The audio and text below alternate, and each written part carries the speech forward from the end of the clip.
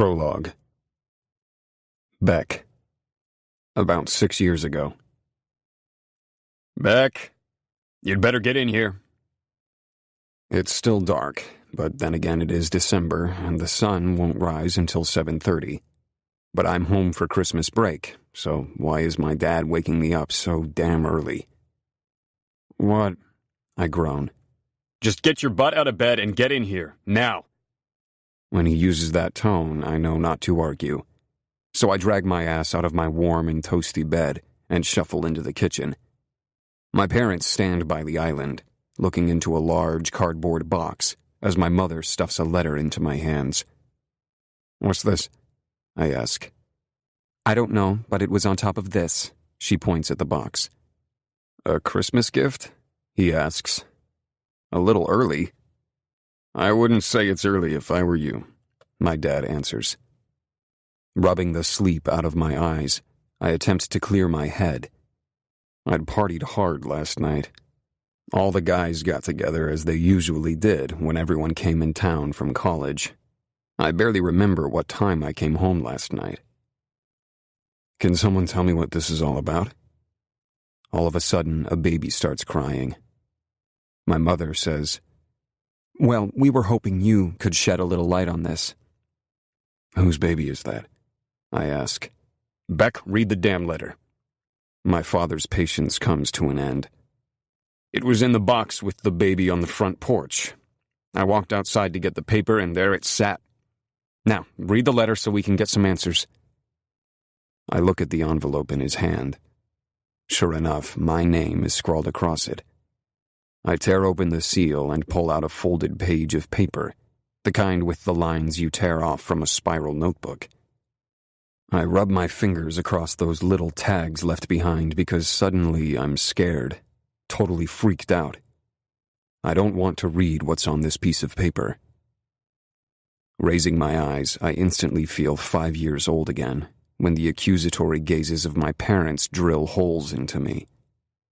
I swallow, but my saliva has taken a hike to places unknown. In a soft voice, Mom urges, Beck. Nodding, I unfold the paper and read. Beck. I tried. I really did. But it was too much, so I'm giving her to you. She was a lot more than I bargained for. If you don't want her, then you can give her up for adoption. In the box under her blankets, you'll find the legal papers signed by a lawyer and me, which gives total custody to you. I've given up all legal rights to her. If you're wondering, she was conceived homecoming night at the fraternity party in November our freshman year. I doubt you even remember since we were both drunk. I don't blame you, as the fault was mine as much as yours. On the documents, you'll find my name. I'm sure you will follow up with DNA testing, which I encourage you to do. But you are her father, as you were the only one I was with. In the envelope with her legal documents, I've also enclosed her medical records. She is healthy, if you're wondering. That's not why I'm leaving her with you. And so you know, I couldn't go through with the abortion I scheduled. I'm sorry. I guess I wasn't cut out for motherhood. Abby. I'm completely stunned. Frozen. Well? Dad asks. I hand over the letter, and then I somehow summon up the courage to peek into the box and get my first glimpse of my daughter. The daughter whose name I don't even know. The deepest blue-green eyes lock onto my own, and I can't breathe for what seems like an eternity, because I'm staring into a mirror. All I want to do is touch her, but I'm scared to death. I've never held a baby before. Will I hurt her? Is she fragile? Go on. Pick her up, Beck, Mom says. My shaking arms reach for her, and her pink blankets fall away to unveil a tiny body encased in a pale pink one-piece suit as her arms and legs flail about. Her small head is layered in pale fuzz, and I rub my cheek against it. It's the softest stuff I've ever felt. And I don't want to let her go. Well, kiddo, looks like you got yourself a kid, my father grumbles. Mom chuckles and says, Looks like you've got yourself a granddaughter. Dad, did you read the letter? I ask. Yep. Will you check her medical records? I want to know her name. Dad ruffles some papers around and he finally says, Says here it's English. English Beckley Bridges. English. What the hell am I going to do with a baby? Suddenly, a loud-sounding prrrt escapes as I feel the vibrations on my hand. The room fills with a noxious odor. Oh, what's that? I ask. Dad laughs, roots around in the box, and hands me a plastic pad. I know one thing you're going to be doing. Looks like you're going to be changing a diaper. Make that plural. I hear him laughing all the way down the hall. Part 1. Miss Monroe. Chapter 1. Present Day. My scrutinizing glance takes in all the trimmings and accessories I've strategically placed on every wall, looking for any little fault I can find. There isn't much left of my nails as I chew them down to the quick while I analyze my decorating skills. I frown, admitting to myself it's apparent why I chose the profession I did. No doubt my roommate would waltz in here and have a dozen or more ideas on how to make this room much more appealing to the eye. She'd probably recommend hand-sewn decorative pillows strewn about with lavish artwork hung on the walls and those cool things you see on Pinterest made out of used pallets. And most likely she'd have all new desks made out of them with little cubby holes for pencils and slots for books. Unfortunately, my budget and time won't allow for that. My stomach quivers in anticipation, but why shouldn't it? It's the first day of school, my very first day. This is the moment I've been waiting for and working toward my whole life. Okay, maybe not my whole life, but whatever. In a few minutes, 22 6-year-old kids will be running through the door, minds like sponges. And if I'm not prepared to be the very best sponge filler in the world to them, I will forever destroy their love and zest for learning. Melodramatic much? Maybe. I am a first-grade teacher, and it's my overwhelming duty to offer them a chance to love school. If I fail, they will hate school forever, and it will all be on my shoulders. And to top it all off, this is my very first day as a bona fide teacher. I just graduated from college, so this is it. My chance to change the world. My dream job, my career, and my path I've chosen. Clearing out the toxic carbon dioxide, I fill my eager lungs with a dump truckload of fresh oxygen. And then I hear them. The pounding of minuscule feet on tiled floors and the screaming of young voices. In the midst of all that, I can hear Susan Jorgensen, the principal, telling the children to calm down and line up, single file in the hall.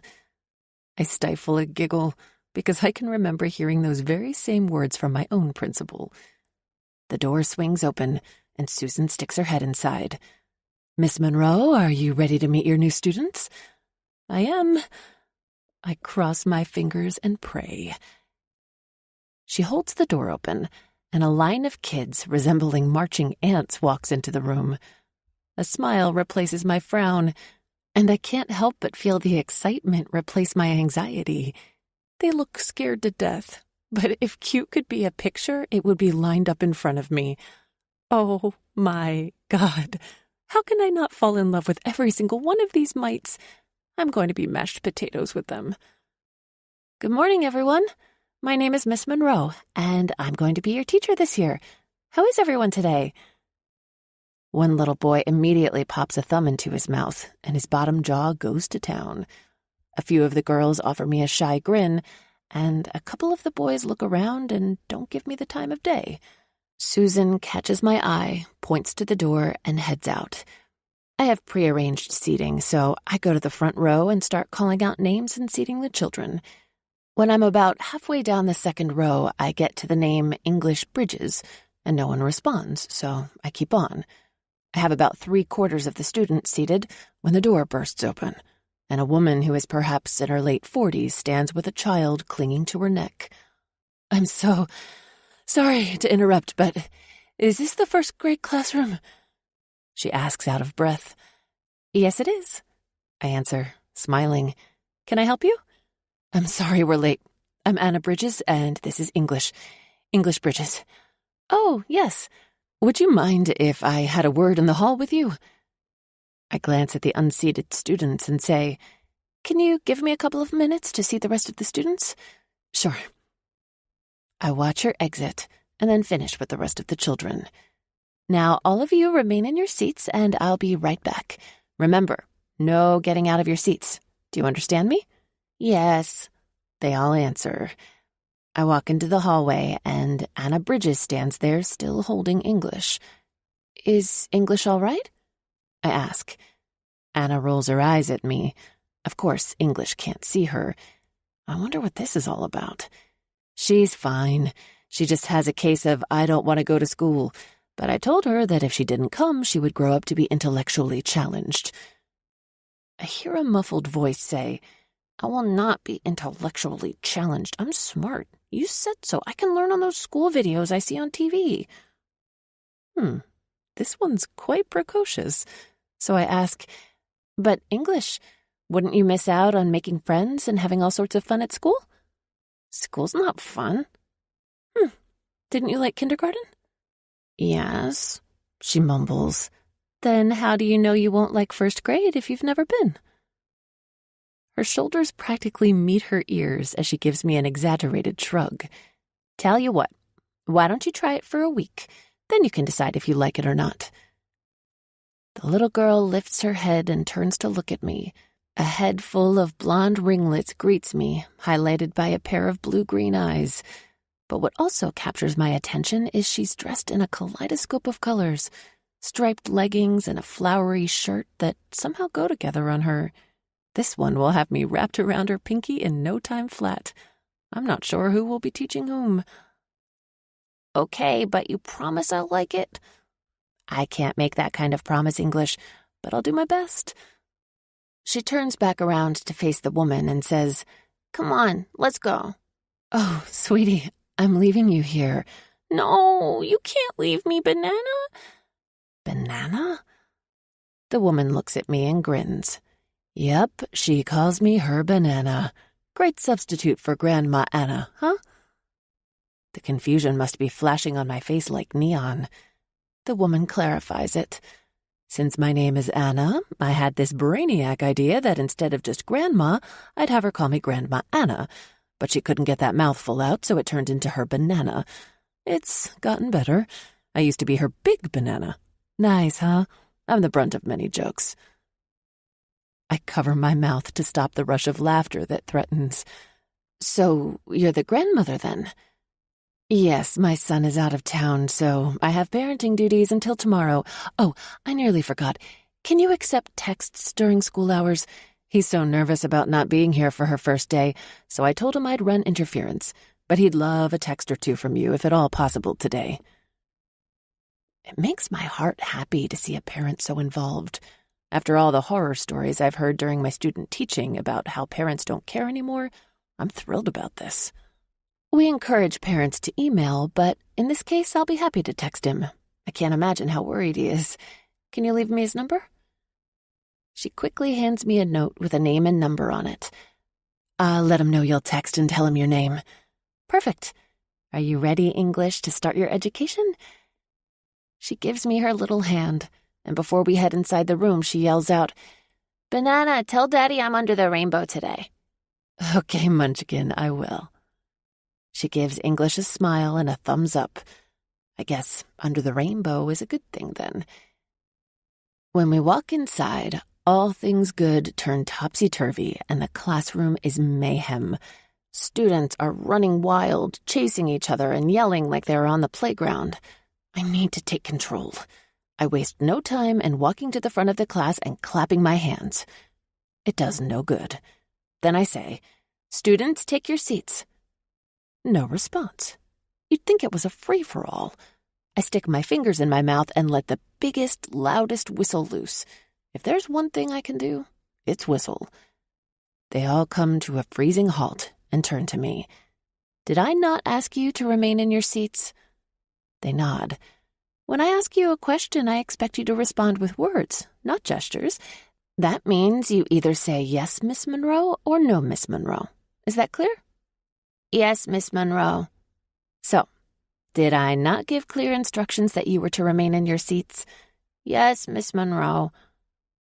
I sweep my arm in front of me, asking, is this remaining in your seats? No, Miss Monroe. And that's really quite a shame because I had a special treat for all of you today. But since we've only been in class for 15 minutes and you can't seem to follow my instructions in this short period of time, it looks like there will be no treats for anyone today. Oh, Miss Monroe, we're sorry. We didn't think you'd care. A little girl pipes up.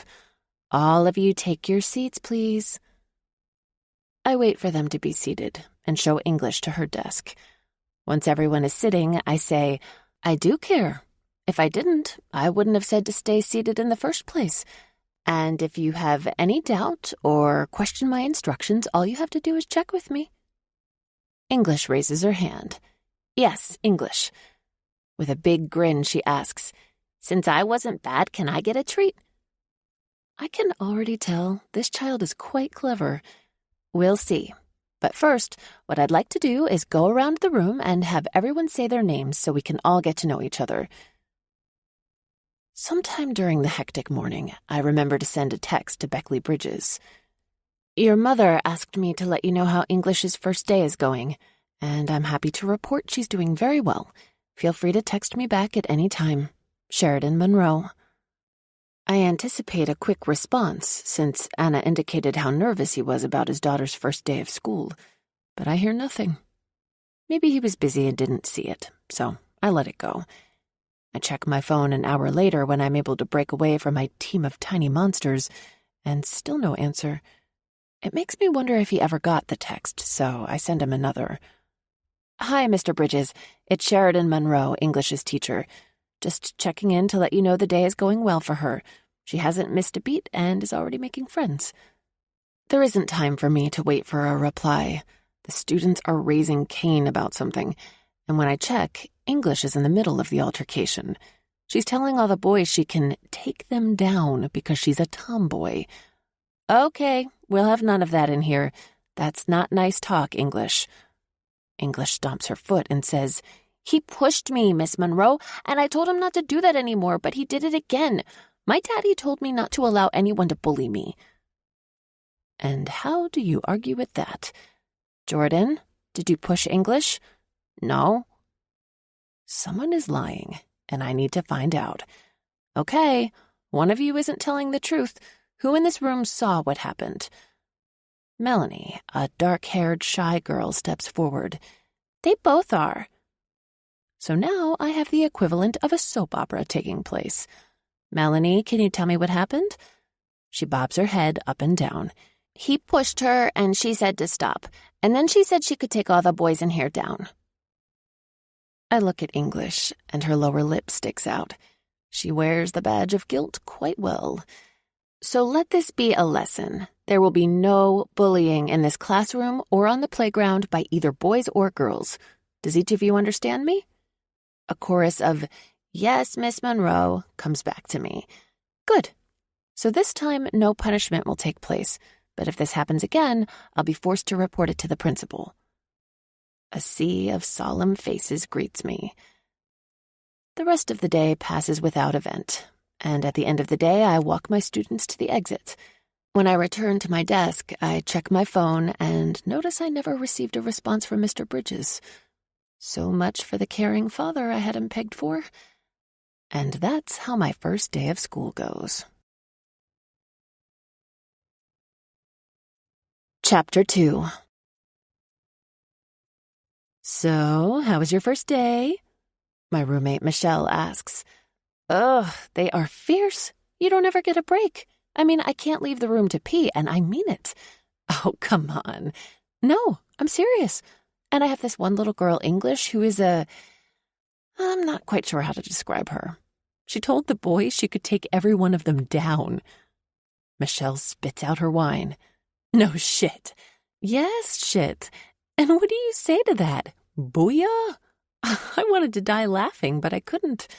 That's epic. I rub my eyes because my contacts are stinging like fire. I hope I don't let these kids down. The memory of what my teachers did for me and the quest for constant discovery of new ideas they instilled in me makes me want to be the very best at what I do. Suddenly, I have giant doubts over my abilities. What's that look for?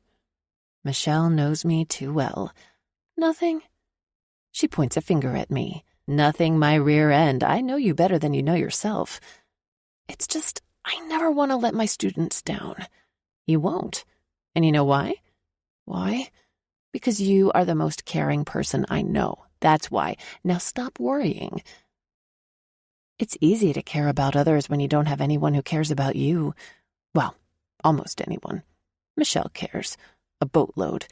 Unless she has a new boyfriend, and then she gets boy-obsessed. Now, what are you thinking about? I look her square in the eye and speak the truth. How nice it would be to tell my mom and dad about my first day as a teacher. Yeah, and they would be so proud of you, Sheridan. You have to know that, right? She's right. I do know that. But the fact remains that they're gone, and they're no longer here to talk to or to tell things to anymore, or to bounce ideas off of, or to ask them for advice, or to run home to when I just plain and simple need a hug. It's not easy being alone. Not that I want to complain, because honestly, it doesn't do any good, and it sure as hell won't bring either of them back.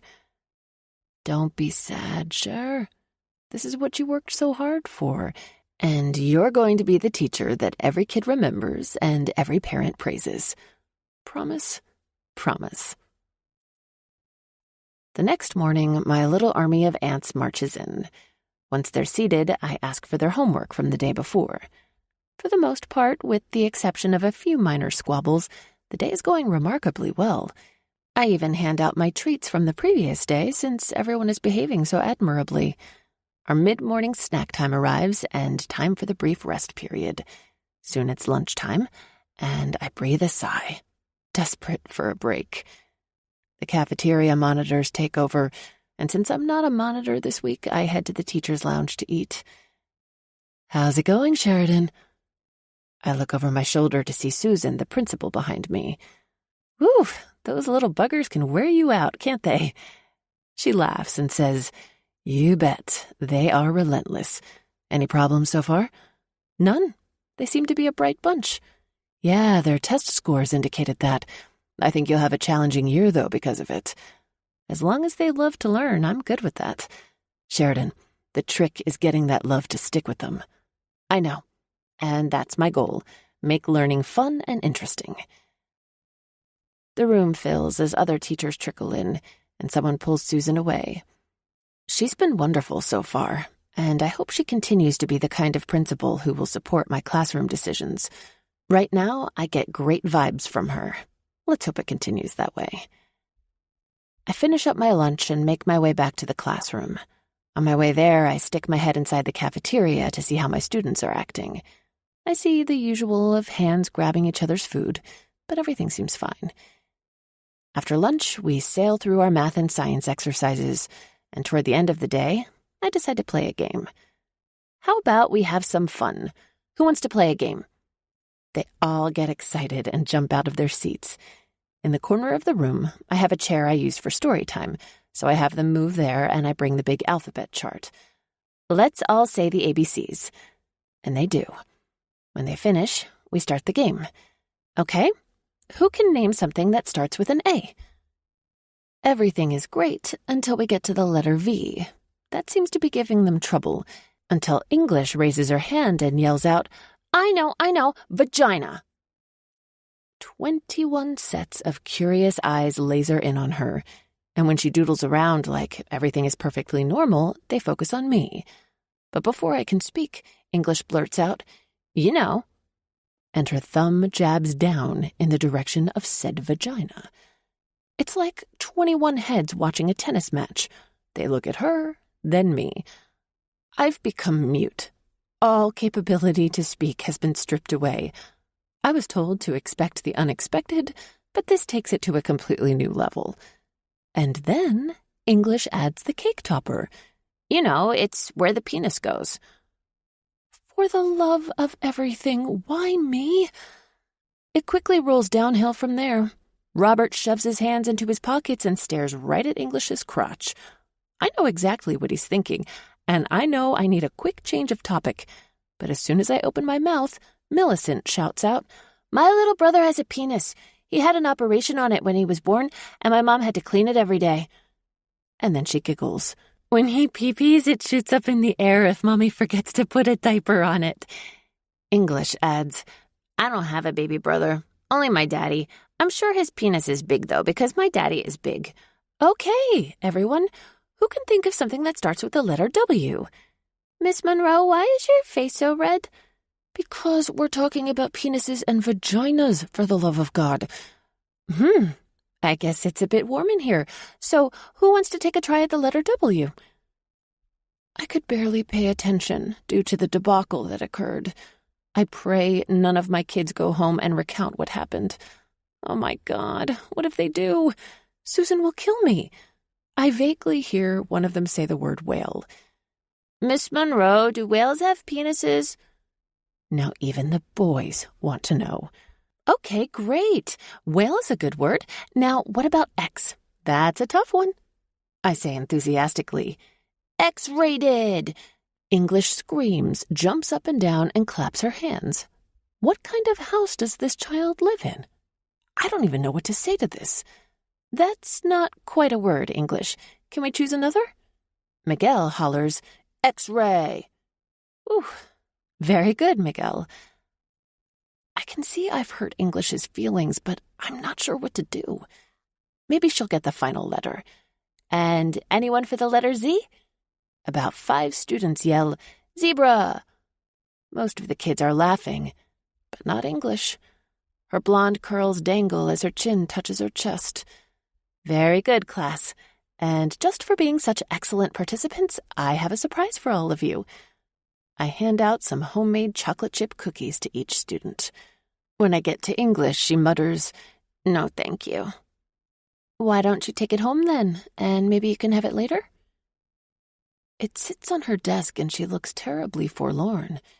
My tone must have been harsher than I thought. I'll have to take care with her. She must be really sensitive. The bell rings, signaling the end of class, and the kids all line up to make the march down the hall. Susan runs a tight ship, which is a good thing. I watch the students as they run to their respective cars or buses, but English seems so sad. I can't stop thinking about her, and it lasts all night.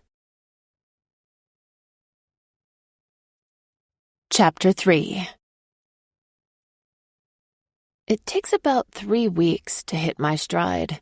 I've memorized each of the students' names, their favorite subjects, and something special they love. Now I'm running with it all. It's true what they say. Make learning a game or a movie, and kids will soak it up like a girl getting rays on the beach. They are insatiable when it comes to understanding things. But English takes it to a higher level. Her favorite word is why. Some days I pray for extra patience because she wears me down with all her questions. Her quirky outfits make me laugh. I never know if she's going to be dressed in checks and polka dots or red and pink. Her love for leggings is apparent because she wears them every day. Patterns, plain bright colors, or black, it's what her choice of clothing is. But she loves color, and her father must let her have free rein. Admittedly, I love it. She's like looking at an artist's paint palette every day. It's her mood swings that worry me. One day she's happy-go-lucky, and the next she's downcast and depressed. I've even tried to check her arms for bruises because it worries me a bit she may be hiding abuse. I can't show any preference or favoritism, but it's hard because I sense she needs a hug at times, and I don't know why. Maybe it's because I need one too. Next week are my parent-teacher conferences. They run after school from 4 to 8 every day, which will make the week awful. I work my butt off so I can have everything prepared because I know the week will be packed. When Monday arrives, my 8 appointments go by with ease. The parents rave about my teaching skills and praise me for my efforts with their children. Tuesday is much the same. On Wednesday, I only have 2 appointments, leaving my final 2 for Thursday. My last appointment, which is scheduled for 5, is with Beckley Bridges, English's father. 5 o'clock comes and goes, and no Mr. Bridges. I wait until 6, and nothing. It pisses me off because this is about his child, and if he can't find the time to come and see how she's progressing in school, that tells me a lot about him as a father. Chapter 4. Beck. Goddamn airlines. Always running behind, and the Atlanta airport has to be the worst. I've checked my watch at least a dozen times, but I don't know why. It's not like that is going to make things move any faster. We finally get to the gate, and it takes them forever to open the damn door. I nearly mowed down the flight attendant to get out, but I need to get to that parent-teacher conference. The last thing I want to do is miss it. English is the most important thing to me, and finding out about her progress in school is paramount. But once again, fate has other plans. My damn luggage is fucked. I can't carry it on because it's too big. But what happens? One flight. One goddamn flight with 0 plane changes, and they lose the fucker. My camera equipment is in that bag, and my favorite camera with the brand new lens. So now I'm in line at baggage claim, trying to locate my goddamn luggage with over 20 grand worth of photography gear in it. Thank God it's insured. When I check my watch, I know there's no way I'll make that appointment on time. And of course, traffic is a mother. Why wouldn't it be? I'm trying to get somewhere and I'm late. Fuck everything. Not to mention, Dad said I got another letter. Slamming my hands on the steering wheel, I let out a series of expletives. I'm glad English isn't in the car with me. I should have checked my texts before I started driving, but too late now. Chapter 5. I'm still waiting for Mr. Bridges when I remember I have his number, so I shoot him a text, reminding him of his appointment with me. And I wait. Nothing. After another 30 minutes, I figure he considers his time more valuable than mine, so I pack my stuff up to leave. I'm backing out of my classroom, pulling the door shut to lock it behind me when I walk into someone. Turning my head to see who I accidentally bumped into, I look up, and don't stop until I hit the most arresting pair of blue-green eyes in existence. Even better are the slightly parted full lips that lie beneath those eyes. Holy motherfucker. He runs a hand through his blondish hair that's thick and just slightly wavy, and all I want to do is bury my fingers in it. "Miss Monroe?" His voice is deep and raspy, almost sounding like he just woke up. "Yes?" "I'm Beckley Bridges, English's father. Sorry I'm late. I was out of town and just got back." He offers a bit brusquely as an explanation. "Oh, well, I was heading out, but in that case..." "Good." He cuts me off. "This can't take too long." "What? This is about your kid, for Christ's sake." No, but..." "Fine." He looks at me expectantly. I open the door and we walk in. We both take seats, me at my desk and he in one of the chairs I have arranged next to it. I have to pull everything out of my bag, and it takes me a minute to find it, all while he sits and thrums his finger on the desk in an annoying manner. As I'm pulling my folders out, one gets stuck on the side of the bag, and the entire contents go flying out of my hands. All the papers end up scattered across the floor in complete disarray. I glance up, and he arches a brow as he leans forward, rests his elbows on his crossed leg, and steeples his fingers. Rat bastard! He's trying to intimidate me, or make fun of me. Or at least that's the way I interpret it. I huff as I get down on my knees to retrieve the mess created. He doesn't offer to help, but I can feel those remarkable eyes of his burning holes into my back. Damn it! When I have all the papers back in hand, I now have to make some sense out of them. Sitting down, I proceed to go through them in search of Englishes. Did you do this with each of the parents? His snarky comment makes me grit my teeth. Yes, Mr. Bridges, I purposely dropped my entire class's folders on the floor, threw them about so I didn't know what was up or down, and then had to put them back in order before each meeting. I toss him a sickly sweet grin, and as an afterthought I add, "Oh, and that was after I waited," I check my watch, "an extra hour and 45 minutes for each appointment to arrive." Guess I deserved that. If I think I'm going to get another apology, I'm off the charts wrong. I mutter a nasty comment and continue to organize my papers. When I find Englishes, I pull them out and proceed. So, English is very bright and shows a great aptitude for vocabulary. Yeah, let's cut to the chase. Tell me what I don't know. She's got great vocabulary, math, reasoning, blah, blah, blah skills. What do I need to do at home? Before I knew what I was doing, I blurted out, "Talk less about penises, vaginas, and X-rated topics and hug her more." His legs drop down, and his shoulders lift and square. Care to elucidate? I've definitely touched a nerve, a raw one. His full pink lips flatten and thin into a firm line. The explanation I give him on the alphabet game doesn't satisfy him. To the contrary, it further inflames him. So let me get this straight. You play a game and ask for things that start with each letter. My daughter, in her innocence, supplies you with said things, and in her defense, we don't fluff up anatomy in our home, Miss Monroe. We don't call vaginas pee-pees, nor do we call penises wee-wees. We don't make a fuss about them. They are what they are. So when she answers you, this is what happens. I quickly shrivel like a flower in the Georgia August sun directly in front of this man. Now I must find a way to gain my confidence back. The point is, Mr. Bridges, English can't be saying those things in class. No, Miss Monroe, the point is if your students say things such as that, you need to be better prepared to handle them. Is this the best they can do for teachers these days? He mumbles, only it's loud enough for me to pick up on.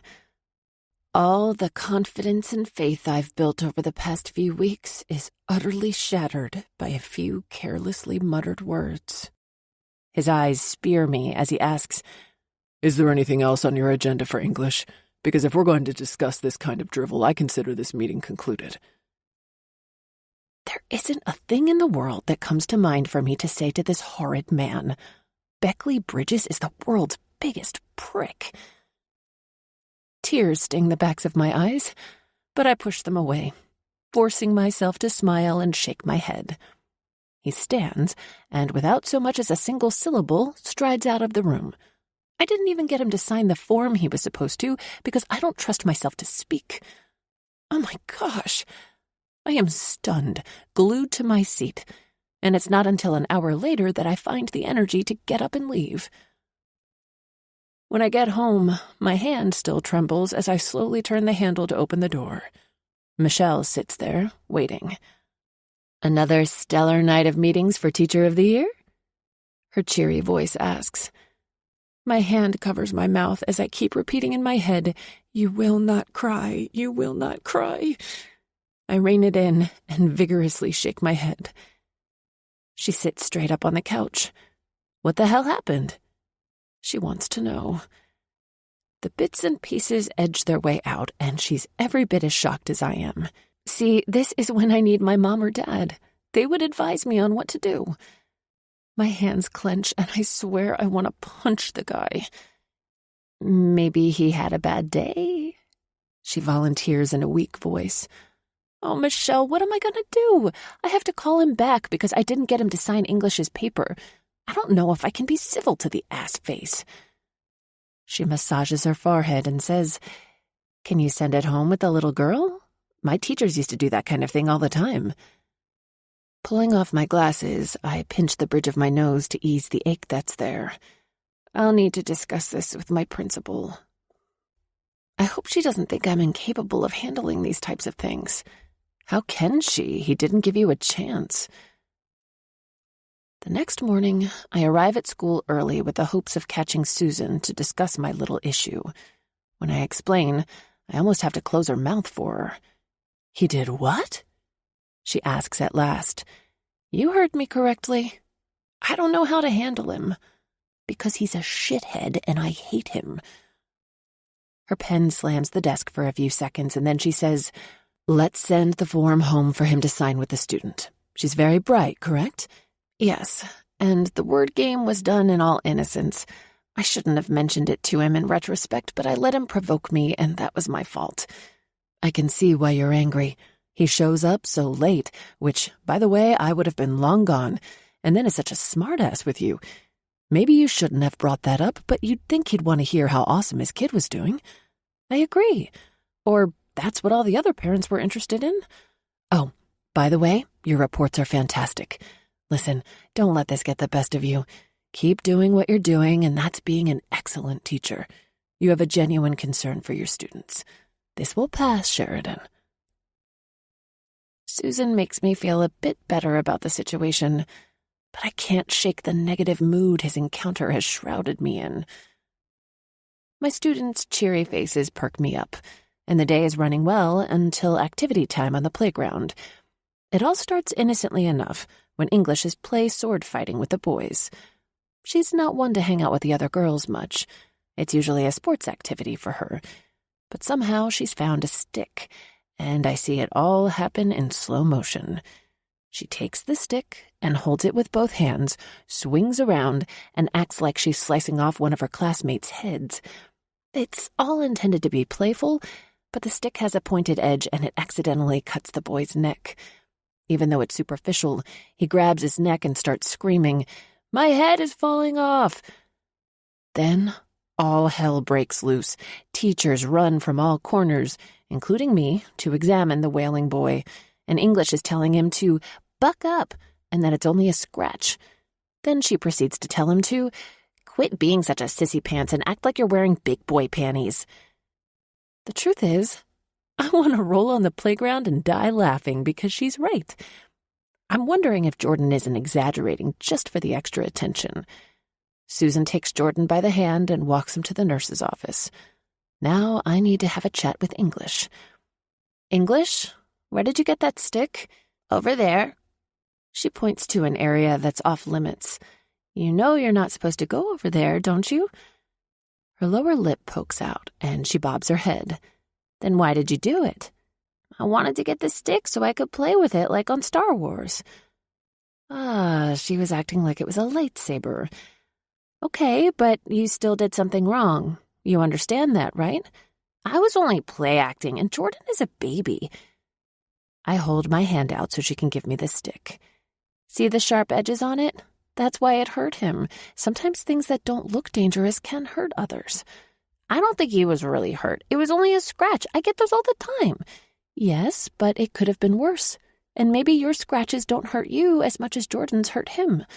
"Jordan is mean to me." "Why haven't you told me this before?" "Because it's not good to be a tattletale." I'm going to have to keep an eye on little Jordan. I hold out my hand and English puts hers in it. "How about you come with me?" We go inside to Susan's office, where I give her my rendition of the story. She tells me Jordan insisted the nurse call his mother, which she would have done anyway. When Mrs. McLean arrives, I expect her to be like any normal parent, brush it aside and move on. It's nothing but a red welt by this time. In the morning it will probably be gone. But no, she wants English's parents called. Susan and I look at each other, and her eyes roll while my nostrils flare. Jordan seems to be the prima donna here. "Sheridan, I can call him if you'd like," Susan offers. "No, that's fine. I'll do it." To be perfectly honest, I'd rather jam bamboo under my fingernails, but I have no other choice than to make the call. I walk back to my classroom and find my phone to do the dreaded deed. Chapter 6. Bridges. Mr. Bridges, this is Sheridan Monroe. English is... I know who you are. Is she okay? His voice interrupts me and pisses me off. Why? Because even though he's rude as hell, he still manages to sound sexy. There should be a written law against that. Yes, but there has been an incident. Can you come to the school, please? His rapid-fire response hits back. English? Is she hurt? No, she's perfectly fine. There was a slight altercation with another student. Dead silence. I wonder if the call dropped. Mr. Bridges? Yes. Oh, I thought I lost you. Nope, still here. Comes back in a clipped response. Can you come? I mean to the school? Jeez, he's going to think I'm a dork. Can you come? What the hell? Yes, right away. We wait in the principal's office, all 5 of us, for him to arrive. And when he does, it's quite the show. There are many things about Beckley Bridges I didn't take note of the night I met him, such as how impressive his physique is, or the way his muscles are structured, as though they are hand-drawn by a famous artist, or how he fills a room when he occupies it. A knit cap covers his hair, but he wears dark jeans that mold the contours of his butt. I know this because as soon as he enters the room, English screams, "Daddy!" And said figure crouches down and hugs the little mite, saying, "What's up, English?" Then he grabs her by both cheeks and plants a kiss on her lips. Her half-pint arms automatically wind around his neck, and he stands while she hangs on, giggling the entire time. Is this the same man who was such a grouch during our parent-teacher conference? Or has some alien invaded his body and made him pleasant for the moment? Susan breaks the love fest up by saying, "Mr. Bridges, we've had a bit of a situation here today." She gets no further before Mrs. McLean jumps in. "I'll say, your daughter accosted my Jordan and practically cut his head off." Her tone is squeaky. For multiple reasons, my eyes haven't left Mr. Bridges, and I'm not gonna lie. It's not totally because of the situation here. His full, almost too perfect to be a man's lips twitch on one side for a fraction of a second, and if I hadn't been watching his face so intently, I probably would have missed it. Then those same lips press into a thin line as his eyes scan Mrs. McLean. He's completely silent for a long, uncomfortable moment, which he's very good at, and finally says, "Yes, I can see your son is mortally wounded. Has anyone called the paramedics yet?" His dry remark almost has me cracking up, but I know I can't possibly do that. "Mr. Bridges, this is no laughing matter. Your daughter is a bully and needs to be severely punished." Mrs. McLean leans forward as she finishes her statement and taps her foot. Mr. Bridges is no longer amused. He's now thoroughly pissed. Can't say that I blame him. English hangs on his neck, and still I can see the tendons cording with anger.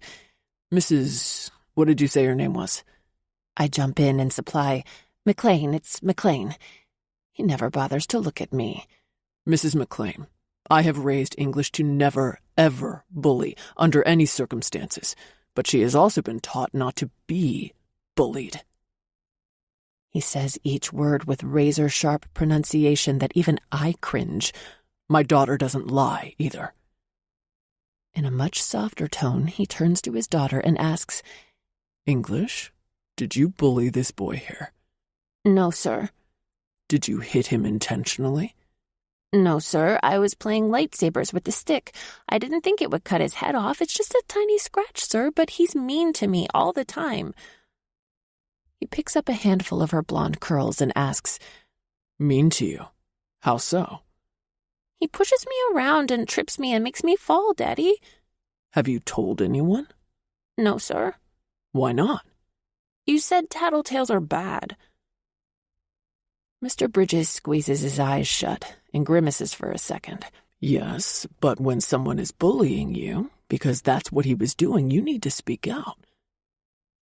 Then Mr. Bridges turns those magnificent blue-green eyes of his on Mrs. McLean, and she starts to say something, but stops when he arches his brows. In that same crisp tone, he says, "Mrs. McLean, I think you have a much larger problem at hand than a welt on your son's neck.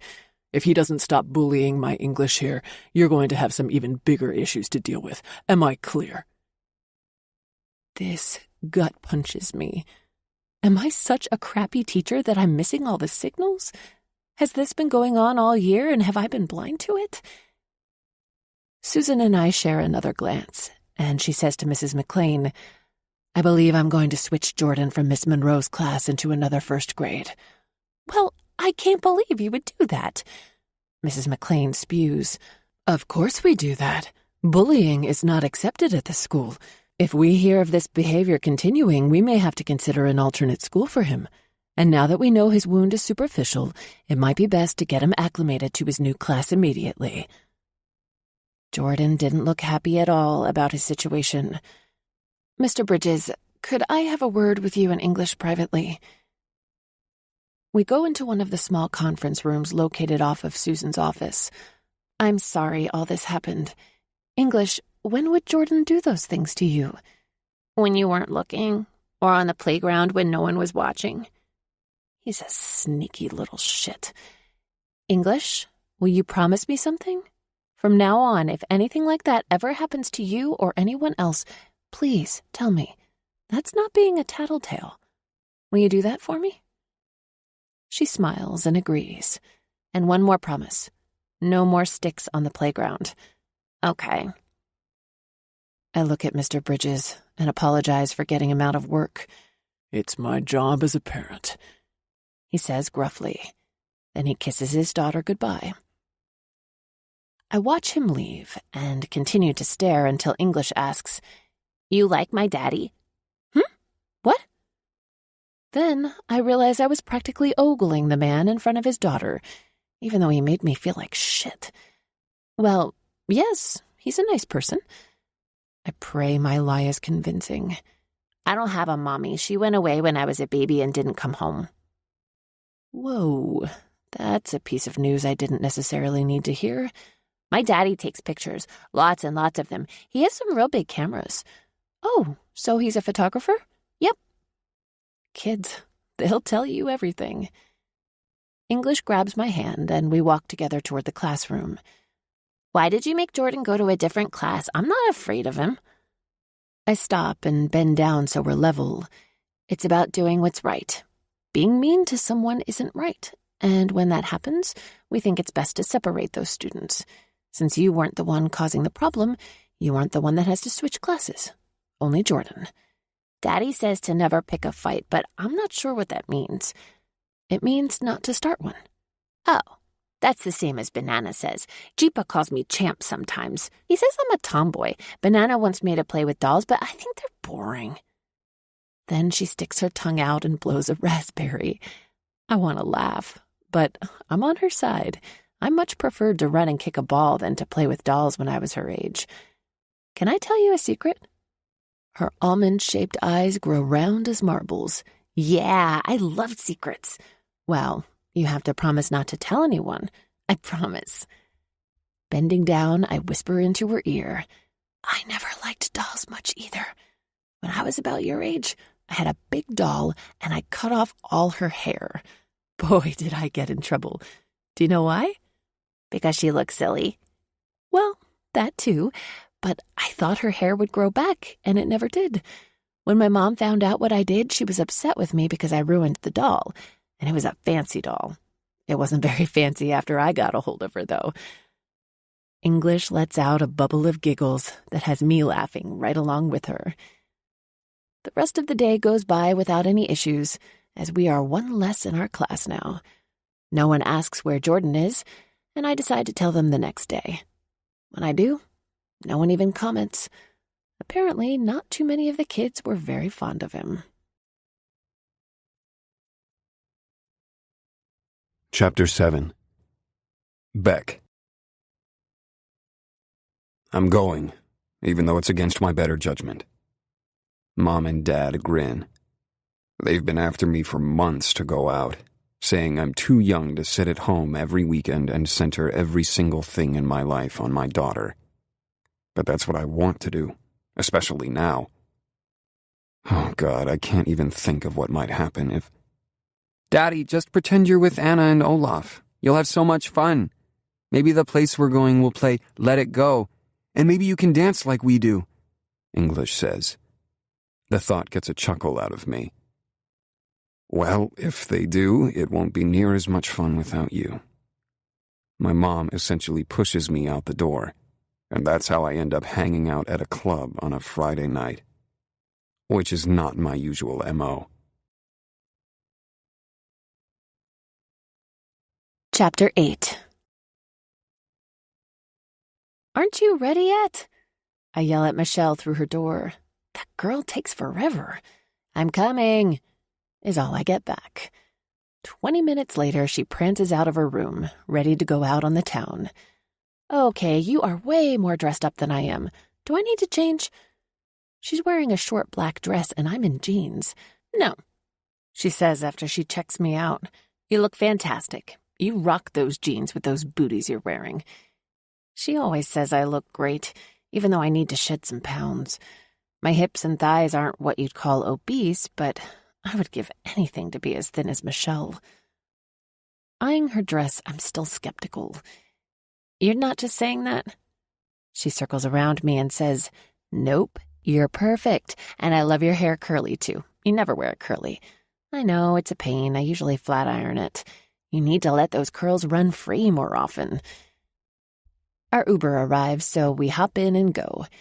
It's Friday night, and we both need a break from the work week. The club is fairly packed, and the band is one of our favorites. We dance and are having a great time, but halfway into the night, I notice him. Beckley Bridges. He stands on the side of the dance floor watching me, and I have no idea why he would be interested in someone like me. But there he is, his eyes searing me like fire, lips slightly parted, his long frame perched against the wall. I'm conflicted as to whether I should ignore him or wave. So I do the nice thing, bring my hand up and wiggle my fingers just a tad. If I think that would get a response from him, I should know better by now. Well, if you count one blink, then I guess I do. But that's it. He stands there with that more than perfect mouth and those stupidly stellar eyes, not to mention his sexy hair that looks like he just rolled out of bed and did nothing. Absolutely nothing. Ugh, I hate him. I've dated a few guys in my time. Not many, mostly because I'm not that perfect Barbie doll that a lot of men love. And then there was the time factor. I was busy with school, working my butt off to keep my head above water financially. I had to pay my own way through college, and because of that, there was very little free time to date. It's not like I can't relate to men. I can because I've had men friends. But this man is... Well, I can't come up with an adequate description for him. Asshole doesn't work because I witnessed him with his daughter, and that just blows. About the time I've had enough of his eye-pinning, Michelle wraps her fingers around my wrist and drags me over to the bar. Cosmo time. She orders up a round for us. Did you see that guy over there? She laughs too loud in my ear, and I pull my head back an inch. There are only dozens of men in here, so you're not giving me much to go on. I take a peek over my shoulder to make sure he's not watching, and I can't see him anywhere. Never mind, he's gone. Did you know him? It was the father of that student who was such a prick to me. Michelle's mouth forms an O, and she says, In here? The club? What's an old guy doing in here? Who said anything about him being old? Well, I just figured since he was a dad, you know. Of course she would jump to those conclusions. No, he's probably not much older than we are, and he's... I blow out a breath. He's dangerous. Let's leave it at that. Wait, what? You can't say stuff like that and drop it. What do you mean, dangerous? I roll my lips between my upper and lower teeth, trying to figure out exactly how to put it. Let me say this. If I were 12, his poster would be hanging on my bedroom wall.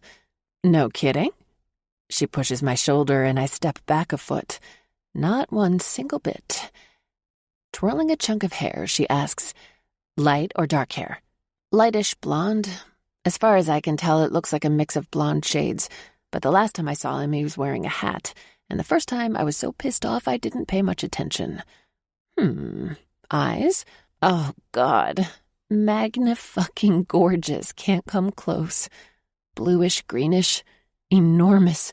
Lashes that don't end, and his lips are this dusky pink color. How tall? She prods. Very. And a muscular physique. You want to... Let's just say he's the Reese's Peanut Butter Cup of eye candy, and you know how much I love those. He had this t-shirt on that showcased his muscles. Holy shit, he sounds amazing. Yeah, pretty much. I lick my lips as though I just tasted a lollipop. Michelle fans herself. I have got to see this dangerous person. Where is he? I don't know, but he's totally weird. Like, almost monosyllabic. What do you mean? Okay, so it would be like if you and I were chatting it up and you asked me, what do you think about this drink? And I stand here and am completely silent. And then you ask again, and I would maybe shrug or something like that. And when he did talk, he was an asshole. The only time he spoke more than 2 or 3 words consecutively was when he came to school regarding an incident with his daughter. Then he was all in. Maybe he has a gas problem. I'm getting ready to agree with her until her statement sinks in and I bust out laughing. You're a crazy bitch, you know that, right? And that's what you love about me. It is. She always finds a way to lift my spirits. We go back a long way, all the way to junior high, when the shit started to hit the big old fan, and all my other friends didn't know how to react or what to say. Not Michelle. I remember the day when she came up to me at cross-country practice. I was tying my shoes, putting my special double knot in them, and she nudged me with her shoe. Hey, I just want you to know I'm here anytime you need to talk or whatever. But you know something? What? I was curious because we'd been friends, but not really that close. When life hands you rotten eggs, don't eat the fuckers. Just throw them at someone you hate. Huh? I was trying to put some perspective on what she said, but it was plain idiotic. Yeah, that was stupid, wasn't it? And then we both laughed, and I'm talking snort laughed. And that's where our solid friendship began, and it's still going strong. Yeah, you're definitely a nutface. The music blares, so we bounce back to the dance floor, and that's when he finds me again. His brooding, intense glare burns through me, and I know he's there watching me. When I spin around to the beat of the music, he's in the same spot he was before, leaning on the wall with his arms crossed. For a solitary moment, our eyes connect, but as brief as it is, the discomfort is so potent, I snap my attention back to the band. I avoid looking that way again, for his gaze is very unsettling. Too bad he's so damn beautiful. Several times men approach me to dance, but it's weird because Mr. Bridges stands there pinning me with his heated gaze. I forbid myself to look at him, but every now and then I sneak a peek out of the corner of my eye. 1 minute he's there, and the next he's gone. It's a relief, and I relax and begin to dance with abandon. Michelle even comments, "You look like you're having fun now. What was wrong with you? You looked like a wooden doll there for a while." Yeah, I just needed for those cosmos to hit me, I guess. After a few more songs, we head back to the bar, where we order another round. Good thing we took an Uber, I say. After the week you had, I didn't figure tonight would be light on the alcohol. A cute, sexy, dark-haired guy scoots into our conversation and steals Michelle away for a dance. I'm left hanging out at the bar alone, which I've never been a fan of. Can I get you another? The bartender asks. Yeah, but I want to switch to vodka and soda, please. And can you throw in a couple of limes? Sure thing. I rest my elbows on the bar, look to my right, and there he sits. I'm more than a bit captivated as I watch him drain his glass of dark amber liquid. Bourbon? Whiskey? Scotch? I wonder what his vice is tonight. He sets his glass down, and long, perfectly shaped fingers rub a circular motion on his forehead. So, being the nosy person that I am, a quick scan around him lets me know that he's alone. No one talks to him or... Wait, a woman comes up to him. A very attractive woman. She bends forward, and an ample amount of her voluptuous cleavage is on display as she rests her hand on his forearm and says something to him. They talk for a while, and I stare at them. He's facing away from me, so my spine goes unnoticed. She's flirting openly. Her suggestive smile and the way she licks his lips are an all-out invitation for him to go home with her, or wherever she can get him. Does she laugh at something he says? I can't tell because I can't see him speak, and it's a surprise that he says anything at all. She keeps chatting away, but soon she frowns, and not much later saunters off. It makes me wonder even more about the mysterious Mr. Bridges. There's such a sharp contrast between the man I've dealt with and the one I've seen with English. And now he sits alone, with no friends or female companion to keep him company, and it further increases my curiosity. As I'm lost in my musings, it doesn't occur to me that said subject of these introspections has turned his attention toward me. It's the heat of his blue-green scrutiny that draws my awareness. He blinks lazily, and then his shuttered gaze nails me to the floor. "Hey, what's up over here?" Michelle's voice makes me leap out of my booties. Nothing at all," I answer, swinging my head around. "You okay?" "Mm-hmm." The cute guy she went to dance with stands next to her, with his arms slung over her shoulders. I watch her hand move up to hold his. This may be a new find for her. "Oh, Sheridan, meet Oliver." We exchange greetings, and they grab some drinks. I keep glancing to the end of the bar where Mr. Bridges sits. Every time I do, he tips his head in response. He's keeping track of me. Once, he even raises his glass. Oliver and Michelle take off for another twirl to the music, so I decide to risk it and go have a talk with Mr. Mysterious. When I reach his side, I tap him on the shoulder. "Hey." I get an arched brow as a response. "So, is this your usual hangout? Because I don't recall ever seeing you here before."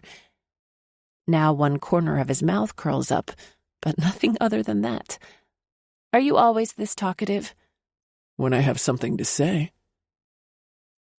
Either the man is just plain rude, or he's off the charts messed up. "Okay then, nice chatting with you." Asshole. That is the extent of it. Now, I've encountered odd people in my life and have been through some rough times. And I mean, so rough, I was pretty damn sure all the skin on my body was scraped off. That kind of rough. But this dude is a conundrum to me, and maybe that's why I can't stop thinking about him. And, of course, there's that precious little kid of his that I see every day of the week. How can such a quirky, outgoing, adorable little girl be the product of this rude, morose man? What's got that scowl on your face? Your brows are drawn so tight they're almost a unibrow. Michelle stands there with her new man of the hour. I flap my hand in front of me.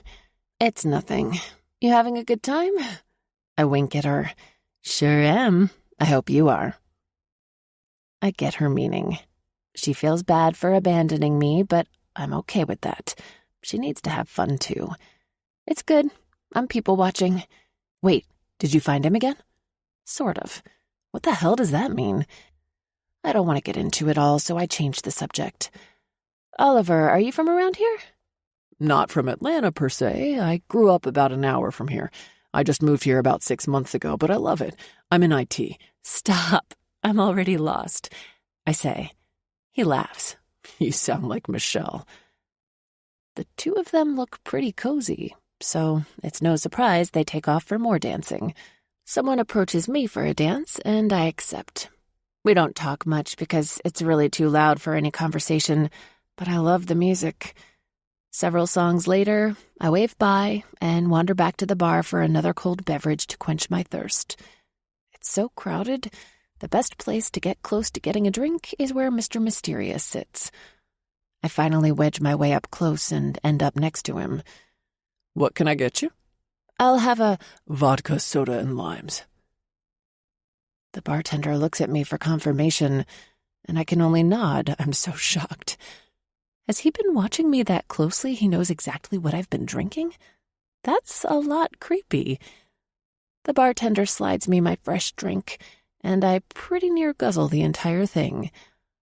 I'm down to the ice when he's in front of me again, and I nod in response to his question. Think you need to slow it down a bit? The question is deep and husky. I don't want to answer, but I do. Nah, I'm good. It's Friday, I say, grinning, but I think my grin is lopsided. Michelle catches my attention about 3 rows of people back. She mouths, "We're leaving. Are you okay to stay by yourself? You can catch an Uber with us." "No, I'm good. You all have fun." I must have shouted it pretty loud because Mr. Mysterious is looking at me quite oddly. I don't want to tag along with them like a total loser. Sheridan, the Loser. Always the dorky ass. I'll give them time to get out of here, then I'll get my own Uber. Loser, huh? I wobble in my shoes as I look at him. The room tilts just a little. Those drinks I had are hitting me good now. What do you mean?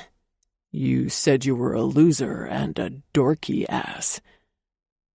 My mouth hangs open, and then my hand covers it. I said that out loud? It sounds more like, "I said that out loud?" His head moves fractionally up and down one time. I hadn't meant to say that out loud. What the hell? I must be drunk. Okay, it's time for me to go. But wait. When I reach for my purse, I remember that I didn't bring one. All my junk is in Michelle's, and Michelle is gone. Now I have a huge problem. Fuck me hard and fast. Excuse me? Lost in my own world of up shit creek without a paddle, I don't pay Mr. Mysterious a bit of attention, but keep ranting. What am I gonna do? Of all the rotten dicks around, how come I get butt-fucked like this? Suck a giant boner. My fists pound my head, but I quit and look up to see his gigantic orbs locked onto me. Did he hear me droning on in my foul language? Dear Lord, say he didn't. Is there a problem, or is this how you speak to your first graders? He heard every single word. My cheeks burn like the fires of the 9th ring of hell. Sweat beads on my forehead and upper lip. I grab a handful of napkins from the bar and, without a thought, start furiously dabbing at what I'm sure is dripping from under my arms. When it dawns on me what I'm doing in public, abject mortification hits. And then I start vomiting words, and they won't stop. I'm an idiot. My friend left, and she has all my stuff, and I can't get home, and I don't know what to do. I live too far to walk, and I was going to take an Uber, but now I can't because I don't have my phone, and I can't call a cab because I don't have my credit card or cash, and I don't have my phone to call her to get me, so I think I'll just leave. But they'll arrest me now because I can't even close out my tab because she probably closed out hers. But she has my credit card, and she's gone, and I'm babbling like that stupid dork I am. Oh, Jesus, come into this bar right now and save my ass from complete and utter humiliation. Too late for that. His dry remark sails over my head. If I expect him to come to my rescue, I am dead wrong. So what do? I turn and sneak on out of there. Well, I don't actually sneak. I hold my head high and walk forward as if I know exactly what I'm doing. Only I have no idea whatsoever. I guess my plan is to walk home if I have to. My pride refuses to allow me to beg. I won't ever do that. I'm out the door and several blocks down the street, weaving my way home in those godforsaken booties I decided to wear, when a car pulls up alongside of me, and I hear that voice. Get in the car. Chapter 9. I've gone from feeling pretty good to mildly drunk to utterly plastered in a short span of time. When I hear his voice, I do my best not to give my slap-ass drunk self away. Me? I point my thumb toward my chest. His passenger window is down and he leans toward it. Who else would I be talking to? Who else indeed? I mutter, the man of many words. Get in. My arm sort of does this funny thing as I wave it in front of me. Pfft, it's fine. I can walk. And as those very words leave my mouth, I stumble and catch myself from face-planting on the sidewalk. Oopsie. I giggle. Miss Monroe, in the car, now. With hands on my hips, I face him squarely and point. You are not the boss of me, and besides, I don't even like you. I'm so proud of myself for standing up to him. Confidence in place, I proceed with my journey home, until that fissure in the sidewalk traps the heel of my booty and I twist my ankle. I played sports in high school, and I know what that cracking sound means. Oh, double fuck me sideways with a big fat dildo. Now look at what I've done. The heel of my booty is jammed in the crack of the sidewalk, and I'm sitting on my rear end. I hear the engine stop running and the door opening, but I'm trying to figure out how I can walk the rest of the way home with a broken shoe and sprained ankle. Those jumbled thoughts are disturbed when two sculpted arms slip under and around me, lifting me off the ground. Geez, you must be pretty damn strong to be able to lift my big ass up. Next thing I know, I'm sitting in a nice comfy car that smells like buttery leather. This is much nicer than the Uber car I rode over in, but I don't want to ride in your car. I hate you. You're an ass douche. Where do you live? He asks. What if I don't tell you? Then you can't take me home. Miss Monroe? His tone isn't too friendly and warm, so I give in. Over by the Publix. He huffs out something, but I'm not sure what. I close my eyes because the seats in this car are so nice I can't help it. I'm real sleepy, too. Miss Monroe, what is your address? I rattle off my address and we drive some more. Soon he's shaking me. We're here. Blinking the sleep away, I look out the window and say, Where? Your house? This isn't my house. He must be angry now. He sounds like he's breaking his teeth. This is the address you gave me. Oh, but there isn't a Publix over there. I gesture with my thumb over my shoulder, and our house we rent is white. What is your address? He sounds like a cat hissing at me. I tell him. That's not what you said before. We eventually arrive at my house, but I don't have a key to get in. I hate to tell him that, so I look at him and make one of those faces that says it all. What now? I don't have a key to get in. He slams his hands on the steering wheel. Then he looks at me and smiles. Maybe your roommate is home. Oh, I hadn't thought of that. I open the door, and when I go to stand on my foot, pain shoots straight up my leg and out the top of my head. Ow! I fall to my hands and knees. I'm okay. All good here. See? I start crawling to the door. Miss Monroe, will you stop? When I do, two long legs are in front of me. It seems like I have to look up as far as Mount Everest until I reach his eyes. Well, howdy there, Stretch. He doesn't crack a grin. Mr. Personality here. Stay put. I'll check for you. He has zero luck. Why don't you try breaking in? He glances at me as if I'm a moron, and apparently I am. I'm not doing that. He holds out his phone. Call your friend. I can't. Why? I grimace, and it sounds so stupid, but it's true. I don't know her number. His hand furrows a path through his hair. Unbelievable. It's in my favorites, and I've never memorized it. That's ridiculous. Even my 6-year-old has my number memorized.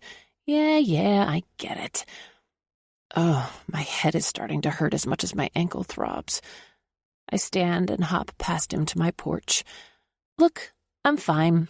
I'll stay here until she gets home and everything will be good. You've got to be kidding me. No, but I'm not making much sense right now. I've had too much to drink and my head and ankle hurt. I just want to sleep.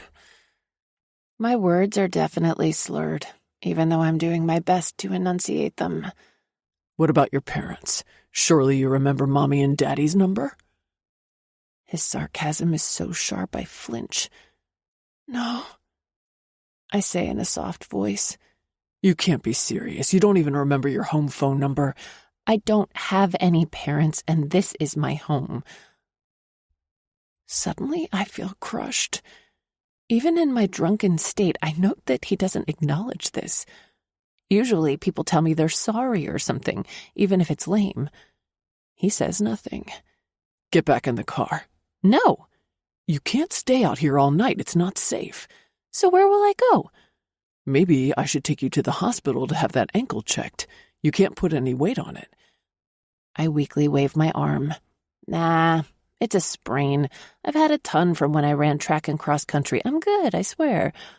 Then I'm taking you home with me. It seems there is no other option. I can't go home with you. You have a child. And how will that look if her teacher comes over drunk? Yes, how will that look? He asks snidely. I know I deserve a good chastising, but he doesn't have to add the super mean undertones to his comment. I won't go. Besides, you're mean. We have a stare down for a few seconds before he admits, You don't have to worry about English. She's with her grandparents this weekend. Giving in, I hobble back to the car a few steps when he picks me up again. If you won't go to the hospital, then you need to ice this ankle too. Don't I know? I really do hope I didn't break the dang thing. The motion of the car makes it impossible for me to stay awake. He shakes me when we arrive, and I'm surprised to see the size of his place. It's a craftsman-style home that's lovely. There's an entrance from the garage, and he helps me inside as I insist on walking. His large kitchen opens to the living area where there is a huge sectional sofa. He hands me a big baggie filled with ice and props my leg up on the coffee table, telling me to put the ice on top. You should take one of those to bed with you. I can sleep right here. No, I have a guest room. I don't want to put you out. His brows shoot up. I know, that was dumb. I've already put him way out. Really, this couch is bigger than my bed. What do you sleep in? A crib? That's the first thing he said that's remotely funny, and I laugh. Then I laugh harder, and it's uncharacteristic for what he said, but it's one of those things that I can't seem to stop. Tears roll down my cheeks because I'm dying. It wasn't that funny. His straight-laced persona is back. Yes, it was, because you rarely speak, and when you do, you never say anything funny. Someone must have stolen the fun right out of you. Then you come up with that, and even though it wasn't that funny, it was because it came out of your unfunny mouth. I do say funny things. Do not. Do too. Shut up, that's stupid. I tell him. He reaches for my foot and unzips my booty. What are you doing? I'm frying an egg. What do you think I'm doing? Taking this contraption off your foot. Contraption? Yes. Had you been wearing something normal, you wouldn't have hurt yourself. Normal, huh? I suppose you want me to walk around in grandma shoes. He moves his attention away from my foot to my face and asks, Are you trying to pick a fight? English didn't know what that meant, to pick a fight. Well, I hope she never learns what fuck me hard and fast, rotten dicks, getting butt fucked, sucking a giant boner, and double fucking a big fat dildo are. My face heats from instant mortification. Oh, God, that was awful. You weren't meant to hear any of that. I'm so sorry. And English will never hear that from me, I swear. Yeah. Do teachers always run around and get drunk and talk like sailors on Friday nights? Do I need to worry about my daughter? My hand flies to my chest as I practically wheeze. No! Oh my gosh, never would I do anything to put those children in jeopardy. And that's when I see the corners of his mouth turn up. Oh my. He smiles. Of course he smiles. You have this opinion of me that I'm nothing but an ogre. Well, you are. The first time I met you, I nearly had my head bitten off. Because you basically accused me of using sexual words around my daughter. And now I come to find out you're nothing but a trash mouth. He's jesting, and it's hard for him to keep a straight face. But still, I gasp. My mouth opens and closes several times, but I have no adequate response because he's right. I took my frustrations out on him for losing control of the class. English was playing the alphabet game and calling out words she didn't think a thing about. I was the one who became flustered. Grabbing a pillow on the couch, I cover my face. Ugh, it was awful that day. None of the kids had heard those terms, and it got out of hand. I watch as he rises and moves to the kitchen, where he takes out 2 glasses and fills them with ice water. It's then I glance around the room and take in my surroundings. Everything is clean lines, yet comfort. There are signs of English here and there, a stuffed bunny, shoes, a sweatshirt, and some coloring books with crayons. But the walls are what grab my attention. Photo after photo of her in a collage that dates back to her infancy. And the pictures are definitely not amateurish. And then I remember her telling me that her dad took pictures. You're a photographer? One nod.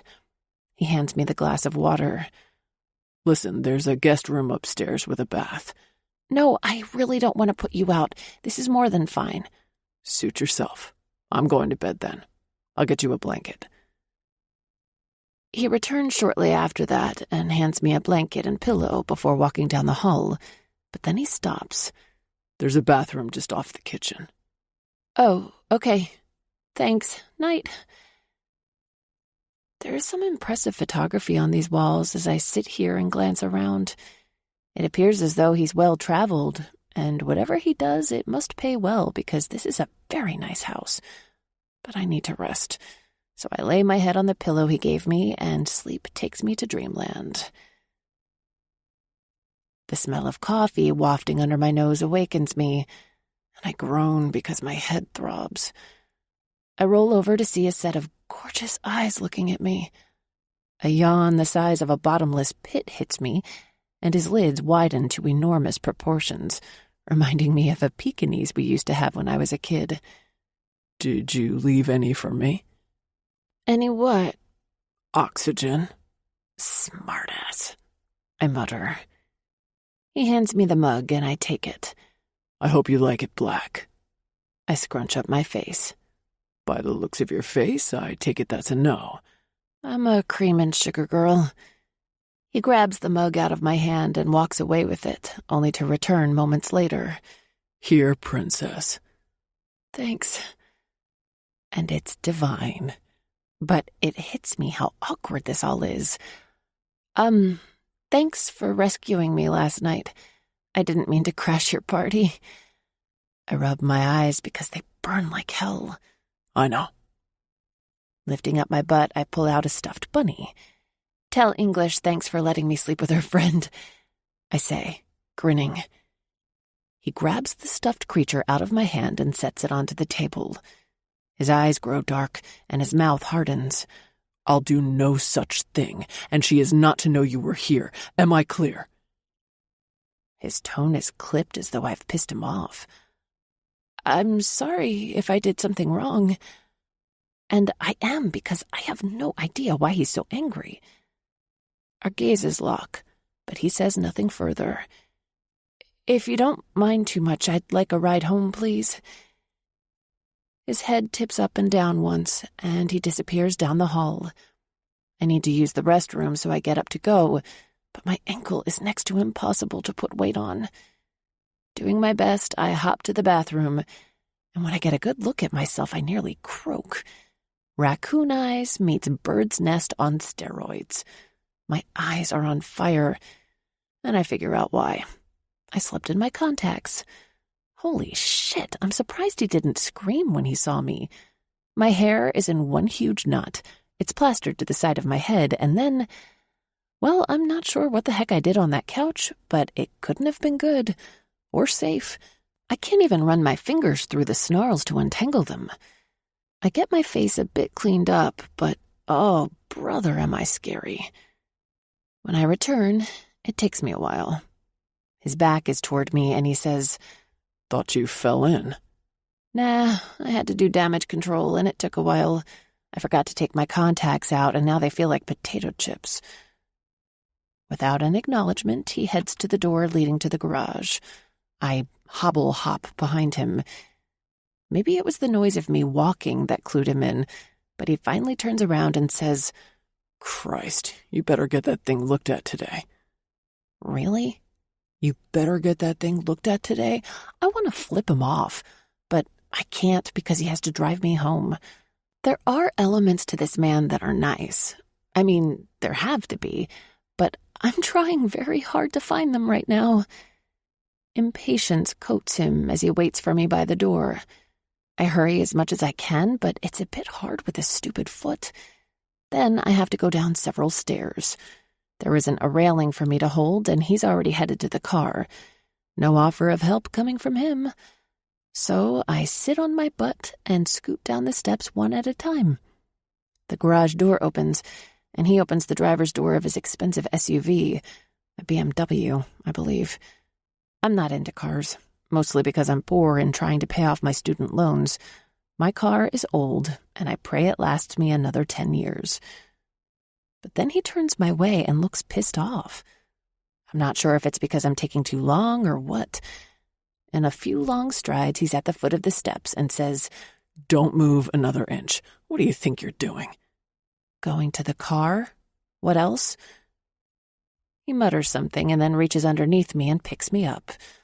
"I'm sorry, I'm such an inconvenience," I say.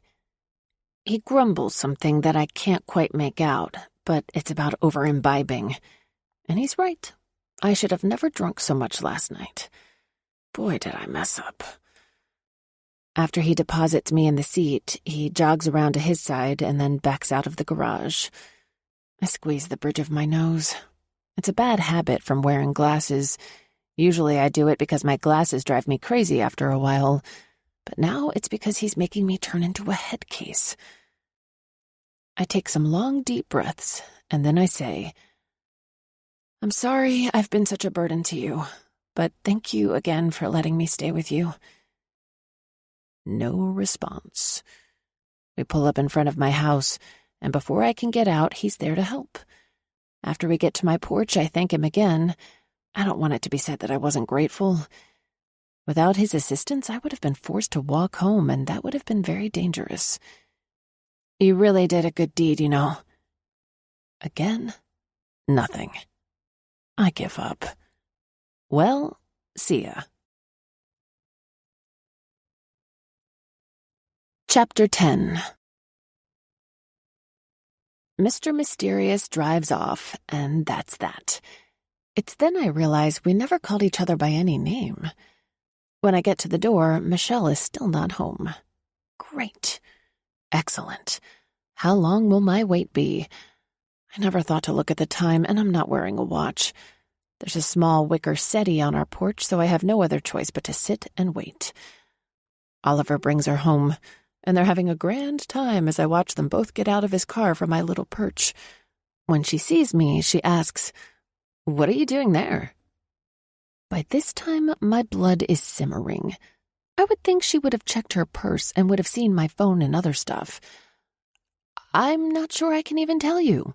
Can you unlock the door, please?" I see it all register on her face. "Oh, shit, I had your stuff. I'm so sorry." I stand and almost trip because of my damn ankle. "What happened?" she asks, looking down. "Just unlock the door."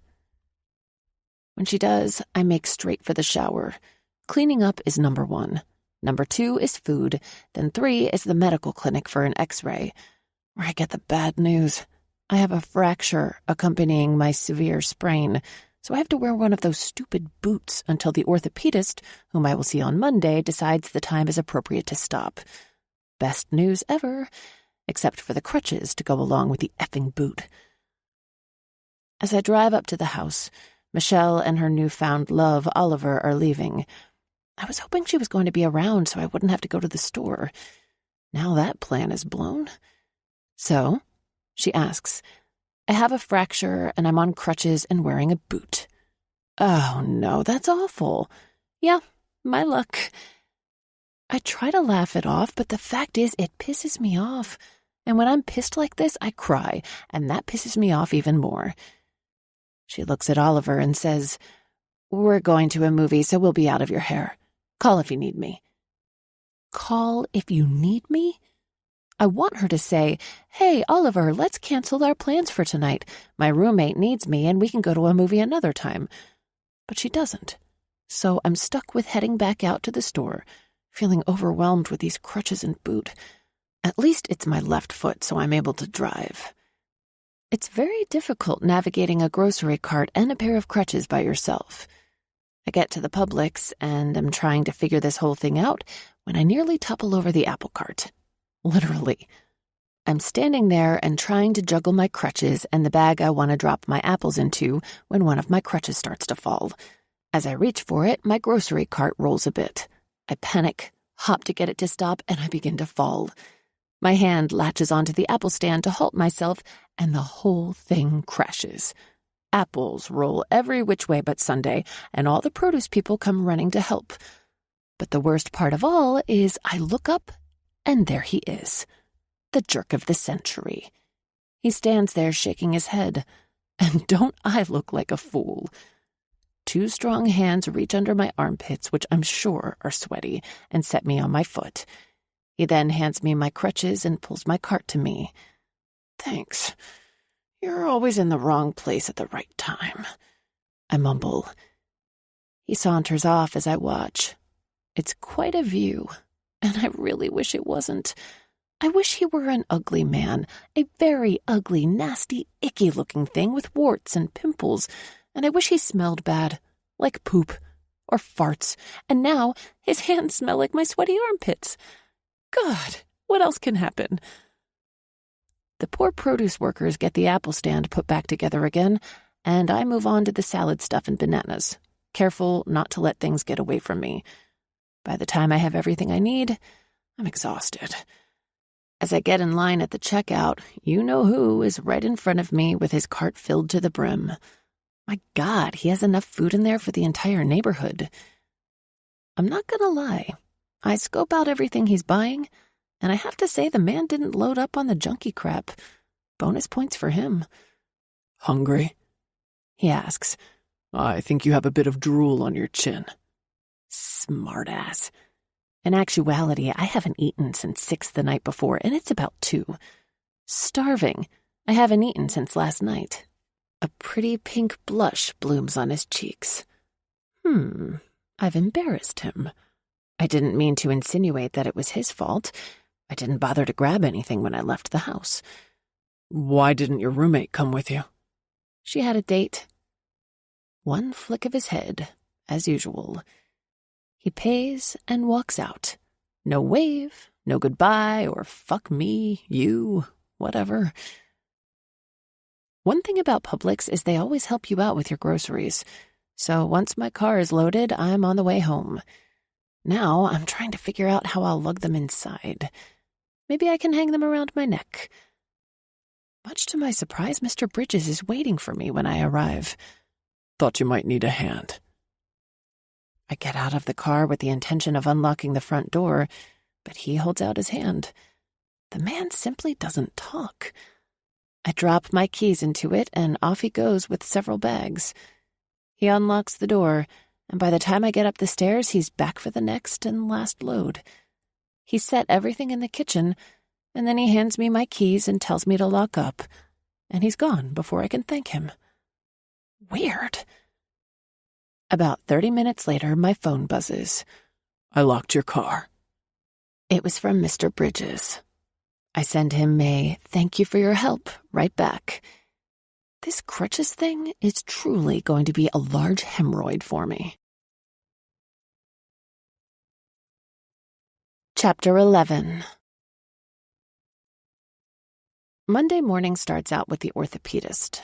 I'm hoping he'll tell me I only have to use the crutches and boot for a week or so. Oh, no. Miss Monroe, I'm sorry to tell you, but the break is in such a place that you need to be off that foot for at least 4 weeks. By that, I mean no weight on it at all. I stare at him. I don't understand. I didn't even think it was broken. Breaks can be like that sometimes, but if it doesn't heal properly, you could lose range of motion in that ankle. Enough said. The crutches will be used, even though I'll hate them.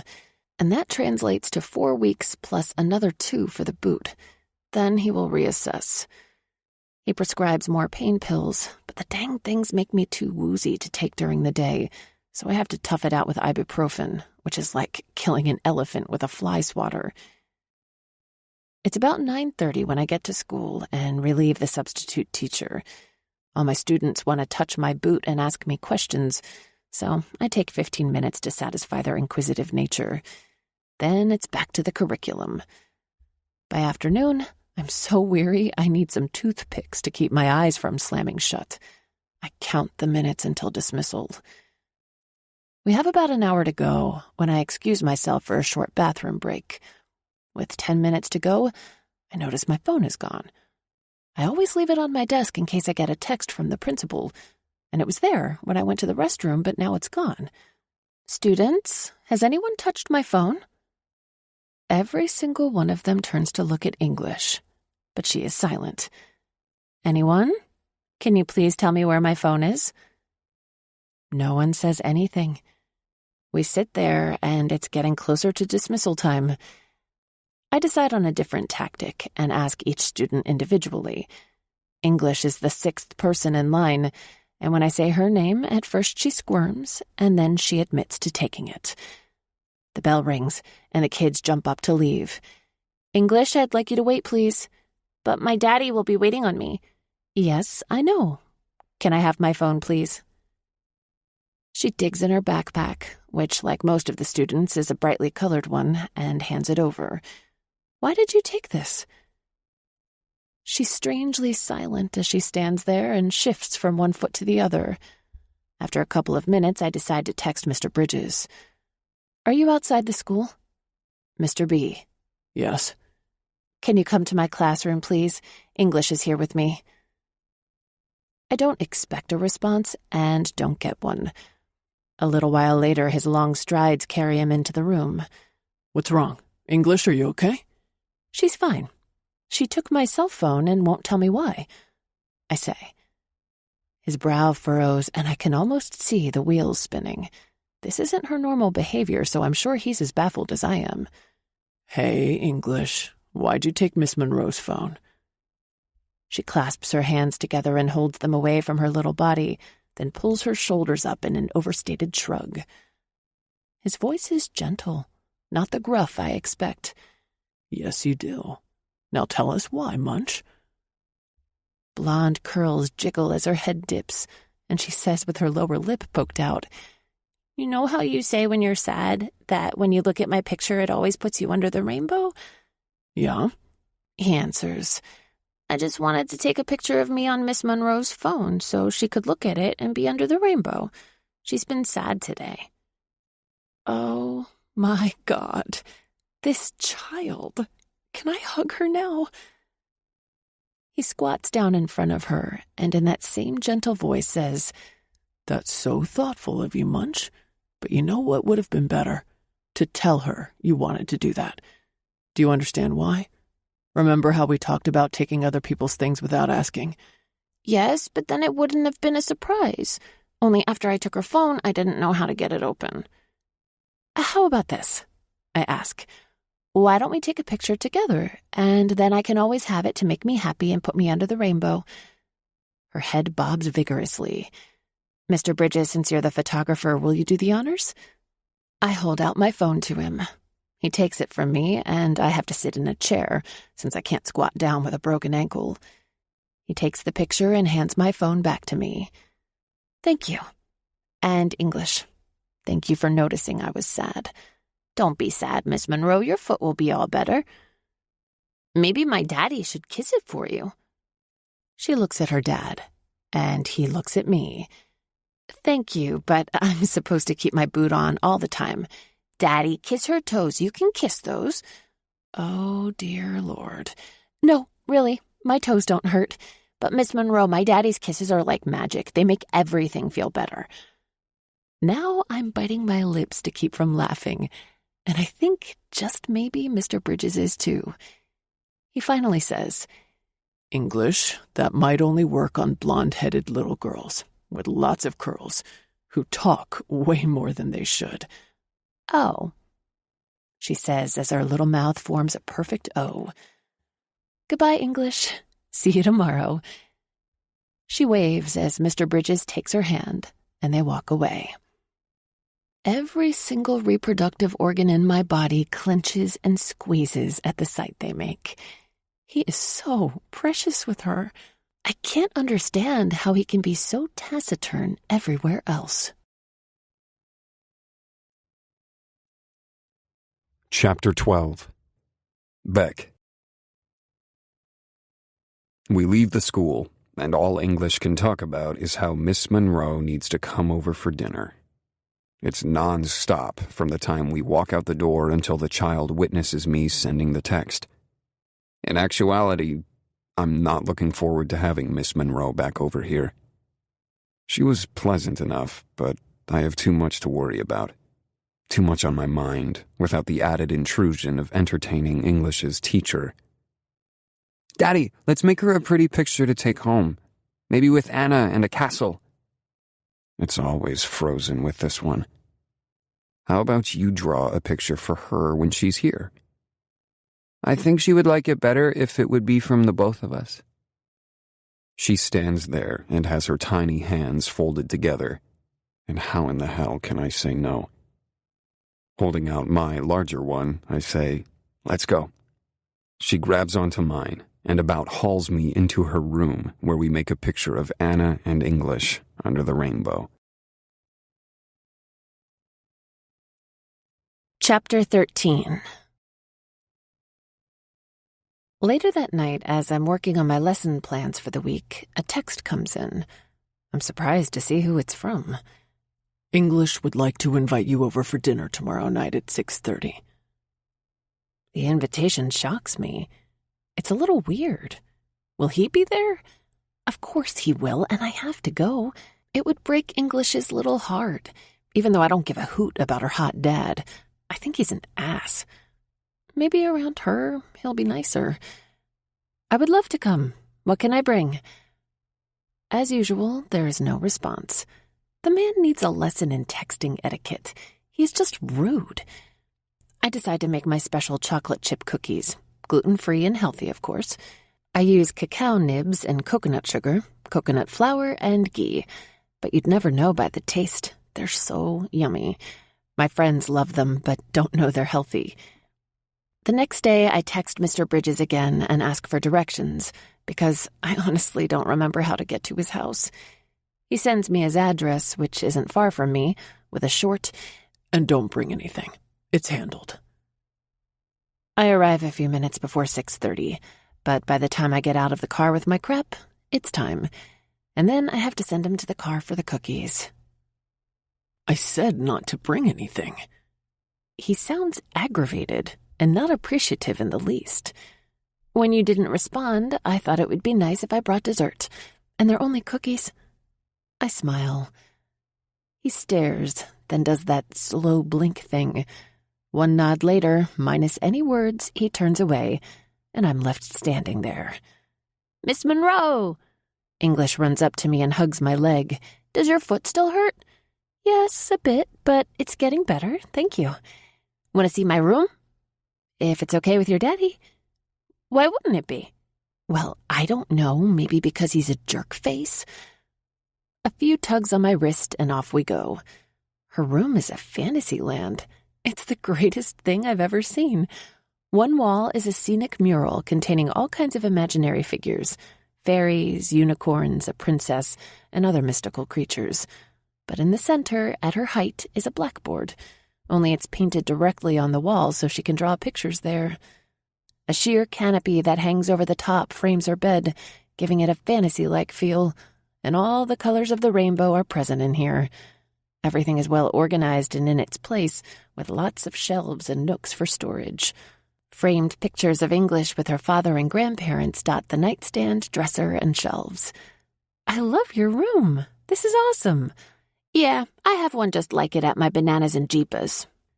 Wow, That's impressive. They've duplicated her room to make her feel at home. You do? Mm-hmm. Let's play. Want to draw something? Okay. She pulls out some sketch pads, and we draw a while until Mr. Bridges comes in. Hey, English, do you think Miss Monroe might want to come into the living room and sit on the sofa so she can put her foot up? Her little mouth makes that cute O. Then she nods and sends her curls bouncing. Off we go to the living room. And soon dinner is served, which is shrimp, salad, and an array of vegetables. I watch in surprise as English devours everything. It's always been my understanding that kids are picky eaters, but this child seems to eat what's put in front of her. Mr. Bridges offers me coffee, and I remind him of the cookies I brought for dessert. But English yells out, "We're not allowed that stuff here. We don't eat lots of junk." Ah, then you'll be happy to know these are healthy cookies, because I don't eat junk and sweets either. These are made with healthy ingredients. English looks at me, and then her father. I do the same and see a grin on his face. Well, glory be. And what a grin it is. You can have one, English. And for the record, I'm not that bad of a junk food Nazi. Oh, I don't know about that. I brought cookies to school one day and she wouldn't take one. His eyes widen a bit and he asks English about it. She confirms what I said, and he tells her it's okay to treat herself in school. I'm actually on your side with this. I tend to avoid processed foods when I can, and I have a confession. I eyeballed what was in your grocery cart the other day, and I was impressed. Is that why you were drooling? He teases. Well, that, and I was really hungry. Tell me the verdict on your foot. It's my ankle, and I need to become close friends with this boot. I give him the details, and he says, "Those shoes," while shaking his head. English pipes in with, "Daddy says girls don't wear sensible shoes." "But girls have to stay in style," I protest. Mr. Bridges scowls at me. I better keep my mouth shut on the subject. He gets up and collects the plates. "Can I help?" He tilts his head, and those brows say it all, giving me a look that says, "Really?" His eyes flick down to my boot, and then my crutches. I only want to help. What can I say? English. She pops up her chair and starts to help him. Soon all is cleared, and he brings me a mug of piping hot coffee, saying, "Cream and sugar." "You remembered. Thank you." Then he sets the plate of cookies onto the table. We all grab one, and I observe him as he takes a bite. His lids flutter, then snap open and bore into me as he slowly chews. My breath hitches in my chest as though a 2-ton hippo is sitting there. I can't eat mine because watching him is more than a view. It's an experience, a sight that's far too erotic to be on display at the dinner table. Does he even know what effect he has on me? I need to fan myself, but that would look stupid. But if I don't do something fast, I'm going to be dripping with sweat. "These cookies are good. Daddy, can I have another?"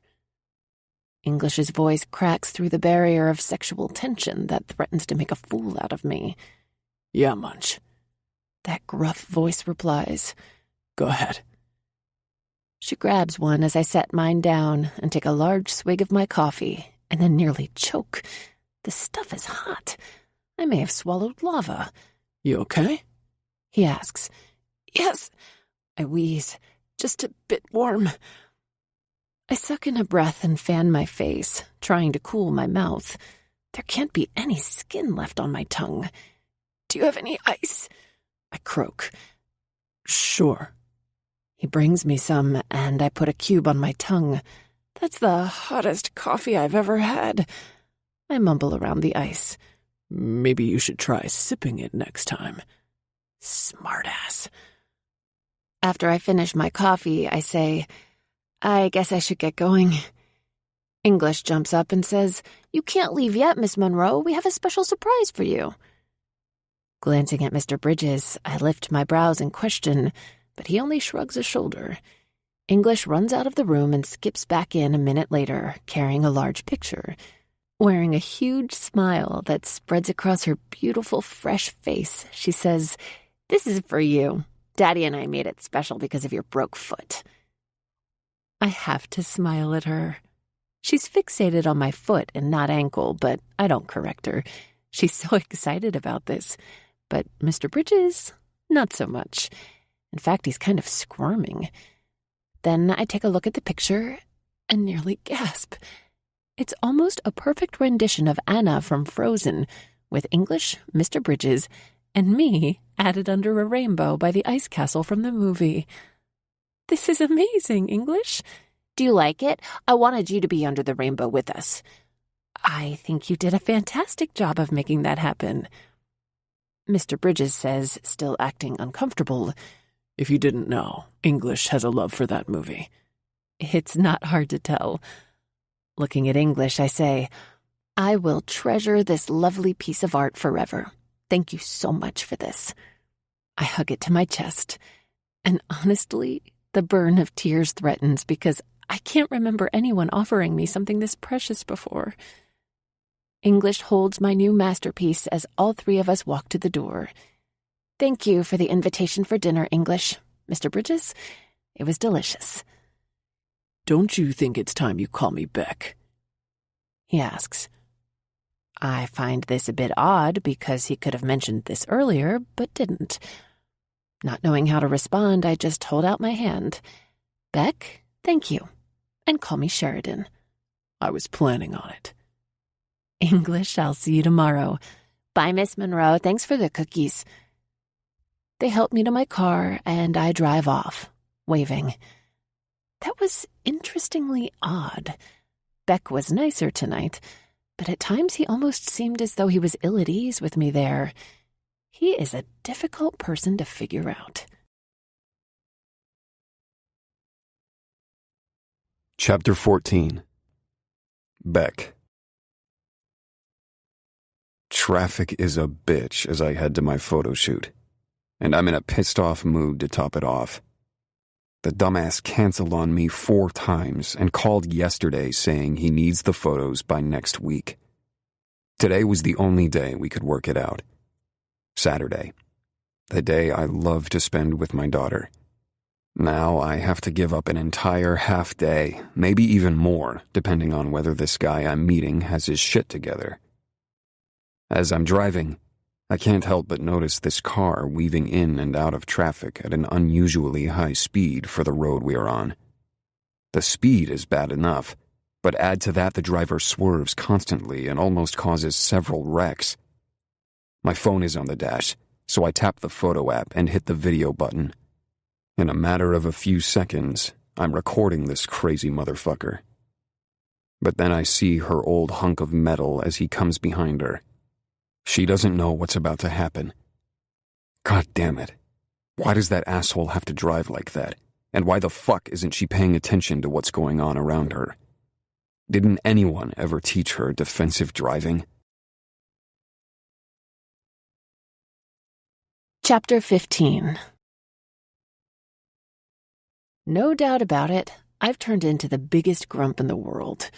This ankle thing has taken every bit of patience in my jar and drained it. Michelle and I moved here this past July to take our new jobs, so I'm still trying to find my way around this vast city of Atlanta. We chose Brookhaven as a place to live because it's convenient for work and it offers everything we need. However, the traffic can be bad, depending on the time of day, and when I have to venture outside of this area or Buckhead, I'm at a loss. I use the GPS on my phone because my car is so old it doesn't have one, but it still unnerves me. I grew up in a small town and went to UGA, which is not in a large city, so this is all new for me.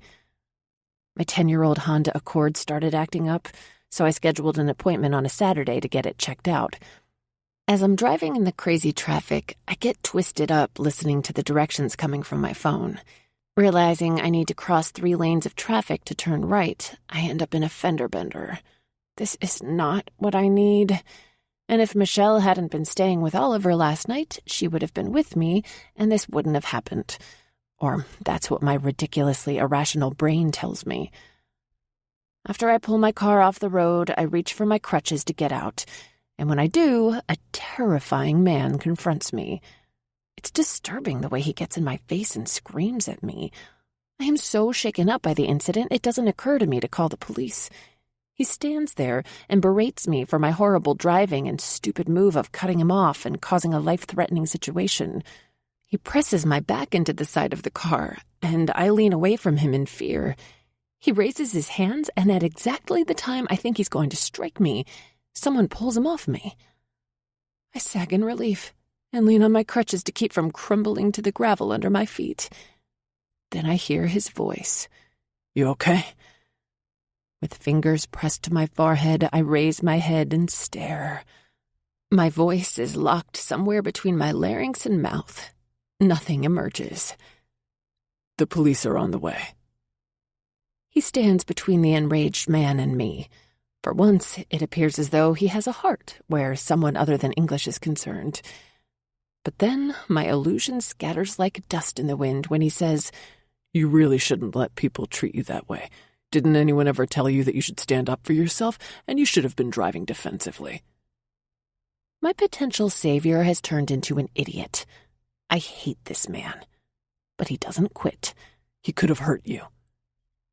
And then the worst happens. My bottom lip quivers. This can't be. I'm much stronger than this. I've been through a shit ton worse than this incident.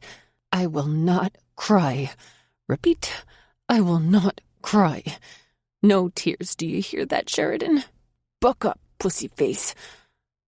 All the head chanting in the world doesn't stop them.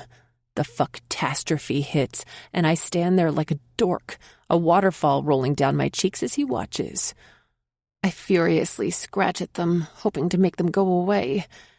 "Don't let him see he got to you. He doesn't need to know he has that kind of power." That's it. I'm done with this jackface. Between my sobs, I hiccup. I'm not crying about him, you moron. A V forms between his brows as his head slants, and I'm pinned by blue-green orbs that seem to keep growing. I refuse to give him an opportunity to speak. I couldn't stand up for myself because I was afraid he was going to punch me. He's a lot bigger than I am, or didn't you notice when you stepped between us? By this time, my hiccups turn into what sounds more like a cat meowing, and I end the question on a near groan. Just don't say another word. I liked it better when you kept your mouth shut. I pretend to zip my lips closed in an imitation of what he should do. His lips form one straight line, and the tiny muscle in his jaw flexes. He's pissed, too, but I don't give a green fuck. I set my crutches in place and rise to my fullest height, nudge him out of the way, and move in front of the other man. You, mister, are one giant asshole bully. You need to go suck a pig's dick. Then I remain there, and we have a standoff until the police arrive. When they do, it's a shouting match until they break us up. Beck finally shows them the video of what happened. Evidently, he was behind us and recorded the entire thing. The accident I thought I caused wasn't my fault at all. It was the angry assholes. He was clipping cars off right and left and nicked my rear end, but acted like it was me who cut him off. Along with his road rage, they end up charging him with assault. I owe Beck a huge favor. If it hadn't been for him, no telling what would have happened. The police officer comes back and asks Beck if he could send the video to his computer, and then he gives Beck a talking to. "You are lucky, young man. Although it's not illegal to use your phone while driving, it is distracting filming a video, so don't make a habit of this." "Yes, sir. I usually don't do anything like this. It was a special case." "Good." Then he and Beck walk over to the police car. It makes me realize how lucky my timing was. When Beck comes back, I say, "Thank you. I'm sorry for the way I spoke to you. It's not been a good day, obviously, but it was wrong of me to say those things. How did you know that was me?" One shoulder lifts. "Your car. I remembered it. I knew that driver was going to cause a wreck, was hoping it wasn't going to be you." Rubbing my eyes with the heels of my hands, I say, "My luck doesn't run that way. I'd better go. I had an appointment at the Honda place. Thanks again." Since my rear bumper is only slightly dented, I decide I won't even worry about that repair since my car is so old. But there's more bad news. The little noise is coming from my transmission, and it's going to be a costly repair to the tune of $2,000. I ask about patching it up, but they say they can't do it. It's either fix it or drive it until it falls apart. Now, I truly want to bawl like a freaking baby. The money I have in my bank account doesn't come close to that, so I guess I will have to use my credit cards. My student loans are my first priority, so I make extra payments every month, which has limited my ability to save. Michelle is home, alone for once, when I walk in. "Hey, girlie, what's cooking?" she asks. When I get finished filling her in, she's quiet for so long I wonder if she's heard me. Then she sits next to me and hugs me. "You've had some awful luck lately. I think we need to go out tonight." "What? Out? Where's Oliver?"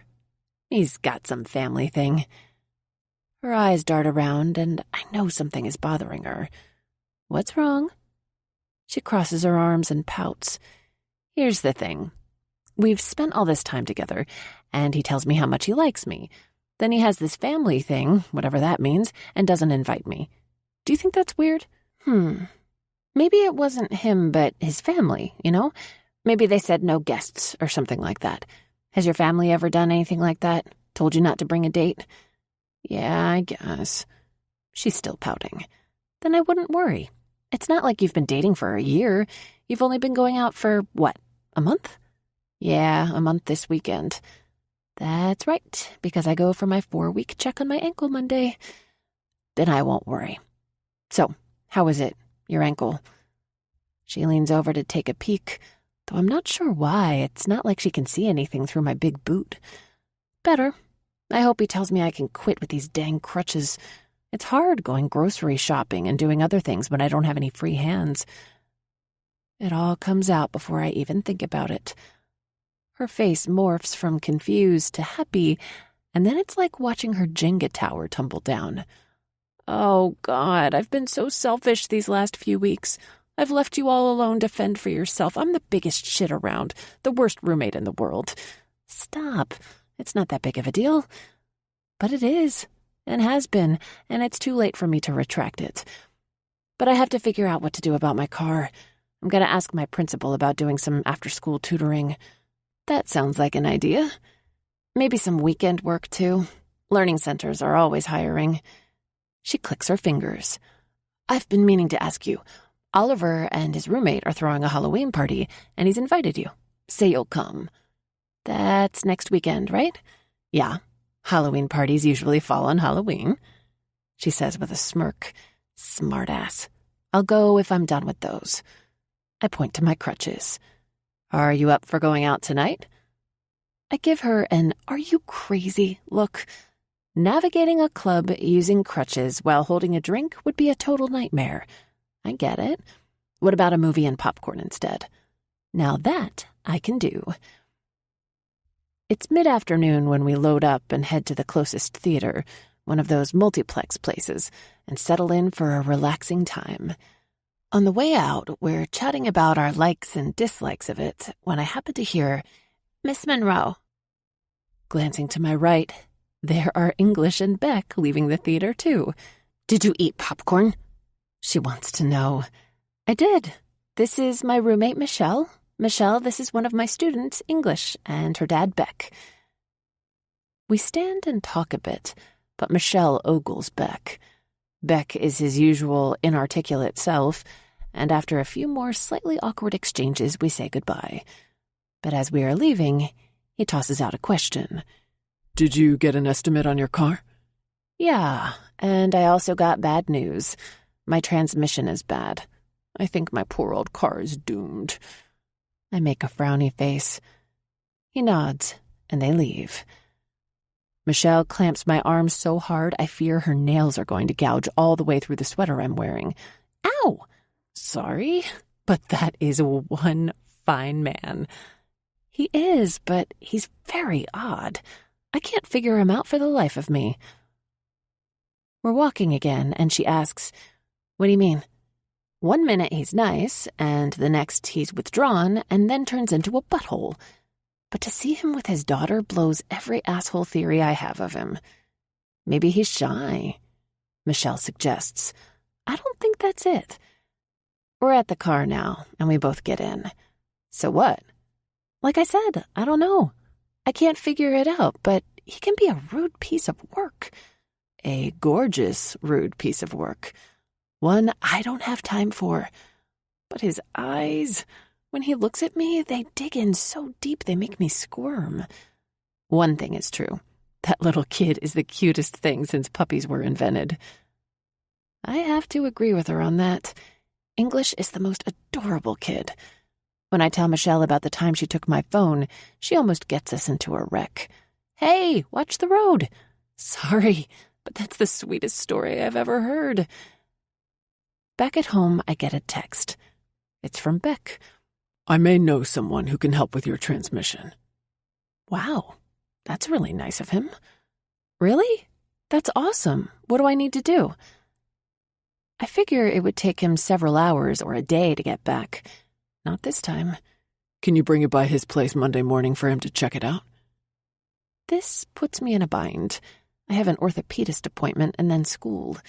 How will I get around? Maybe if I can get there real early, I can order an Uber from there. Can I get it there around 7:30? I have a doctor's appointment at 8:30 and I need to allow enough time for an Uber. No response for a few minutes, but then he answers. Yes, and I can drive you to your appointment. That's weird. Why would he do that? Another text from him comes in. I'll meet you there after I drop E off at school. Here's the address. Deciding not to refuse this gift, I accept. Michelle is all over this stuff, reading much more into it than she should. The reason is she hasn't been around him much.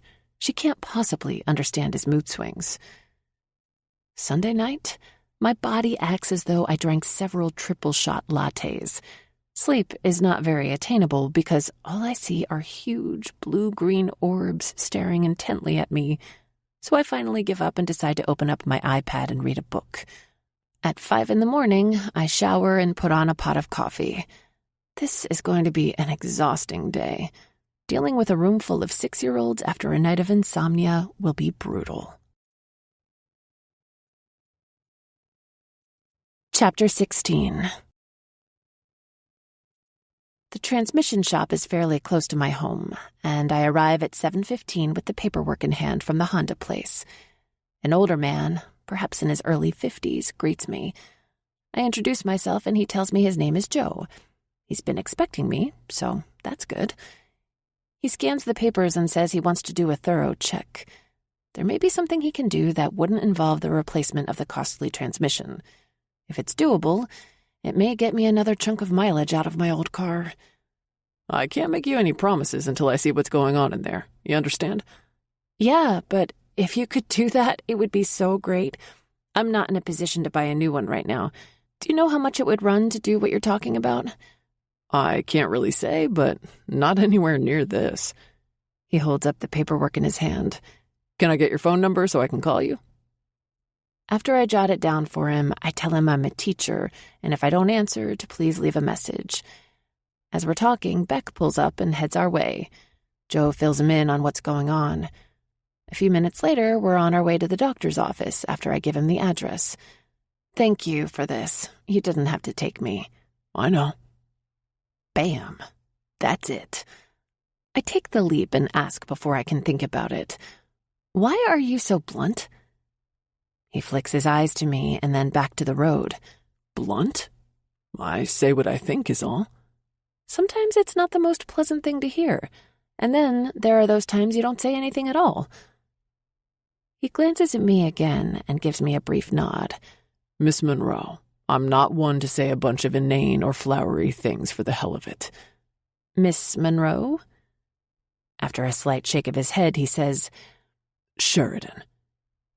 The temperature inside the vehicle has escalated to an uncomfortable level. I wasn't asking for you to say inane or flowery things. Maybe we need to drop it.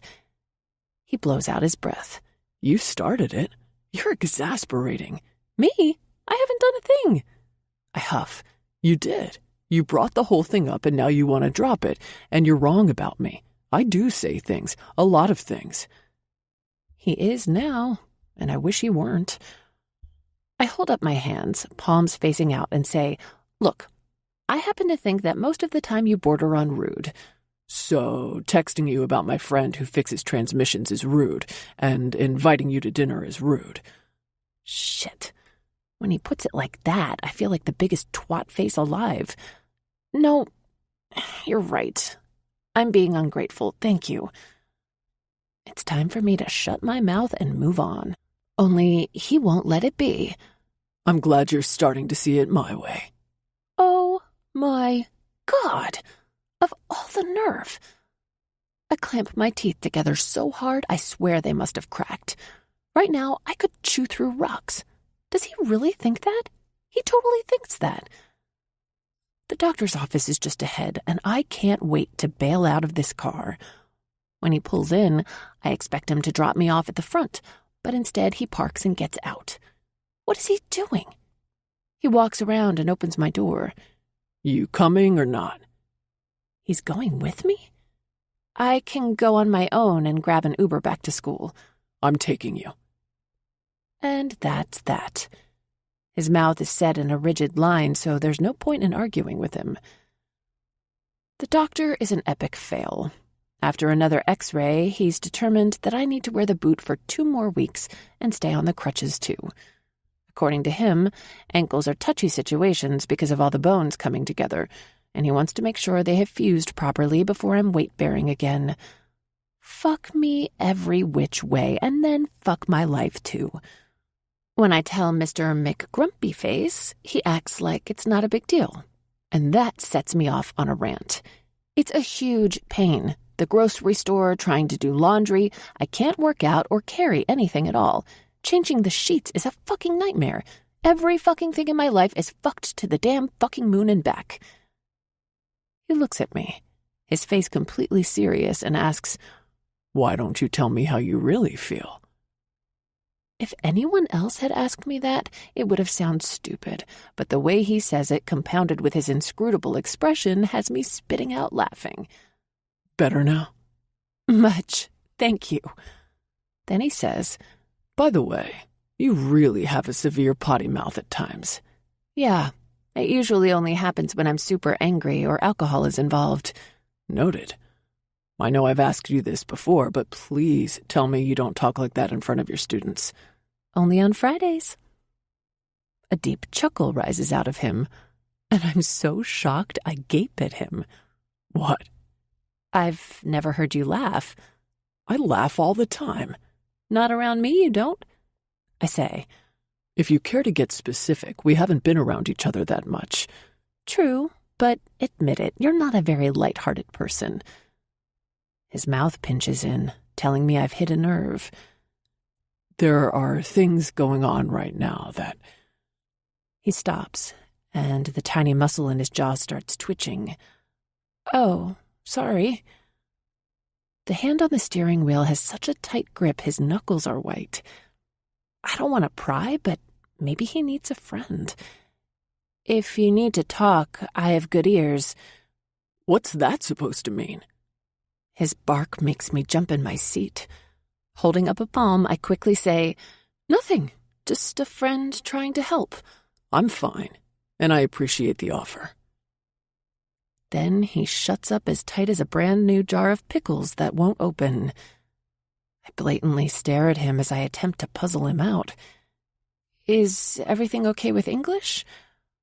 We stop at a traffic light, and when he faces me, his nostrils flare.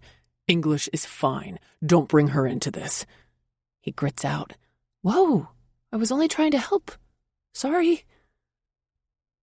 A couple of minutes later, we pull into the school parking lot, and if those damn crutches weren't my ball and chain, I would have sprinted into the building. I can't tell you how much I appreciate you doing this for me. You really went above and beyond. And he did, even though he was a prick. I'm sorry for snapping at you. I've been a little stressed lately. I pause before opening the door and soften my voice when I say, It's fairly obvious. Like I said before, if you need to talk, I am a good listener and I never gossip. That's the truth. He offers up a tiny nod and gets out to help me. I'll see you Friday. Friday? I ask, bewildered. The school Halloween party, remember? He reminds me. My hand flies to my forehead. Oh, fuck. Then my eyes turn pug-like as they nearly pop out of my head. I quickly scan the area to make sure no one heard me. You're safe. Phew, I forgot about a costume. And now with these crutches... Go as an accident victim. My snarky self says, well, that's original. It could be. You could mummify yourself, but use the crutches. There's a thought. Yeah, but using the restroom would be a pain. Come on, you're bright. You can figure that out. I'll have to work on it, but for now, school is on the agenda. I wave by and head inside. When I walk into the classroom, the substitute smiles, and I thank her. English waves and wants to know if I'll have to use my crutches until Christmas. In the cheeriest voice I can muster, I say, I hope not. 2 more weeks and I get checked again. Maybe by then I'll be done with them. Maybe Thanksgiving? She asks. Yes, Thanksgiving. I grin, but don't feel very cheerful. Then she walks up to my desk and hands me something. What's this? She says, I knew you were going to the doctor today and that maybe you would get a shot. I hate shots, so I drew you a picture. I open up the folded piece of paper, and it's a drawing of a little girl standing between a woman and a man underneath a brightly colored rainbow. My heart wants to sing because of this little girl who stands before me with the sweetest smile. I'm sitting at my desk, so I extend my arms and say, a picture this lovely deserves a hug. Can I have one from you? She puts those cute tiny arms around me and gives me a squeeze. That's the best present I've ever gotten after going to the doctor. Thank you for thinking about me. You're welcome. She skips back to her chair. The other students are looking at us curiously, so I hold up the picture and show them. English was worried I'd have to get a shot at the doctor's office today, so she drew me this picture. A sea of horrified faces stare at me. But it's okay. I reassure them. I didn't have to get a shot. Madison, a little girl who's missing her 2 front teeth, shouts out, I get 2 shots all the time. She has allergies, so she has to take shots. Madison, why don't you tell the class about it? She goes into this long, drawn-out rendition of her visits to the doctor and how they mutilate her arms each time. I realize my mistake midway through her explanation and hurry her along. When she finishes, I pray none of these children ever develop allergies. It will be like dragging a cow out of a foot of mud trying to get them to the doctor. I quickly remind the students even though shots hurt, they make us feel better in the end. They don't buy it one single bit. Okay, on to language. The rest of the day goes much smoother. As I'm gathering up my things to go home, I reach for the picture English drew. It's hard to deny how my heart melts every time I think of this precious child. And then I shift gears to her dad. I'm not quite sure what to think about him. His offer to help with my car was more than kind, and yet his snappy and irritable disposition leaves me gnashing my teeth. How can this man have raised such a lovely child? My car is ready to be picked up, so Susan offers to drive me over there. Thankfully, Joe is only charging me $200. I won't have to work around the clock to pay it off, and it will be nice to have my own wheels back again. That evening, Michelle and I figure out how to make my mummy costume. We'll use ace bandages over toilet paper, so I'll be able to go to the restroom. Since I'll be wearing the thing all day, I hope it doesn't fall apart. Only wear a tank and shorts underneath, and take extra toilet paper just in case. She suggests. Yeah, I guess that would work. We hunt down my supplies, so I'm set for my costume by Thursday. Can you wrap me up in the morning? I ask. She agrees, but we decide we need to get up extra early. In the end, I'm not sure if I look more like a toilet paper job gone bad or a mummy that got a raw deal. We both laugh too hard to do anything about it. I take an extra roll of toilet paper, extra white tape, and an ace bandage just in case. As I'm gimping it out the door, I hear Michelle laughing behind me. I'm not sure if that's a good thing or a bad thing. Chapter 17. Beck. Did you ask her? No, Dad, I didn't. I wish you'd back off. I went out like you asked. Let me amend that. You and Mom didn't ask. You hassled the shit out of me until I finally gave in. I'm so fed up with this conversation. I want to walk out of here. But I can't, because I need them to watch English while I'm on this shoot today. Yeah, and look what happened. You ended up with that lovely woman at your place. It wasn't like that. I gave her a hand when she needed it. And how do you know she's lovely? You've never even seen her. Just going by what your mother said. I happen to think she has great taste. He has the nerve to preen. Groaning, I say, give it up, Dad. You did think she was lovely, didn't you? Jesus. Well? Okay, yeah, she's all right. Then ask her out to dinner. You know what John said. I'm not trying to pressure you. Glaring at him, I say, then what do you call this? Look, I've got to be somewhere. And I stomp out of the house, closing the door a little too hard. I'm sure he'll give me a dressing down when I get back, but I don't want to think about what he mentioned. Not now, anyway. Chapter 18. My students arrive in the classroom, and none of them know what I'm supposed to be. When I tell them, they don't know what a mummy is.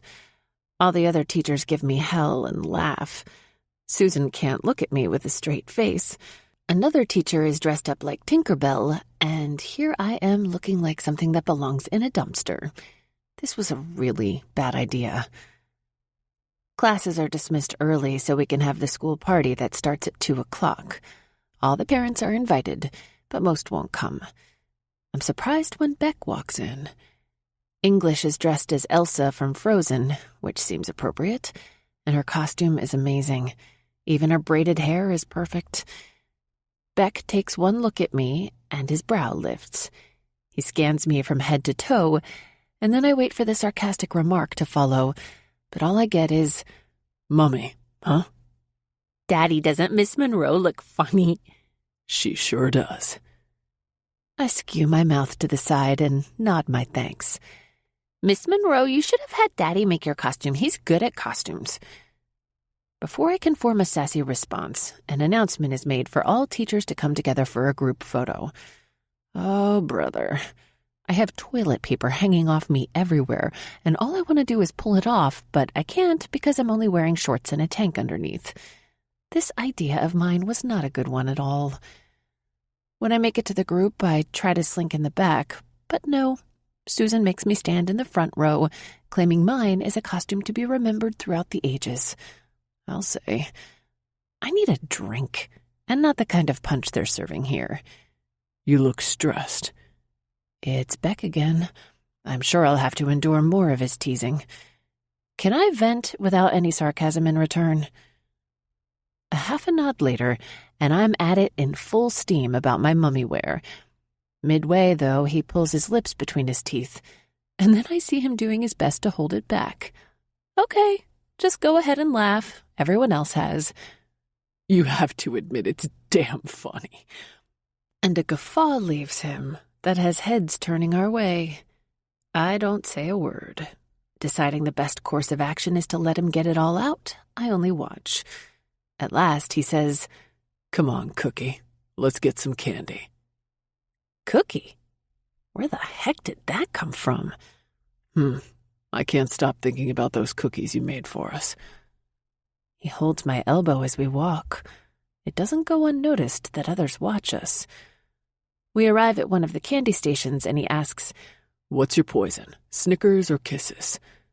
"Kisses, of course." I say it so nonchalantly, I almost miss the way his eyes land on me. Almost. But when I see how he's looking at me, I can't stop the shiver that runs down me, or the heat that fires through my veins. Why does he have to be so hot? And why does he have to be so damn weird? Quickly, I add, if there had been Reese's peanut butter cups, my choice would have been different. He shuffles his feet for a second as that place between his brows crimps. English is with my parents tomorrow. Trick-or-treating is their thing with her. Would you be interested in grabbing some dinner? Before I can answer, he picks up a piece of my wayward toilet paper and tucks it back into the edge of my tank. The brush of his finger against my skin sends a slight tingle down my spine.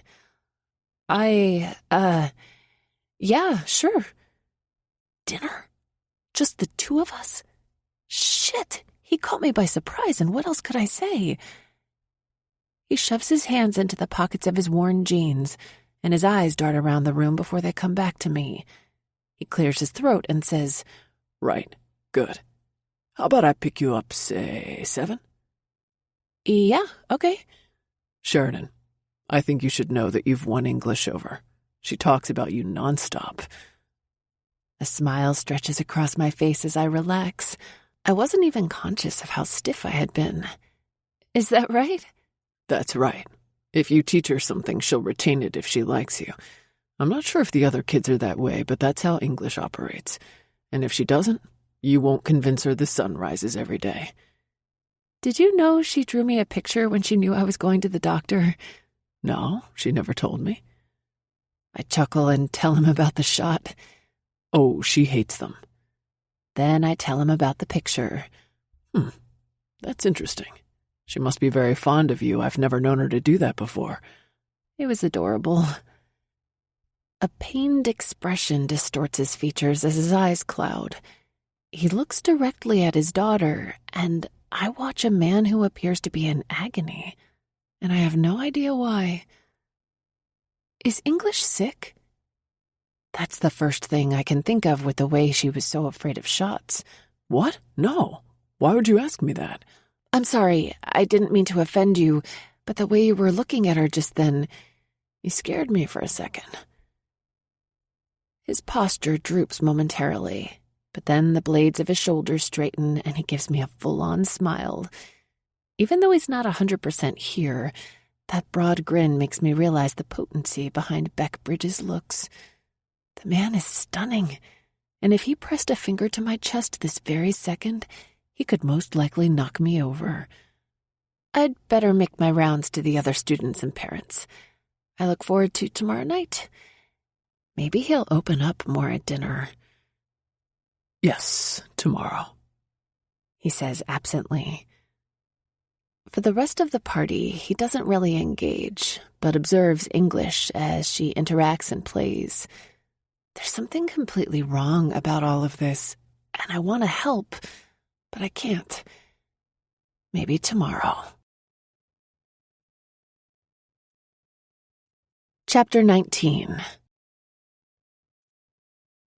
I can't believe you're dumping the Halloween party for dinner. Yes, you can. You would too. Besides, that mummy costume was a disaster. By the end of the day, lengths of toilet paper trailed behind me, making me look like I had dozens of ratty tails. It was awful, and I've never been made fun of so much. Michelle grabs my shoulder a little too hard. Hey, careful. I stumble a little. Oops, sorry. I'll be so glad when you get rid of those things. They're so annoying. I'm going to strangle her. Really? And how would you know? Okay, you got me there.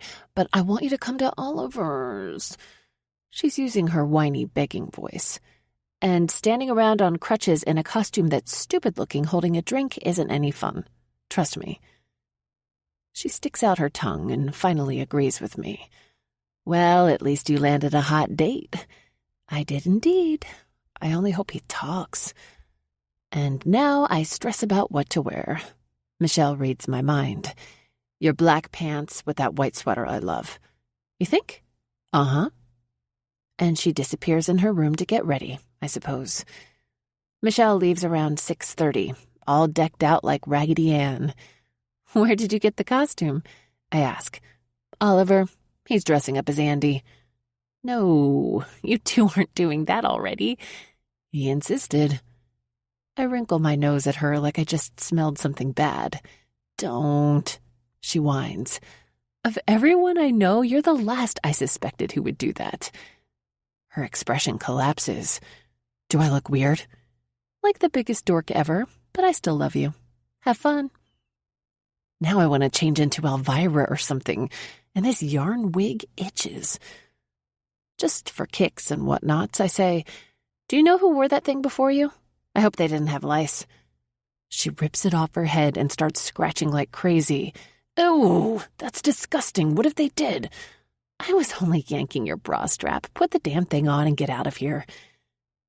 She turns puppy dog eyes on me and asks, "Really?" "Geez, yes, really. Now go, or your Ollie Andy will be wondering if you hooked up with SpongeBob. You're bad. Have fun." At 7 on the nose, the bell rings, and Beck stands on the porch. Wow.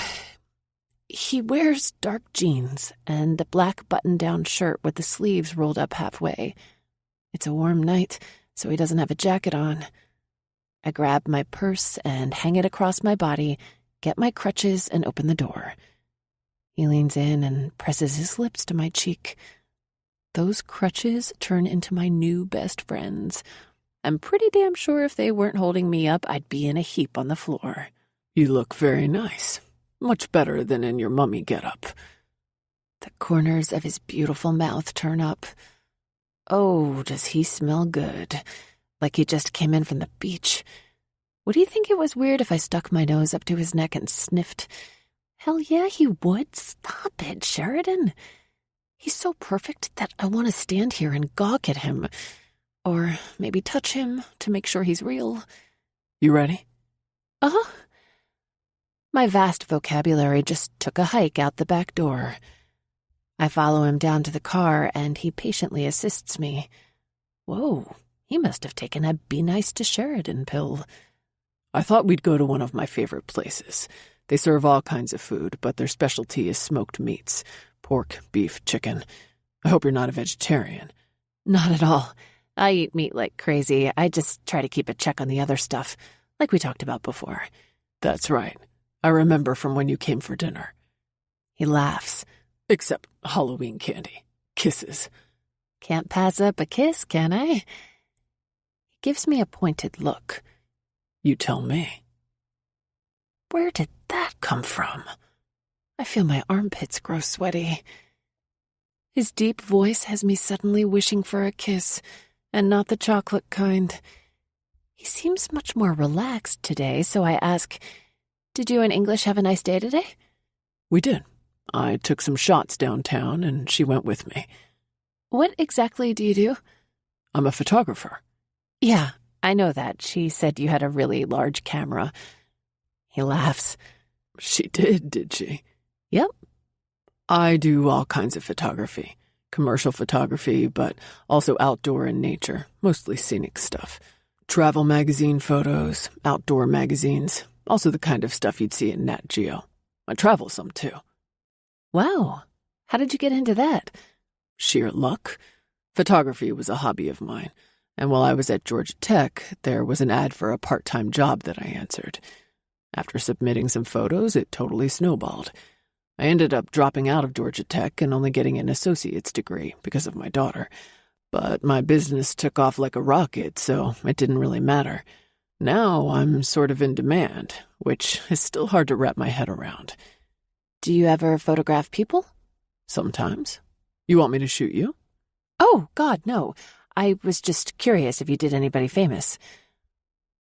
We're pulling into the parking lot by now, and he says, I'd love to shoot you.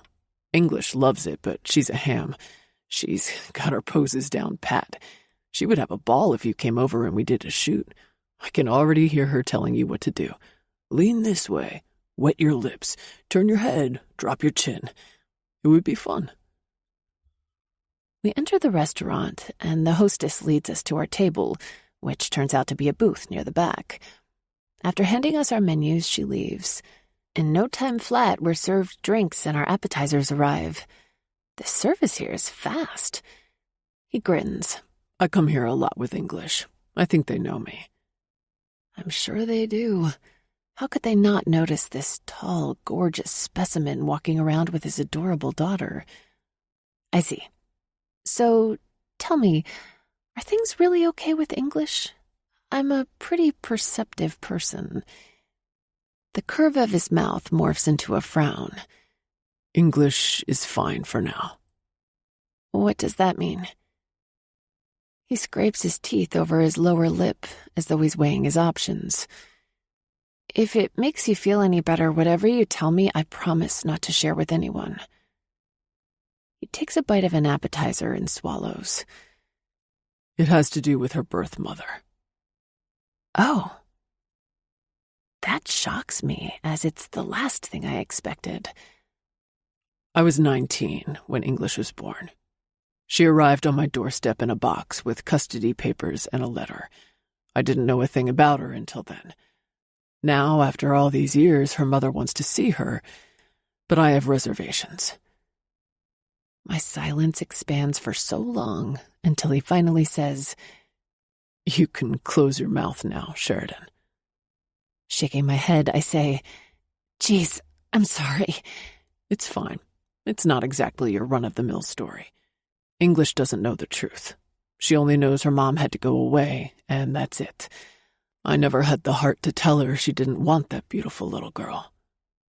Did she say why? I ask, because I'm truly curious. She said she just couldn't do it. Honestly, I didn't remember much about that night. It was a drunken moment, and I'm not too proud of it. But damn, I wouldn't trade English for anything in the world. The weird thing is, after we got her, my dad had one of his friends who's an attorney run a background check on the mother, and she comes from a very well-to-do family in Macon.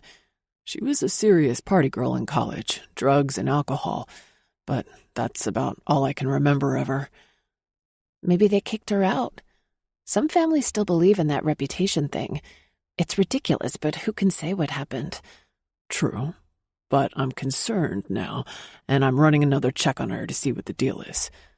That's wise. It would freak the hell out of me, too, if someone would want access to my kid after all this time. My attorney is also advising me. He says, "If there's anything I can do, let me know." Thanks. English has no idea. I worry what will happen if she'd have to meet that woman. You may be jumping to conclusions, but if the mother's heart is in the right place, it may be a good thing. I hope so, but for some reason the vibes I'm feeling aren't good ones. I touch his wrist. That's because you want to protect her from every possible harm. You're her father. Our waiter shows up to deliver our food, and we start to eat. Then a thought strikes me. Beck, was she threatening in any way, English's mother? He sets his fork down. I didn't talk to her. She sent a letter, and everyone agreed it wasn't exactly a sweet expression of, "Hey, I'd love a chance to see my child" kind of thing. Ouch. Yeah. She's given me until Thanksgiving to prepare English, and then if I don't let her see her, she says she'll take legal action. My attorney advised me not to respond, which is what I've done. With everything we're uncovering, he thinks she's in it for the money. What if the woman made a huge mistake, and it took her a while to come to terms with it? I take the gentle approach on this. This may not be easy to hear, and not what you want to hear, but as a woman, I can't imagine carrying a child for all that time and easily giving her up. It must have nearly killed her. So I'm wondering if maybe, just maybe, she's grown up and realized what she's done and now wants to make reparations. He glares at me as his expression tightens. So, at first, that's what my attorney wanted to think. I, on the other hand, wanted to fight her tooth and nail. But after a lot of investigating, we've discovered things that freak me out. There's a history of drug rehab, and I'm all about recovery. But what if she wants money for drugs? She did them in college, and it was bad enough to land her in rehab. I'm happy that she was wise enough to seek help, but the question nags at me. What if she's using again? That's what we're all concerned about. I don't want my child exposed to that type of environment. If that's the case, then wouldn't it be hard for her to get custody? Not necessarily. The courts would have to prove she was using again, and if we don't have concrete evidence of that, we're screwed. My inquisitive nature wants to probe further, but I refrain. Still, I can't help feeling a bit sympathetic toward the mother. Putting myself in her shoes, what if that had happened to me? My parents would never have kicked me out, but I was alone in college, barely able to take care of myself. When I was in college, I was super poor, like eating 1 or 2 at the most meals a day. If I had become pregnant, I don't know what I would have done. His eyes narrow, and his voice verges on a snarl. Sheridan, I didn't tell you this for you to champion English's mother. I told you so you could understand the predicament I'm in. The biological mother was not in the same position as you obviously were. She was in a sorority, went to a prestigious university, and came from a wealthy family. Money was not the issue. Perhaps her family didn't want their name sullied with an unwed mother or a pregnancy without the father around, but I can't answer to that. Whatever the case, my daughter ended up on my doorstep 6 years ago, and I've heard nothing from that woman in all those years, until now. And I find that odd. Sorry, I shouldn't have said that. It wasn't my place. He leans back, rubs his eyes, and sighs. The thought of English going somewhere, and me not knowing how she's being treated, I totally get it. That would put me in a tailspin, too. And English isn't even my daughter, so I can't begin to imagine how he feels. All of a sudden, he sits up and says abruptly, I probably shouldn't have told you all of this. His hand reaches for his drink, and he takes a long swallow. Sometimes it helps to talk to an outsider. In the dim lighting, his eyes have lost their greenish tint. They've become dark as the color of midnight as he drills me with their fierceness. It's as though he's assessing me. Why does he have to be so easy on the eyes? I turn my focus back to my plate of food and take another bite. When I raise my head, he still stares at me. What are you looking at? You? I know that, but why? Do I have a hunk of food wedged between my teeth? I do a check with my tongue and don't feel anything, yet his gaze is still riveted on me. For a few more seconds, our eyes are pinned on each other's, but then he breaks the connection to finish eating. On the way home from the restaurant, he tells me he's leaving on Monday for northern Canada. He'll be gone a week on a polar bear photo shoot. What? Polar bears? Yes.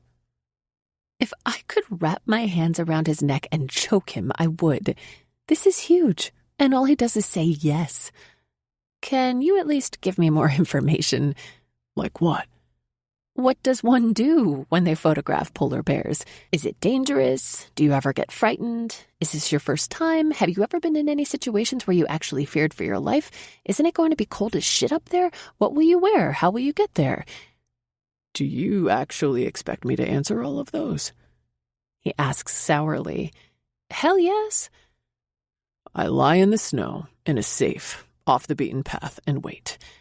It can be dangerous, but I'm far enough away because I have a zoom lens. It's not my first time. I have a guide who drives me. I've never had to worry about being chased before. We go in, set up, and wait, and the guide knows exactly when they'll be coming around because he's studied their movements for weeks, maybe even months. And yes, it's freezing. I'll be close to the Arctic Circle, but I have the right gear. I fly into a small town, and the guide will pick me up. That's so cool. My enthusiastic bubble bursts when he says flatly, It's my job. It gets old real fast. I chew my upper lip for a second, then say, Yeah, but you can't deny that it beats teaching. I'd rather teach my kid any day than fly off to photograph polar bears. You have a point. But someday maybe you can teach her photography and she can go with you. We pull in front of my house and he jumps out to help me. I had a nice time, I say as I reach for my crutches. Right. Up until the time I turned into the grump. Sorry I ruined the evening. He says flatly. He takes my elbow and assists me to the door. It's fine, and you didn't ruin it. You have a lot on your mind, and that's understandable. Yeah. I hope it all works out the right way. He leans in to kiss my cheek and strolls away. Beck? He turns back from the steps. Have a safe trip.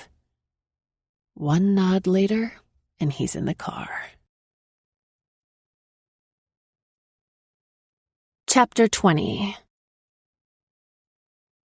It's Wednesday afternoon, and English is a bit subdued, but I figure it's because Beck is out of town.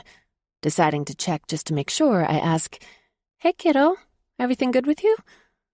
"I'm not under the rainbow this week, Miss Monroe. Daddy went to see the polar bears and didn't take me with him." She's dressed in black and pink horizontal striped leggings and an orange and white checkered dress.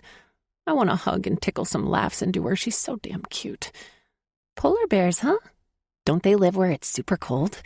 "Yeah, they have to have lots of snow because their fur is white and thick." "Don't you think it would be awfully cold up there?" I ask. She pinches her bottom lip as she thinks. "Probably if there's snow. It might be so cold you'd get popsicle toes." "Huh?" I laugh. "You know, your toes would turn into popsicles because they'd freeze." "What flavor would they be?" And she laughs too. "But I'd wear extra socks and boots, like when Daddy took me skiing." She has an answer for everything. "Well, maybe one day when you're older, your daddy will take you with him." "But I want to go now." Her lower lip sticks out. "Right, but your daddy wants you to go to school and become real smart." "But he says I'm already smart." I need to have a talk with him about that. "Yes, but there are lots of things you need to learn, so when you're a grown-up, you'll know everything that grown-ups do." "So I'm not an idiot?" Daddy calls people that a lot when he drives. "Kind of, but a little different." Oh, brother, do I need to have a talk with him? The bell rings for playtime, and all the kids put on their jackets to go to the playground. I gather my things together, quickly get my desk organized, and join the kids on the playground. Another teacher is out there with her class, along with a few other playground monitors, and we are chatting when I happen to notice English standing by the fence talking to a woman. I point over to the fence and ask the other teacher with me, "Is it weird for that woman to be talking to English over there?" She follows the direction of my hand and says, "Oh gosh, yes. I've never seen anything like that before. What should we do?"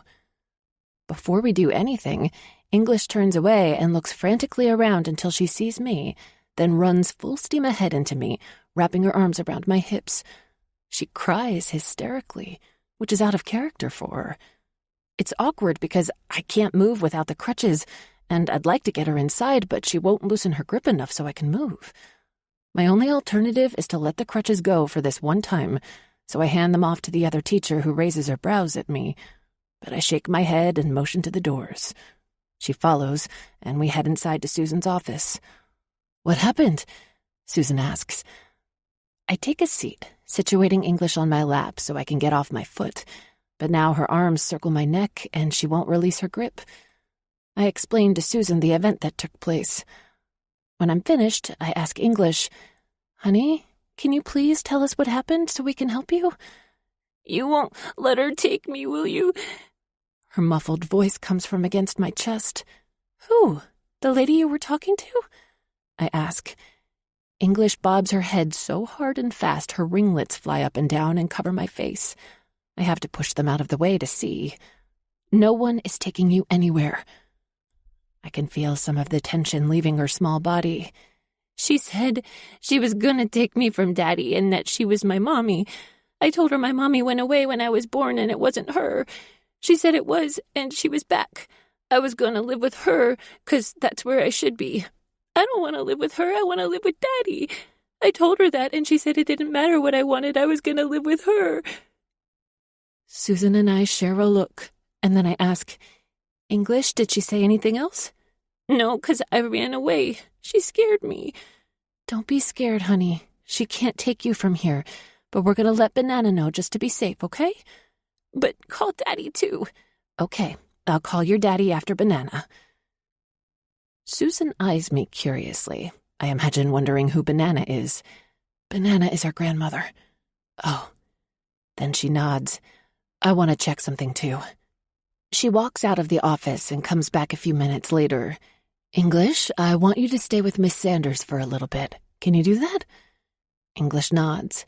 Miss Sanders is the assistant principal. English looks at me, and I believe it's for approval. "It's okay, sweets. I'll be right in here if you need me." She scoots off my lap, and Susan walks her to the next office where Linda Sanders is. When Susan comes back, she says, "I've called Anna Bridges, but you should know a woman came to the school earlier and wanted to access English, claiming she was the child's mother. She had no documentation or custody papers, so obviously she was refused." Oh, no. It must have been her. English's biological mother. She's trying to get English this way. Do we need to call the police? That may be our next step, but let's see what Mrs. Bridges says. When Anna arrives, we decide Beck needs to know. "He'll fly home, you know," I say. "Yes, he will, and he's going to be loaded for bear and not the polar kind. I'll call his attorney and text him. We never thought she'd try to make contact. Sheridan, did you see her?" "Only from a distance. Long, dark, curly hair was all I got." Susan pipes in. "A receptionist in the camera at the front desk can probably provide you with a true description if you need one." "Yes, can we look at that?" Anna asks. We go and pull up the video of the school lobby and front desk, and sure enough, there she is. About my size, but long, dark, super curly hair like English's. She looks harmless enough, but what kind of person would say those things to a child? A desperate one, obviously. Out of curiosity, I throw out, "I wonder if she was on drugs. This just isn't normal behavior for someone." "That's what we've suspected, and that's why all the interest in English now, because of the money for drugs," Anna says. "Beck told me as much."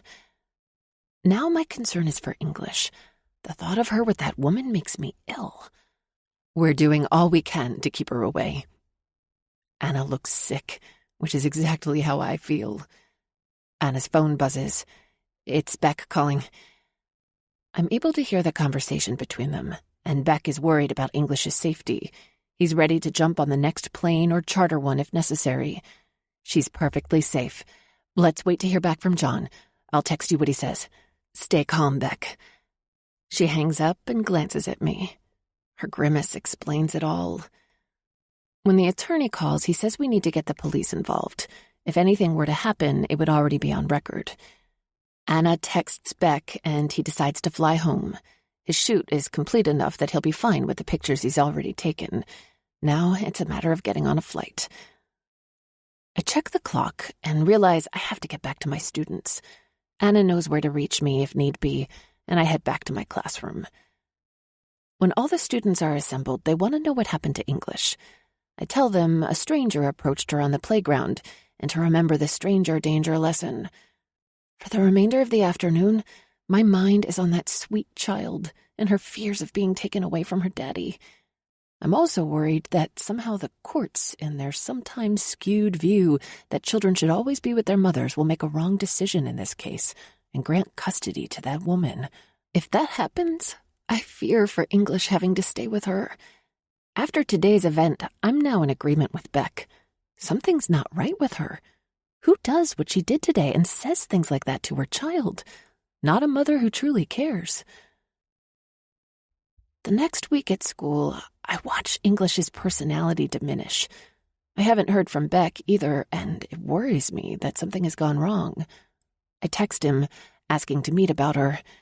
This time my phone immediately rings. Can you come over? He asks. My heart drops. Is everything okay? He groans. If you can call it that. He sounds awful, depressed and listless. I'll come after I get everything organized for my day tomorrow. Is that okay? Fine. Plan on eating with us.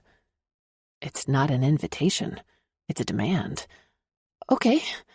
English talks about you incessantly. I'm sorry? No, that's a good thing. You put her under the rainbow. Geez, I suppose that is a good thing then. After we end our call, I sit and think about that little girl who's stolen my heart. I don't know how parents who face adversity with their kids handle it. This child isn't even mine, and my heart is getting jabbed by tiny fists every time I think of her being hurt. I'm sure Beck is tearing his hair out by now, and then to risk having her torn away from him is an unbearable pain to even fathom. By the time I get to his house, my anxiety level is killing me. He opens the door, and his messy hair and unshaven face tell me enough. He leads me through the house, and his parents are here. I've never met his father, so he introduces us. English doesn't run up to me like she usually does. "Hi, Miss Monroe." Her sad voice causes my heart to fall to my feet. "Hey, sweet cakes, what's cooking?" "Pizza. Daddy's ordering it." That gets a laugh out of everyone because she didn't quite get my question. When I explain it to her, she laughs too. Then Anna says, "Munchkin, how about we go to your room for a minute?" "Why?" "So Daddy and Miss Monroe can talk." "Okay." She gives us a big grin. What was that all about? When they're gone, Beck asks, "So?" "She's been very withdrawn in school. Her bubbly self has vanished." Beck sighs. "I figured that's what you wanted. She's afraid to sleep alone. If she does, she wakes up with a bad nightmare and ends up in my bed." Touching his arm, I say, "The counselor at school is great. We should get English in to talk with her. I think it would help with her fears of losing you." Mark, Beck's father, adds, "I think that's an excellent idea. And now, especially if the worst happens." "What does that mean?" I ask. The two men share a pained look. Then Beck says, "My attorney told us today there's a possibility the mother could get visitation rights." It feels like Beck just sucker-punched me. All the air gushes out of me, and I stumble around silently like a street corner mime until a red-hot fury ignites inside of me, and then I can't shut up. That's insane. That woman came to the playground and said all kinds of horrible things to English and scared the shit out of her. And now you're saying that the courts may deem it safe for her to go with that crazy-ass bitch? Beck and Mark stare at me, Beck wide-eyed, and Mark with his mouth gaping like a fish. When I realize what I just said, I clamp my hand over my face and mutter, "Sorry." Only it's unintelligible. Mark says to Beck, "I really love her spirit." And Beck throws his head back and barks out a laugh. Pressing the backs of my fingers to my cheeks, I say, "I didn't realize what I said. I let my angry tongue get the best of me." "Yeah, she has quite a potty mouth, Dad." I can't believe Beck threw me under the bus like that, so I give him the stink eye. Mark laughs and says, "It's not like I haven't heard any of it before." "But you only just met me, and I'm your granddaughter's teacher, for Pete's sake." "Yeah, I was going to comment about the educational system here." He's so straight-faced. For a second, I believe he's serious. But then he chuckles, and I find he's nothing but a big tease. "So, can I bring you two back to the subject at heart here? English?" I ask. Beck's face transforms into that of a distressed parent once more. "Anything she needs. Whatever you think best. I know how much you care for her, so if you think the counselor will help, then I'm all in." "I think that's a good call." "Beck, have you talked to her about—" Mark begins. "Not now, Dad." "But, son, you heard John. You're the one who—" Beck's tone took on a warning edge. "Dad, not now. Later." "Do you two want me to go and hang out with the girls?" I ask. A quick no from Beck resolves that question. It's more than a little uncomfortable being in the middle of this cryptic conversation, so I stand there feeling awkward as hell. "Sheridan, what do you like on your pizza? I'm going to order from the Pizza Palacio." Beck says, "Everything. Not picky here." He places the order, then the silence expands until it nearly swallows the room. Maybe I can sneak out the back door and no one will notice. "So, Sheridan, are you from Atlanta?" Mark asks. "No, sir, I'm from South Georgia, a small town called Morganville." He nods as though he's familiar with it. "Have you been?" I ask. "No, but I imagine it's a wonderful place," he says. It was. I have no idea why I said that. I never talk about my hometown because it's not home anymore. "And you ended up here after college, I take it?" he asks. "Yes, sir. This is my first teaching position. I graduated from UGA in the spring, so this is my debut year." "My granddaughter is lucky to have such a caring teacher as yourself. She talks about you all the time." I find myself blushing, not only from his compliment, but Beck's eyes haven't left me for a second. Then I'm in stellar company because she talks about her banana and jeepa all the time, too. "She's something, isn't she?" Mark asks. She sure is. I agree.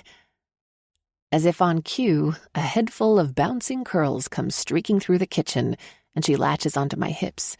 Miss Monroe, are you staying overnight tonight? You can sleep with me in my bed, and then I won't have to sleep with Daddy.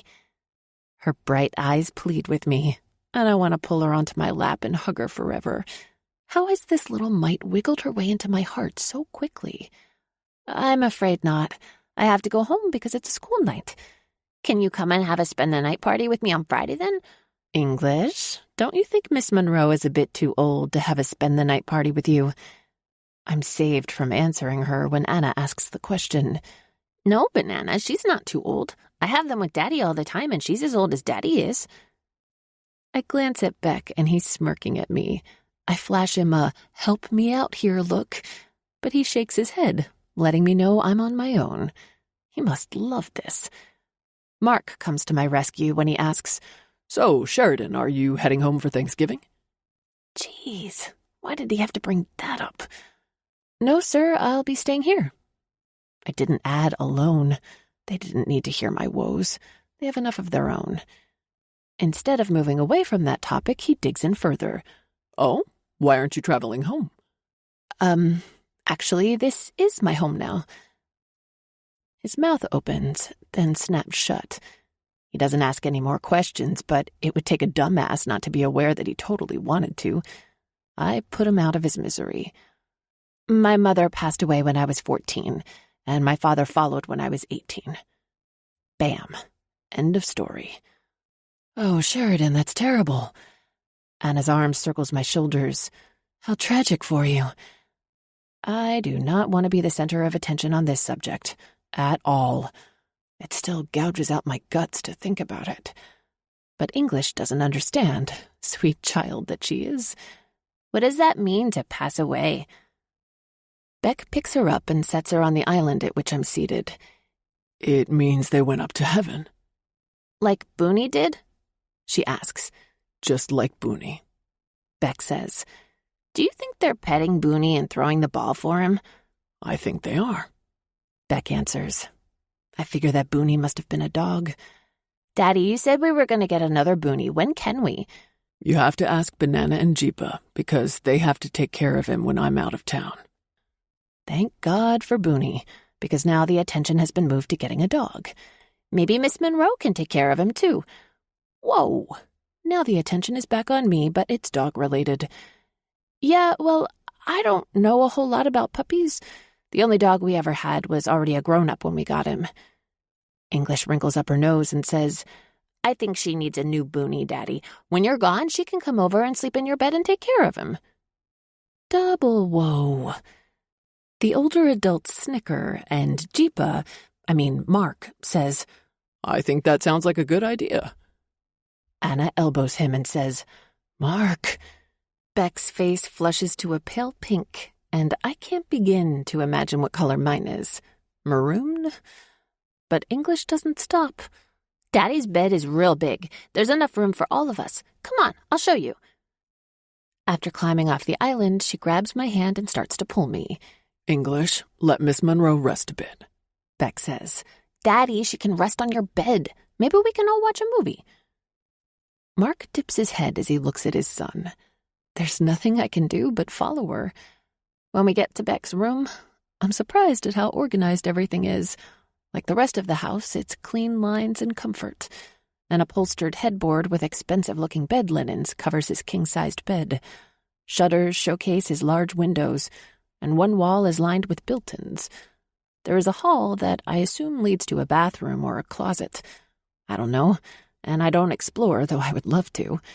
A large flat screen sits among the built-ins, and I can envision him and English watching movies here at night. It all seems so perfect. She takes a running jump onto the bed and starts to trampoline her way around the huge thing. It makes me laugh, as I remember getting scolded as a kid for doing the exact same thing. Too bad your leg is broke, Miss Monroe, or you could jump with me. The thought makes me giggle. Then she grabs a remote and says, Watch this. She pushes a button, and the top part of the mattress moves up to a sitting position. Isn't this fun? Daddy works on his computer in bed a lot while I watch movies. I see you're giving my secrets away. A deep voice comes from the doorway. Beck stands there leaning on the doorframe, observing us. Daddy, play roll 'em so Miss Monroe can watch. I don't think... I interrupt him, saying, I'd love to see it. It's hard to contain my laugh. He takes a flying leap and lands face down on the bed. Then he rolls one way, and English jumps over him. Then he rolls the other way, and she leaps again. They keep doing this back and forth thing as English gurgles with laughs the entire time. Seeing these two together like this breaks my heart to think of her being taken away from him. It would crush them both. Anna comes in and breaks up the party to tell us our pizza has arrived. English grabs my hand, even though it's on my crutch, and says, When you get your broke leg fixed, you'll have to play roll-em with us. I'd love to play roll-em with you, English. And I realize I would. Chapter 21. Beck. Not another word, Dad. Son, I know you think I'm pestering you, but that's because you are. If they don't get off my back about this, I'm going to have a meltdown. Look, I don't even know how to act around her when we're alone. She loves English, but me, I'm positive she thinks I suck. Send her flowers. Flowers? That'd be like putting a circle Band-Aid on a severed artery. Just leave it alone. Beck. His tone stops me in my tracks. Dad has a long fuse, but when I hear his tone, I know he means business. You're running out of time. I love that little girl out there. He jabs his fist toward the backyard where English is playing. And you and your damned hard head are risking losing her. I'm not. It's more than... I don't want to hear any more of your bullshit. He storms out. That takes me back a step, too. While I swear all the time, ever since English arrived, I rarely heard Dad utter a bad word. Now I have to smooth things over. But I just don't know how I can possibly do what they want. Chapter 22. The week before Thanksgiving, I'm free of my crutches. The orthopedist still says I need to wear the boot until Thanksgiving, and then I should be healed sufficiently to go without it. Hallelujah. Beck calls and invites me to dinner again. We go to a different restaurant this time, a quaint one that he's never tried. He orders a bottle of wine, and for whatever reason he appears nervous. He messes around with everything on the table. What's my favorite student up to tonight? She's with my parents. She loves to go there. They spoil her, of course. It would be hard not to. He drinks his wine fairly fast, finishing his glass before I've barely made a dent in mine. Our food is ordered and he makes small talk. But something is up, and I can't put my finger on it. I assume everything's going well with English and the court ordeal because he hasn't mentioned it since the pizza night. She's been acting much better at school and has seen the counselor a few times, so I figure everything is on track in a good way. But his fidgety actions make me think I should ask. As I'm getting ready to formulate a question, he blurts out, I need you to marry me. I'm caught in suspended animation as the fork floats in midair, halfway to my mouth and instantly forgotten. The cogwheels in my brain shift, and things fall into place. Is he crazy? Excuse me, did you just tell me you need me to marry you? A fringe of dark golden lashes slowly fans over the rim of his cheekbone while he blinks. His chest expands as he inhales before I clearly hear him say, I did. And you're serious? Because he sounds like he just Ubered it to Looneyville. I am. His tongue rubs a spot on his lower lip as he contemplates what to say. It's complicated. Yeah, marriage usually is. He leans his elbows onto the table and steeples his fingers, pressing them to his lips. Taciturn Beck has returned. I'm gonna need a little more than this, Beck. I'd imagine so. This has to do with English. She adores you. So much that you're all she talks about. Well, that and getting another boonie. And my attorney is convinced if I were married, it would look better in court for me as far as the custody battle goes. His hangdog look has guilt written all over it. Fuck me hard and fast. This is all wrapped around that little nugget that has opened up my heart and poured a bucket of love in it. What the hell am I to do? Marriage is a pretty big deal. I always thought it was supposed to involve love. It does. You love English, don't you? I can see it in your eyes when you look at her, he says. But what about us? Aren't two people supposed to be in love when they marry? Look, I know this is asking way above and beyond what anyone should ever ask of another, but I am so afraid. Not for me. If English gets taken away from me, I'm an adult. I'll survive. But what will it do to her? She's a little kid who knows nothing about how to handle this stuff. It could damage her forever. And that sweet child has so much love in her, it would kill me more than anything to watch the light in her eyes get extinguished. I'm not asking for myself. I'm asking for her. I'll do anything for you. Anything at all. You'd live with me, and you wouldn't have to pay rent. I'll do whatever it is you want, give you what you need. You can have everything I own as long as English is provided for. My family will accept you with open arms. You already know English will, and if you do this for her, I'll be indebted to you forever. My skepticism about his sincerity in this is gone, but I still think he's a nut. You're serious about this, aren't you? Dead serious. I can't do this. Marriage is all about commitment and a relationship between two people. He scoots forward in his seat as though he's actually eager for this conversation. Exactly, which is why you should do it. I'll be totally committed to you in English. I already am with her, and I enjoy talking with you. Is he kidding? He barely speaks. This is the most talkative I've ever heard him. So I bring that up. His voice turns a little sharp when he answers, I've had too much going on. I think a lot when I'm under pressure. Grabbing a chunk of my hair, I pull it through my hand. Then I pinch my lip as I think. Stop doing that, he says in a harsh tone. What? I don't know what he's referring to. Playing with your mouth. Sitting up straighter, I comment, That's a strange thing to say. You wouldn't think so if you were me. What's that supposed to mean? I ask, suddenly put out with him. See, this is another example of why you infuriate me. That's ridiculous. No, it isn't. And what if this marriage doesn't work? I mean, between us. What if we end up hating each other, like wickedly hate each other, considering you're not my favorite person as it is? I've thought of that too. I would ask that you stay married to me until English is at least 12. 12? That's a long time. His hand scrapes through his hair. The legal age this state allows the child to decide which parent she chooses to live with is 14, but they begin to consider what the child wants at the age of 12. That's not to say her bio mom wouldn't put up a fight, but English would be older and more capable then, too. It's 6 years. I know I'm asking a lot, but I'll beg if I have to. My mind spins so hard with this, thinking it's absurdly out of the question, so I do the next best thing. I start with my objections. Holding out my hand, I start with my index finger. You already know I don't even like you.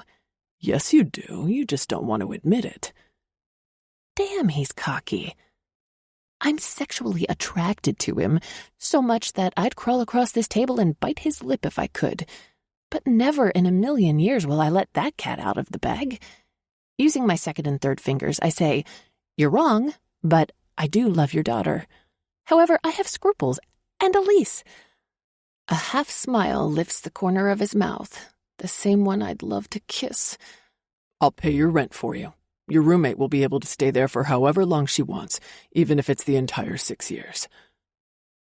I fold my arms over my chest, and I can almost hear my heart pounding against my rib cage. I wonder if he can, too.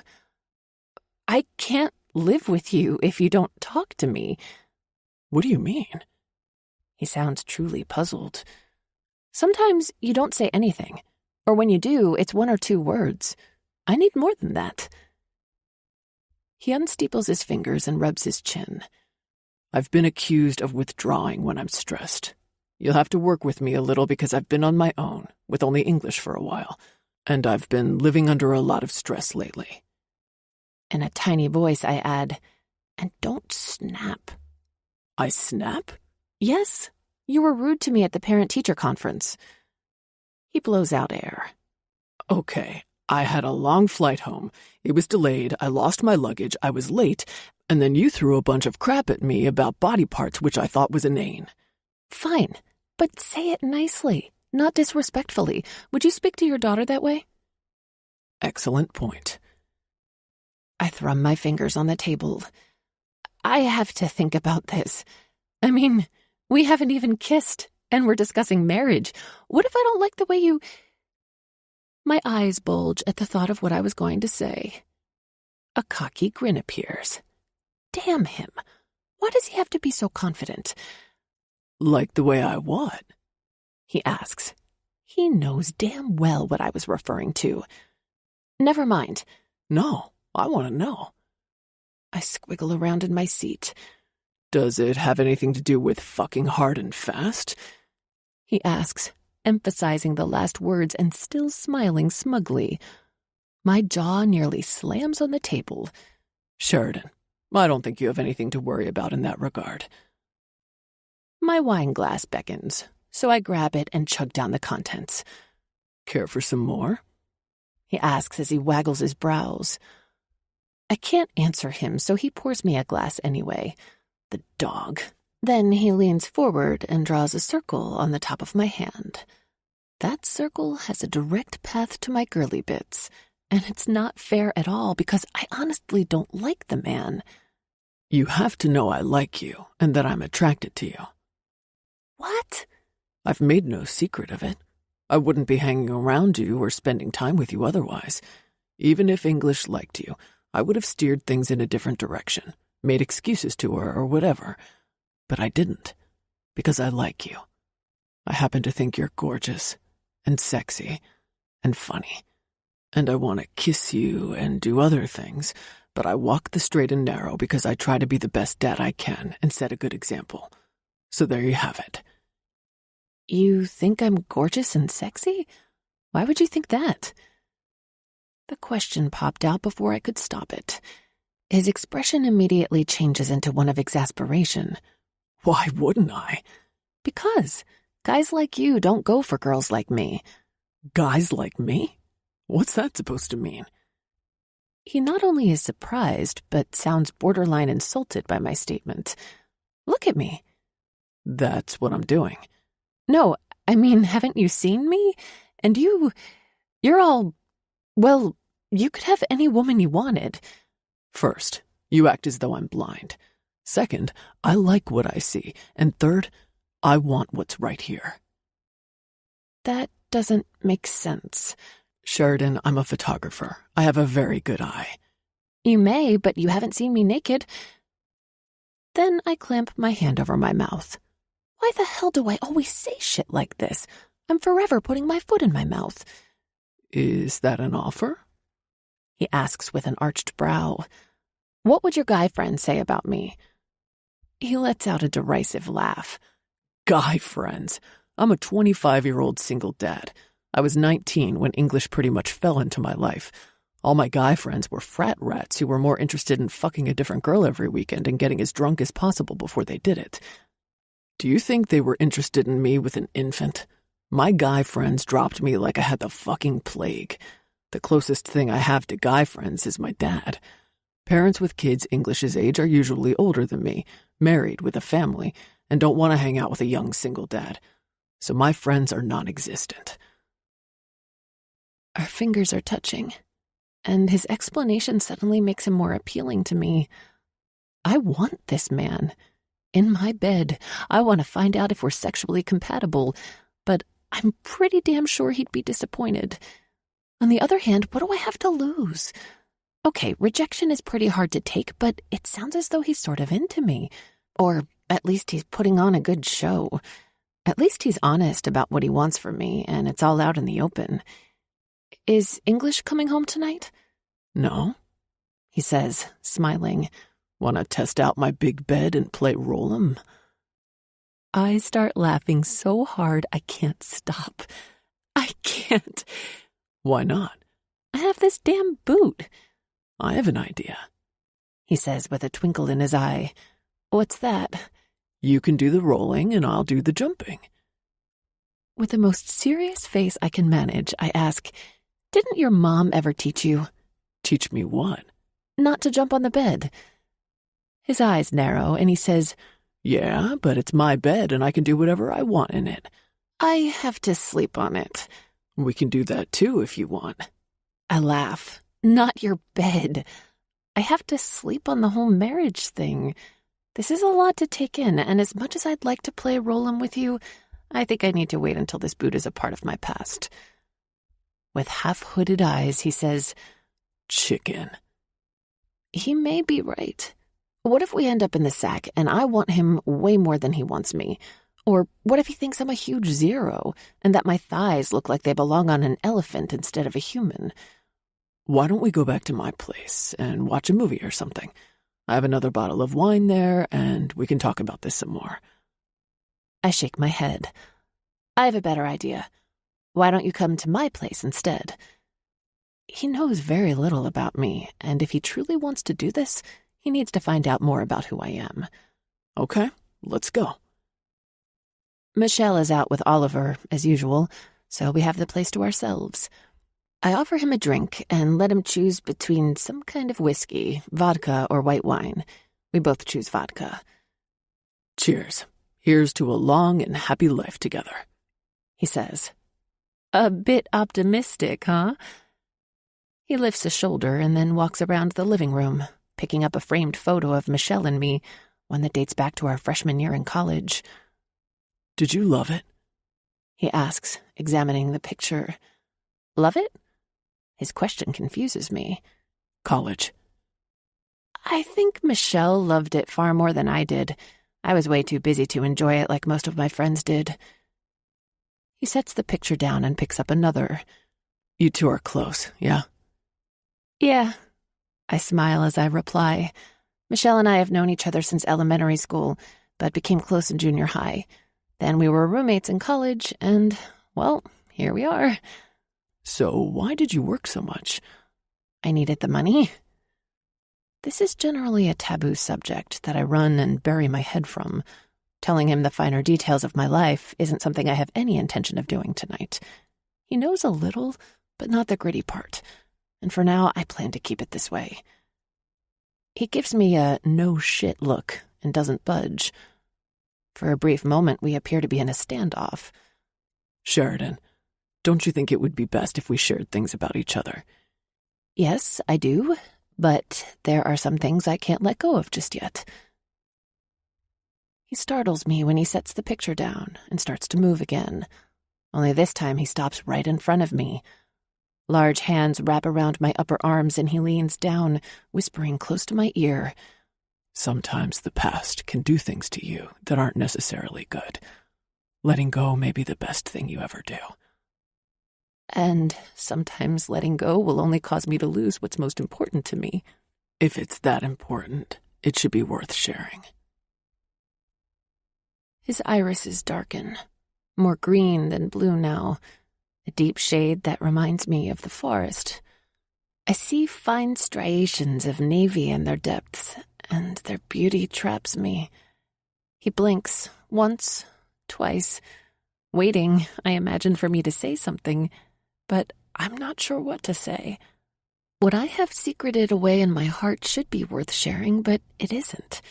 It's painful and not something I wish to discuss. Then his expression alters and takes on a pained appearance. Do you not trust me? Trust doesn't have anything to do with it. And it doesn't. Bearing my soul to this man about something that I have great difficulty thinking of has nothing to do with trusting him. I don't understand. If you won't tell me, it must be about trust. But I swear to you, I am probably one of the most honorable and faithful people you'll ever meet. I won't break your trust. I promise. It's not about that, I insist. Then what is it? I swear he's going to wear me down if he doesn't stop. It's about something that's too painful to discuss. That's it. His eyes continue to bear down on me until he does an exaggerated nod. And that's it. End of questions. A broad hand wraps around his glass, and he drains it in one swallow as he finds a seat on the couch. He reminds me of a graceful animal as he stretches his long legs and then crosses them at the ankles. I wish he weren't so damned attractive. He's a magnet, and it's not easy to disengage myself from the view. Do you have any ice cream? He asks. The question pulls me into the present. I can check. When I open the freezer, it's bereft of any of the frozen concoction, and it's weird because I find that I'm disappointed. Sorry, no ice cream. Let's go get some. Now? I ask. Yeah, why not? I take English to get ice cream all the time. But we've been drinking. How many have you had? I had one glass of wine at dinner and then this. I never drank the second one. I hold up my glass, which I've barely touched. He flashes me a crooked grin. Good. That's only one drink. You can drive my car. That is, if you're comfortable driving. You mean because I only had one glass of wine? That's exactly what I mean. I'm fine. I'm more worried about driving your car. Why? I rub my palms on my thighs. Because it's an expensive car. My car is 10 years old. If I wreck your car, I couldn't pay to have it fixed. Jesus, Sheridan, that's what I have insurance for. Stop worrying about that. Let's go get some ice cream. I'm in the mood for it. Bam. There isn't any, how about you, Sheridan? Are you? It's a no-nonsense approach to what he wants. Maybe that's the manly side of him taking over. I don't know. Not having much to go on since I've never had any solid relationships to base my opinion on. Maybe I need to ask.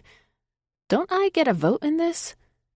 His expression is priceless. His face morphs into a mask of utter shock.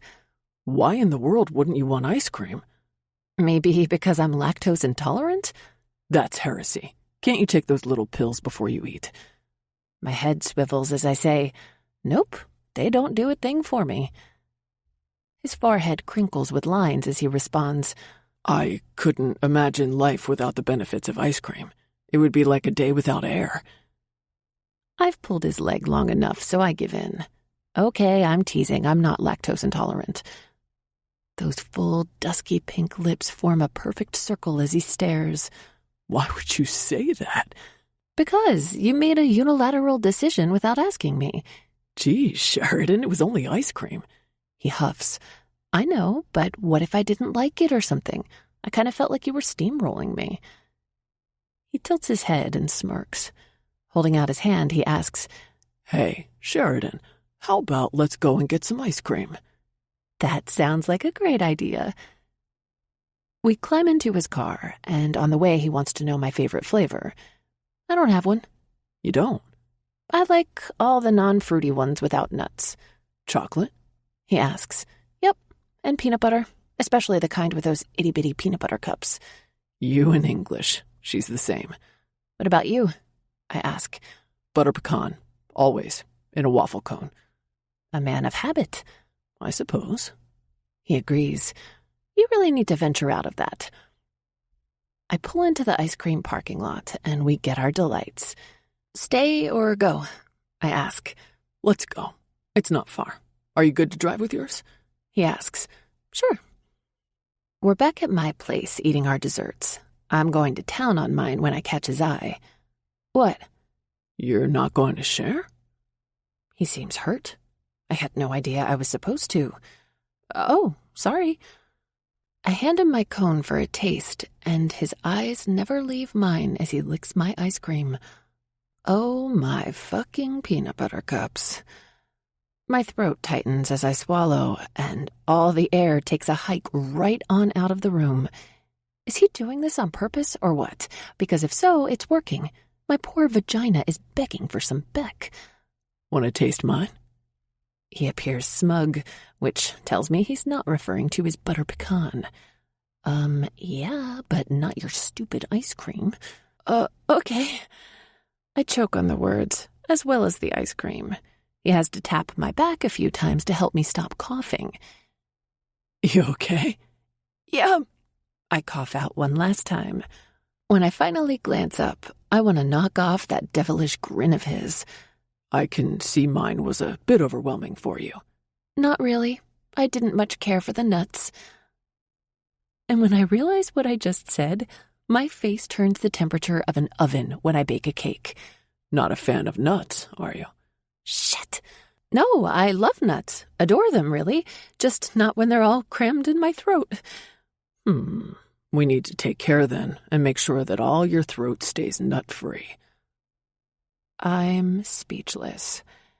He licks the last drop of golden cream from the corner of his mouth, and I want to follow him with my own tongue.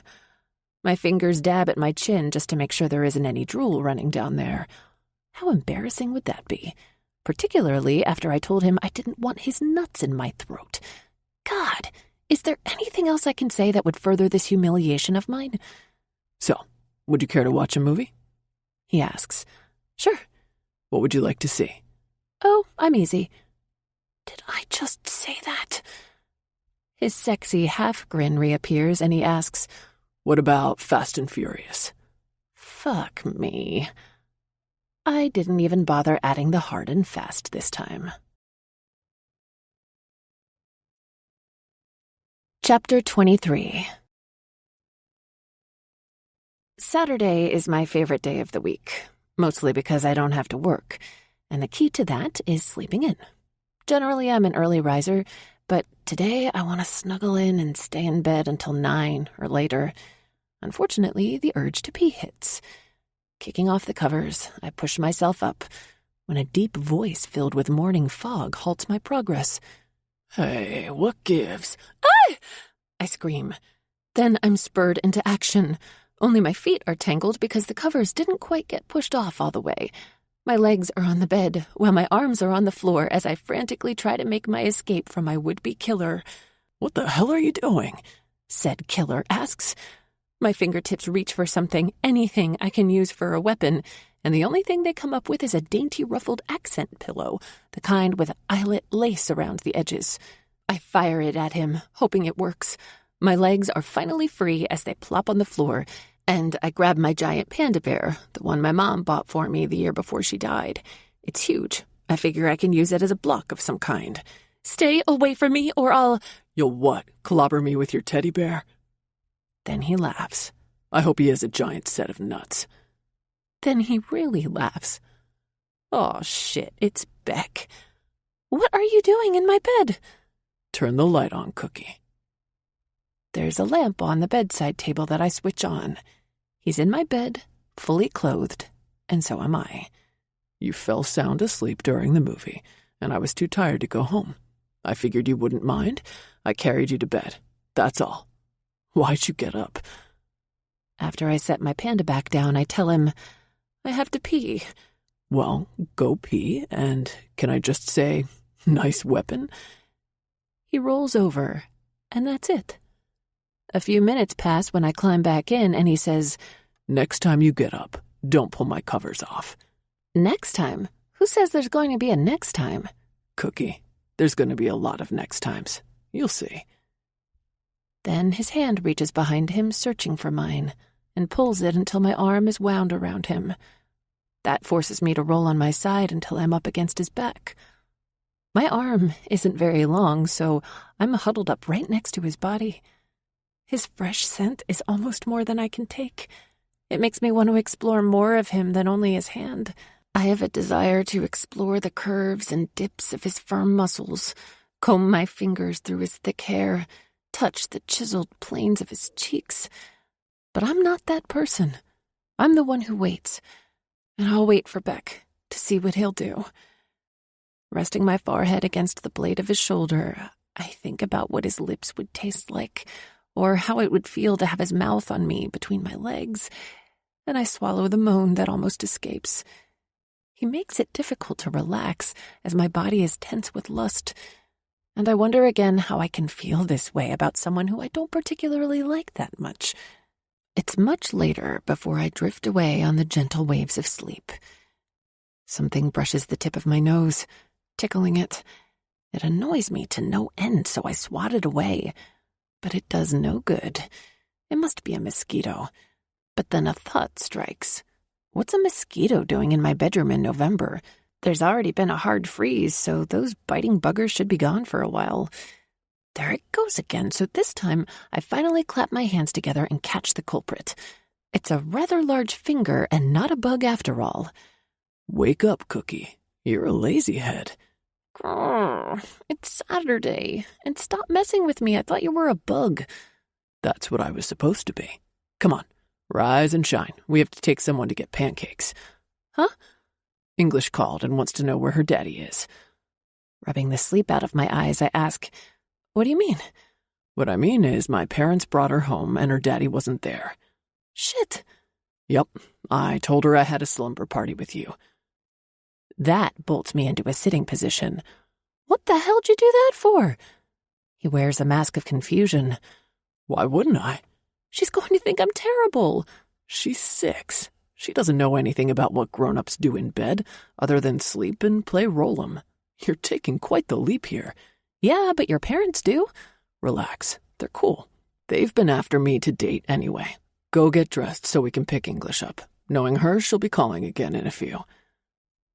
I watch him as he unwinds himself from the bed, like a graceful dancer, and heads to my bathroom. Okay, if he's in there, how am I going to shower? Then I hear the water turn on. Not much later, he calls out, Hey, Cookie, can you toss me a towel? When I enter the small bath, he inches open the curtain and asks, Why aren't you dressed? Because someone stole the shower. Oh, that. Take one later. With hands on my hips, I wait. Only I don't expect the eyeful when he yanks back the curtain. That's what you get for dilly-dallying. I'm not dilly-dallying. I want to take the shower you stole. I sputter. Take it after pancakes. Now brush your teeth, and, by the way, I borrowed your toothbrush. Did you use any of my tampons, too? His ass is toward me as he dries his hair, but at my comment, he spins without any regard for his nudity. I try my damnedest not to react, but naked Beck is impossible to ignore. My breath rattles my lips as it whooshes past them. Big, luscious, grab him now. That's what comes to mind. I don't want to openly stare, but I want to openly stare, because Beckley Bridges looks like one of his gorgeous photos. All perfection with 0 flaws. My gaze rivets on the large dusky rose penis, and it's inconceivable for me to tear my eyes off it. My fingers twitch with the need to touch it as it hangs there in all its fine glory. Sheridan? Huh? You okay there? In 2 steps, he stands in front of me and places his hands on my arms. You sure you're okay? He whispers with a cocky grin. I think so. I swallow the clump that's gathered in my throat. Do I need to kiss you and make you better? He doesn't wait for my response, but lowers his head and brushes my lips with his. First, he nips my upper lip and then moves to my lower one.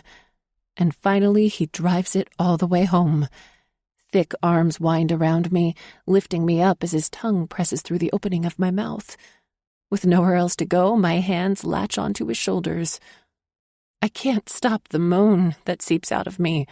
My heart punches my breastbone as it batters the space behind it.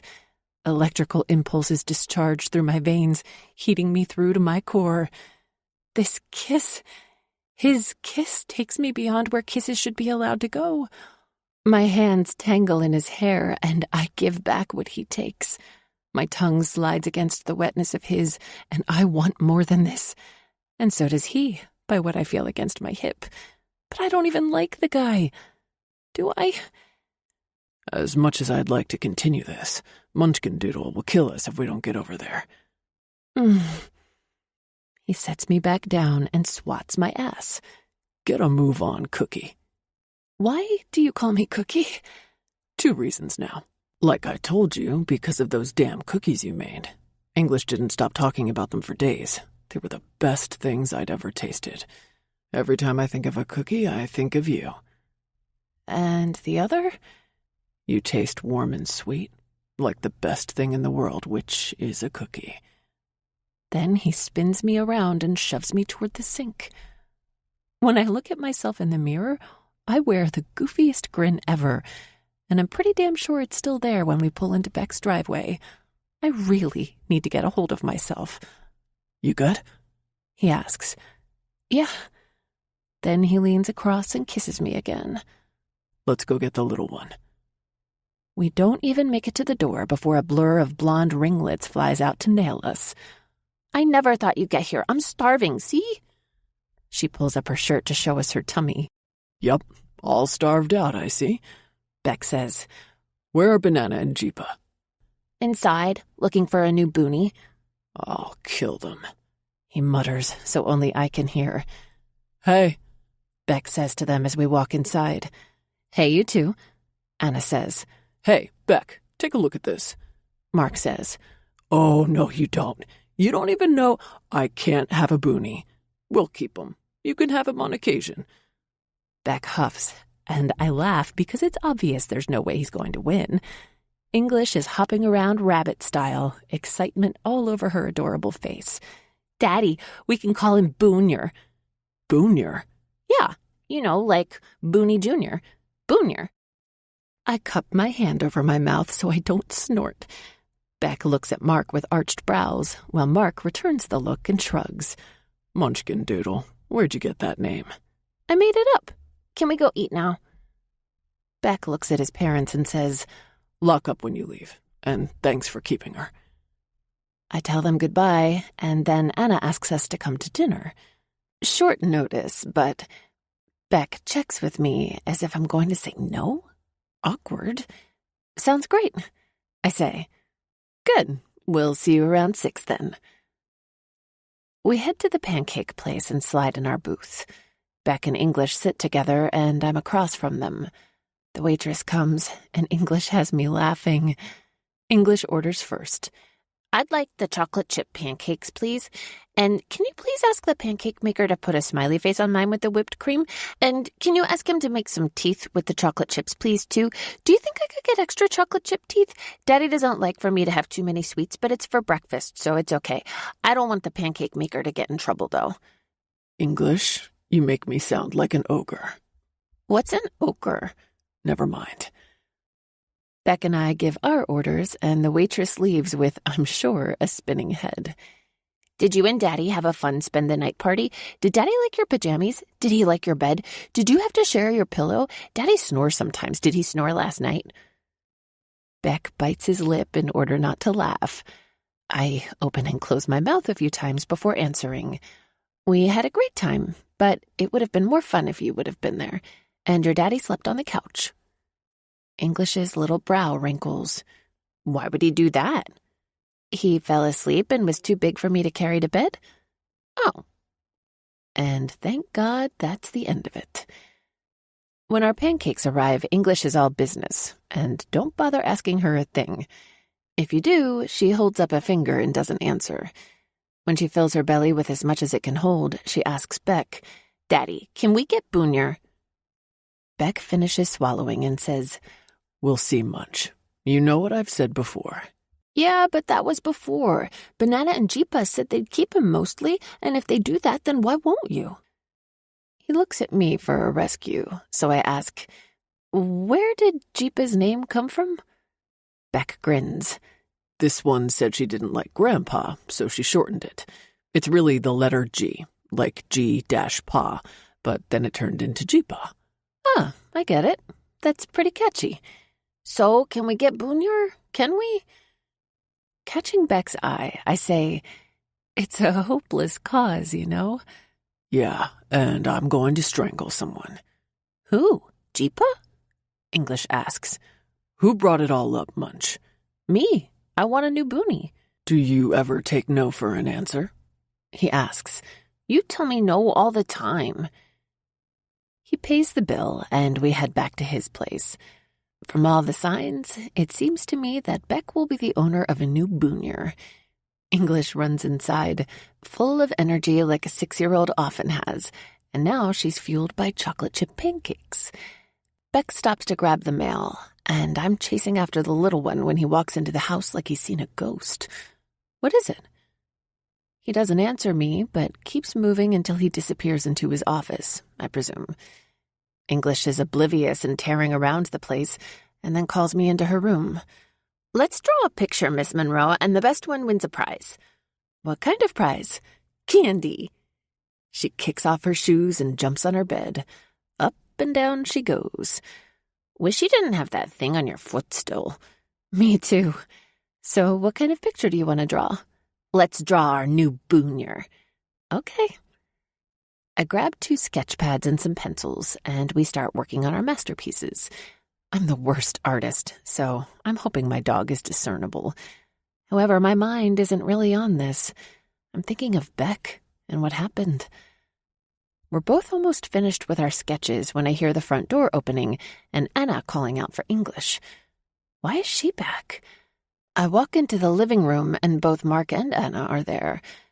"Hey, I thought we weren't coming until 6. Beck called. "He hasn't said anything?" "No, I've been in English's room playing."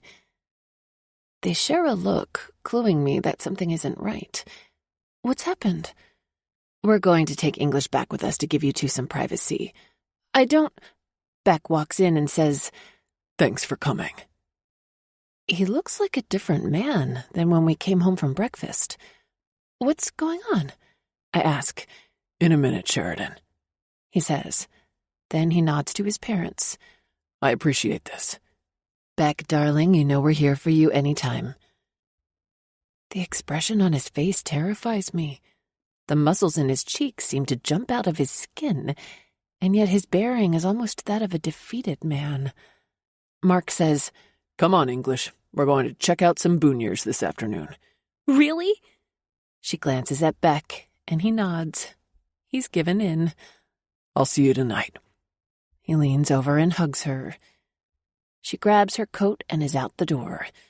When everyone is gone, he faces me and hands me an envelope. It came in the mail. Certified today. When I see that it's from an attorney, I know immediately what it's about. Shit. That's about right. Quickly, I scan the contents, and it says the mother is pursuing her rights for custody. She wants 50% and blah, blah, blah. I can't get past that 50%. She's not starting small or messing around. "Did you call your attorney?" He grimaces. Yeah, he didn't answer, so I left a message. This is not good, Sheridan. We were hoping she'd go for a weekend here or there, start in small increments or something, but not 50%. He drops on the couch and rubs his neck. I'm at a complete loss. "What can I do?" Honestly? "Yes?" Marry me. I know how much it is to ask, but now more than ever, English needs this. Chapter 24. Beck. The letter was a devastating blow. I should have expected it, been mentally prepared, but it came at me like a damn nuclear warhead, scrambling my brain until I couldn't think straight. I don't think Sheridan will go for the marriage thing, and honestly, how can I blame her? It's a steep thing to ask, but I do think she's warming up to me. The thing is, this is pressuring her, and a large part of me feels terrible about it. But that part is outweighed by my love for English. Make no mistake, I will do anything for my daughter. Anything. Chapter 25. Leaving Beck in his state of distress isn't easy, but with what he presents, I have no choice. I can't be around him and think straight. This isn't a decision I'll jump into without weighing all the options. Thanksgiving is Thursday. We could go away on Friday, elope somewhere. What would English think? I ask. Cookie, she's in love with you. If we came home and I told her we'd gotten married and you were her new mom, she'd be under the rainbow about it. And school? How do you think they'd react? Is there a rule somewhere that states you can't get married? I pinched the bridge of my nose.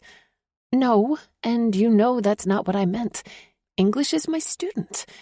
Is there something that stipulates you can't teach your own child? I would think you'd be harder on her as your own. I have to check into it.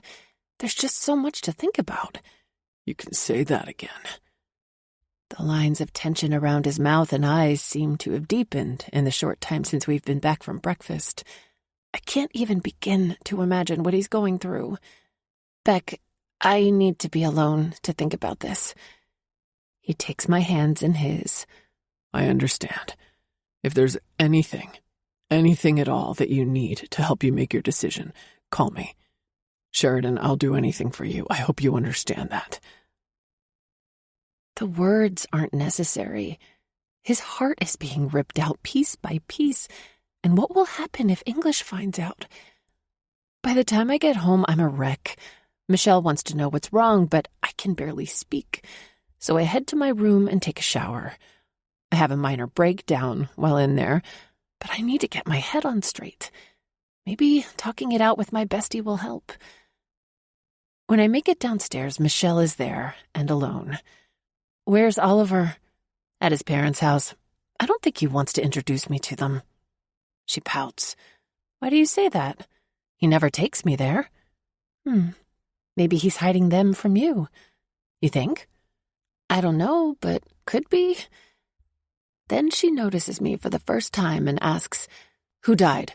You've been crying, and a lot by the looks of things. It's such a long story, I almost don't want to tell the whole thing to her, but I have to. She's my Michelle. By the time I finish, she's sniffing back her own tears.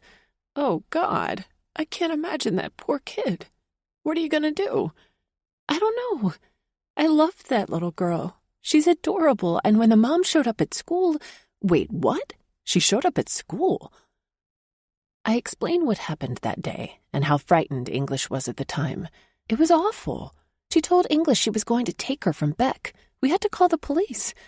Damn, Cher, that's terrible. What do you think you'll do? Groaning, I say, I don't know. I hate this position I'm in. He wants me to commit for 6 years. What if you fall in love with him? That's the most ridiculous thing in the world. Why? Because, that's why. I say, I can barely tolerate him. It isn't ridiculous.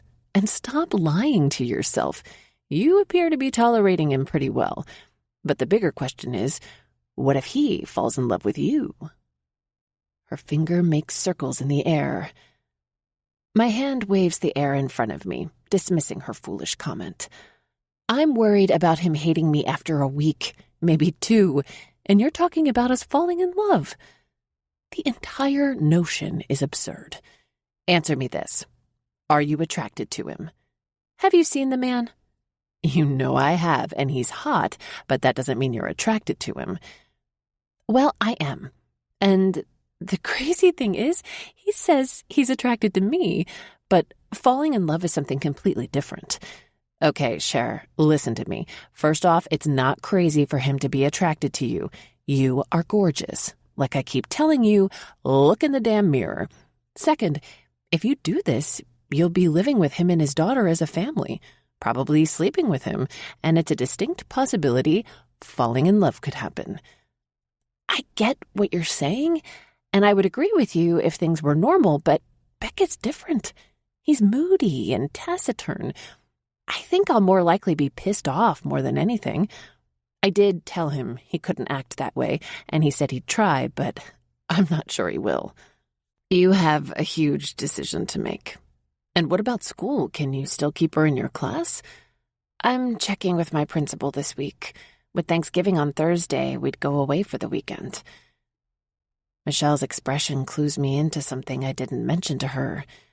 One other thing. Beck told me he'd pay for my portion of the rent, so you'd be fine for however long you'd want to live here or until you found another roommate. Seriously? That's so cool of him. No, that's just how much he wants me to do this thing. And Michelle, you can't say a word of this to anyone, and I mean anyone. If the mother were to catch wind of us getting married for convenience, this could really spell trouble for Beck. I trust you with all my secrets, even this. I've got your back. Does he know about your parents? He knows they died, but doesn't know how. Are you going to tell him? She asks. I imagine I will one day, but not now. Michelle flashes me a knowing grin. You're going to do this. You love that little kid. For the first couple of weeks of school, she was all you talked about. And now, the last thing you want is to see her whisked away by some stranger who you believe doesn't have her best interests at heart. I know you, Sheridan Monroe. You may as well call Beck right now and plan your elopement. Get the damn thing over. You're going to be Mrs. Bridges, stepmom to English Bridges, adorable, curly-headed 6-year-old who stole your heart. Too bad you just can't marry the kid. I automatically pull my shirt up to hide my face. You're right, and I know it, damn it. I'm such a sucker. She grabs my shirt to free my head. What? I said you were right, and I'm scared shitless. I don't know how to be married, much less a mom. A pillow whacks me on the side of my head. Ow! Why'd you do that? Because you were born to be both, a wife and a mom. You'll be great. Why do you think you went into teaching? You adore those rugrats. She's right. Kids, no matter how annoying they can be at times, are my joy in life. Okay, I'll give you the kids part, but being a wife's another issue. Whatever. Pack a bag and go get married. Go love on that little girl. If things turn south, she's going to need you. She laughs at me. I'm leaving on Wednesday. You're off school after Tuesday. Have fun. Michelle notices I don't make a move to do anything, so she grabs my phone and hands it to me. Call him, Cher. What's your rush? I know you. You're going to sit here and talk yourself out of this, and then you'll be missing out on the single most important thing in your life. Not to mention you'll be slapping yourself in the forehead for the next however long when that little girl gets carried away by some maniacal drug-addicted bitch. Fuck. I start frantically tapping Beck's number. It rings 4 times before he answers. Cookie, this can't be good. I'll do it. I rush to say. What? I'll do it. I'll marry you. Nothing. Dead silence. Maybe he changed his mind. What, are you rescinding the offer? No, not at all. I'm shocked. I thought it would take you at least a couple of days to decide. Yeah, well, it didn't. And let's get something straight right this minute. I'm doing this for English, not you. So let's plan. I have to move, and how are we going to tell English and your parents? My parents already know. They were part of the plan. They adore you. And they don't think this is a crazy idea? Not at all. They think it's great. How are we going to tell English? And are we going to do it before we get hitched or after? Hitched, huh? I look over at Michelle, and she has this wicked grin on her face. That woman loves this. Of course, why should this surprise me? She's always been the drama queen out of the two of us, so this is falling right into one of her things. I can see her practically rubbing her palms together. Cookie, don't you think we should discuss all this in person and not over the phone? That's probably a good idea. I'll pick you up in a half hour, and we're eating dinner with my parents, remember? Fuck me, I forgot. What happened to hard and fast? I'm in a slow and easy mood today. He doesn't respond. Hello? Beck? Yes. Oh, I thought I lost you there. No worries on that. See you in 30. Michelle sits there with that smart-ass grin on her face. He's picking me up in 30 minutes. I have to get ready. And I can't wait to really meet this guy. You've already met him at the movie theater, remember? Yeah, but this is different. When the doorbell rings, Michelle runs and literally tears the door open. Beck jumps back. That's how hard she ripped the thing apart from the frame. Geez, girl, you've been lifting weights or something? I ask. She giggles and then takes a good hard look at Beck as I call out to him from inside. Come on in, Beck. Beck says, Hey, I'm Beck. We met at the movies briefly. He sticks out his hand, but she numbly stares at him. What the hell is wrong with her? And then it hits me. She's in a stupor. I lean in and whisper, You're drooling, Michelle. Her hand runs over her chin, and then she gives me the evil eye because I was only joking. Beck, you remember Michelle?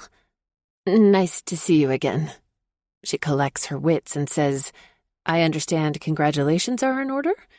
I suppose they are, he says, smiling. Beck looks toward me and asks, Did you pack a bag? Nah, I need to come back here. It's a school night. Okay, let's go. When he turns around, Michelle gives me 2 thumbs up and a big grin. I knew she would approve. When we get in his car, he says, Your roommate always that strange? She was a bit tongue-tied. Why's that? Never mind. Men are clueless. So, on to us. How should we do this? Vegas, this weekend. Vegas? What the hell? Yeah, why not? You mean like the Elvis Chapel and all? A gust of laughter bursts from him. I'm pretty certain there are other places to get married besides the Elvis Chapel. Oh. Please, tell me you didn't think that's all Vegas has to offer. I've never been, so how was I to know? I ask defensively. He continues to laugh without an end in sight. I actually see tears in the corners of his eyes. Stop, you're making fun of me. It is pretty funny, but I can't let him know that. Well, damn, Cookie, Vegas is huge. It's not like they have nothing but fake Elvises marrying people off in every corner. That would kill their quickie marriage business. Whatever. You're pissed at me. No, I'm not. My lower lip is nearly dragging on the floor of the car. Yes, you are. I'm not, but I will be if you keep pestering me. He chuckles all the way back to his place. I thought we were going to your parents' house. Not until 6 or so. We need to make plans. Right. So this weekend. Vegas, huh? Yes. Let's leave Wednesday and come back on Saturday. What about Thanksgiving in English? Here's the thing. Abby's attorney has requested a visit with English on that day. I take it Abby is English's mom. Yeah. So Mom and Dad are taking English to Disney World on Wednesday. They'll bring her back on Saturday night. We can tell her then. My attorney will deliver a letter saying, Sorry, she's not here. But it's stupid because it's not court-ordered or anything. It's just a letter from her attorney requesting that we do it. Why would she go for that on Thanksgiving? That makes 0 sense. That's what my attorney says, too. But she's pursuing her custody through the courts. This is only the beginning. I see. So, should I tell the school when I get back? That's completely up to you. Whatever you think works best. Beck, won't the mother find out? I mean, we left and then got married. Won't they say we did it just because of all this? They may, but they can't prove anything. As long as we act the loving couple in front of them, and as long as English loves you, which she does, none of that matters. He means what he says, but it scares me nonetheless. What if they call me to testify and I have to tell the truth? Why the long face? He asks. I explain my concerns. No need to worry. My attorney won't allow them to put you on the stand unless you agree to it. That's it. Once everything is decided, Beck makes our plane and hotel reservations. Since he is the frequent traveler, he handles it all. I hesitate to tell him I've never flown before. How long is the flight? I ask. About 4.5 hours. That long? Uh-huh. Vegas isn't that far from the West Coast. I know that, but I've never flown before, so I was wondering. His head tilts, and his eyes burn holes through me as he asks, You've never flown? No, never. How does that happen in this day and age? This is not a comfortable topic for me. It just does. Is there something I need to know here? Not really. His voice turns soft and husky. Look, Cookie, you're doing a lot for English and me. You can tell me anything and it will stay right in this room. I promise. It's not that big of a deal. My dad wouldn't fly because he was afraid, so our family vacations were to places we could drive. That's all. That isn't all, but it's enough for now. You sure about that? Why wouldn't I be? He isn't buying it, but he'll have to for now. I'm not ready to share with him, and who knows when I will be. Oh, I don't know. Because you're not comfortable with me. You don't want to let me into your inner sanctum, and I get that. But I hope you do someday, because I think I will show you I can be an excellent friend. We are only inches apart, and what I want to do is kiss him. It's hard to think of anything else when he's this close, but he switches gears on me when he asks, So, how much stuff do you have? Everything in my bedroom, and some of the kitchen stuff is mine. In a brusque manner, which I'm growing more accustomed to, he says, You won't be needing any of that. Leave it for your roommate. No. No. That's what I said. Cookie, you've seen the kitchen. I have everything. Beck, the things I have are from my mom. I'm not parting with them. Fine. We'll collect them when we can. Does your roommate need to replace them? I'll check with her. I huff. Don't get your hackles up, he says. Then don't order me around. After a good hard look, he nods. How about this? Why don't we just have you pack a bag or 3 and have you live here until the Christmas holidays when we could take a few days to really get you moved in? Sounds perfect. Thank you. I offer him a sweet smile. Glad you approve. Are you ready to tell my parents? Sure. Then he reminds me. Don't forget, we're not telling English until we get back. I agree as we head to Beck's car. I hope English will be as happy as Beck thinks she will. Chapter 26. When we get to Beck's parents' house, I can't seem to keep my mouth from hanging open. They live in Buckhead in one of those old coveted homes that people dream about. There's a wrought iron gate that Beck has to enter a code for us to pass through. The drive to the house isn't long, but the manicured lawn is picturesque. After English was dropped off in the box, Dad had this gate installed. I lived here with her for a year, and he became a bit of an overprotective jeepa. Beck explains. It's so pretty here. Yeah, it's nice. It's way beyond nice, but I suppose he's so used to it, it doesn't faze him like it does me. We park in the circular drive out front and walk through the door into a large foyer that goes straight up to the second story. There's a huge chandelier hanging over us, and even though I'm standing in a multi-million-dollar home, it's not stuffy at all. It's very comfortable and inviting. Come on. Beck motions, and I follow him. We walk down a long hall, and it opens into a living room-kitchen combination that is in the back of the house. The room is stunning, with glass windows lining the back wall and looking out over a terrace. I don't want to gawk, but I'm helpless. Then an excited 6-year-old diverts my attention. English is bouncing around Banana and Jeepa's house because apparently they have located a new boonier. He can't come home until Christmas, but he's a Boykin Spaniel puppy. Beck shakes his head. What? Mark asks. That's a high-energy dog. You know you'll have to play with him a lot, throw the ball all the time, get him outside for lots and lots of exercise. You know what I'm saying? I do, and it'll be taken care of. I'm holding you to it. I think you need to take English to Disney World on Wednesday night. Mark asks Beck why. Because Sheridan and I are flying out to Vegas that night. Without saying a word, Mark grins broadly, walks over to me and wraps me in the biggest hug I can remember getting since my mom died. It brings tears to my eyes. You can't possibly know how much this means to our family, he murmurs. I'll go distract the little one while your mother changes our reservations. Are you going to tell her? Not until we get back, Beck says. Mark nods as he goes and snatches English. A couple of minutes later, Anna runs into the room and almost knocks me down with a hug. She's every bit, if not more, excited than Mark. Oh, Sheridan, we're so thrilled about this. You can't know how much this means to us. Thank you.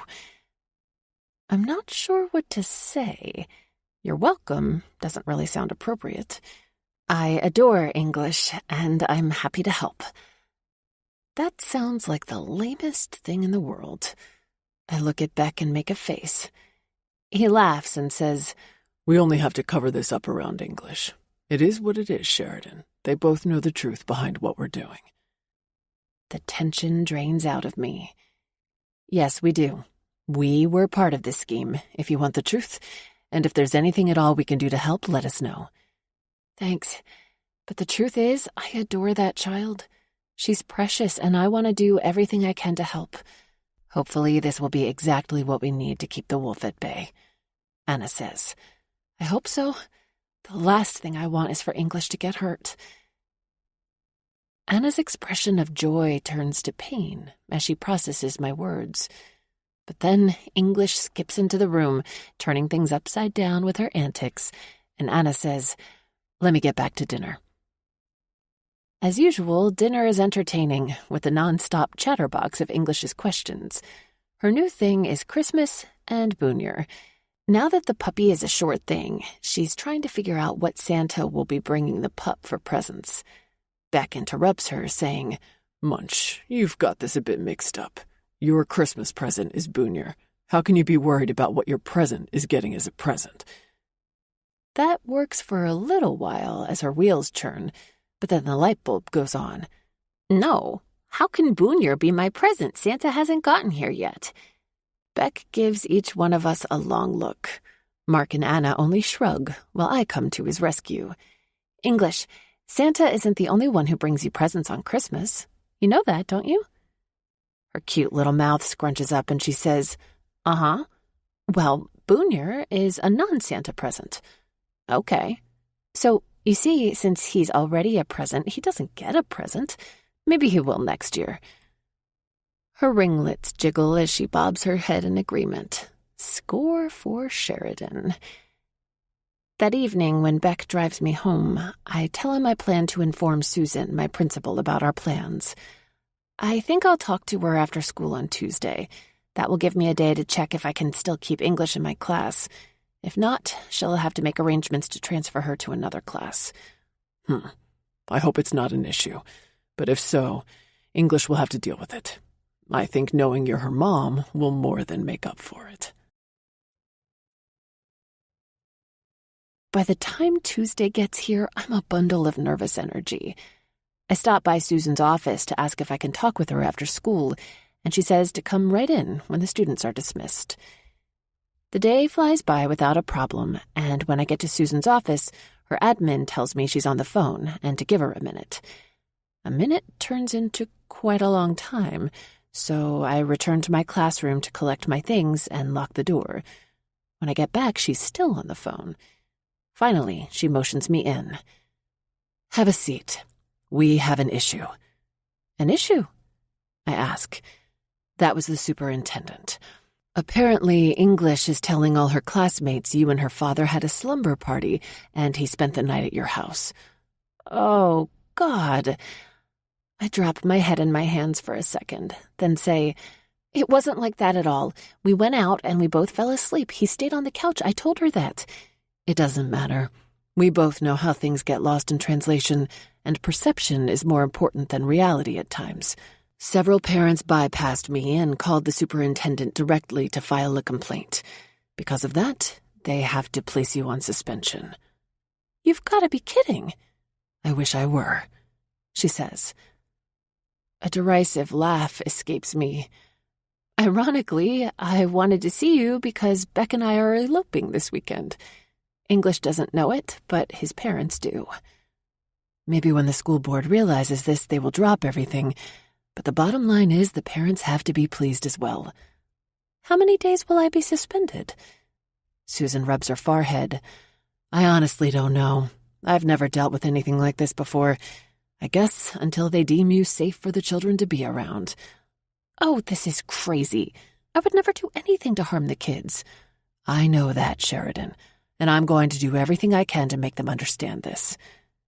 If they don't fire me and I come back, can I teach English, or will she have to be transferred to another class? You can still teach her. There's nothing that says you can't. In fact, we've had several parents teach their children before. We've found they're usually harder on their own than on the other students. So, after the holidays, I don't come back until I hear something? Susan scowls. No, I want you here. I'm taking a stand against this. The entire thing is absurd, and I want everyone to know it. I appreciate your trust and belief in me. Her eyes glance down, and she says, So this is your final week for the boot, huh? Yep, I think I'm going to burn the darn thing. In actuality, instead of celebrating, right now I feel like crying. Hey, hang in there, Sheridan. You're getting married. You have a lot to celebrate, and this is only a tiny bump in the road. Thanks for your support. As soon as I get into my car, I call Beck and tell him what happened. He can't believe it. Then he says, Don't worry about a thing. I could potentially lose my job. If you do, you can go to work for me. I need some help as it is. Beck, thank you for that, but I want to teach. I love my job. I love those kids. That's why I went to school. Besides, what if that other woman's lawyers find that out about me?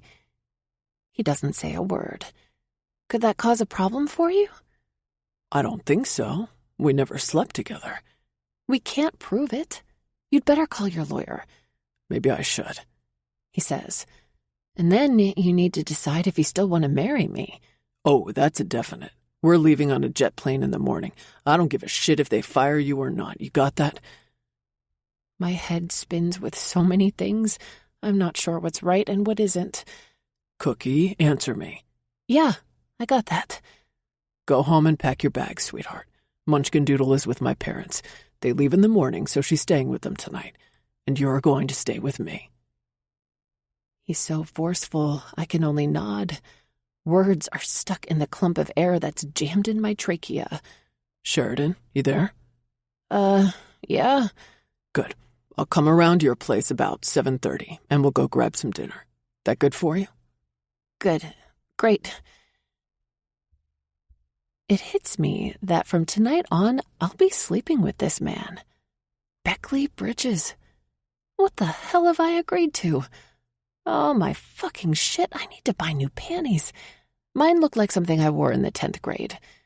My tires squeal as I leave the school parking lot and head to Target. My credit card, which I rarely use because I have enough debt as it is going to feel the burn today. First stop, lingerie department. Next, I need a couple of tops.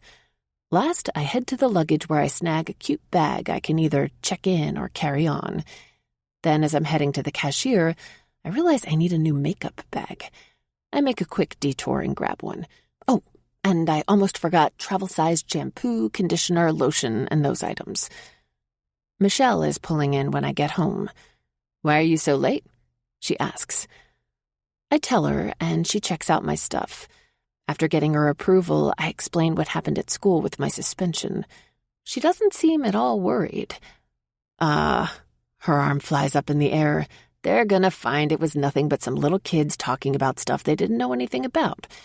Then she giggles. It is pretty funny, though. You and Beck having a slumber party. Well, yeah, she wanted to know if he liked my pajamas. She did?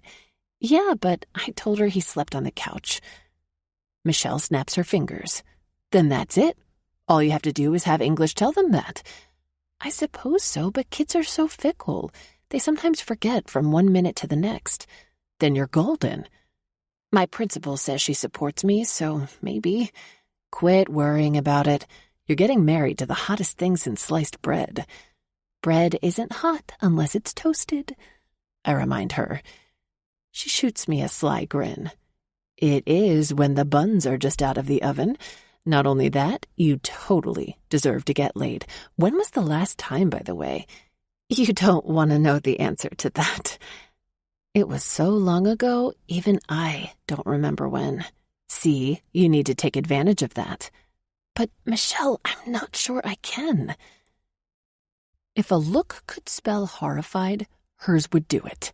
What the hell do you mean? You're marrying the guy. Why wouldn't you do the dirty with him? Because what if he doesn't want to do it with me? She points a finger at me. I've had it with you. Go pack. She turns and walks away. Beck will be here in an hour and a half, and I have no idea what to take. Vegas is hot, right? Or wait, it's November. Maybe it's not. I better check. So I do, and find it's cool. Good thing I did that, or I would have frozen to death. My closet looks like a hurricane went through it by the time I'm done, but I think I'm ready. Or not. I don't know. Michelle, I need help. Hurry.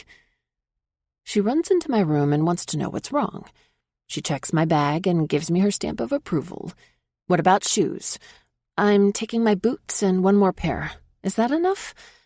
She tosses in another pair of heels. For your wedding day. Oh, I don't think I can walk in those yet. This is my first venture without the boot, remember? She pulls those out and hands me a different pair that doesn't have heels. Better? She asks. Yeah. Now you're good. Oh my God, I'm nervous. Why? Seriously? I ask. No, just kidding. Then she pulls me into her arms and says, you are going to be the very best mom ever, not to mention wife, and you'd better be a good lay, too. And remember, no teeth when you suck him off, unless he wants some, but if he does, only a little. Thanks. Jeez, that last bit didn't help at all. I play punch her shoulder. What? I just gave you the 30-second refresher course. She grabs my bag while I get my oversized purse. Let me carry this for you. My belly is tied in knots, and I blurt out, oh God, this anxiety is killing me. Calm down. Do you need a drink? I'm not sure. I need something. How am I going to eat? Just stare at the man sitting across from you, and all your worries will fade away, she says. Will you be serious? I am. The doorbell rings. This is it. I give Michelle a spontaneous hug. Who knows? In 6 years, we may be roomies again. A nervous laugh that resembles a maniacal cackle bursts out of me. You have to get control of yourself. He's going to think he's marrying a lunatic that got a day pass from the local asylum. My hands slide up and down on my jeans to remove the accumulated dampness. Okay. Yes, you're right. Open the door. I can hear her saying, hello, Beck, it's nice to see you again. I'm happy to know she can talk to him this time.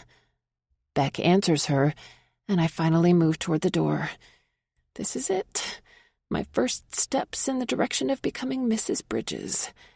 Hey, Cookie. Michelle raises a brow at the use of his little moniker for me.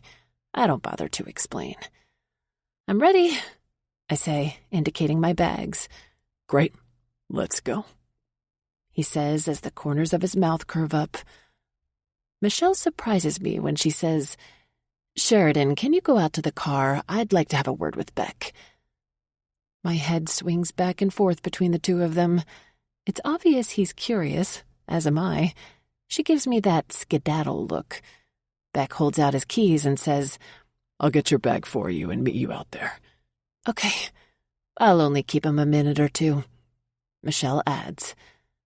She sticks to her promise, and Beck joins me in the car a couple of minutes later. That girl totally has your back, he says. What did she say? I can't tell you everything, but I have orders to treat you like a queen. She better not have given away any of my secrets. He reaches for my hand and asks, You ready, Your Majesty? Taking a deep breath, I say, I guess so. I watch the house I've lived in with Michelle disappear from sight as we drive off, and I begin a new page in my life. Part 2. Mrs. Bridges. Chapter 1. We board the plane, and Beck taps my elbow. Right here. I look at our first-class seats in awe. Since I've never flown before, I have nothing to compare them to other than what I've seen on TV and in the movies. And they're nice. Very nice. I snuff the urge to giggle. For whatever reason, I get the feeling Beck wouldn't have the patience for a giggling female by his side. He takes my bag from me and stuffs it in the overhead bin as I slide into the window seat. Glancing out the tiny plastic square, I check out the guys on the tarmac working to get our flight ready. My excitement blooms as I realize I'm about to take my first plane ride. What are you thinking about? Beck asks. That I'm a little scared and a lot excited. About flying? Feeling a bit dorky, I scrunch up my face and say, yeah, is that weird? To be scared, I mean. Not at all. I take it for granted because it's required for my work, but for someone who never has, I can see how it would be a bit daunting. I do think it's strange that you've never flown, though. I focus on the knotted fingers bunched up on my lap. Like I explained before, my dad wouldn't fly, and after my mom died, we didn't take many vacations. The truth is, we didn't take any at all. Not wanting to dwell too much on that, I divert his attention. Exactly how often do you travel? Under normal conditions, I'm gone about once or twice a month, he says. Normal conditions? I've been working a lot in town lately because of what's been going on with English. I refuse to leave because I worry so much about her. That makes complete sense, and I tell him. It also drives home the fact of how great a father he is. Family before work and all. You impress me, I say. I do? Why? Because of how you've put your life on hold for her. You'd do the same. Maybe, but I'm proud of you for doing it. His beautiful, sexy mouth curves up in a smile, and my body heats. It would be so much easier if he weren't so pretty. Thank you. The flight attendant starts talking about seatbelts and all that jazz. Beck reaches across my lap and buckles me in. The plane begins to move, and it makes me wonder something. Beck, are you nervous? About what? Getting married? Not at all. His blue-green eyes burn right through me, as though he knows something I don't. Then he picks up my hand and kisses it. It's such an endearing gesture, and one so uncharacteristic of him, my heart melts just a little. Can I get you something to drink?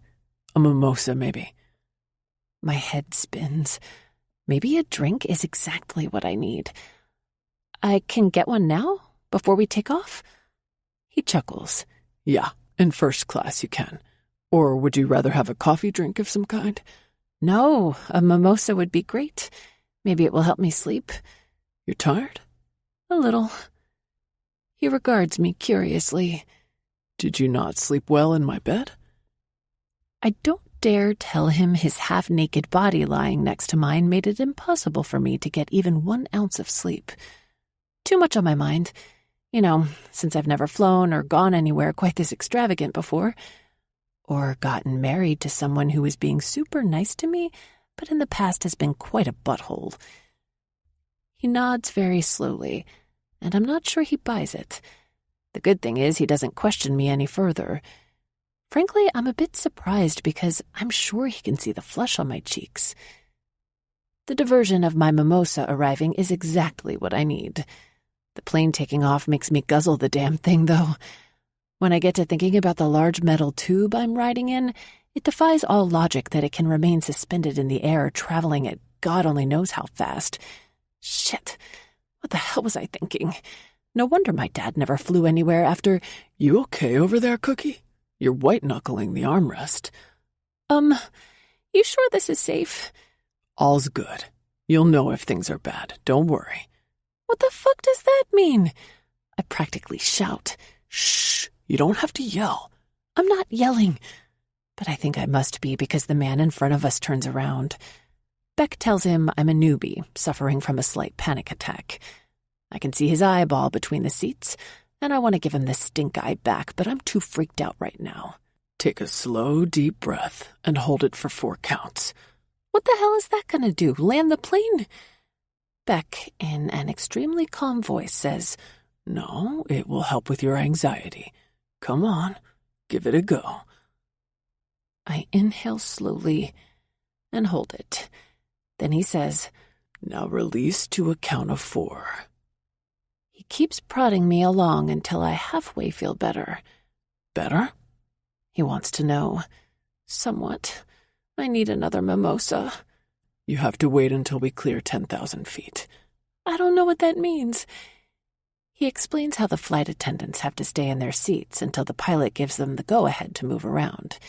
That happens when we clear 10,000 feet, unless it's real turbulent, which it doesn't seem to be today. Oh. And that's all I can say to that. How can you do this all the time? He smiles, and I think for a minute that maybe if I could crawl onto his lap, I would feel better. But then I'd look like a big wuss, and who wants a wuss for a wife? You get used to it. He picks up my hand, and I try to smile, but it comes off more like a grimace. You can do better than that, Cookie. It's kind of creepy in here, don't you think, when you analyze it?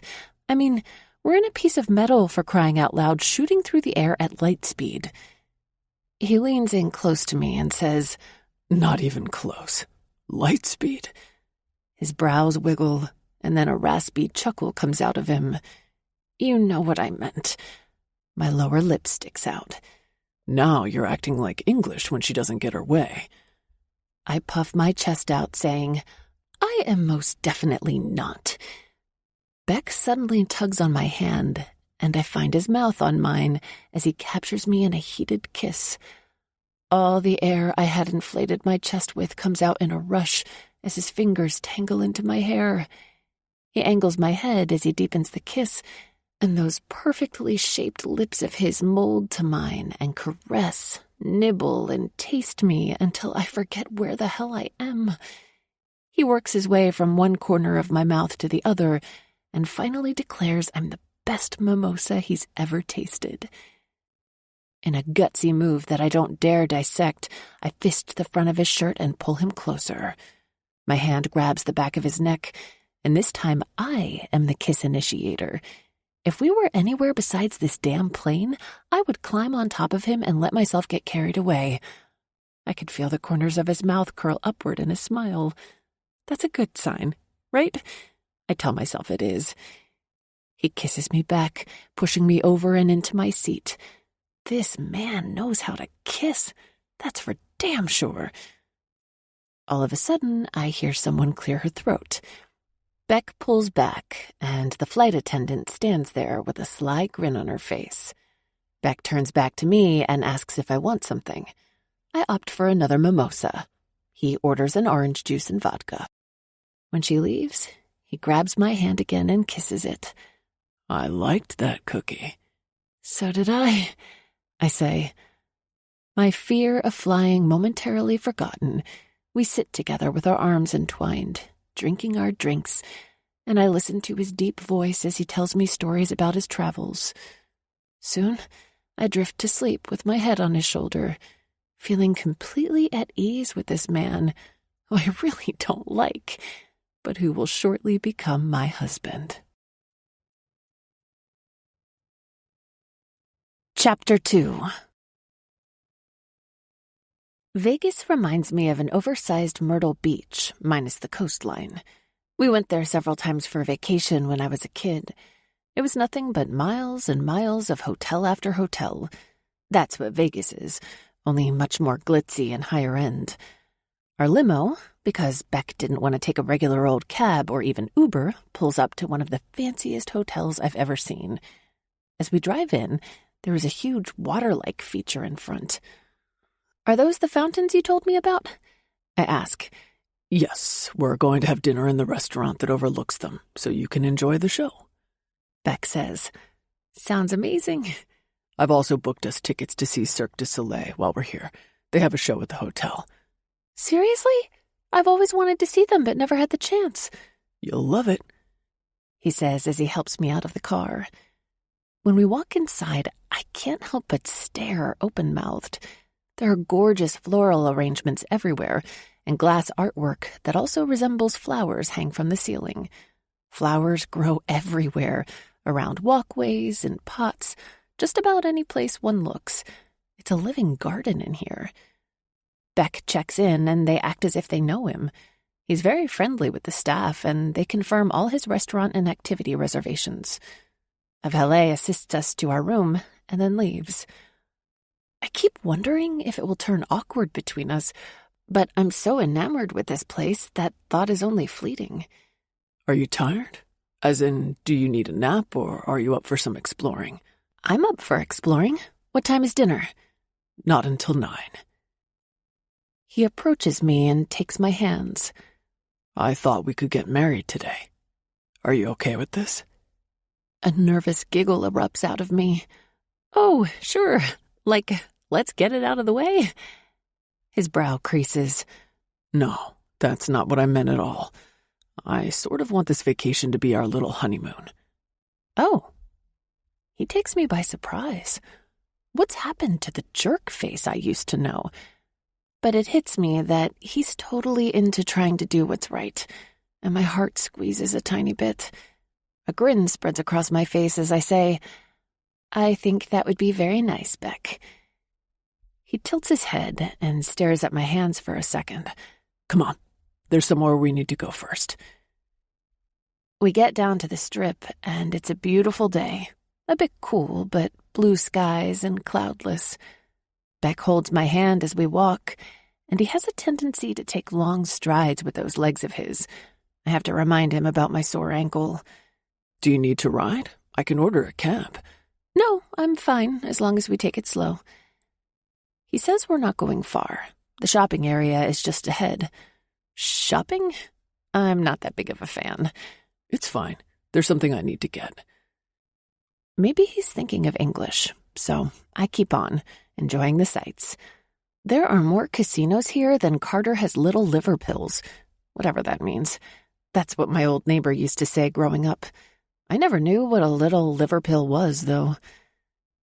Beck finally pulls me inside a store, and when I realize where we are, I'm kind of surprised. It's a jewelry store.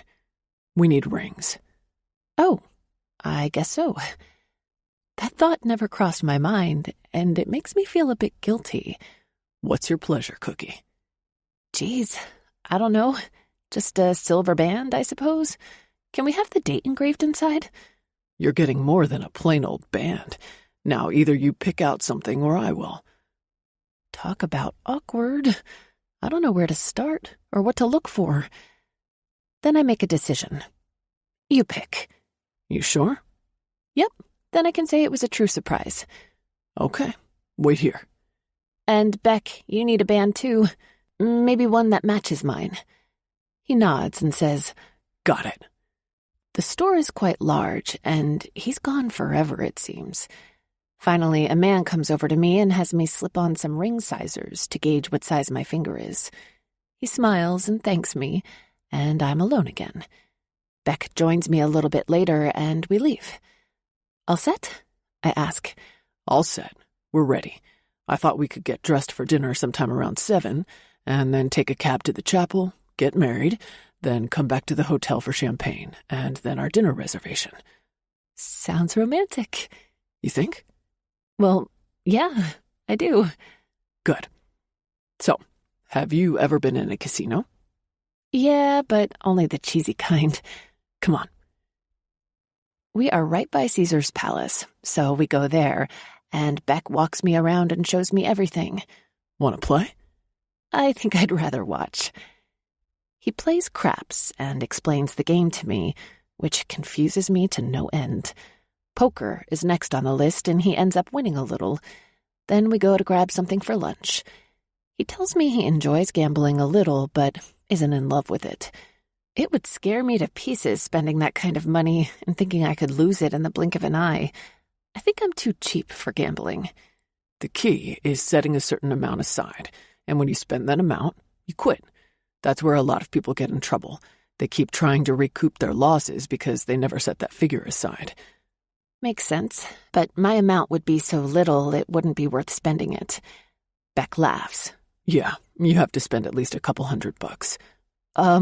No way. That's my grocery money for the month. If I did that, I wouldn't eat. Not anymore, Cookie. You can spend whatever you want. The idea of that is completely foreign to me. I could never do that. You'll have to retrain yourself. This is something we never discussed before today. It never entered my mind that we should, but I can see we need to have this discussion. Beck, I can't spend your money freely. In fact, I'd like to contribute to the pot, so to speak. I still have rent to pay Michelle, and I have school loans plus my car expense, but I didn't marry you to take care of my bills. I really didn't, and I don't want you to think I did. Let me explain something to you, Sheridan. When my grandmother died, I inherited a large amount of money in the form of a trust fund. I can tell you the exact amount, but it's irrelevant now because of my investments. It's grown substantially. I've also done quite well as a photographer in my own right. Therefore, money is not an issue with me. I know you're not marrying me for my money. If you were, I wouldn't have had to ask you more than once. I don't want you to have to scrape by. I don't live like that, and I certainly don't want my wife to live like that. Am I making sense here? You are, but it makes me feel guilty using your money like that. It shouldn't. Now, if you go to the grocery store for us and you don't use the household credit card, I will make you return every last item you bought. Am I being clear enough on this? Yes. Okay, though I still want to contribute. You will, by being English's mother. We need to get your debts paid off, and I want you to concentrate on that first. And another thing, we're getting you a new car. Oh, no, I'm not. I can't afford it. I'll handle it. The way he stares at me tells me he's not up for any arguments. However, I'm not going to be railroaded into this either. Beck, I'll get a new car when I need one. You've long passed the day you need one, Cookie. I know it may not look like much, but it's all I can afford. I don't want to argue this point, but you're going to have to retrain yourself here. Hear me out. You'll be responsible for driving English to and from school. And, no offense, your car doesn't look like the safest thing on the road. I want the top-of-the-line safety when it comes to carting her around. So you're getting a new car, like it or not. It's difficult to argue that point when he puts it like that. Okay, but I'm not sure I can swing the payment. I may have to go in halvers with you. I'll take care of the damn thing. He reassures me. What if we don't work out? He frowns. Then you'll take the car with you. It'll be in your name. I'm not going to buy you a car and take it away from you. If you say so, I just don't want anyone to think I'm taking advantage of you. First, I don't think you're taking advantage of me. And second, I don't quite care what others think. We leave a while later to go back to our room and change. I want a shower, and so does Beck, so I give him the bathroom first, since it will take me longer to do my hair. I'm standing at one of the sinks brushing my teeth, my wet hair hanging down my back in tight waves, and my body wrapped in a plush towel when he barges in. I wondered if you... Wow, you look beautiful. He pulls the toothbrush out of my hand and sets it down. Spit. Huh? Spit, he says again.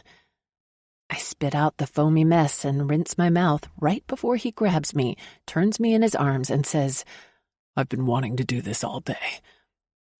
At first his lips tickle as they brush over mine. Then he sucks on my lower one as he softly sinks his teeth into it. His tongue flicks over the edges of it right before he presses it past the opening of my mouth. I lean into him, sighing, stretching my arms to thread my fingers through thick waves of his hair. He groans and pulls away from my mouth, kissing the way to my ear. Can I take this damn towel off? Instead of answering him, I slip my hand between us and detach the thing from where I've twisted the ends together. It lands on our feet between us.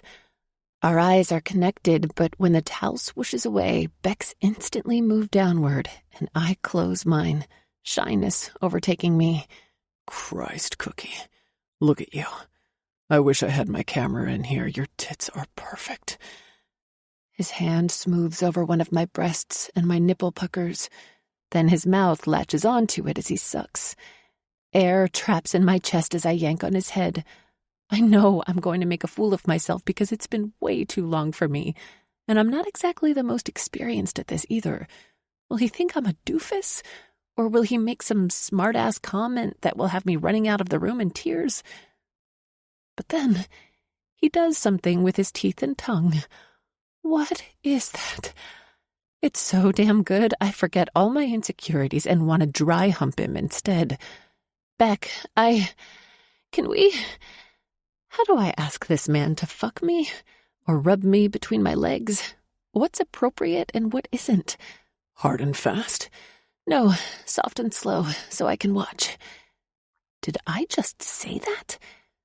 With a grin on his face, he says, Wow, yeah, okay, I can do that.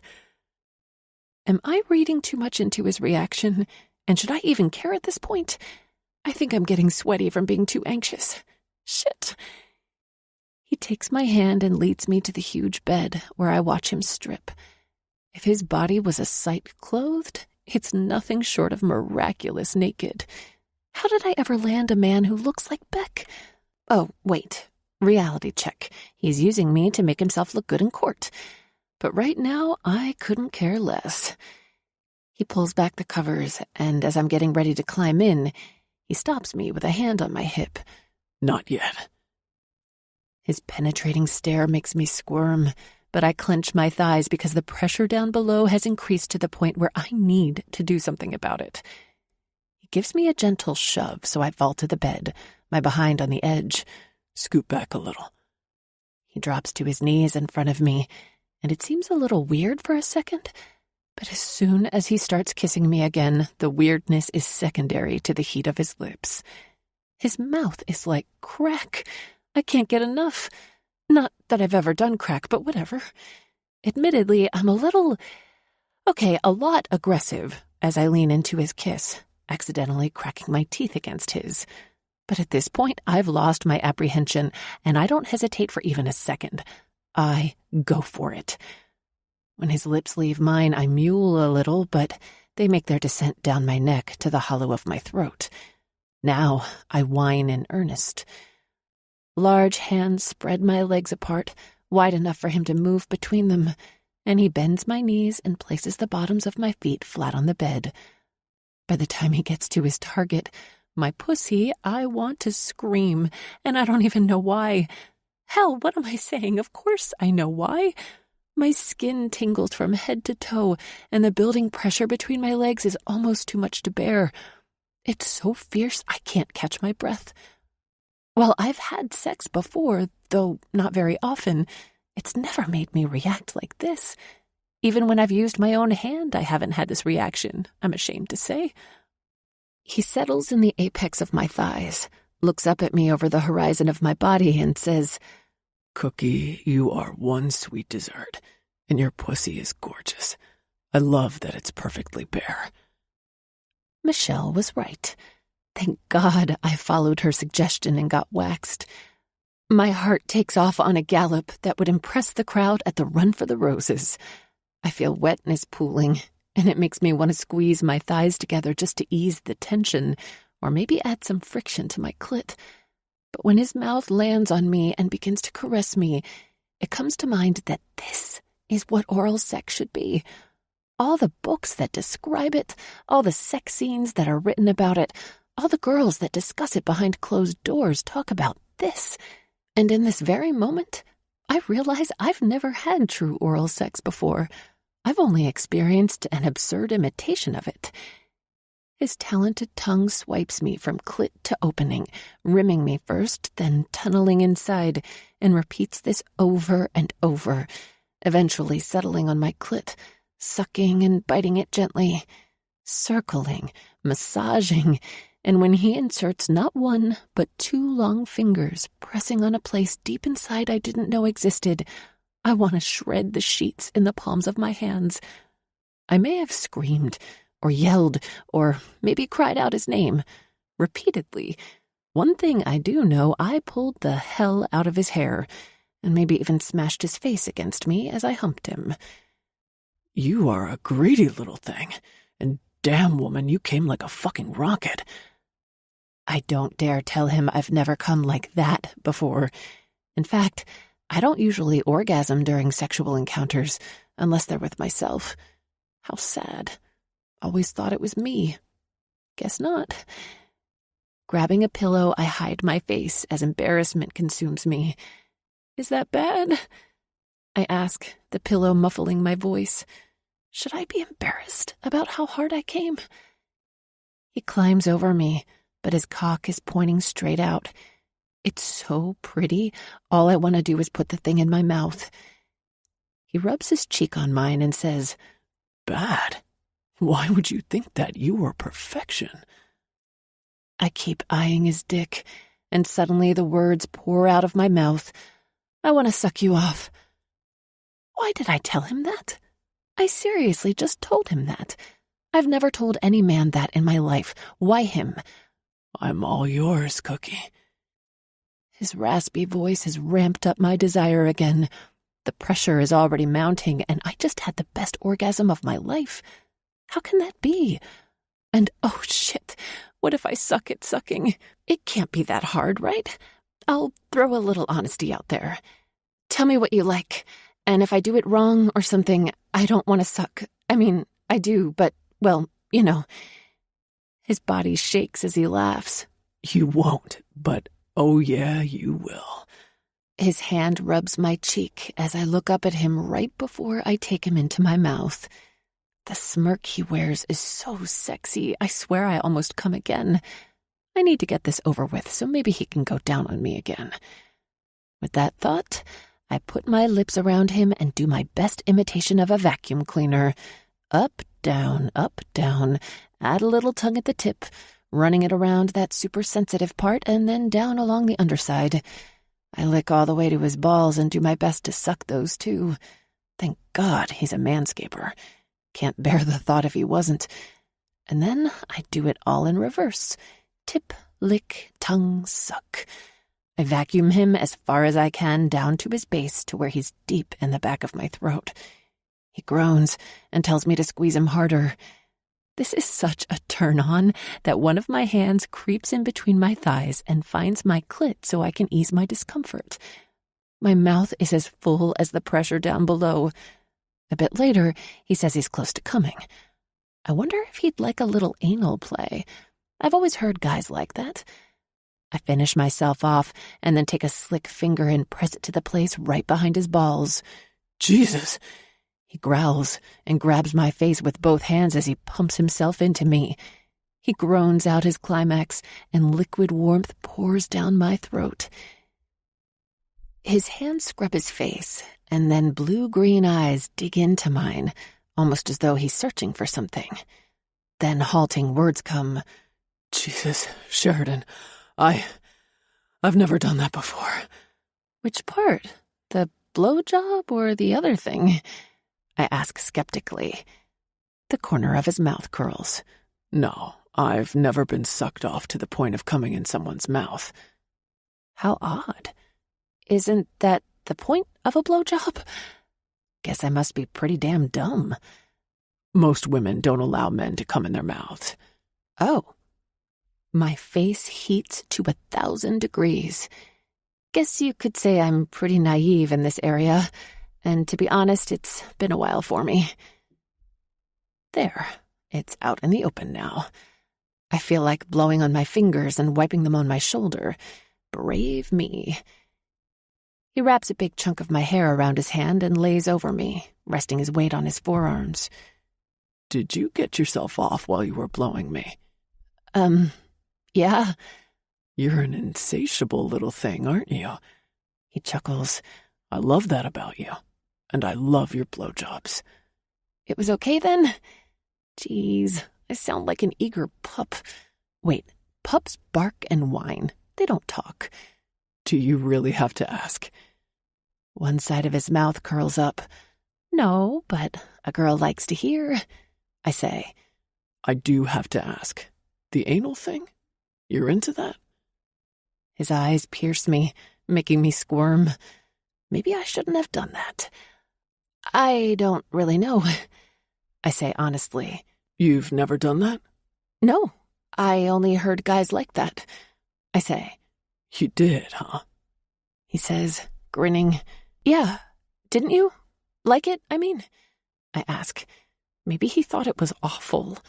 You don't need me to answer that. But one day and soon, I'm going to return the favor. But I have bad news. Bad news? Is it about anal? Does it do something horrid to you, like give you eternal diarrhea? If we don't get a move on, we'll be late for our wedding. The whole idea makes me crack up. Oh, that. I thought you were going to tell me something about anal. Well, at least we broke the oral sex ice. Now all we have left to do is fucking. Beck looks at me and dies laughing. Chapter 3. We get to the Elvis, not Elvis wedding chapel, and I'm pleasantly surprised. It's a small bona fide chapel, but it's quaint and lovely inside. There's a wrought iron arbor covered in a variety of every kind of flower one can imagine. It's absolutely stunning. We're barely on time for our 7:30 wedding appointment, so the minister and his assistant rush us inside where we sign all the appropriate paperwork before our ceremony is performed. Nothing like cutting it close on your special day, I say. Since we were running late, I didn't have time to do my hair, so it's super wavy, and not in a good way, but I am wearing my dress and fancy but sensible shoes. I say that because they're flats. Beck loves my curly hair, saying it reminds him of English's. You really could be her mother. English's hair has symmetry. Mine looks like it got stuck in a wind tunnel. You're too hard on yourself, Sheridan. His hand reaches for a chunk of twisted locks, and he rubs his fingers back and forth through the mess. The wedding lasts all of 5 minutes, but when the ring time comes, I'm amazed at what he slips on my finger. Beck bought a stunning diamond band with a huge center stone for me. It works as both an engagement and wedding ring. He also bought himself a plain but lovely platinum band. Our wedding date is engraved in both rings. I thought I'd feel empty during the ceremony, but oddly a warmth spreads throughout me. It's not so much because of the wedding itself, but because Beck, usually a douche face, has suddenly become kind and is trying his best to make this special. This, coupled with our little romp in the sack before we came here, is softening me up toward him. Whether or not it's a good thing remains to be seen, but it's the way it is, and it makes me happy. On the way back to the hotel, I can't stop staring at my ring. This is too much. It's perfect on your hand, and I want this to mean something, even though this can't be what you would have chosen for your ideal engagement and wedding. I know running away to Vegas isn't everyone's idea of a great wedding, but I want us to look back and remember this day as something we enjoyed. I lean over and kiss him. Thank you for being so thoughtful. Dinner is amazing. The fountain show is every bit as beautiful as Beck told me it would be. The food is delicious, and Beck tells me about the first time he came here. It was his first travel shoot, and he was super nervous. Young and naive, he didn't know what to expect, but the magazine insisted on him, and he showed up freaked as hell. They had him shoot the fountains and wanted to see what he could do, so he gave them something different. He shot them in sequence, as each one blasted up in the air. He was able to get great shots, even though it took a while, and those photos are still used today by the hotel to promote the fountain show. Dinner lasts until after 11, and I ask Beck if he minds very much if we go back to our room. I'm tired, and it's been a long day, but I do have an ulterior motive. I want to get naked with him. By the time we get off the elevator, he knows my game plan. When we walk in the door, he asks, "Hard and fast?"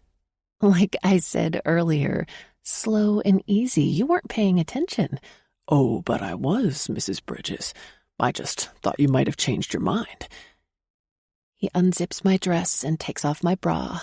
Then my panties follow, leaving me in my flats. I think you can kick those off on your own. Yeah, I'll do that while I undress you. With clumsy fingers, I unknot his tie. Next, I stumble through the process of unbuttoning his shirt, then his pants. Finally, I notice he's commando. Awkwardly, I stand there, my hands flexing, itching to touch him but too shy to do so. Well, He asks, does he want me to take the first step? I wish I weren't so unsure of myself. Well, what? aren't you going to touch me? Yes. I reach for him, and my hand trembles. In a gravelly voice, he says, Don't be afraid. You should probably know it doesn't bite. I didn't think it did. It's very nice. That's an understatement, but I don't want to overinflate his ego. He's like velvet, reminding me of those plants my mother used to grow called lamb's ears. I used to tear the leaves off and rub them against my cheeks because I loved the way they felt. That's good, Mrs. Bridges, because my cock and your pussy are going to become very well acquainted. In fact, one might say they are going to be best friends. Is that a fact? I whisper. Indeed it is. His voice is deep and husky. Then we should introduce them to each other so they are on a first-name basis, I say. A couple of things first. Are you on birth control? Because I don't want any little surprises. My mouth forms a circle. Are you saying I do? Not at all. I was just saying we need to be responsible. I agree. The reason we're here is because you weren't, I say. You're exactly right, and I thought I was. I'd always used condoms, and I can't really say what happened that night because of the alcohol. And while I wouldn't trade English for anything in the world, I believe pregnancy should be planned. Again, I agree. Yes, I'm on the pill. He nods. Are you clean? I've never been tested, and maybe I should be, but I've only been with 3 men, and my last relationship ended over a year ago. He slowly flicks his head up and down. What about you? I ask. I haven't had any relationships other than the 2 I had in high school. I've kept my life free of them because of English. However, I've had sexual partners, including the one I had with her mother. I was tested after English arrived, and with the exception of that one night, and again, I don't know what happened for sure, I've never had sex without a condom. Neither have I say. He smiles. Good. I guess we're on the same page then. So the question is, do we continue to use condoms? And are you going to be faithful to this marriage? He looks as though I've struck him. What the hell kind of question is that? Do you think I'll be out fucking around on you? He raises his voice in anger, and I actually flinch at the sound of it because it scares me a bit. Well, I know this is just a marriage. Yes, it's a marriage. We're married, Sheridan. Married people don't go fucking around on each other. Tears sting the backs of my eyes, and I tell myself I will not cry. Only I don't listen to me. Damn it. You know what I mean? This isn't the normal. I have to stop and swipe the mess off my face and snort through my clogged nose. Kind of marriage. I don't expect you to. Well, I expect you to be faithful to me. Large hands wrap around my upper arms. I didn't leap into this without thinking this through. I knew what I was getting into, and it included fidelity on my part. I'd hoped it did for you, too. I roll my lips between my teeth before I speak. Being unfaithful is something I would never do. I only said that because I thought that maybe you wouldn't want to be with me all the time.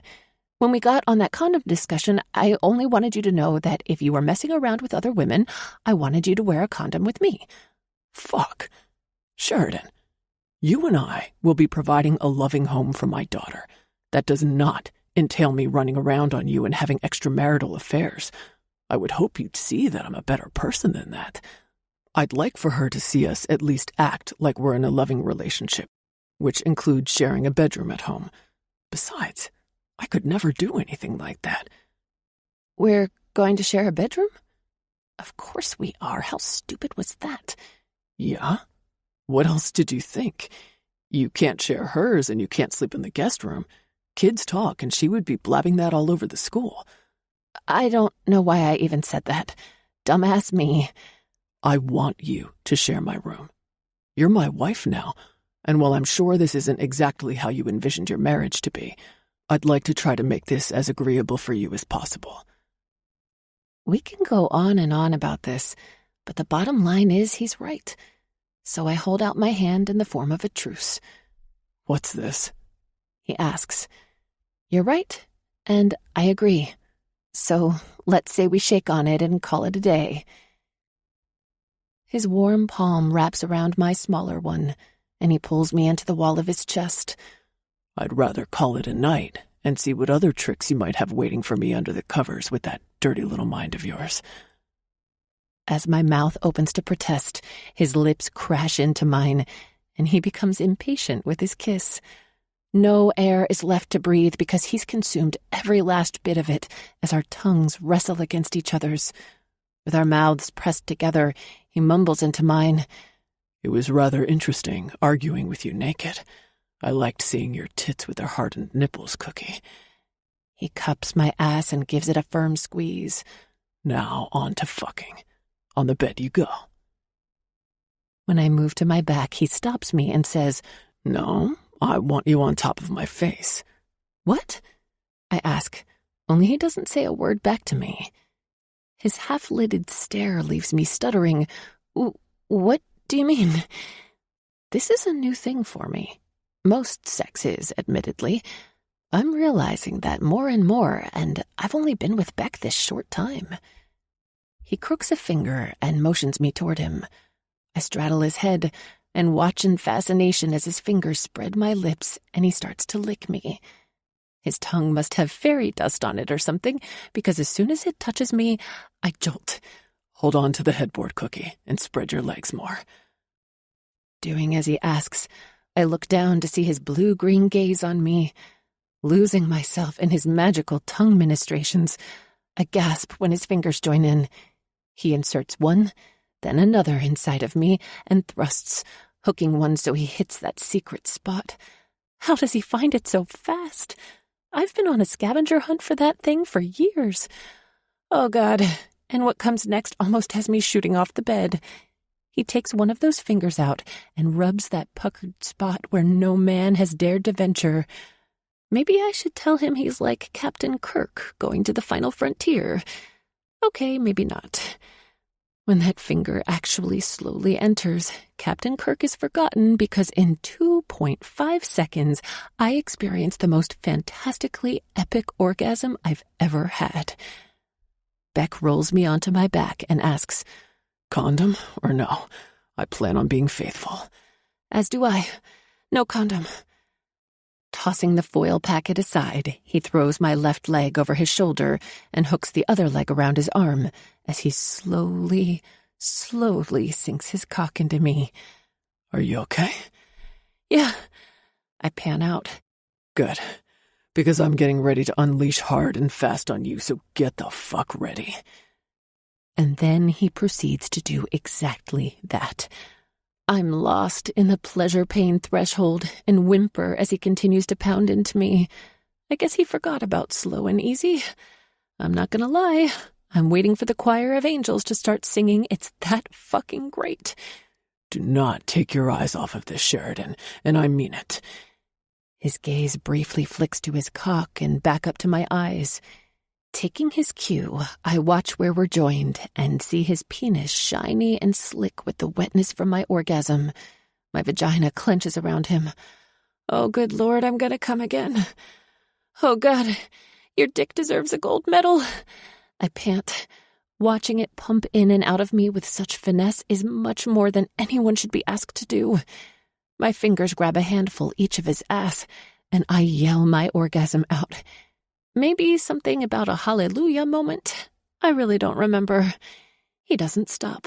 The pumping continues. My husband, holy shit, I'm married, is a stud. I want more. Touch yourself. Get yourself off for me, Cookie. He doesn't have to ask me twice. My hand finds that hypersensitive spot, and I massage it in a somewhat choppy circle. But before I know it, I feel his finger probing my behind again. Lift up for me, he says. I raise my hips, and a finger slides in. I can feel my cock inside of you here. Oh, I can't talk anymore because he's resumed his plunging. And then he slows it down to a rocking motion. That finger, along with his dick, my finger, and wham! I'm a goner. All of a sudden, he stills. His dick pulsates in my vagina. I love his warmth spreading inside me. His mouth is on mine, tugging my lower lip into his mouth, gently biting on it. He marks a trail straight to my breast, and when he reaches my nipple, he's merciless. He sucks hard and then bites. How is it possible I'm turned on again? He moves to the other breast, and I moan, loudly. On your stomach. I do as he orders. Then his body covers mine, and he spreads my legs apart with his knees. I feel his tip entering me, and he seats himself all the way to the hilt. My back arches to accommodate the motion. Then, weirdly enough, he pushes my legs together, and, oh my God, the friction is fucking amazing. We find a rhythm, but the pressure builds too fast because soon I cry out, I'm gonna come. I pant like a dog in summer. Once my orgasm passes, he goes at it like a wild man until he gets his, and then collapses on me. I don't mind the wait. In fact, I like it. He kisses me everywhere his mouth can reach. Then his breath fans across my ear as he says, I'm gonna have you in the ass one day, Cookie. That tight ass of yours is too tempting. What is it with guys in the ass? It's tight. We like tight, he explains. So my pussy isn't tight?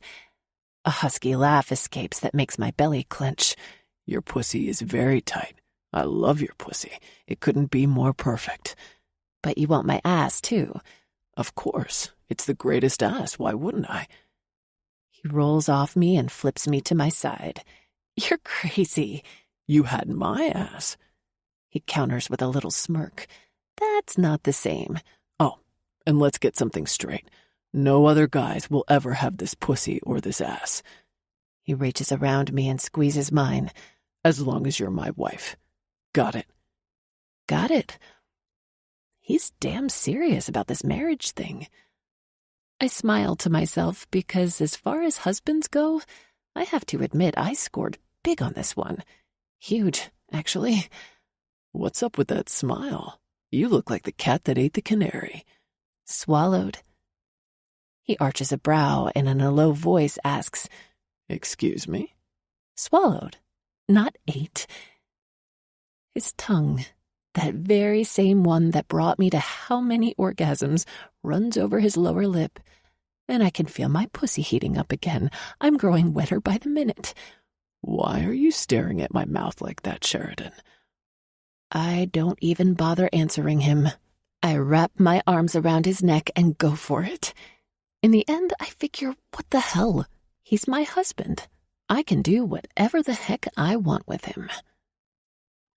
2 days later, on Saturday, we wait in line at the airport to check in for our flight home. My jeans rub me in all the wrong places. I'm so sore I can barely walk. Beck leans over and whispers, I promise I'll bring you back, and the next time we'll see Cirque du Soleil.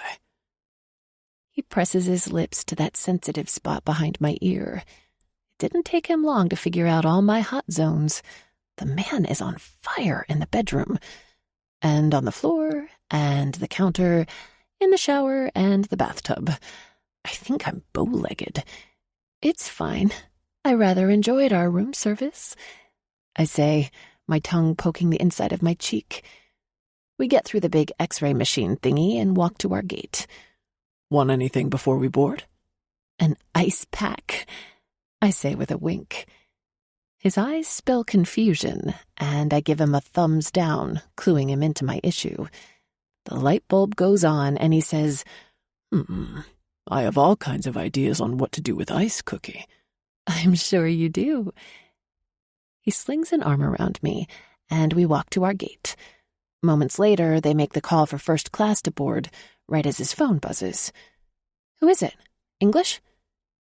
He frowns as he reads the message. The frown he wears turns into something worse. His mood completely darkens as the corners of his eyes pull down, reminding me of the old version of Beck. I'm instantly on alert. What's happened? It's John, my attorney. She somehow discovered us, that we ran off to Vegas. How can that be? We told no one. She must have a PI on me. But there's worse. She found out about the disciplinary action against you at school. John's recommending you resign. My heart tumbles to my toes as my world, the only world I've ever wanted, crashes around me. Chapter 4. The flight home is miserable, and John waits for us at the house. It doesn't make sense. None of it. How could she have found out about it so quickly? And to resign my position in my mind only admits guilt. But according to John, it defrays the situation, sends them the message that if, and he says this is a huge if, the court sees it as behaving inappropriately, we rectified the situation immediately. We were in love and quickly married because we knew we couldn't live without each other. John maintains it's that simple. I say bullshit. Anyone with a brain will see through it and call us out. But it falls on deaf ears. He looks at me through condescending eyes and snaps, yes, snaps, that I am unaware of legalities and don't know what I'm talking about. The argument continues to escalate, and I stammer with rage. I know one thing. If I were sitting on a jury and heard all of this, I wouldn't believe it for a minute. John, who was about done with me by this time, offers me a withering stare. My first instinct is to shrink from him. He is the authoritative one, but I load my spine with steel and stand firm. In a mocking tone, he responds, "Well, you won't be on the jury, will you?" Beck finally pulls out of his trance and says, "John, that's enough. Sheridan has a valid point. No, she—" Beck's hand flies out as he says, "Hear me out. If she resigns, she's right. She's admitting guilt, which is not what we need. We did absolutely nothing wrong. We barely kissed before we got married. The fact is, there is no reason for her to resign. Can you prove it?" The tiny muscle in Beck's jaw ticks. "Your job as my attorney is to find that woman incompetent as a mother. I thought you had hired a PI to figure out what was going on in her life. What's going on with that? Why do I feel like you're putting Sheridan on trial here? And me?" John rubs the back of his neck and says, "Yeah, I need to find out about that. But if we go to trial, you will be up there being asked these questions, and I don't have to tell you how the courts usually find in favor of the woman." "I can't even believe this is happening. What about the legal document she signed saying she gave up all custodial rights to me? Doesn't that count for anything?" "Beck, you know we've been through this already. She claimed she was under mental stress when she signed that, so that means it would become void if the court decides in her favor, and we can't go back and attest to her mental stability or sanity now. Fuck. So Sheridan, you really think you shouldn't resign?" Beck asks. I do. I think it sends the wrong message. The pain in Beck's face worries me, but I'll do anything you want me to. I emphasize the you, so he knows I trust him, not his lawyer. For whatever reason, I don't like that man. I can feel John's eyes on me, and not in a positive way. After he leaves, I broach a very touchy subject. Beck, do you think John is the best attorney for you? "What do you mean?" I pick and choose my words carefully. Okay, so I don't know much about this stuff, and I pretty much feel like an outsider here since I haven't been involved from the beginning. But I wonder if there is someone in town who only practices this kind of law. He pinches his lower lip and doesn't speak for a moment. "You know John is a friend of my dad's." I knew that, which surprises me now that I've been around John a bit. I can't see Mark talking to anyone like that. Basically, I think John is an ass. I wouldn't pick him out as one of Mark's friends. Yeah, but does that mean you're tied into using only him? "No, but when Dad called him for advice, he said he'd take the case, so we were grateful. It would be sort of awkward pulling out now." Awkward my butt. This is your daughter we're talking about. I'm surprised and a bit pissed by his response. "You're exactly right." This is my humble opinion, but I think he's out of his realm, if you will. And I believe he's wrong, Beck. Maybe I'm the one who is, but I would feel so much better if you got a second opinion. You're right. Let's get on the computer and check things out now. It's a good suggestion, because there's a law office that specializes in this, and we immediately make a call. Knowing it's a holiday weekend, we don't expect a call back, but are surprised when we get one. They actually want to set up an appointment for Sunday, the next day. We do it in the afternoon, hoping Mark and Anna will watch English. By mid-afternoon, they return home, and the house becomes a living, breathing entity with English running all over the place, telling her Disney tales, talking non-stop about seeing the characters, taking pictures with them, and going on the rides. All of a sudden, a ginormous pang of remorse nails me in the ribs, causing my breath to leave me in a rush, and my hand immediately clutches that place where my heart is. I instantly know that I want to witness these moments. I want to be there when she hops around Cinderella and Princess Jasmine. I want to take the pictures of her when she puts her little arm around Mickey Mouse or Anna and Elsa. The sting of tears is so poignant, I excuse myself and run to Beck's room, where I lock myself in the bathroom. This is crazy. I can't be falling apart like this around her. She's too perceptive not to pick up on it. After I splash copious amounts of water onto my face and pull myself together, I open the door to Beck standing there. Cookie, you okay? I'll quit. I'll do whatever it takes, Beck. I don't care. And a giant case of tears takes over as he wraps his arms around me. The words pour out of me, but they're unrecognizable. 2 large hands grip each side of my face, and he looks down at me from his vantage point of 6 plus however many inches. Then his mouth smashes onto mine in a bruising kiss. But it's not clumsy or sloppy in any way.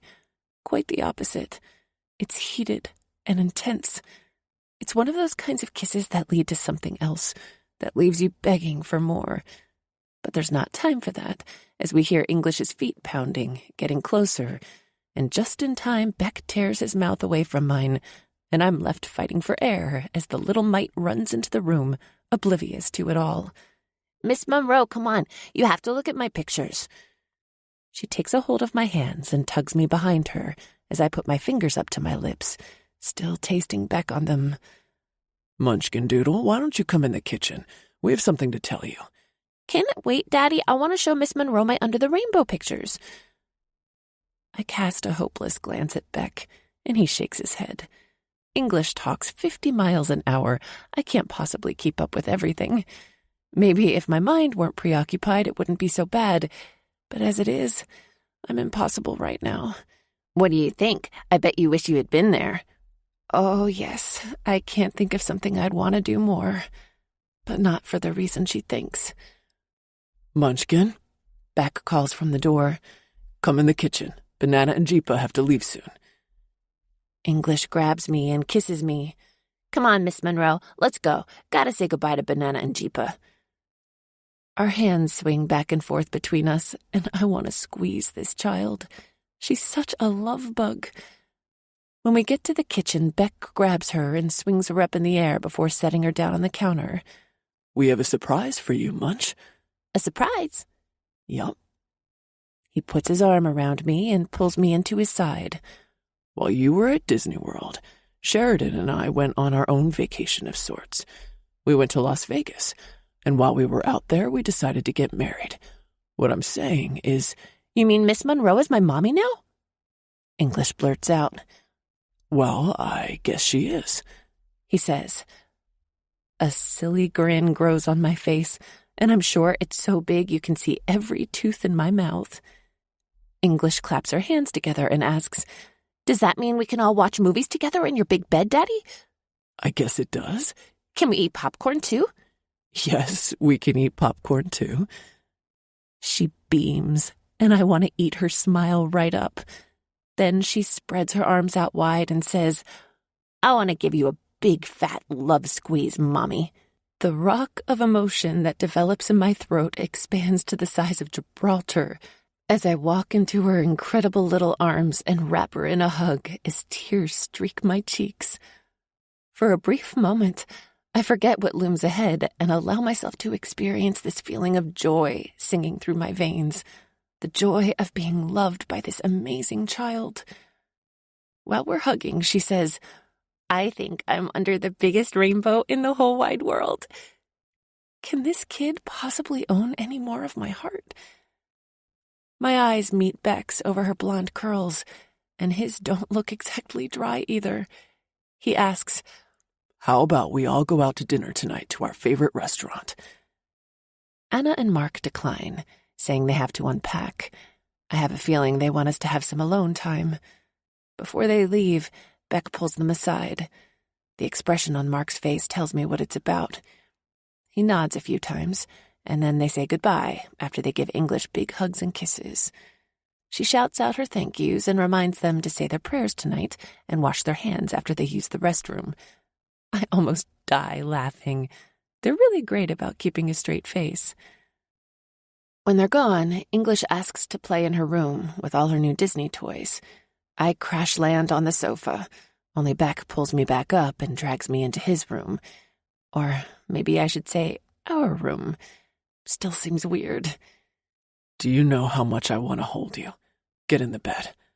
"Are you crazy?" I whisper shout. "We can't do anything with English down the hall." "Calm down, you filthy-minded little wife of mine." He chuckles. "I only want to lie in the bed and snuggle up to you. Jeez, does everything have to be about fucking hard and fast with you?" My mouth hangs open in utter shock.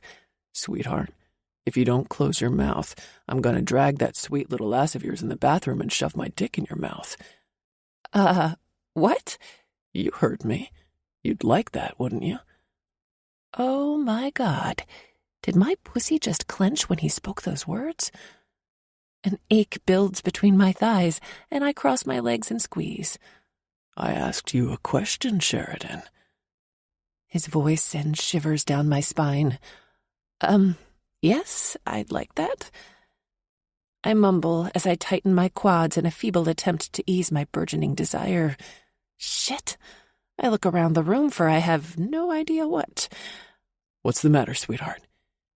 He knows exactly what the problem is. "You're wet, aren't you?" My eyes dart around the room, wondering if I have time to run into the bathroom and quickly masturbate. "Are you thinking about getting yourself off?" How did you know that? I squeak. "Your nipples are poking through your shirt." They are not. I'm wearing a bra. "Cookie, you'd better get some different bras then. Look." He walks me in front of a mirror, and damn, my nipples could be used as directional pointers on the highway. Fuck. Beck stands behind me and cups my mound and then smacks it through my jeans. I'm gonna need a little more than that. "That's so." Without breaking eye contact in the mirror, he presses the seam of my jeans directly on my clit as I stand there with my legs spread. His middle finger works the seam around, creating exquisite friction, and I'm so heated up in no time at all my climax hits as I come moaning his name. He bends down and whispers into my ear. "My dick gets hard listening to the sounds you make when you come. That dirty mouth of yours is the biggest turn-on, Cookie, and I wish I could go down on you, but that best wait until tonight. Now get in bed so I can hold you." "Okay," I say, sounding breathy. I climb in the bed and say, this bed. "What about it?" It feels like a giant puffy cloud." Beck falls into bed next to me and says, "Glad you like it." He's facing me and cups my cheek. "English was so happy about us getting married." God, Beck, could she be any sweeter? I want to eat that kid up. Every time she says something, I think my heart is going to burst open and butterflies are going to fly right out of it. It sounds so kooky, I know, but she makes me feel gooey inside. "I knew this would put her under the rainbow." He kisses my head and pulls me in close to his chest. "I hope tomorrow will give us some good news." I won't let myself think of anything other than good. I kiss him. Not much later, a curly-headed little munchkin crawls into bed between us, and the three of us take a nap together. It reminds me of when I was a little girl and my mom and dad were still alive. Those moments were special, only I didn't know how much I would come to treasure them. Having English with us is one of those things I will hold close to my heart and not take for granted. She didn't ask to come into this world the way she did, and she certainly didn't ask for this upcoming battle that is about to take place over her. My silent vow to her as she lies next to me is to protect her at all cost, no matter what. Chapter 5. Sunday morning, we have to finagle a way to get English to church without us. She is so inquisitive, it's not easy to come up with an excuse other than to make one up. Beck tells her I have to go back to my place and get some things and then go and work a bit. Her forehead pinches together with a massive turbulence. Why can't you wait to work tomorrow, Mommy? Jeez, she's already calling me Mommy. Because I have some catching up to do, but you can go with Banana and Jeepa and we'll come and pick you up later. But I want to be with you. Beck crouches down in front of her and says, And we want you to much, but we have some grown-up things to do. I promise you, as soon as we're through, we'll come and get you and have some fun together. How about we go to the movies later? Okay, can I have popcorn and M&Ms? You bet. He gives her a big hug. He must be feeling as guilty as I am if he's letting her have candy and popcorn. She's wearing a rhinestone tiara and heart-shaped sunglasses Banana bought her at Disney, and she looks quite the picture. Okay, but do you think I can wear this to church? She's pointing up at her tiara. Beck looks up at the ceiling, and I have to cover my mouth. Tell you what, leave it here, but you can wear it to the movie theater. She holds out her tiny fist, waiting for his larger one to bump it before she scampers off to get ready for church. You need to photograph her in that getup. She's so damn cute. He shakes his head with a laugh. Yeah, and she knows it too. When she emerges from her room, she's wearing red and white striped leggings, a black and white checkered skirt, and a bright green sweater. All in all, it's a super cute look. Beck swipes his hand over his hair. Ah, you look awesome, and sort of Christmassy. I love it, English. I tell her. You do? Yep, I see fashion in your future. A dimpled grin spreads across her sweet little face. Mommy, I love you. You always put me under the rainbow. You want to know something? You put me under the rainbow, too. A tornado of blonde curls crashes into me, and I'm encased in an English hug. Then she kisses my cheek, and I'm absolute putty in this kid's hands. Maybe it would be a good idea if she were to be transferred to another class. I don't think I could ever reprimand her. She's just too freaking cute. We drop her off at Mark and Anna's, and when we get back in the car, Beck is silent as he drives. You okay? I ask. Yeah, I never thought she'd take to you like that. It means more than I can say, Sheridan. What's not to love about her? She's a special child, and that's the truth. You've done such a wonderful job with her. No, she's always been like that. From day one, she was this tiny bundle of love that never did anything wrong. Or barely, anyway. You know how you hear of those things? Dogs that never chew or act up. Kids that are golden. That's English. It makes me really worried, though. What do you mean? His eyes flick to me for a second and then switch back to the road. Like, maybe I'm not good enough to have a kid like her. That's ridiculous. You can't think that way. I'm sometimes of the opinion that she's an angel, and maybe she's only supposed to be with me for a short time. That's why I'm so freaked about this custody battle. Like, maybe my time with her is up. Are you following me? Yeah, but I disagree. You were given your own child because her mother didn't want her. She abandoned her on your doorstep in a box, Beck, with a letter telling you that. It's not like magic magically appeared in a cabbage leaf without any explanation. There was DNA evidence. It wasn't a mystery. You are her father and have spent the last 6 years raising her. Don't give up. Believe in yourself. Look at what you've accomplished. She's by far one of the best kids in my class, and that's putting her up against those that are raised in a home with 2 parents.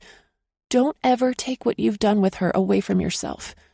I wish I weren't driving so I could kiss you for saying that. It's only the truth. His mood lightens until we confer with the attorney.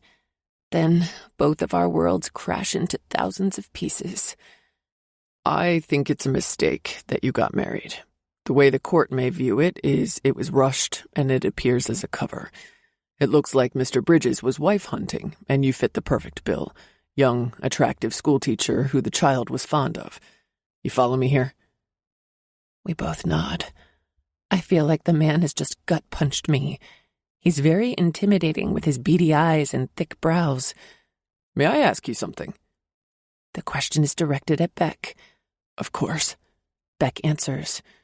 Do you love her? He asks, flicking his head in my direction.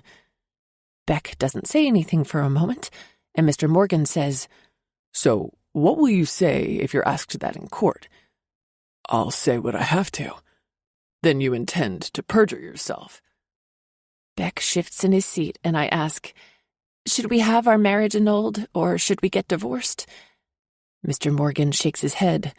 That would cause even more damage. I don't know who's been advising you, but the advice hasn't been the best. What about my job? I ask. He is uninformed, so I explain. Whatever you do, do not quit. First, it admits guilt. But second, it looks like you married Mr. Bridges for his money, and that won't do it all. What if I get fired? They may suspend you, but I doubt they'll fire you. It's supposition, and they can't do it on a 6-year-old's comment when she wasn't even there. Glancing over at Beck, I notice his hands are fisted. He's having a tough time with this. Look, it's better we hear this now than never at all, Beck. He slices his head up and down, but doesn't speak at all.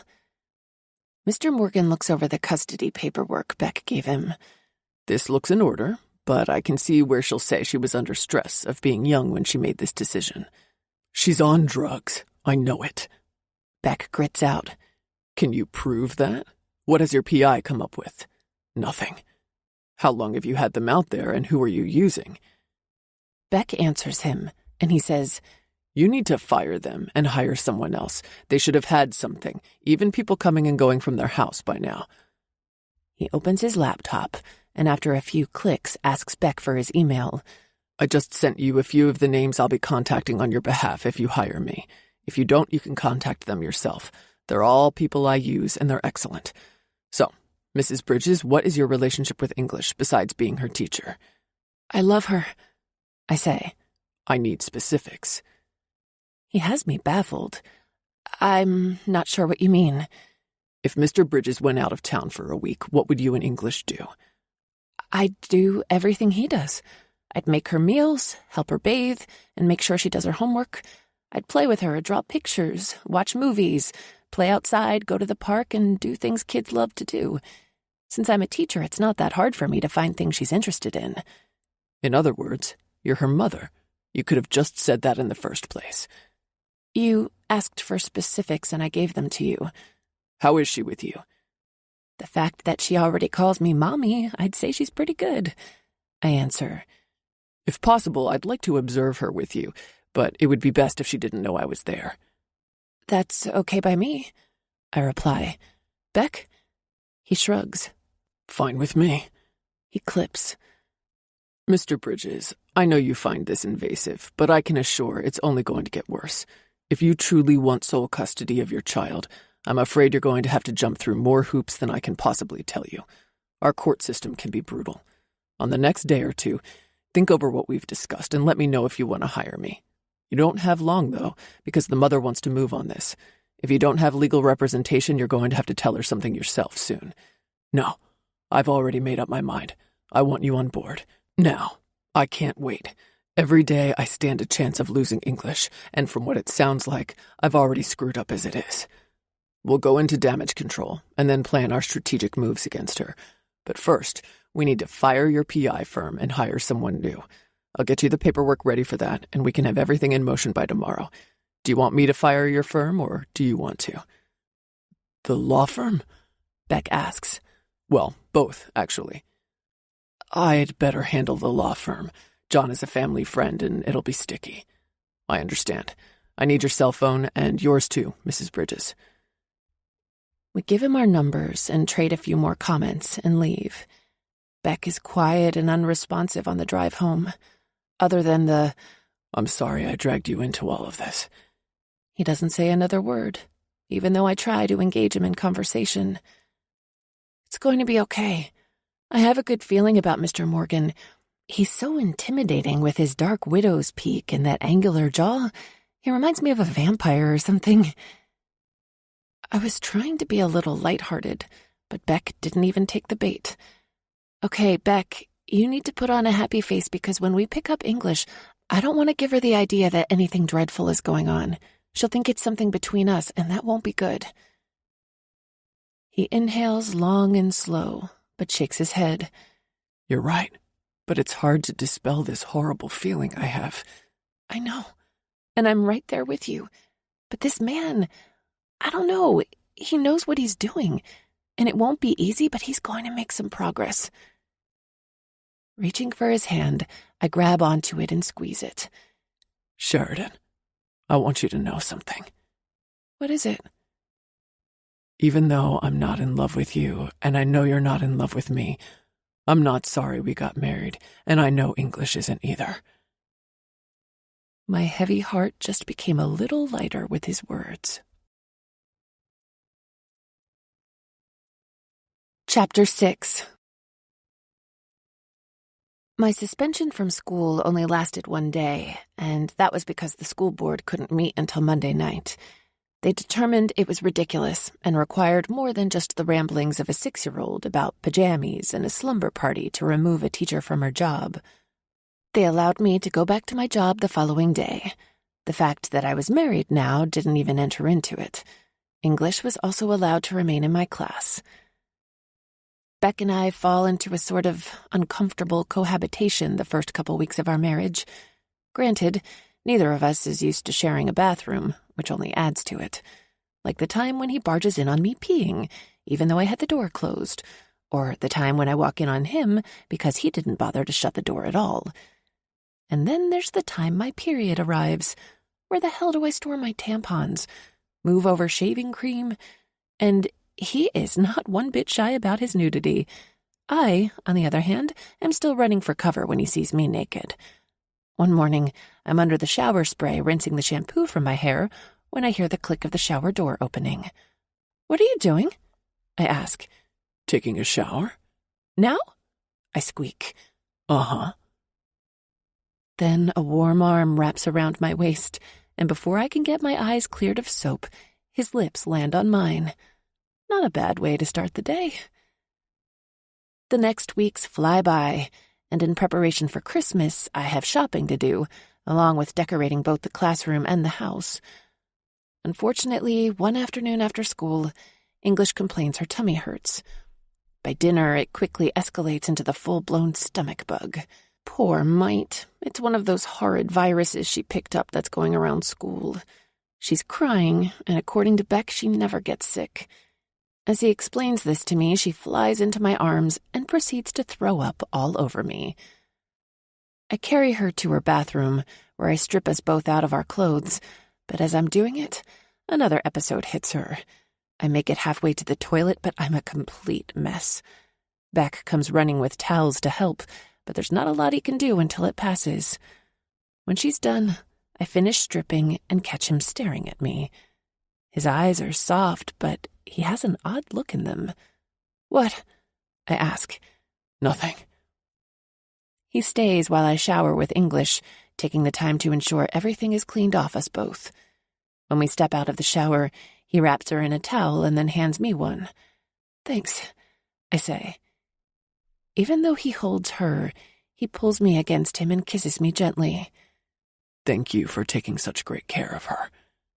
I smile at him before I say, we need to check her temperature and try to keep fluids in her. He smiles back. Yeah, I know.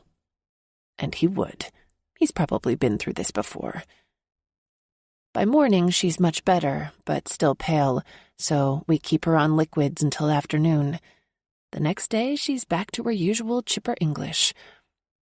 Beck buys a huge tree, and I forgot what it's like to be around a small child during the holidays, but English reminds me on a daily basis. Beck hangs the stockings, and every day sneaks a little something into hers at night before we go to bed. In the morning, after she wakes up, she runs to the fireplace and grabs her stocking, squishing it to see if there's more inside of it. "Do you think the elves stop by during the night?" What do you think? Does it feel like it has more in it? He asks. "Maybe.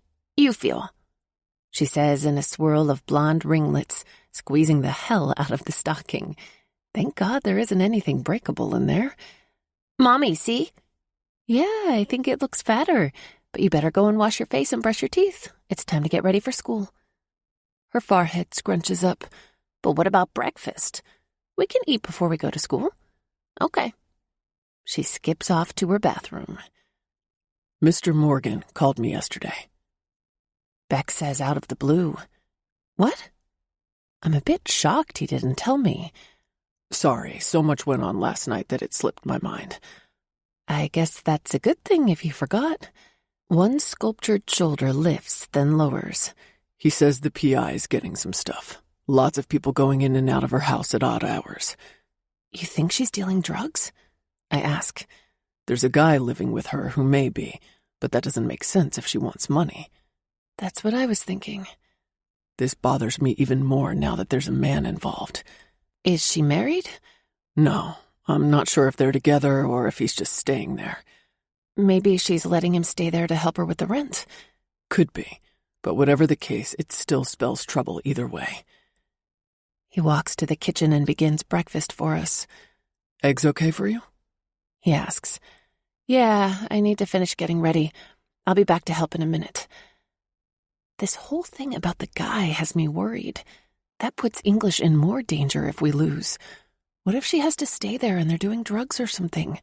Neither one of us will ever rest if that's the case. The PI has to find something. All day long, that's the only thing I can think of. Even the students notice my mind is somewhere else. English asks me several times if I have a tummy ache. I reassure her I'm fine and try to concentrate at my task of teaching. By day's end, I'm so glad to gather up English and go home. I feel as frazzled as frayed electrical wire. We have to make a quick stop at the store to pick up a few items.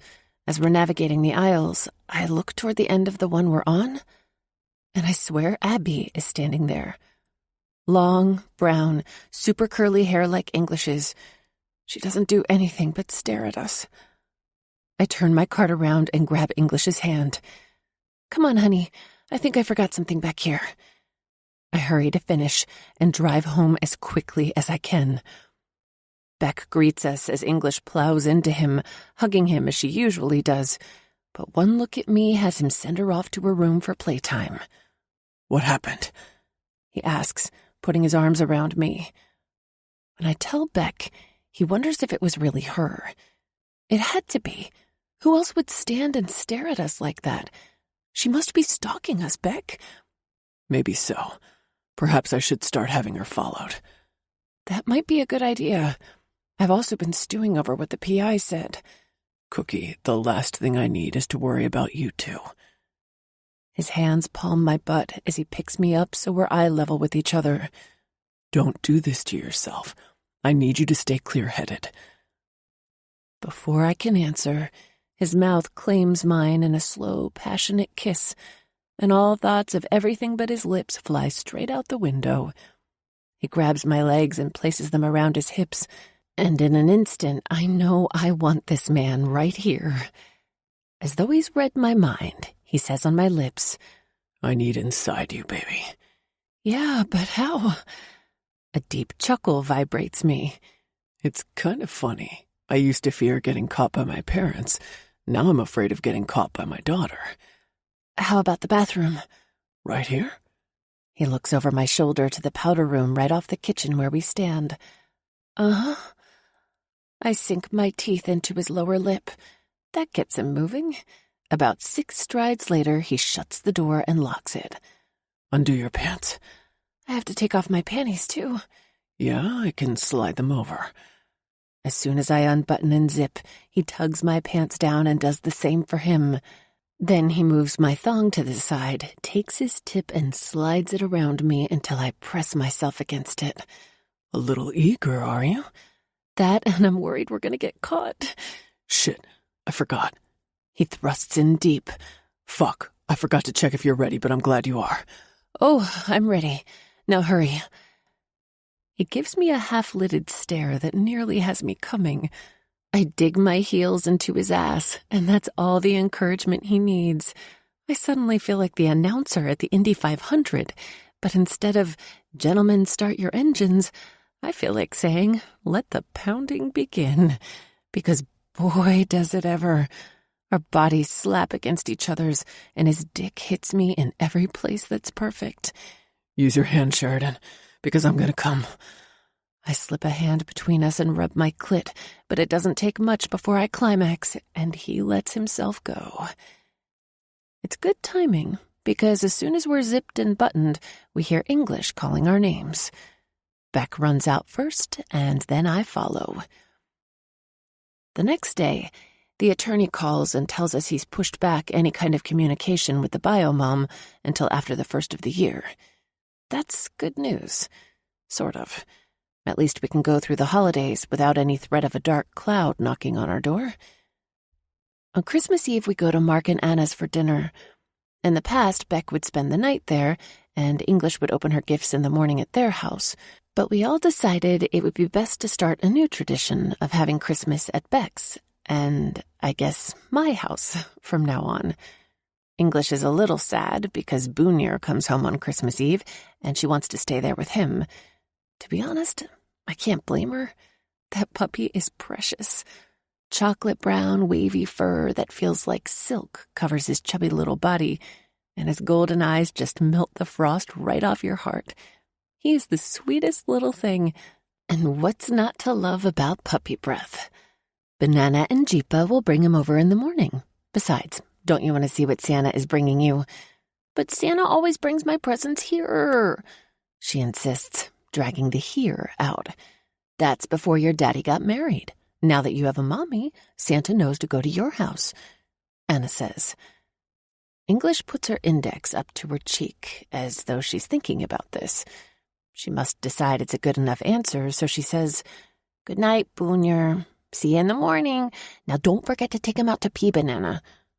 That's Jeepa's job, honey.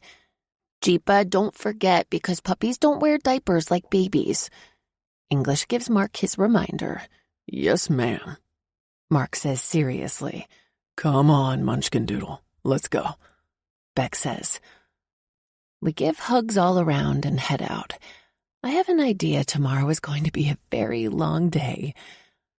When we get home, English hops in bed after brushing her teeth. She's eager for morning to arrive. After we wait for her to fall asleep, Beck and I pull out her Christmas gifts. This is so exciting for me because it's completely new for me. I skip around the room, putting things under the tree and creating cute little scenes with stuffed animals and other toys. She wanted an easy-bake oven so she could make cakes and cookies. Beck assembles it, along with Cinderella's castle and a scene from Frozen. It's impossible for me to contain my excitement as I hop around like a grasshopper. You act like you're 5. Beck comments. I can't wait. I haven't had a Christmas like this in years. This is like Fantasyland. I skitter about, putting extra touches here and there, trying to make things look special. I haven't noticed him staring at me until I bend down to pick something up. What? You never talk about your family. Crash, boom. My heart that had been soaring is now lying in slices at my feet. He didn't mean it, but it's the memories that always crush me. No, because I don't have any family. They're dead, remember? True, but you never mention them at all. Most people would talk about their past. You never do. There's nothing to say, Beck. My voice sounds dead, even to me. I wasn't aware that he walked up to me and stands before me. His arms enfold me in a huge hug, as if he knows I need it. Leaning into him, I allow myself to feel comforted. and then realize it's the first time I've ever felt safe since my dad died. The first time I haven't felt the need to be worried about self-preservation. And if it weren't for the whole English situation, I would call this life damn near perfect. Whatever happened must be very difficult on you. The light was extinguished when I brought it up, but you're wrong about something, Cookie. You do have a family. You're a part of this one now, and don't forget it. His finger lifts the bottom of my chin up so he can press his full lips to mine. Even though it's brief, heat rockets through my veins, and I slip my hands beneath his shirt. I slide my hands under the waist of his jeans and sink my fingers into his glutes. He suddenly breaks off the kiss, and I moan in protest. We have to get the rest of these presents out, and then I'm taking you to bed so I can properly fuck you. I want to taste your pussy first, though, so let's get a move on here. The way he sounds when he says those words makes me want to press my hand between my legs. The pressure is so much I know it would take very little to get me off. I cross one leg over the other instead and squeeze. When he notices that I'm still standing there, he asks, "What?" He glances at me suspiciously. Then he looks at my legs. Don't you even think about it. That orgasm is all mine. One hand wraps around my arm and tugs me to where the toys are, and he puts me back to work. The thought of having sex spurs us into action, and we both work like maniacs, finishing up in record time. In a surprise move, Beck picks me up and throws me over his shoulder as he walks to the bedroom. When we get inside, he shuts the door and gently tosses me onto the bed. Our clothes fly off, and he pulls me to the edge of the bed, bends my knees, feet flat on the bed. Now, for that orgasm you tried to sneak behind my back, what were you thinking, Cookie? Were you thinking about this? He slides a finger inside me, and I feel myself getting wetter. Or this? He drops his mouth down and adds some tongue action to my clit. Or maybe even this? He takes his thumb, dips it inside my pussy to get it slick, and then rubs it across the butt of my ass. A long moan rips out of me as he repeats everything as he asks, "What is it? You haven't answered me." "Yes, all of it. Well, maybe not the butt thing." A deep chuckle rolls out of him, and he says, "One day I'm going to give you the real butt thing. Or maybe you'll gift me that on my birthday. What do you think?" "Yeah, fuck anything. Not fuck anything. Oh, hell, just fuck." I pant, because it's true. I'd let him do just about whatever he wanted. Another deep laugh. Did you know I think about this all the time? How I can get you off? How I can arouse you? Let's see what I want to do to this beautiful pink pussy now. One finger slips in deep, and he says, "You're so tight. I can't wait to feel this stretched tight around my cock." His tongue licks me solidly up and back, only stopping to pay great attention to my precious clit. He covers me completely with his mouth and sucks, but he does this licking thing at the same time while his finger works inside me, pressing on my G-spot. By now, I'm dripping wet and whimpering his name. This is turning into an insane gasm. I grab his hair, and with a near scream, come with deep spasms rocketing my core. Fuck, Sheridan. I love it when you do that. Say my name like that over and over when you come. That orgasm was super intense. I'm still feeling the ripples shooting through me. Winding my arms around his neck, I kiss him and taste myself on his mouth and tongue. He immediately deepens the kiss as though he were fucking my mouth. Once more, I feel the wetness gathering between my legs. I could kiss Beck for hours on end and never have enough. And it's not that he takes over, but he coaxes things out of me, explores in a way that's intoxicating. The sounds he makes, the scraping of his beard against my cheek, how his tongue traces my lower, then upper lips, and how he uses his teeth to make me moan. We fit perfectly together. Not a conflict, but a true harmony.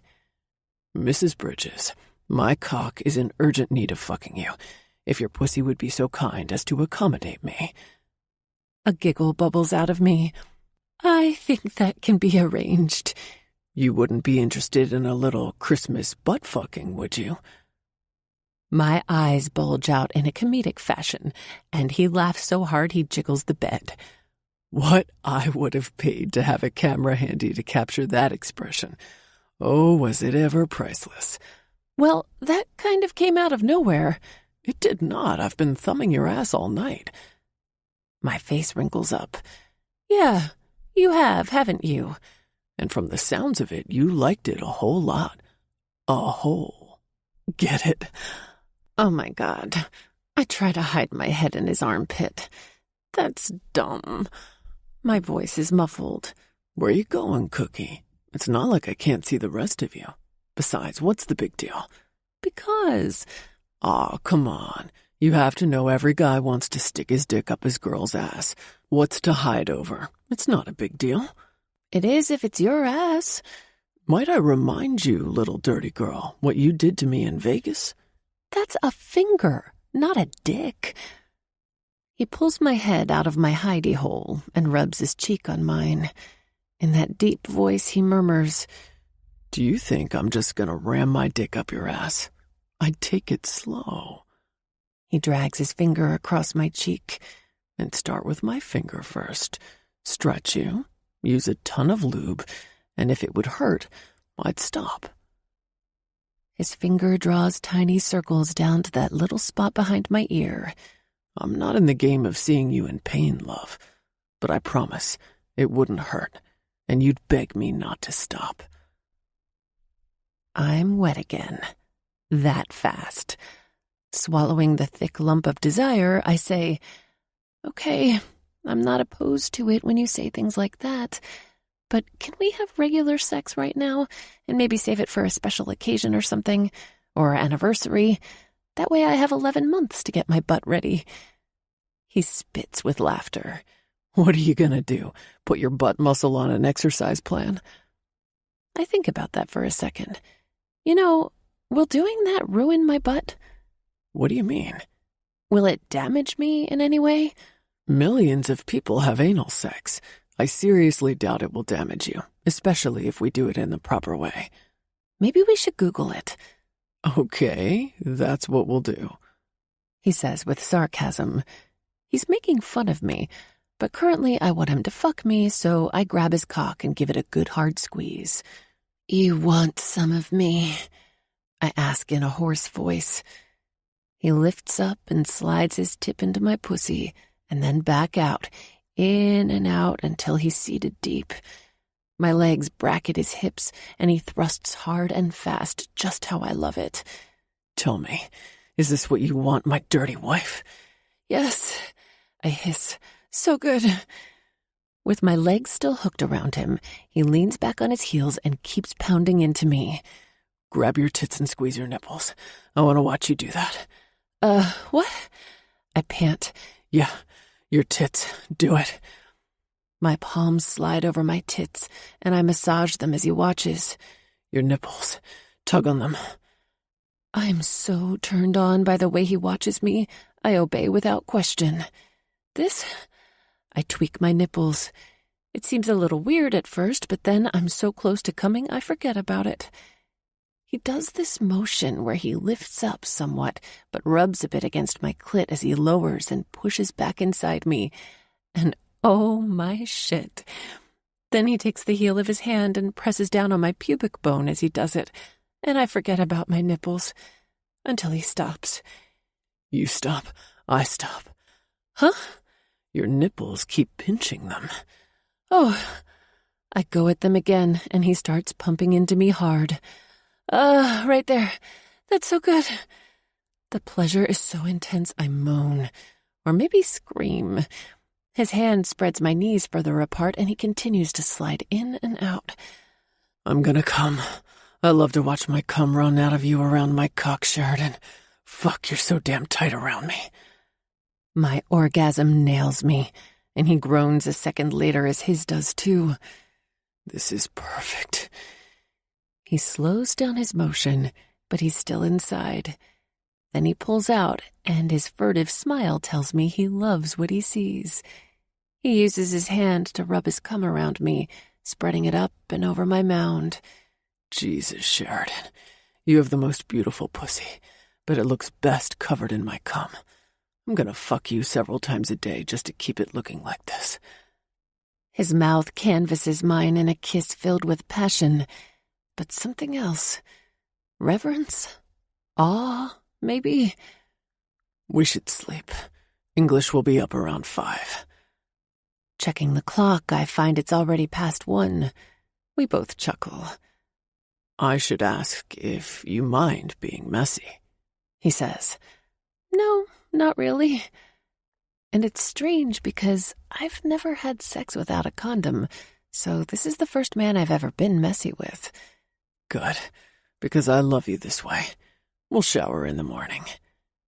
We kiss again before snuggling up and falling asleep.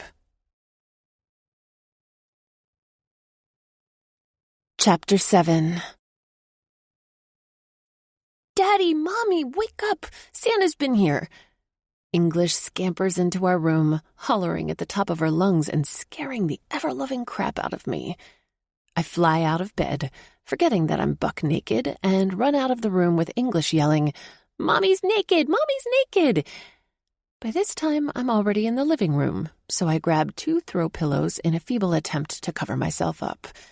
English is giggling and pointing her finger at me, saying, "I see your breasts and vagina." Jesus Christ on an ornament. I mutter under my breath when Beck comes up behind me and wraps me in a large robe that is undoubtedly his. Better? He asks. No, I'll never recover from this. Meanwhile, English still has the giggles, and Beck is laughing too. Cookie, go shower. I'll cook breakfast. Thanks, Captain. You should have seen you, Mommy. You were funny. I can't wait to tell Banana and Jeepa. Great. Just what I need.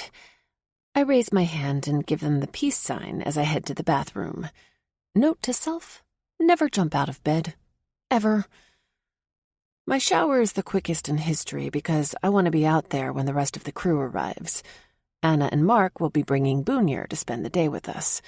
I don't bother drying my hair, so it'll be wavy today. When I go back out, Beck is cooking, and English is tearing around the room, checking out all the toys. So, what did you score from Santa? I ask.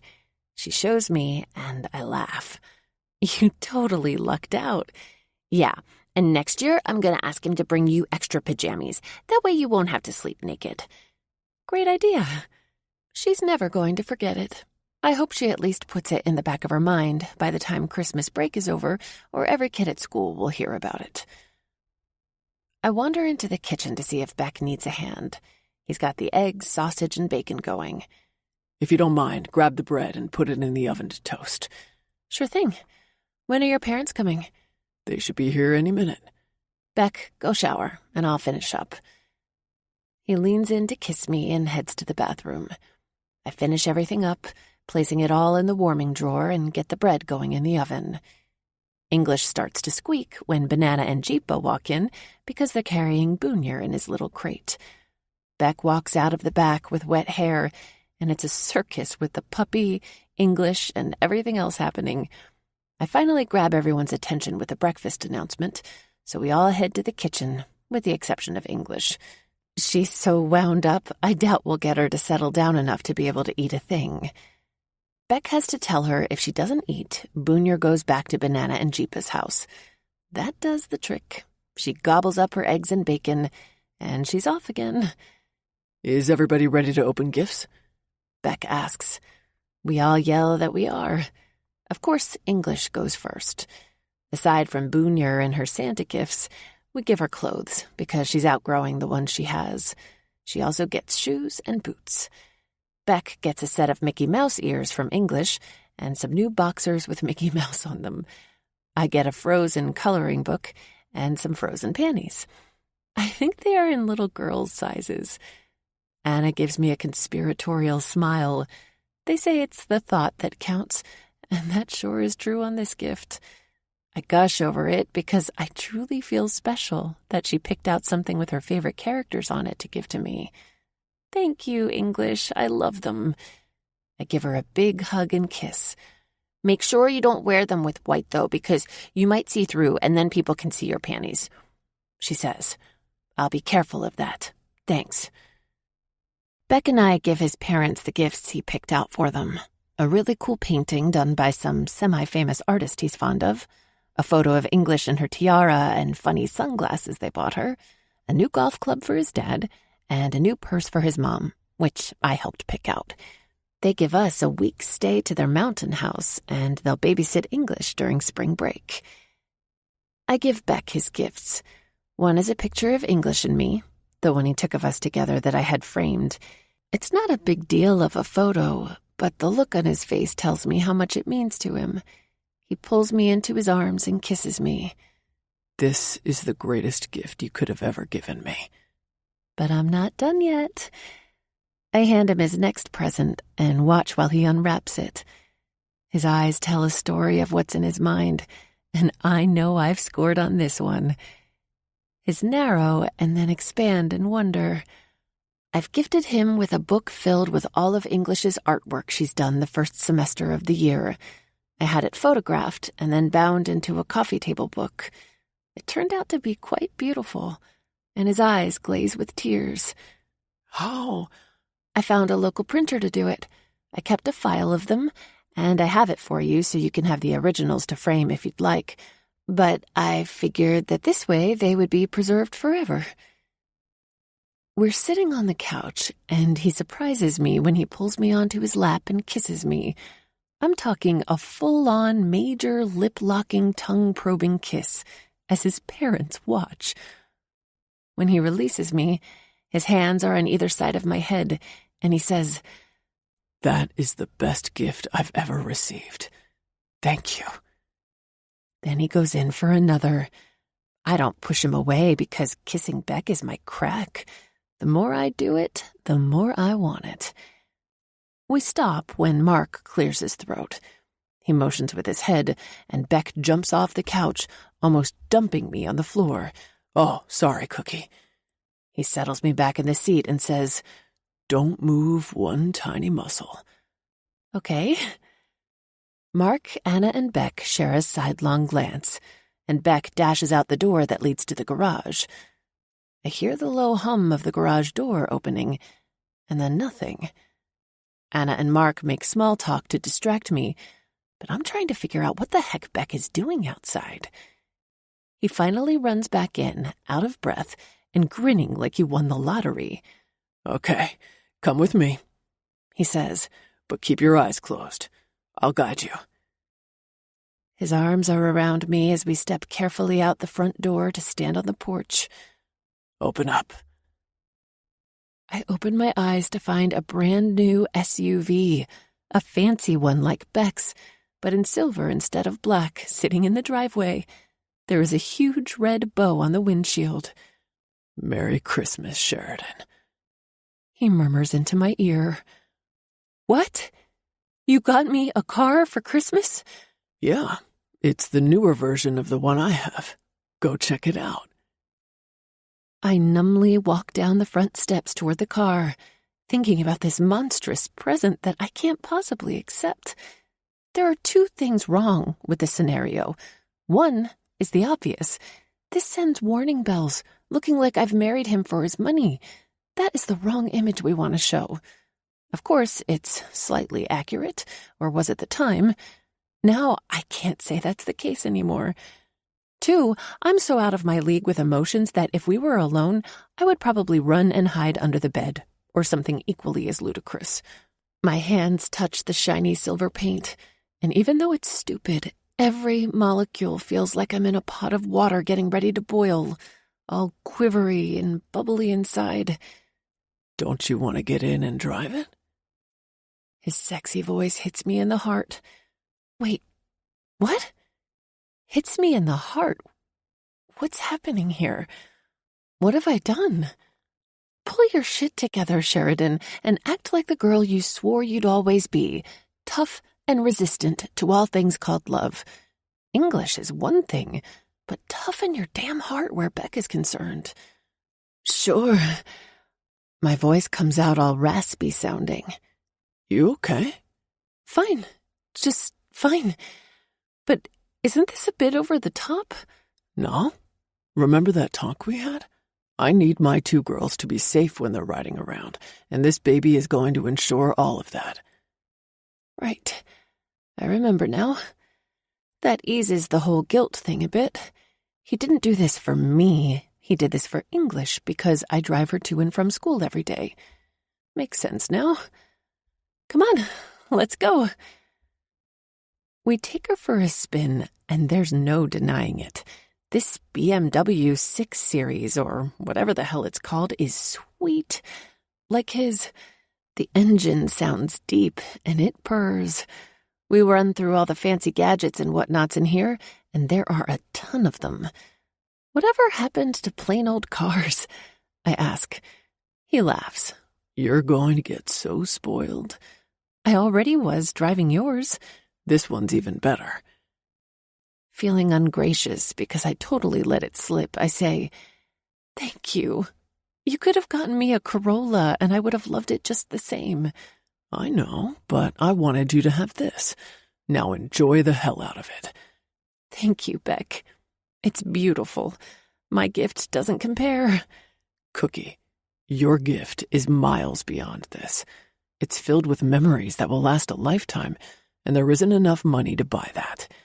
This car, he pounds his fist lightly on the console, won't last but maybe 10 years, if you're lucky.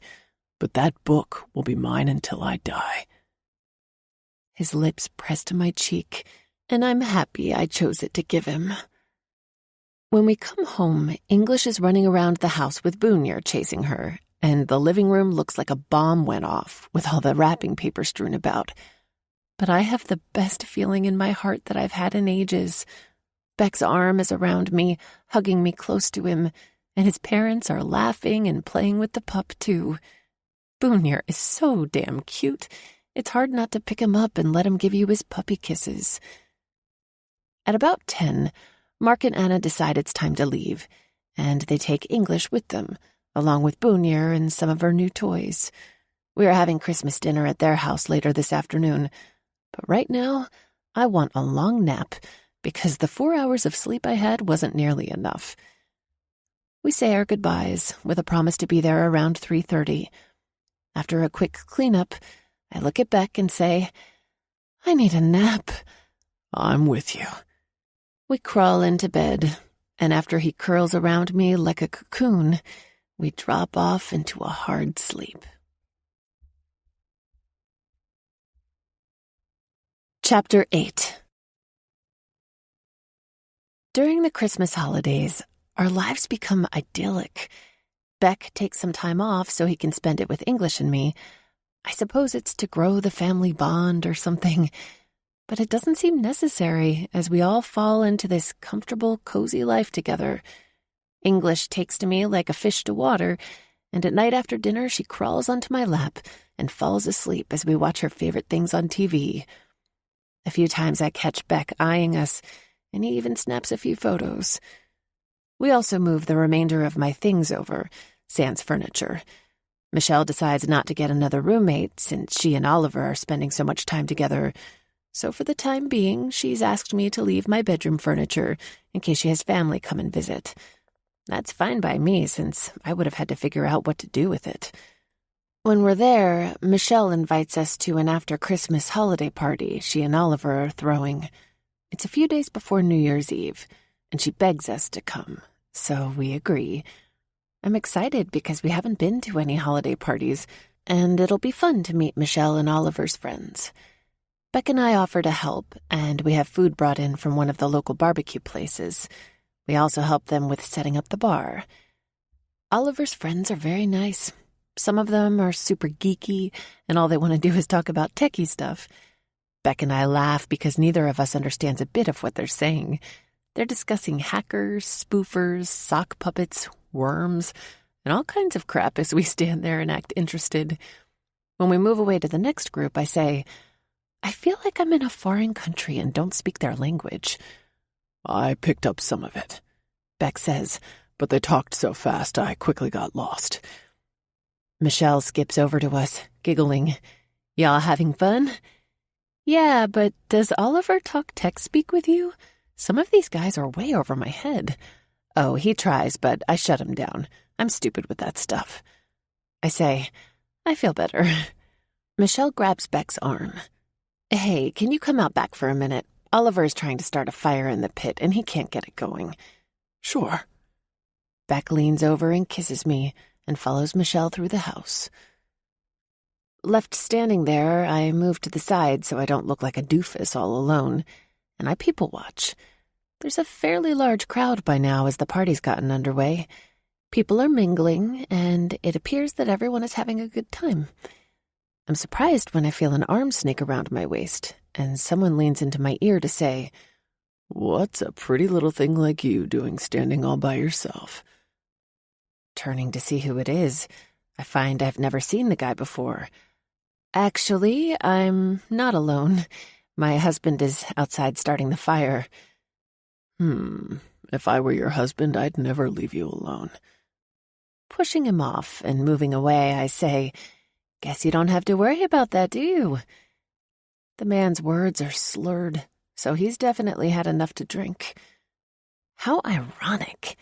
Before I got married, I barely got hit on, and now this dude persisted even after I told him I had a husband. When Beck returns, I ask him how the fire is, and he tells me it's starting to grow. Then he wants to know how I'm faring. I tell him about my would-be suitor, and he gets pissed. Calm down, Mr. Jealous. I handled it. I want to know who he is. Forget it. If I tell you, you'll make an ass out of yourself and we'll have to leave. His blue-green gaze lasers me, but I stand my ground. I'm a big girl, Beck. It's fine. He doesn't like it, but there's nothing he can do. He pouts for a while, but then gets over it. The rest of the night is fine. As we're leaving, Michelle says some of the girls she knows are getting together the following Friday for a girls' night out and wants to know if I can join them. Beck encourages me to go. You should do it. Just because you're married doesn't mean you can't go out and have fun with your friends. So the following Friday, we all plan to go to What's Your Pleasure? There's a live band starting at 9, so we meet up at 8. It's fun meeting some of Michelle's friends from work that I haven't met before. We drink a fair amount, and when the band starts playing, we hit the dance floor, all 8 of us. They play rock, and we all jump around like a bunch of goofy asses. But one thing, I miss Beck. I keep thinking about him, and when an arm winds around my waist, I've had just enough to drink to think it's him. So I lean back and sway a minute until I see the look on Michelle's face. I turn to find it's some strange dude, and I'm horrified by my behavior. What the hell was I thinking? I dash off the floor and hurry to our table, almost in tears. Michelle follows, trying to calm me down. It was an honest mistake, she says. I need to go home. That was disgusting. If Beck did that, I would kill him. Michelle says, putting her arm over my shoulders, but he wouldn't instigate that. You were into the music and weren't thinking. Then why did you look at me like that? I was shocked because I knew you didn't know what you were doing, she explains. Ugh, I feel terrible. You're acting like a baby, like you cheated or something. It was a mistake, sure? Michelle insists. Whatever, I'm ordering an Uber so I can leave. Sorry to spoil your party. It's fine. It's not worth staying if you're going to be miserable. You should go. I hug her and leave. When I walk in the door, Beck immediately knows something's wrong. What happened? He asks. Is English asleep? Yeah? I launch into my explanation, and he laughs. He pulls me into his arms, and his chest rumbles with his chuckles. Cookie, I'm sorry it ruined your night and made you feel bad, but stop torturing yourself. It was a dumb mistake. You thought it was me, and it wasn't. End of story. You're not mad at me? What? Why the hell would I be mad? After what happened with that guy at Michelle and Oliver's party, I just thought... This is completely different. It's kind of funny. I wish I could have seen your face when you realized it wasn't me. So much for my girls' night out. Epic fail, I suck. He gets a devilish look on his face. If you really want to suck. I hit him in the head with a pillow. The week after English and I return to school, Beck leaves for a 10-day trip to Tierra del Fuego, which is at the southern tip of South America. The jitters hit me about him going because it's so remote, but he's assured me all is fine. He relies on small planes for the last part of his journey because the roads are virtually non-existent. He's been before, so that eases my mind somewhat. But still, my raw nerves are rattled. Normal cell service is out of the question, and his calls will be infrequent. The place is an archipelago, so he'll be photographing the wildlife. Won't you be afraid? I ask as I help him pack. No, it's not my first rodeo, Cookie. It's fine. Besides, there's an actual village in the harbor, and I'm not going alone. There's a whole team with me. Don't worry. That will only make English afraid, and I don't want that. He lifts my chin with his finger, forcing me to meet his eyes. Promise? Fuck no, I won't promise that. His deep chuckle rattles my hormones. How can he have this effect on me? I clench my thighs to ease the pressure. Of course, it doesn't help. Why are you crossing your legs? He has a sly look in his eyes. You know damn well why. Where's Munch? Watching a movie? Don't even think about it. Oh, Cookie, I'm gonna do much more than think about it. And damn if he doesn't. He picks me up, carries me into the bathroom, locks the door, and we have the hottest speed sex with me bent over the sink imaginable. When we're done, I can't help the question that shoots out of my mouth. Did you plan that? Because you get an A+ in quickies. No, and you get an A+ in hot pussy.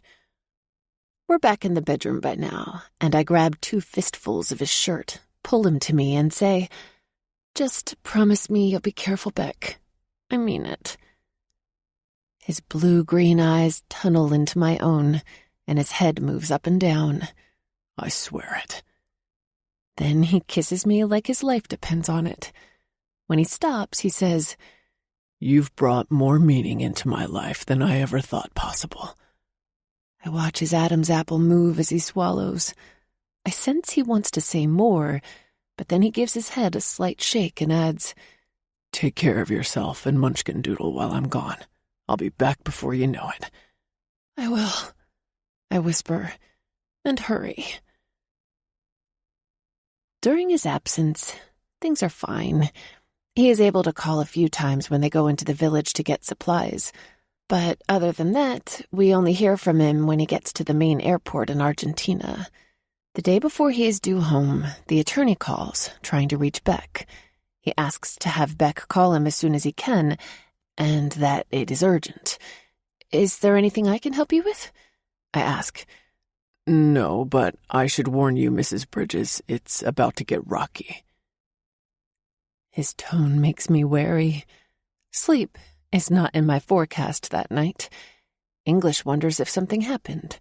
She's so perceptive, I have to be careful around her. We pick Beck up the next evening to his warm eyes and happy smile. English is all arms and ringlets as she flies into his embrace. But one glance at me, and he instantly knows something's amiss. Raised brows question me, but I answer him with a slight shake of my head. I refuse to ruin English's reunion with her daddy. She's done nothing but chatter incessantly all day about how excited she is to see him, and our discussion about Mr. Morgan can wait a little longer. "So, Beck, since it's your special night, where would you like to eat?" "Yeah, Daddy, your favorite restaurant?" Tell you what, how about we eat my favorite pizza at my favorite place? Home. Yay! English claps her hands as we head in that direction. Traffic isn't too bad for 6:30 in the evening in Atlanta, and in about 45 minutes we're pulling into the garage. 5 minutes after that, our pizza arrives. Beck calls his parents to let him know he's home safe, and we sit around the coffee table chowing down on our pepperoni pie. "Oh, this is the best thing ever," he moans. Says the man who usually eats healthy. I say, "I know, but it's gluten-free at least. The food was awful on this trip. The dehydrated stuff got old, and we didn't get into the village enough to eat. I think I starved. It was so bad, the first chance I got, I ate fast food in an airport." It must have been terrible for him to do that. He'll only eat that stuff in an emergency. Don't worry, it won't kill you if you eat it a few times. It upset my stomach, though. It was like a giant grease ball sitting in there. English screws up her mouth and yells out, "Ew, Daddy, that's icky." I know. That's why you shouldn't eat it very much. I throw a napkin at him and say, "I can hear it next week already." Since it's Friday, I'm hoping English will forget it by then, but probably not. After dinner, Beck goes to shower and then suggests we watch a movie in the big bed. He pulls out the original Despicable Me and we settle in. English falls asleep halfway through, so he carries and tucks her into bed. When he returns, I know he wants answers. Mr. Morgan called and said he needs you to call him. It's urgent. He said things are about to get rocky. Did he tell you anything? Not a thing, and I asked. 2 deep creases develop between his eyes. I wonder why. Same here, but I didn't press. I'll call him in the morning. Then he gives me a sleepy smile. I missed you, Cookie. 2 strong arms pull me on top of him. He has this way of sliding his hands into my hair and holding my head, guiding me so our lips mold together perfectly. It makes me think about something Michelle said to me right before school started up again. I met her for lunch because I hadn't seen her since Beck and I went to pick up my things at the house. "You've fallen in love with him, Cher. I can see it written all over you. It's even in the way you say his name. Beck." She imitated me. "Stop it." I laughed. "I'm serious. You have this, I don't know, dreamy way you say it. Softer than before. So spill." "I don't know. The way I feel about him is unexpected. He's very kind and caring, not the asshole I first met. I can see how English is the way she is now. And sometimes I catch him staring at me with this sort of deep look in his eyes, like there's something more to what's on the surface as far as his feelings go. He's in love with you, or at least crazy about you. His eyes follow you everywhere. Granted, I haven't been around the 2 of you a whole lot, but the little I have, I'm telling you, you 2 are the perfect match." Where have you disappeared to, Cookie? Beck asks. With a chuckle, I say, "Thinking about something." Care to share? "Maybe someday, but not tonight." Was it dirty? Because I want to get filthy with you, like right now. His hands pull my shirt up. I've missed your pretty pink pussy, and I want to do all kinds of things to it. Want to tell me about it? No, I want to show you. He flips me over and tugs off my yoga pants. When he gets to my feet, he asks, What are these? "Socks?" Uh-huh. But minions? "Hey, I'm a fan too." Then put those minion-covered feet flat on the bed and spread your pussy open for me. I am a starved man. I want to watch you finger yourself. "No, you do it." Not tonight, baby. Or at least a few minutes. He runs his fingers along the area where my thighs meet my pussy and stops, spreading my lips apart. Touch. Now. I slowly put my fingers on myself, and I'm so wet my fingers slip over my clit. Don't stop until I tell you.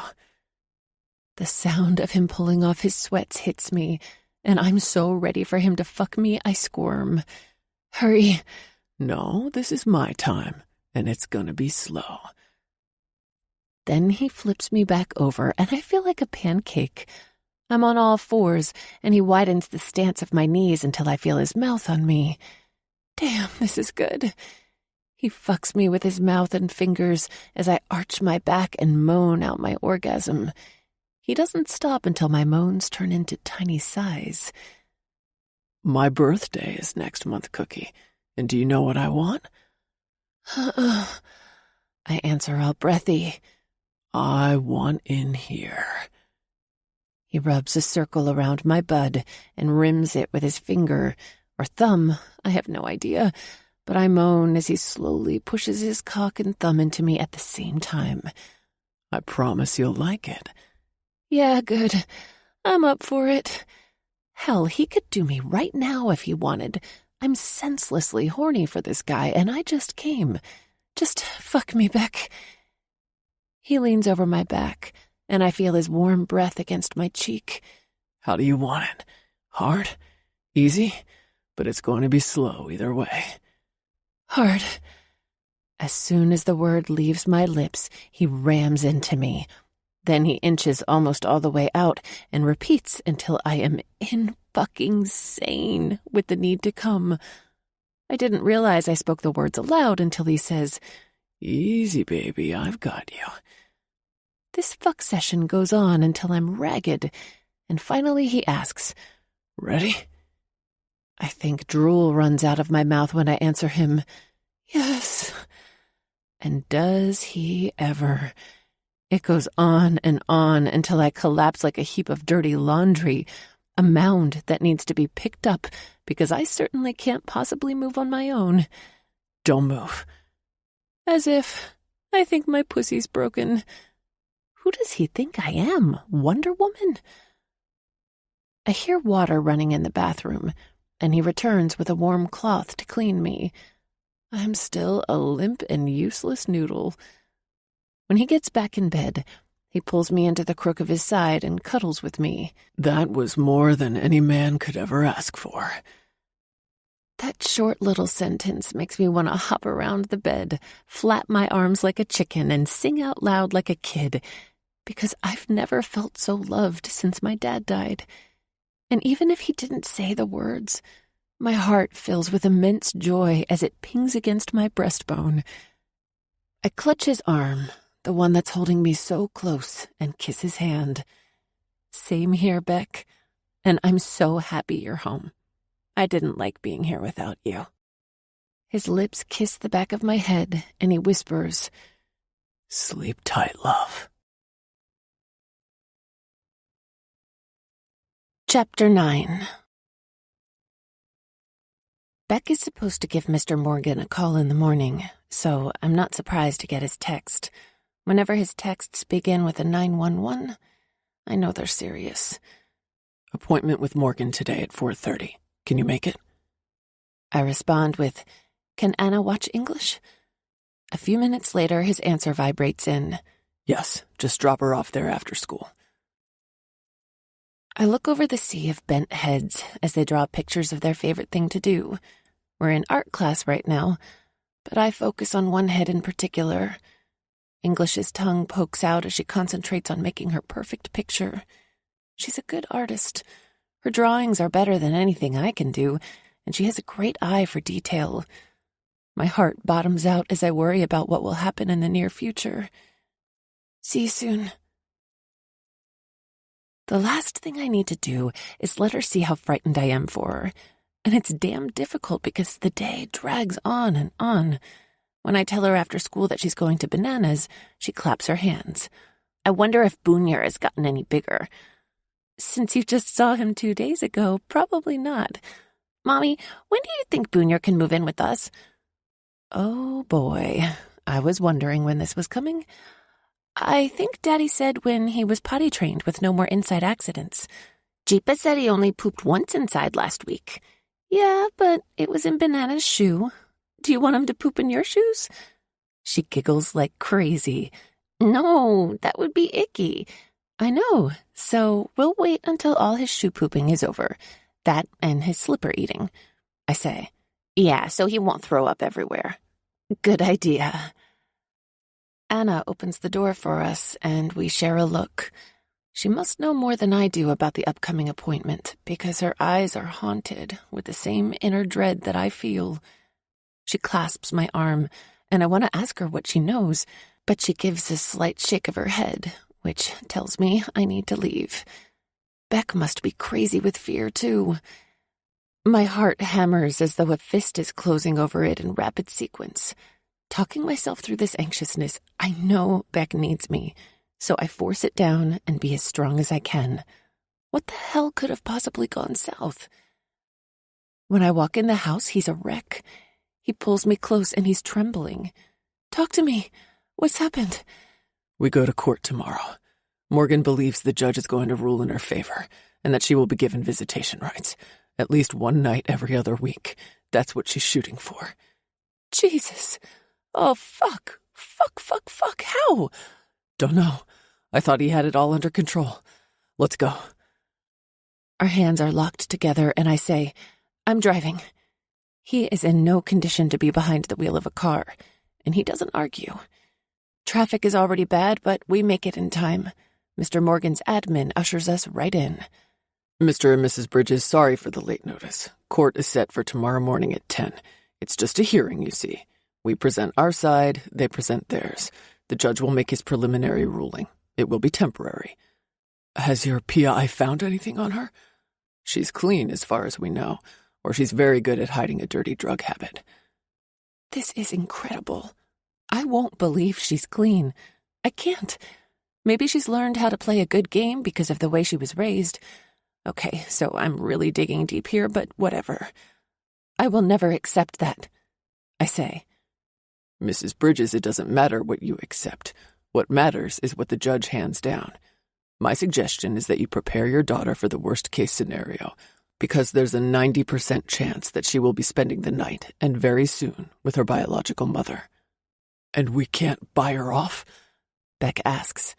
I'm fairly positive we could, though that would make you look extremely bad if she wouldn't take it.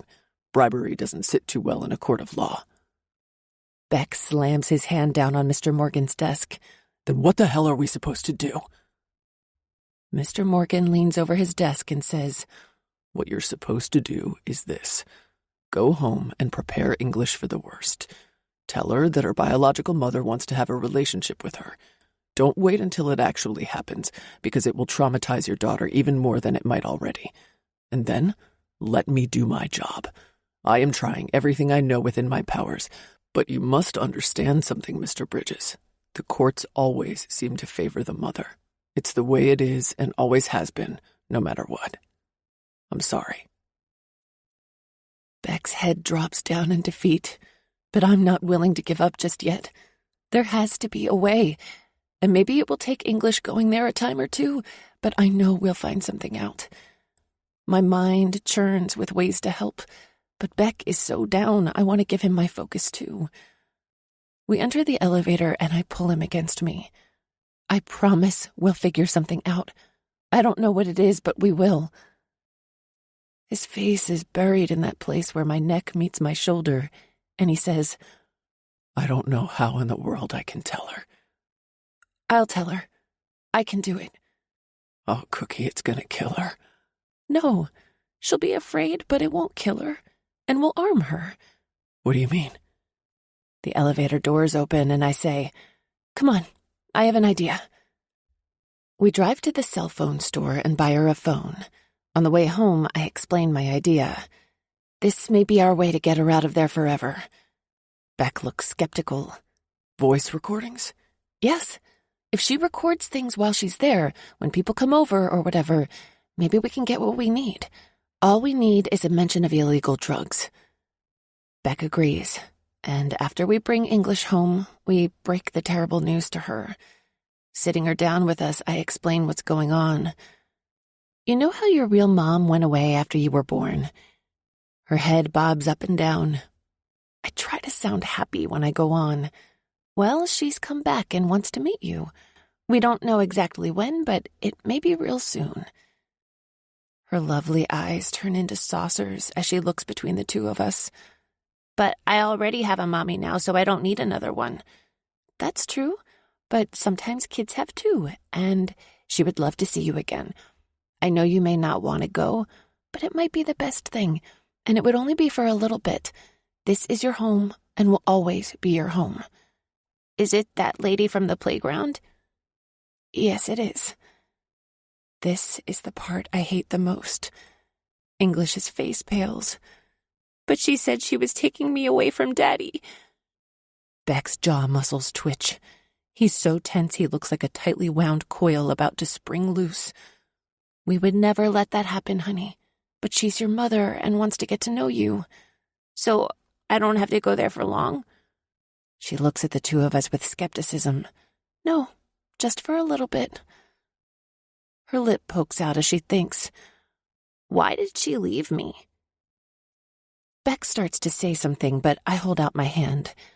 Honey, I think that's only something she can answer. But always remember this.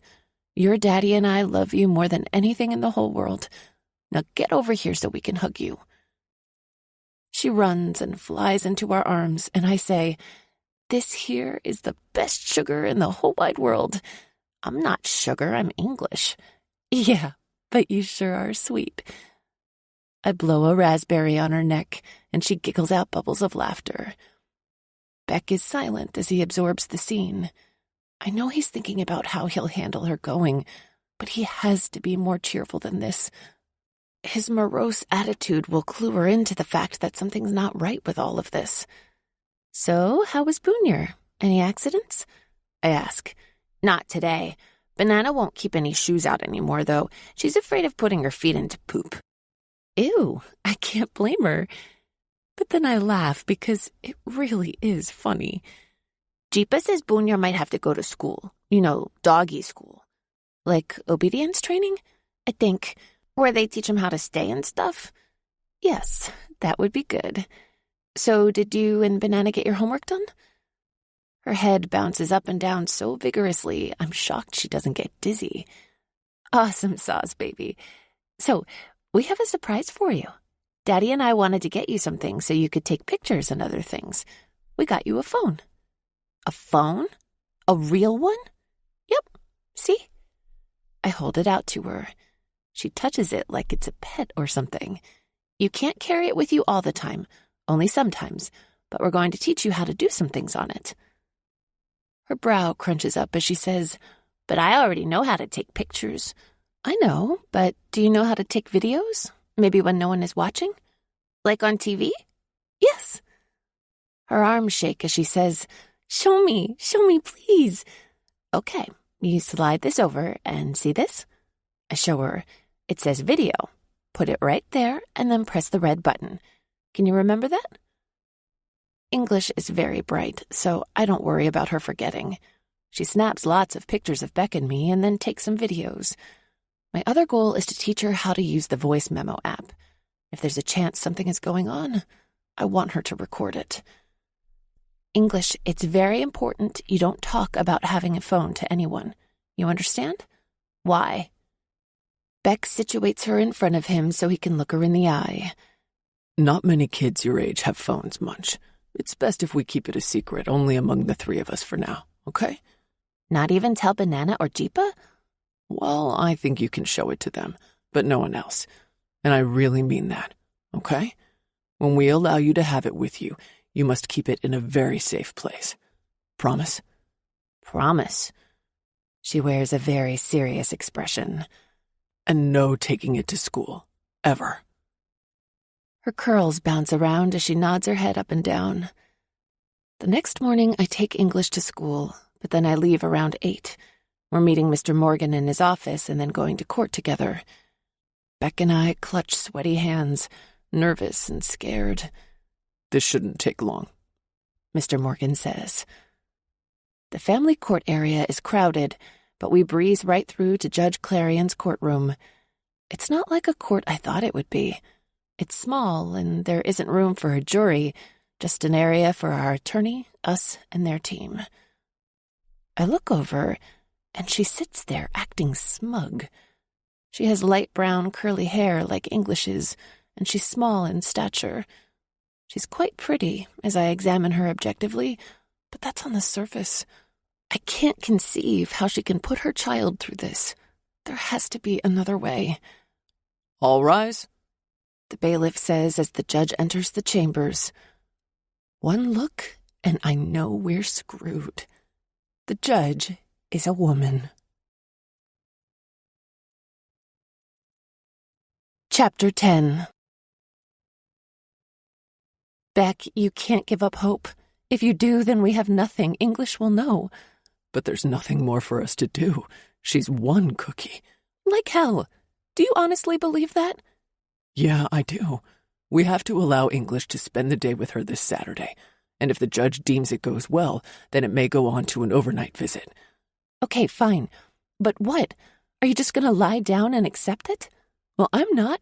I'm going to find a way to fight. I'll find that chink in her armor and figure out what it is that she really wants. I know there's something, and I'll not stop until it's uncovered. I admire your spunk, but I think you're setting yourself up for failure. Since I'm driving, I can't give him the full attention that I'd like to, but I do say, that's cool if you think that. But in the end, when I win, I'm going to flaunt my victory so badly in your face and say I told you so that you're going to want to choke me. He shrugs and says, I don't know how you can be so up about this. I'm not, but I'm not going to let them walk over us either. This has only begun. I get she wants a part of English. Think about it, Beck. What if you had given her up because of a foolish decision, and then you came to your senses and realized what you'd done? But I don't think that's what she's doing. If it was, I think I'd be open to her a little. Yeah, maybe. Now put on a better face so we can tell English and she won't think the world is ending. Kids are amazing. When we tell her, it's as if we said she is going to the zoo or something. We explain there will be someone else there so she won't be alone, and she only shrugs. On Saturday, we take her to the community room of the local branch of the library, and there's a court-appointed guardian ad litem waiting. She introduces herself as Millie Schaefer and says she will be present throughout the 2-hour visit. She will stay and observe, and if anything threatening toward English happens, English will be removed immediately. We are allowed to remain present until Biomom arrives, and then we have to leave for the duration of the designated time set by the court. English skips around the room as though she hasn't a care in the world, until Abby walks in. One look at her, and she runs into my arms. I don't want to go with her, Mommy. That's the mean lady from school. The guardian ad litem's eyes pop out, and Abby starts crying, except 0 tears flow. English doesn't stop. Please don't make me go. She said all those mean things to me on the playground that day. You said she wouldn't hurt me. Her arms cling to me, and I'm doing all I can to hold it together. One glance at Beck, and I realize he's about to come unglued. Miss Schaefer hasn't spoken a word yet. The woman must be in shock. Then Abby says, I'm so sorry, English. I wanted to see you so bad I did something stupid. You were mean to me, English says. You said you were going to take me away from my daddy forever. Abby's face pinches up, and she knows she made a huge error. I was in a bad place that day. The playground? English asks. No, not there. Abby snaps. Her anger mounts. This is the side of her I suspected she's been hiding from everyone. What I mean is, I've been lonely without you, and I want you to come home with me. I have my bedroom at Daddy's and Jeepa's and Bananas, and I have a mommy already. Abby scowls, and in a nasty tone says, She's not your mother. Yes, she is. Everyone, please calm down. Miss Schaefer finally finds her voice. How about we all take a seat over there? English still has her arms wrapped around me in a death grip, so I doubt there'll be any letting go soon.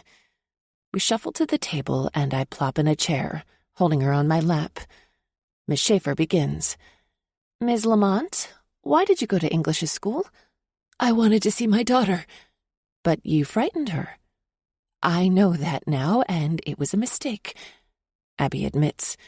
She said you told her some pretty serious things. Abby glances at me first, and then Beck. She's making that up. You know how kids are. English nearly flies off my lap. I am not. That's what you told me. Daddy says never to lie. Miss Schaefer, I interrupt. The day it occurred, I happened to be there since I teach at English's school. In fact, I actually teach her class. and she was completely freaked by the incident. English doesn't lie, nor does she make things up. This woman showed up at the playground and confronted English. It was a highly unusual circumstance, so much so that we even reported it to the police. Miss Schaefer is clearly uncomfortable with this information. This is an unexpected circumstance. I must call off the visit for today and report this to Judge Clarion. I will let each of you know what she decides. In the meantime, I would suggest, Ms. Lamont, that you stay away from English until a decision is made. But, Abby starts to protest, Miss Lamont, as I said, English is obviously upset by your presence, and this must be further evaluated. You will be contacted about this as soon as Judge Clarion reaches a decision. My attorney will be notified about this, and he will contact Judge Clarion directly. Abby leaves in a huff, and Beck shakes his head in disgust. I know exactly what he's thinking. Her motives are not pure. Miss Schaefer prepares to leave, so I tell her, "Thank you, but I'm sorry for what happened. I'm not. Better to find these things out now than when it's too late." She offers us a sympathetic look. Beck picks up English and we leave. Abby is standing outside of the library. "You think you've won? But this is only the beginning, Beck. I'll have my way sooner or later." Then she stomps off to her car. "Why is she so mean?" English asks. "I'm not sure," Beck answers. "I don't want to go to her house ever. Please don't make me, Daddy." English begs. "I'm going to do my very best, sweetheart. I promise." Jesus. I'm not sure my heart can take this. What kind of woman would do that to her own flesh and blood? She doesn't care about English. If she did, she would back away and do little things to allow English to warm up to her, and then establish some kind of relationship, not go all in and say awful things to her. When we get home, Beck disappears to call the attorney and then his parents. Mr. Morgan wants to file some sort of legal action to block Abby from seeing English due to the traumatizing effect the visit had on her. We're all in 100%. Beck also wants the private investigator to step up his efforts, maybe increase his nighttime activities. She has a live-in boyfriend, but that's not illegal. The guy is employed, and so is Abby. She seems to have an answer for everything, but her nasty side leaves a bitter taste in my mouth and a disturbed feeling in my body. Everything screams wrong to me about her. Sunday night, I'm trying to pull my lesson plans together for the week, but my concentration is off. Abby's face looms in my mind, and I wish I could figure out the game she's playing. I've no doubt there is one. The way she avoided looking us in the eye was my biggest clue. I'm sitting on our bed, papers scattered around me and a pencil in my mouth, when Beck walks in. My iPad, which we use for school, is open, and I'm entering my plans. He sits and touches my thigh with his finger. "You okay?" I ask. "Nah, but I'll get there. This waiting is ridiculous. I was thinking, maybe we need a psych evaluation for English to prove she shouldn't be around Abby." "If it works, I'm all in." He looks like shit, as though he's been on a drinking binge, but he hasn't had a drop in days. I rest my palm over his hand. It's going to work out. We have to have faith, Beck. "I know." He stands, drops his head back, and twists his neck from side to side. Then he drags his feet back out of the room. On Monday afternoon, Beck gets a call from Mr. Morgan. Judge Clarion wants us back in her court. It's scheduled for Friday at 10. I almost wish it would be tomorrow instead of having to wait the 5 days. It makes for one nerve-wracking week. And having to act happy and normal around English isn't easy. She's way too perceptive for that. By the time Friday comes, the two of us look like we've been through a hurricane. My hair looks like a bird's nest, and Beck's looks as though he stuck his finger in an electric outlet. Neither of us has slept a wink in days. "Shit, Cookie. I don't think I can take much more of this." "I know. Look at us. We look like two homeless people. Let's pull ourselves together." His hands run through his hair. They pretty much stay there now. Stop doing that. That's why we look so awful. I'm doing it now, too. Guess we need to hold hands, then, he suggests. Good idea. Mr. Morgan meets us, and by his stare, he must think we look awful, too. Can you two straighten yourselves out? If the judge sees you like that, you'll never get custody. Mrs. Bridges, go brush your hair. Mr. Bridges, you do the same. We head for the restroom, and I grab an elastic out of my purse and twist my hair into a messy bun, hoping it does the trick. Mr. Morgan seems pleased when he sees me. Beck looks better, too. He must have splashed water on his face because he actually looks fresher. Judge Clarion isn't what I'd call a happy-looking woman. She doesn't smile much. Today is no different. When we're all settled in, she gets right to the heart of the matter. She doesn't sugarcoat a thing and blasts Abby for showing up at the playground. She reminds me of Judge Judy in this regard. But that's where the resemblance ends. She's all about kids being with their mothers and makes no bones about it. Mr. Morgan tries to point out how damaging this could potentially be for English, stating how she had to go to counseling after the playground incident. I hardly think this would be comparable, Mr. Morgan, Judge Clarion states. He argues that the psychologist feels it wouldn't be wise for English to spend time alone with Abby. At this point, we're not discussing that. We're discussing supervised visits. She counters. This goes on and on for several minutes until Judge Clarion says, "It's been my experience that many children often overreact to things they don't often want to do. For instance, when you tell them to go to bed, sometimes they cry and fuss. I'm not that worried that this isn't a similar scenario." I'm certain my jaw hits the floor.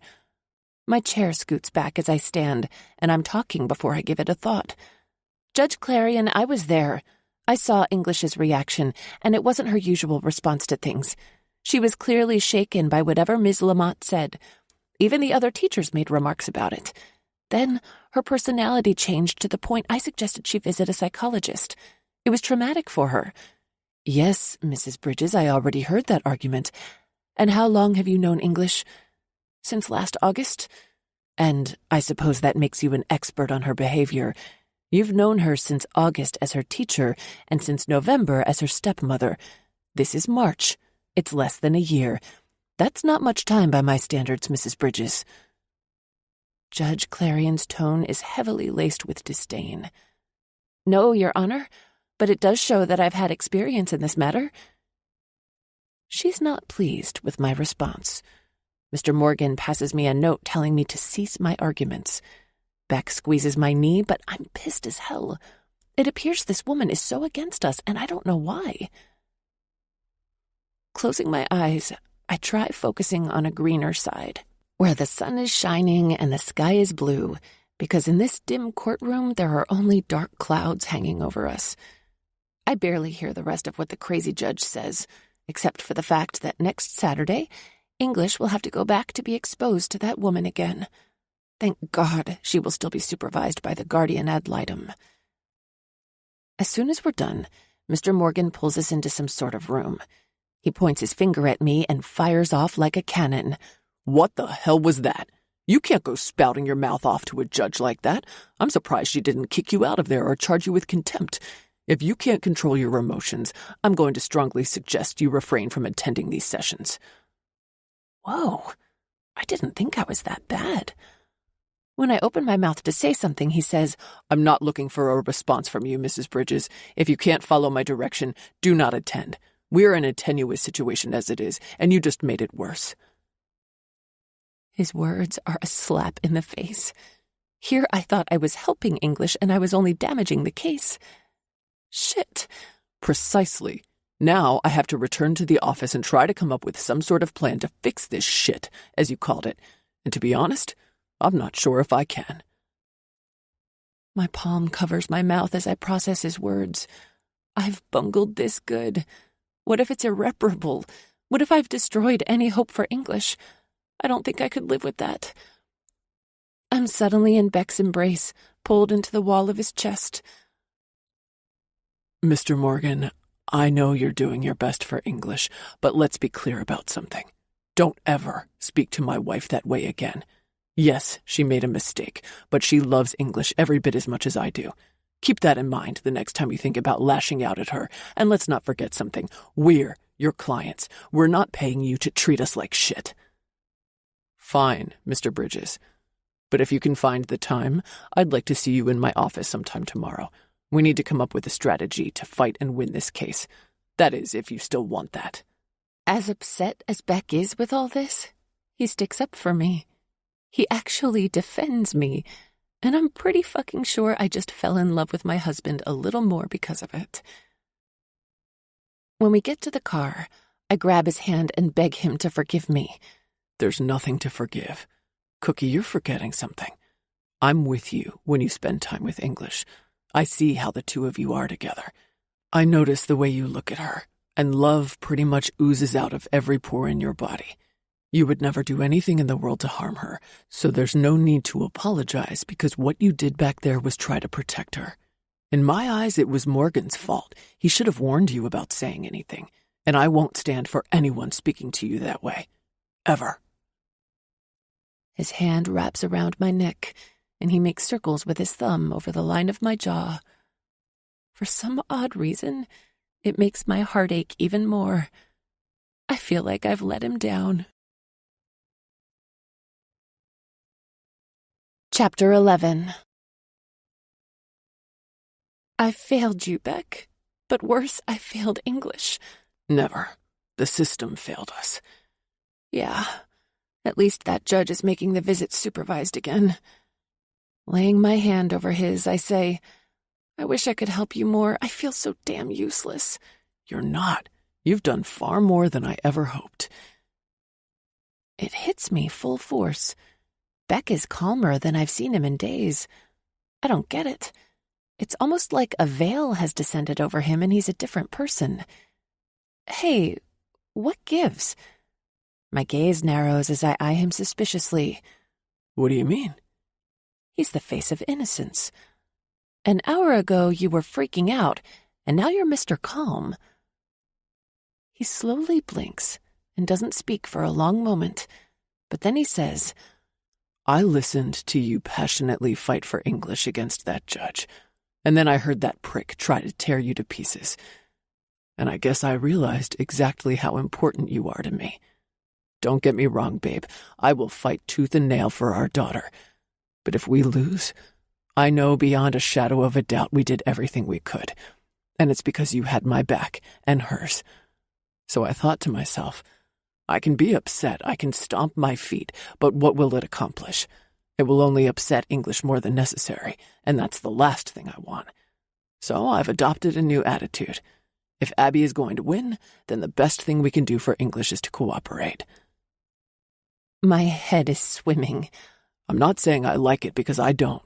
I'm also not saying I trust her because I don't. But maybe, just maybe, if we act compliant, she'll slip up and her true colors will come out faster. You know? What he says makes sense, and I'm beginning to follow his logic, but it's easier said than done. I decide that going back to school isn't happening, so Beck drives us home. All I really want is for him to hold me, so he takes me to bed, and that's what he does. This is a side of Beck that is new to me, but I'm finding that softness in his heart is making mine grow more attached to his. So, what next? I'll go and see Morgan tomorrow and find out what our strategy is. I'm pretty sure he'll try to chastise you and me again, but I won't stand for it. The judge isn't going for us. That's clear, and Morgan needs to come up with something to help us win this case. Saturday morning, Beck calls the attorney, and I make plans to take English to the aquarium. Then Beck tells me to drop her off at his parents' house afterward so we can discuss what Mr. Morgan has to say. Late that afternoon, I pace, waiting for Beck to return. When he does, I know it's bad by the tense line of his lips. What happened? We need to sit. His curt reply surprises me a bit, but I put it off as him being upset. Taking seats on the couch, he doesn't waste time. Why didn't you tell me about your father? That he killed someone in an accident while driving drunk? His question is accusatory. What? My father? His line of questioning confuses me. I need answers, Sheridan. His harsh tone shocks me, but the burning anger in his eyes is even worse. I stammer out my reply. Because I never talk about it. Ever. He went crazy after my mom died.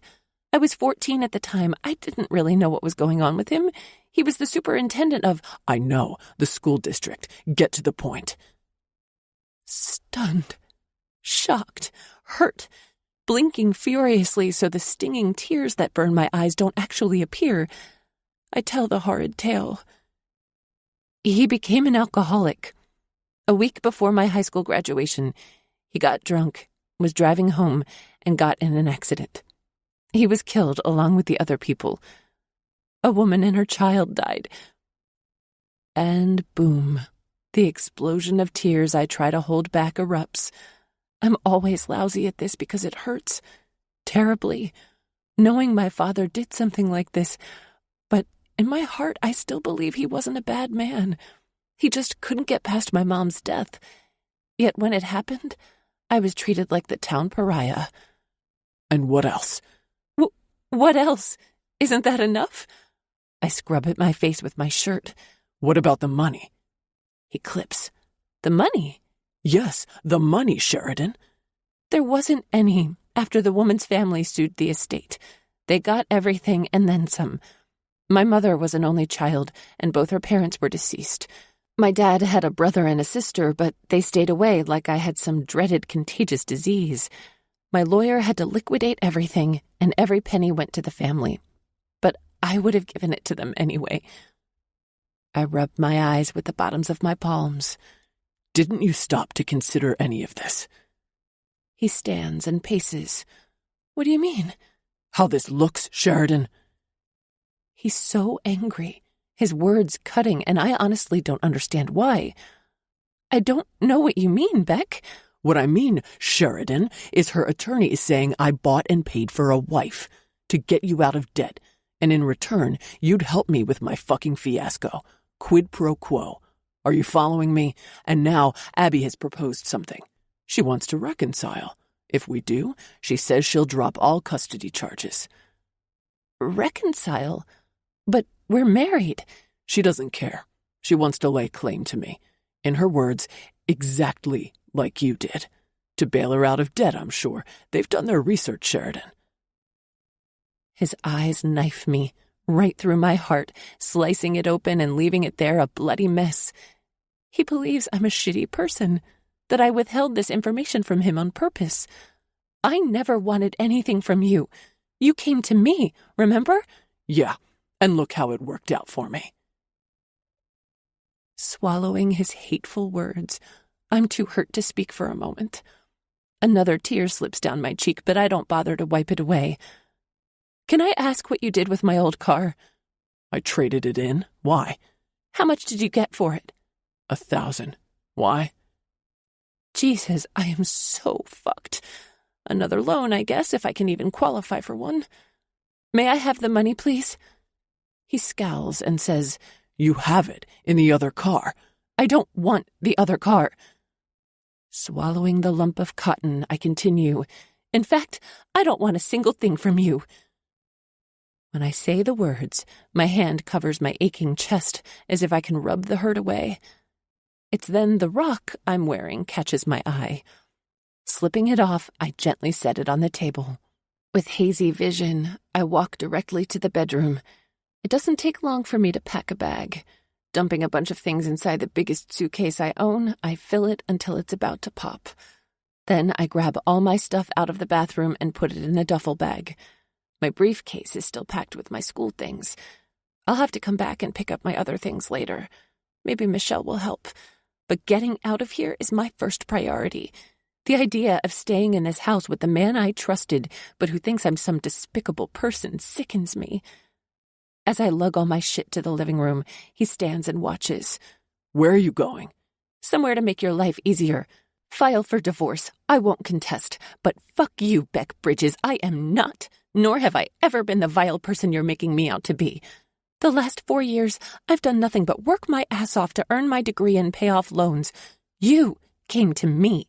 I never asked for this. So go and live your life. I wish English all the happiness in the world.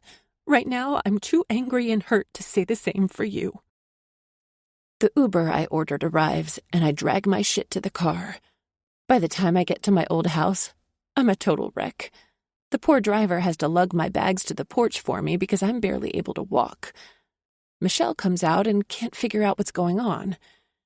It takes me an hour to calm down enough to tell her, and she's nearly as shocked as I am. I can't understand how he goes from being all lovey-dovey to "you've fucked up my life in a few hours." Same here. It was like a stranger in the house. And if you could have seen the way he looked at me. Who is this woman, Abby, anyway? I mean, who would suggest that to someone, knowing he's married to someone else? Michelle asks. She must be desperate. And maybe there's a small part of me that doesn't blame her. English is this amazing kid. It's going to kill me not to be with her every day. How will you handle the teaching part? As professionally as I can? I know it's going to be so hard on you. Her arms come around me in a big, warm hug. I'm sorry, Cher. Here I thought he was your one. Me too. Guess we're roomies again. I sniff. Oliver coming over tonight? No, she pouts. It's his dad's birthday and he has some family thing. Still haven't met his family yet? This surprises me because it's plain weird. Only I don't let on. No, we talked a little about it at Christmas, but then it didn't work out because I went home. Well, maybe he's just sparing you. Or he's ashamed of me. Really? How can he possibly be ashamed of someone as beautiful as you? Oh, you're just saying that because you're my bestie. No, I am not. And stop begging for compliments. Besides, tonight is all about me. I say, true. My phone buzzes, and I think it may be Beck, but when I check, I see that it's Mark. It's Beck's dad. I say to Michelle, "You gonna answer it?" "I don't know. I think you should hear what he has to say." So I answer, "Hi, Mark." "Sheridan, can I come over? I know this is a terrible time for you, but I'd like to talk if you'll allow it." Okay. Dropping the phone into my lap, I say, "He's coming over. He's such a nice man, I couldn't say no. I'll go hang out in my room." Mark must have been in my neighborhood or very close because the doorbell rings not 5 minutes after he calls. When I open the door, he takes one look at me and his posture sags. "Oh, Sheridan." Then I'm wrapped in his arms, but I want to push him away because they remind me too much of Beck's. And the whole thing comes roaring back to me.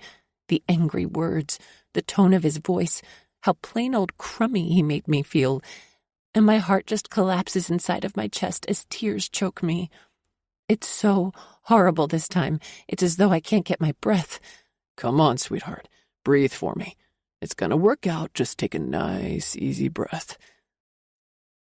Unsure of how much time passes, I notice we're inside, and I don't recall walking here. I never wanted anything from him, Mark. I didn't. I swear. After my dad died, I couldn't talk about it to anyone. Only Michelle and her family. It was like part of me died with my parents. I don't know. I was penniless and trying to make a go of things, going to school and working nonstop, barely functioning outside of that and just trying to live. That's all.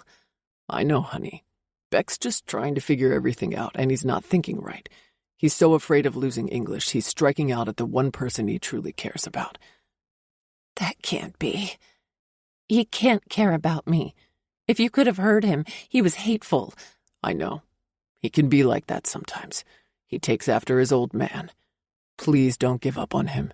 English loves you. She talks about you constantly. And Beck, I've never seen him look or act the way he does with you toward another woman. This is all a mess, I know, but we'll get it ironed out." I don't think I can. I'm sorry. If he's more worried about people thinking I married him to get out of debt, then it'll never work.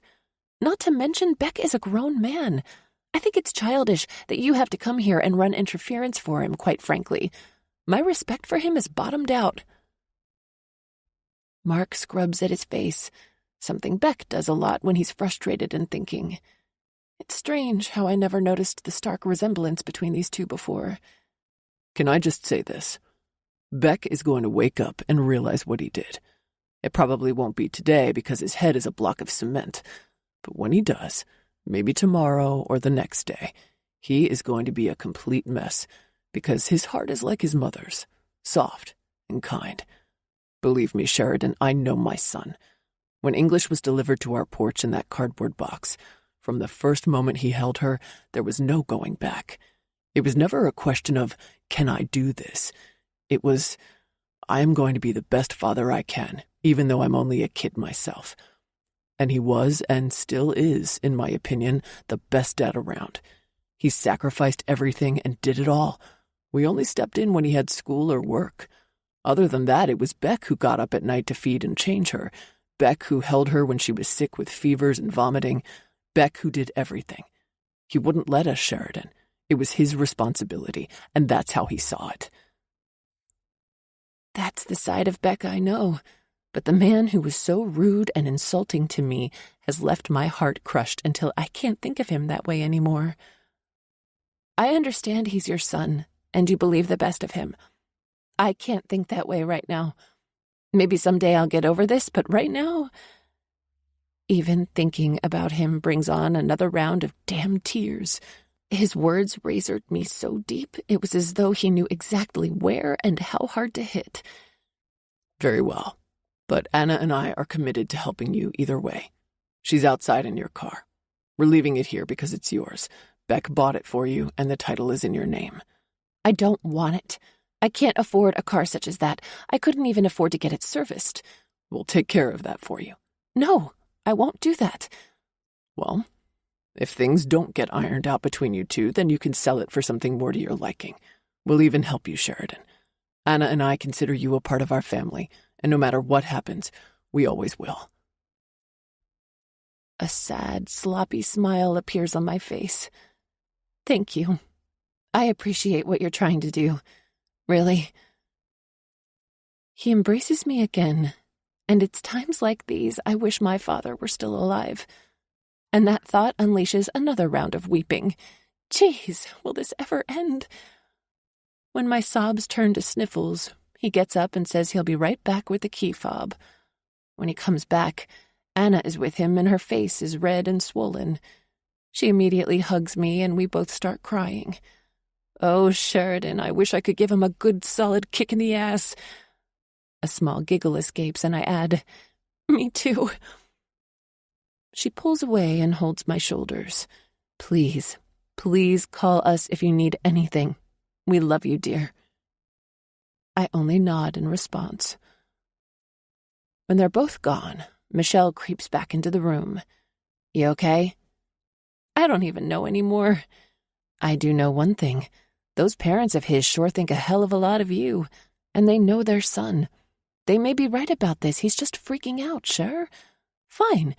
But if life with him will be filled with these kinds of freakouts, I'm not sure I can live that way. What if when English is a teenager, he catches her having sex with some boy? Is he going to kill the boy or something? Michelle starts laughing. I'm not joking. I know, but that's like one of those commercials on TV. I would hope he wouldn't do anything that drastic. But if you were there, you wouldn't let him. But I can't bear the brunt of those freakouts either. Look, I don't want to talk about this anymore. It's making my brain hurt. How about popcorn and a movie? It has to be here because my face is too swollen to leave the house. Cool. You pick. I give her my evil grin and she yells, "Oh no, not the Minions." As it turns out, I don't last very long before falling asleep. The whole thing with Beck drained me, and I wake up on the couch covered with a quilt on Sunday morning. There's one thing I know. Life goes on. It did after Mom died, and it did after Dad, and it sure as hell is going to after this. I won't let this ruin me forever. I'll have my pity party, but then I'll pull up my bootstraps, pick up the pieces, and move the hell on. One more thing to add to Sheridan's list of fucked up life lessons. Chapter 12. Seeing English at school rips my guts out. When she comes into the room, she barrels into me and nearly knocks me over. I missed you, Mommy. Oh, fuck. I didn't think about how I would handle this. Well, I did, but I thought I could be stronger than I am. Not nearly as much as I missed you, Princess. I nuzzle her neck and don't want to release her. Her sweet strawberry scent floods my nose and brings tears to my eyes, and I want to damn Beck for his idiocy again. Let me look at you. I pull back and grin. Love the outfit. And I believe you've grown. Did you drive today? Mommy, get real. Banana brought me. I spent the night and Boonier ate my slippers again. He didn't. Uh-huh. And then he threw them up all over his crate. It was yucky. Her little mouth twists up and makes me giggle. Well, maybe that'll teach him slippers taste bad. I hope so. Anyway, when are you coming home? Is your friend feeling better? Not yet. So that's what they told her. I was kind of wondering. She's still under the weather, but maybe soon. The rest of the week is much the same. English coming each day and asking about Michelle. Each day her face looks a bit sadder, as though she's starting to suspect something isn't quite right. On Friday, Susan pulls me aside during lunch and wants to know what's going on. You've been down all week, and don't deny it, Sheridan. Yeah, well, things aren't going so smoothly. Care to talk about it? She asks. Not really. Okay, if you change your mind, my door's open, she says. After I thank her, I realize I need to get my act together. My week of mourning is up. That night, when I get home, I ask Michelle, what are you doing tonight? No plans. How about we drink some wine, cook some dinner, and hang out? Yeah, life's too fucking short to be sad about shit like this, you know? Michelle says, yeah, but how do I get over him? Attitude, my friend. Well, that and wine. She holds up her glass and clinks it against mine. Now listen up. This is a mere bump in the road for you. Chalk it up to some hot sex with a fucked up dude and move on. Every relationship is a learning experience. Now you know you don't want a man who can't think outside of his own realm. You should always come first. Even the Bible says it. When a man marries a woman, she comes before everything, and that includes children. I get that he adores his daughter, and I applaud him for that, but he put you not only in the back seat, but in the fucking backyard. I love English, though, and that's a problem for me. She waves her wine glass. No, you're not thinking this through. That's not the problem. It never was. The problem was that when he asked you to do this, he omitted to think about feelings, his and yours, and how they would affect decisions he made. He can't just randomly blame you for shit. If he had done his due diligence on you and had investigated you, he would have known that bit about your father. You didn't try to hide anything from him. You just didn't talk about it. So you can love English all you want, but Beck is the true fuck-up here and only has himself to blame for this mess. I like how you're thinking, Michelle, but that still doesn't solve my English problem. I want to see her outside of the classroom. So go see her. March up to his door and tell him you want her for the day. Just like that. Do you really think he'd refuse you? Probably not. Do it, girl. And I want to be sitting in your car and watching his face when you do. We both laugh as we plot my way back into English's life. But then I say, you don't think I'm doing something detrimental to English, do you? Sheridan, you love that kid as if she were your own. I only see good coming out of this. For Pete's sake, she calls you Mommy. Yeah, true. I just don't want to hurt her in any way. That's the last thing I'd ever want. She gives me a hug. Sheridan, you couldn't hurt a flea if it bit you in the ass all night long. The next day, I gather my courage and drive over to Beck's. When he answers the door, there is no disguising his jolt at seeing me standing on his porch. Hi, is English home? I ask nonchalantly, though my insides are shaking like a leaf in the wind. Yeah? I'd like to take her for the day, to Legoland. He slants his head and says, okay. But he doesn't move. He only stands there, and those fucking blue-green eyes puncture me. Stand strong, Sheridan. Don't let him see your weakness. Well? I ask. I'm not trying to be nice here. I only want the kid for the day. Yeah. He blinks twice, slowly, then says in that scratchy voice of his, You look good, Cook. I cut him off. Don't call me that, ever again. You lost your right to any cute little names the day you verbally struck me down in there. I point over his shoulder. My name is Sheridan. Remember it. Now can English go or not? If she can't, I'll be on my way. My tone is not friendly at all, only clipped and snappy. I... You what? Nothing. I'll get her. Thank you. You can come in. He opens the door wider for me to enter. I'd rather not. Bring her out to the car, if you will. I march down the steps, his eyes burning through the sweater I'm wearing. Mission accomplished, and I have to say I'm proud of myself. A few minutes later, English runs out to the car, and I hug the pieces out of her. I don't have to look to know that Beck is watching from the porch, but I don't really care. I buckle her into her seat, and off we go. I'm excited, and know she is because neither of us has ever been to Legoland. The day is a blast. We ride the rides, watch the 4D movie 3 times because English loves it so much, build towers and watch them fall in an earthquake, and do all sorts of other things. By the time we leave, she's falling asleep on the way home. My heart aches at the thought of dropping her off, but I'm also filled with joy at how much fun we had together. If she is sad about me not being there, she doesn't let on.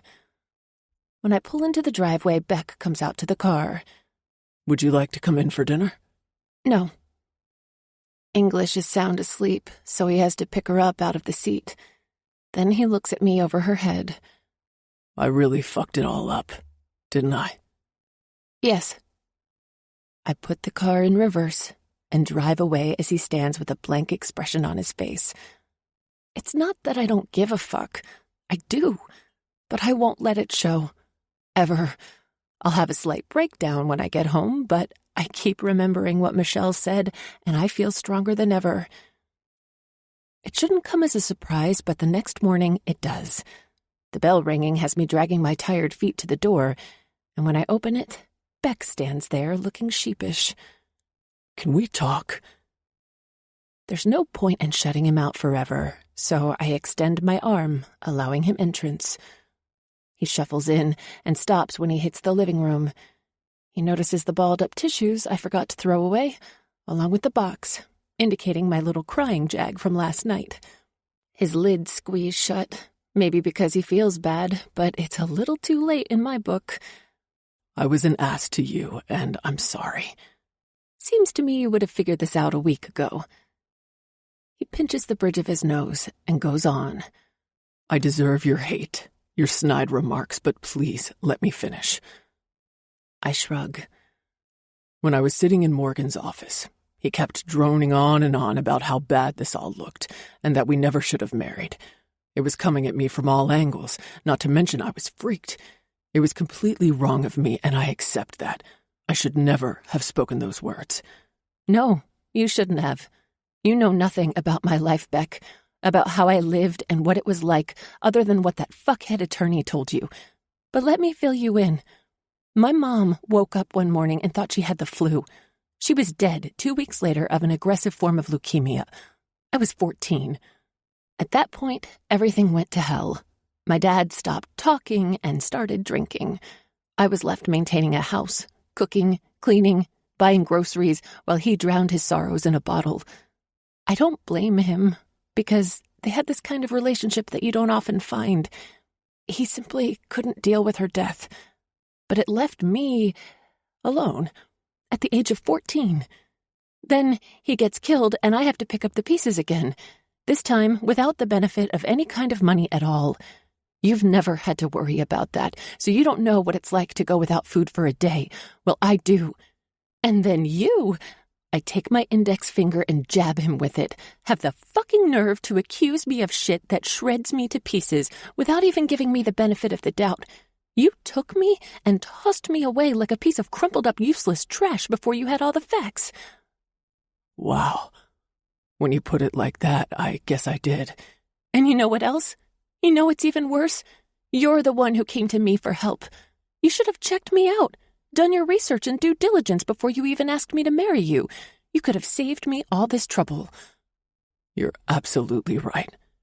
He admits. I'd like you to leave now. But Sheridan, You don't seem to understand something here. This doesn't have anything to do with what you want anymore. This is what Sheridan wants. Okay, but English. I'll see English at school and get her on weekends like yesterday. But I'd suggest you tell her the truth and not that my roommate is ill. When I get to the door, I open it and wait for him. He stands there for a minute staring. Finally, he walks out, but turns toward me when he gets to the porch. We had something so great. Can't you even consider giving it another chance? If it was so great, why were you able to destroy it in the span of a few minutes? Must not have been that high on your list of priorities, Beck. I shut the door and find my face wet once again. Damn him. Chapter 13. Monday at school, I get an urgent text from Beck. I need to talk to you. Please. It's about English. If this is some kind of ploy, I'll totally disown him forever. When I can break away, I call. What's up? And this had better be real. It is. There's a desperate edge to his voice I haven't heard before. Abby's attorney has suggested a home visit to ensure that English is living in a safe and healthy environment. They want to do it tomorrow night. Can you please be here? Sheridan, I'll do anything you want, anything at all. I'll grovel if that's what it takes. This has to go well for English's sake. Of course I will. Thank you. His relief is palpable. There is no way I can ever repay you. I'm not doing this for you, Beck. I'm doing it for your daughter. What time do I need to be there? Can you just bring her straight from school? And is there any way you can bring clothes tonight so it looks like you actually live here? That makes sense, so I agree. The next day, I'm fairly nervous about pulling this off. It's not that the home isn't a great place for her. It's the way I have to act toward Beck. This will be the first time I've been around him for any length of time since that horrible day I left. My stomach is one jittery mess, making me feel like I'm on a constant carnival ride. English and I arrive home around 3:30 to find Beck pacing the living room. "Daddy, what's cooking?" English walks around like there's not a thing wrong in the world.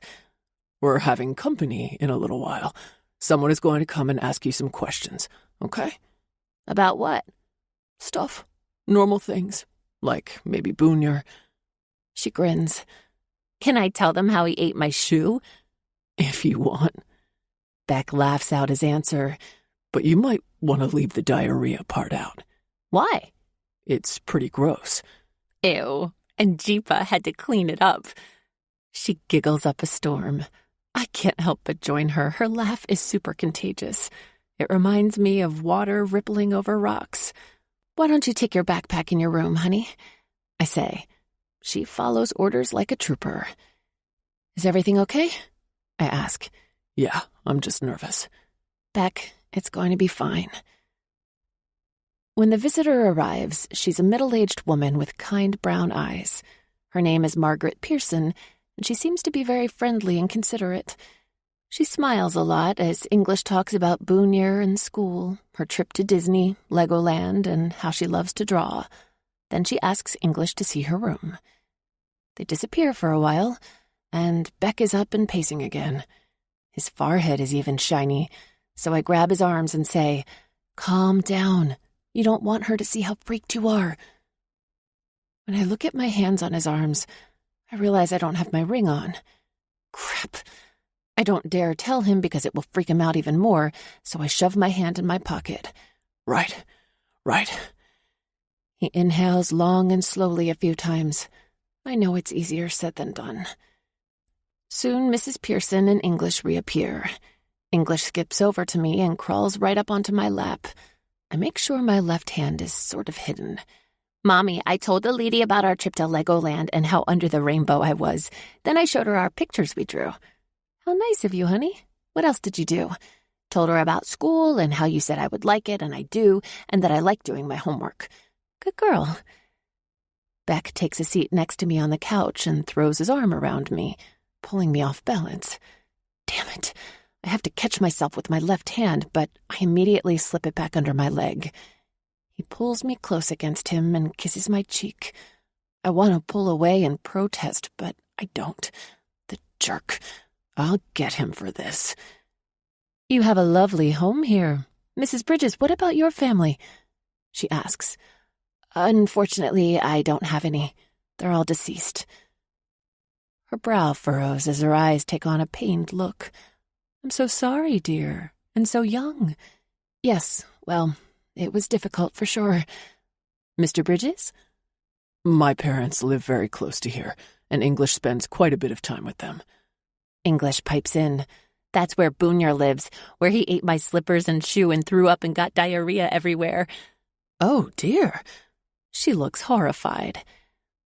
Boonier has a habit of eating things he shouldn't, I'm afraid, Beck says, which is why he lives with my parents. Well, I think that's a marvelous idea, Mrs. Pearson says with a wink. Who takes care of English after school? I answer this one. It's sort of a joint effort between Anna, who is Beck's mother, Beck, and me. Since I teach at her school, it makes it easy to bring her home with me and take her as well. By this time, English is tired of sitting still, so she hops off my lap and says, Anyone want to draw a picture? Not now, honey. Why don't you go to your room and draw?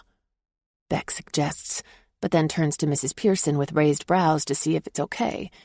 She gives a slight nod, and the little mite is off and running. Thank you. She's high energy, and I hate to stifle her when she needs activity. I understand. Now that we're alone, I'd like to say I'm impressed. You've done a fine job with her. She seems very well adjusted. So how long have you two been married?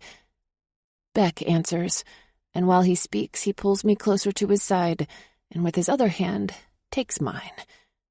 We sit there as if we're the loveliest, doviest couple on the earth. He strokes tiny circles on my hand with his thumb and leans in to kiss my temple when he's close enough. I want to elbow him in the damn ribs, but I don't dare. It would be too costly for English, and I would never do anything to compromise her situation. He's certainly taking advantage of this situation, something I will make him pay for later. Rat bastard. Shit. Now he's running his nose across my cheek while Mrs. Pearson is talking. This is ridiculous. He's making it extremely difficult to concentrate. I'm not gonna lie, it's turning my sex engines on and I want it to stop. But what can I do short of blowing this whole ruse? So I'll turn my final report in by the end of the week, and your attorney will be furnished a copy shortly thereafter. She leans in a bit toward us.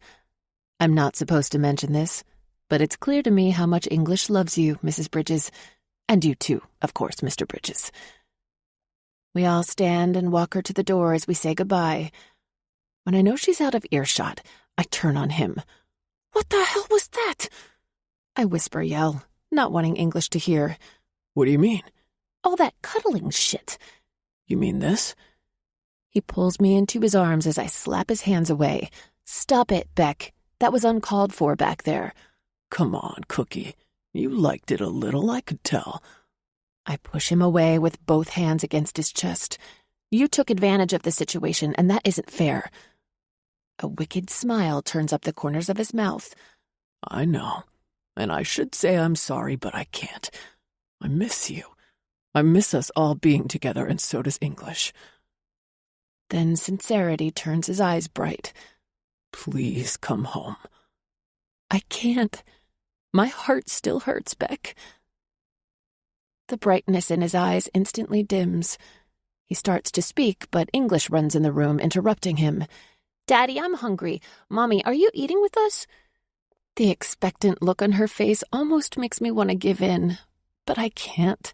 If I do, it'll be for the wrong reasons, and as much as I love her, I have to do what's right for me this time. No, sweets, I have to go. Maybe next time. She looks between Beck and me, and it's easy to see how crushed she is. Okay.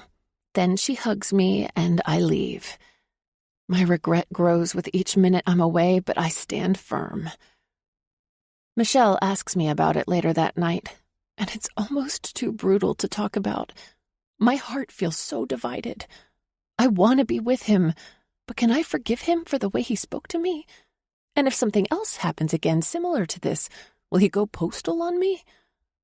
Michelle seems to think he's learned his lesson, though I'm still dealing with the raw flesh from my healing wounds.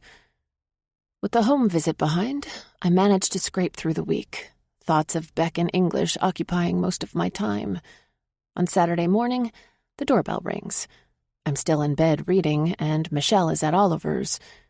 I decide to ignore it, but whoever it is persistent and keeps holding the buzzer down. So I throw on my robe and open the door with a scowl. Beck stands there with a sheepish smile, holding a Lego scene in one hand and a balloon bouquet in the other. Hi, I've come with a peace offering. It appears to be an interesting one, I say as I inspect the Lego scene. Do you mind if I come in? He leans toward me and begs in a mumble, Please don't send me away. English is watching from the car. Peering over his shoulder, I see her in the front seat, taking note of everything. Okay, come in. He steps across the threshold and hands me the Lego scene. It sits on a piece of corrugated cardboard that's been spray-painted lavender. Biting my lips, I hold back my smile. What is it? I ask. Can you not tell? After a few minutes of trying to figure it out, I say, No, sorry. It's supposed to be from Frozen. That makes sense. If English had a hand in this, it's one of her favorite movies. Okay, I'm getting it now. That's the ice castle, and is that supposed to be a square version of Olaf? Yeah. He laughs. Nice. I can't stop the smile from spreading across my face. He holds out the balloon bouquet and says, These are for you too. Again, they are covered in characters from Frozen. Elsa, Anna, Kristoff, Hans, Olaf, and Sven. So, is there any significance to this? He rubs his chin. Actually, there is. I'm hoping I can convince you to come home today, because without you in my life, in our lives, my heart is frozen, Cookie. Nothing has been the same since you left. I was the biggest ass and a bigger fool, and so very wrong. I'm not sure if you'll ever forgive me, but I hope you'll find a way to try. Please, come back and thaw the ice that has taken up residence inside of me. You see, I love you. And the day you went away, you took my heart too. I know I broke yours, but I'll do everything I know to unbreak it if you'll only give me the chance. He reaches for one of the balloons, and tied to the end of the ribbon is my ring. He takes it off and reaches for my hand, but before he does, his brows lift as he waits for my answer. Beck, I won't make the same mistake twice, if that's what you're worried about. He slides the ring back onto my finger and pulls me into his arms, and suddenly I'm crying my eyes out. Crying for everything all over again, I suppose. You're the most important thing to me now. Do you hear what I'm saying? English is going to grow up and leave, but I want you with me forever. His breath blows over my ear, and I do hear him, but I can barely breathe, much less answer him. I'll never hurt you like that again, but I'll protect you instead. I'm going to do everything I can to make it up to you. I swear I will. Everything he says is all I ever wanted to hear. My hands grip his shirt, and I cling to him like a lifeline. I hated being away from you, I admit. You don't have to be away any longer. English? Is she okay in the car? The doors are locked. The Frozen thing was her idea. She wants you home as much as I do. She told me I needed to do something special, like a Lego scene. The idea of the two of them constructing it makes me giggle. She's a very bright kid. Come on, let's go home. One thing first. What? I just wanted to say that I love you too. He blasts me with a doozy of a smile. Chapter 14. Did you like it? Did you like it? English asks, bouncing inside the car. I loved it. And how did you get to be so smart? I don't know. I learn a lot in school sometimes. I wanted Olaf to be round, but he couldn't. Turning in my seat, I say, he was perfect, English. I couldn't have loved him any better, and I'm going to keep that scene forever. I told Daddy that he had to be nice to you because you're our rainbow. I'm your rainbow? Her head bobs up and down as her eyes, exactly like her father's, gaze back at me. Oh, my heart. Want to know something? I ask her. Uh-huh. You're my rainbow, too. My reward is the greatest smile in the world. Now, Daddy, can we go get pancakes? Beck glances at me, and I nod. Sure thing, Munchkin Doodle. You deserve a treat since your plan went off so well. Then she starts singing Let It Go at the top of her lungs, and Beck and I can't help but join in. The lyrics never captured me in any way before, but as we sing, I find the song is empowering, and when we hit the lines, I'm never going back. The past is in the past. I know I'm Beck's forever. Hey, we're pretty good, aren't we? Beck asks. Yep, English answers. Then she starts singing Try Everything from Zootopia, and I want to giggle because she's trying so hard to do it in a Shakira imitation, but a 6-year-old just can't pull it off. I take a look at Beck. He's biting down on his lip, so I grab his hand and squeeze, and we're so glad when she's done. Taking a deep breath, I ask, What else you got for us, kiddo? My voice cracks a little. She has an obsession with One Direction and starts singing several of their songs. When we pull into the parking lot of our favorite pancake joint, she's still singing. The kid has a set of pipes on her for sure. But when I open the back door, she flies out and wraps around me like a blanket. I'm so glad you're home, Mommy. Me too, sweets. Promise you won't leave again. I promise, I say with a sigh. She pokes Beck in the stomach, saying, And Daddy, don't do anything to make her leave. My eyes bug out like a frog's because I had no idea he'd been that honest with her. I won't, Munch, I promise. I love her, and I'm going to show her in as many ways as I can. Let's draw her another picture when we get home, English says. Good idea, Beck says as he grabs my hand and English's.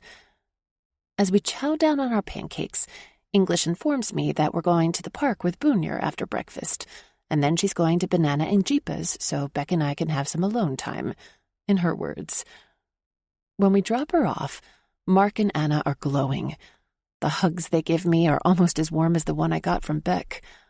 Oh, Sheridan, we can't tell you how happy this makes us, Anna says. Mark and I have been so worried about you, and Beck, of course, but more angry with him than worried. I'm so happy you two worked it out. English had a hand in it, but we're good. He has a bit of work to do, though. Don't you let him act like he owns the world. He has a tendency to be that way with that brick of a head of his. This was a good lesson for him, I believe, but I'm sorry you had to suffer for it. Same here. It wasn't fun, I'll grant you, but if it makes our marriage stronger, then I'll deal with it. I know he has a good heart, but he won't be doing that to me again. She smiles. You can say that again. I've never seen him so miserable before. Ever. And English either. We chat a bit about Boonier and his chewing, and she says it's all Mark's deal. I warned him, but he wouldn't listen about how hard a puppy would be. I have to say, I'm happy you all are keeping him. Never raising a puppy before, it would be a disaster for me. You two need to get out of here. It's time for you to be alone and have some makeup time, she says with a wink. Beck overhears her and grabs my hand. We'll pick Munchkin up tomorrow. He hurries me out of the house. What was that? That was me getting you away from them so I could be alone with you. I am starved for some cookie time. Oh, I see how this is. No, I don't think you do. His tires squeal as he drives off. I think you lost a few thousand miles off your tires back there. Think I care? We pull into the garage, and before we can make it inside, he's already kissing me. He tastes of blueberry pancakes and a hint of mocha, his favorite beverage. It makes me even hungrier for him. Before Beck, I used to wonder what the big deal about kissing was. To me, it was nothing but a mishmash of sloppy tongues and mouths coming together. But not with Beck. There is no sloppy to his kisses.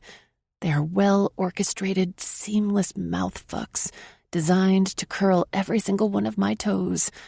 Not only do they accomplish that, they tingle my spine, make my uterus quiver, and we won't even mention what they do to my vag. We crash into the house and nearly fall, but Beck lifts me by the back of my thighs and carries me the rest of the way to the bedroom. His stubble scrapes my chin as he nips at my lower lip and then down further toward my neck. Damn, Cookie. I need to feel your sweet cunt wrapped around my cock. My balls have been aching since you left. My body hums with desire and need at his words. Pants, shirts, and underwear go flying. We never even make it to the bed before I'm back in his arms again, legs around his hips and his cock buried inside of me. Talk to me, babe. I need to hear you call out my name. Beg for me. Please fuck me hard, Beck. I need this so much. This? He plunges all the way to his balls inside of me. Again. More. He pulls out and does it again. My back is jammed against the wall and his pelvis is bruising with each thrust, but I couldn't care less. It makes me want it even more. You're so fucking tight around me, Sheridan. I missed you so much. He pounds into me again, and we slap against each other, all slick with sweat and the wetness of my desire. I need for you to come, because I'm not gonna last. He thrusts into me again, grinding his hips around me, touching on every place imaginable that sets me on my way to an explosive orgasm. His cock starts to pulsate, cluing me into the fact that he's getting his, and with a final push, he grounds out his orgasm as he finds my mouth.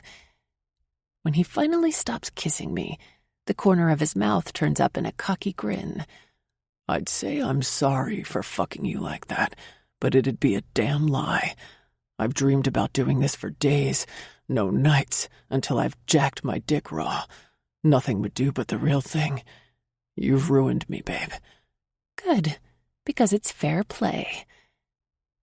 He walks me to the bed, and I don't know how his legs can work.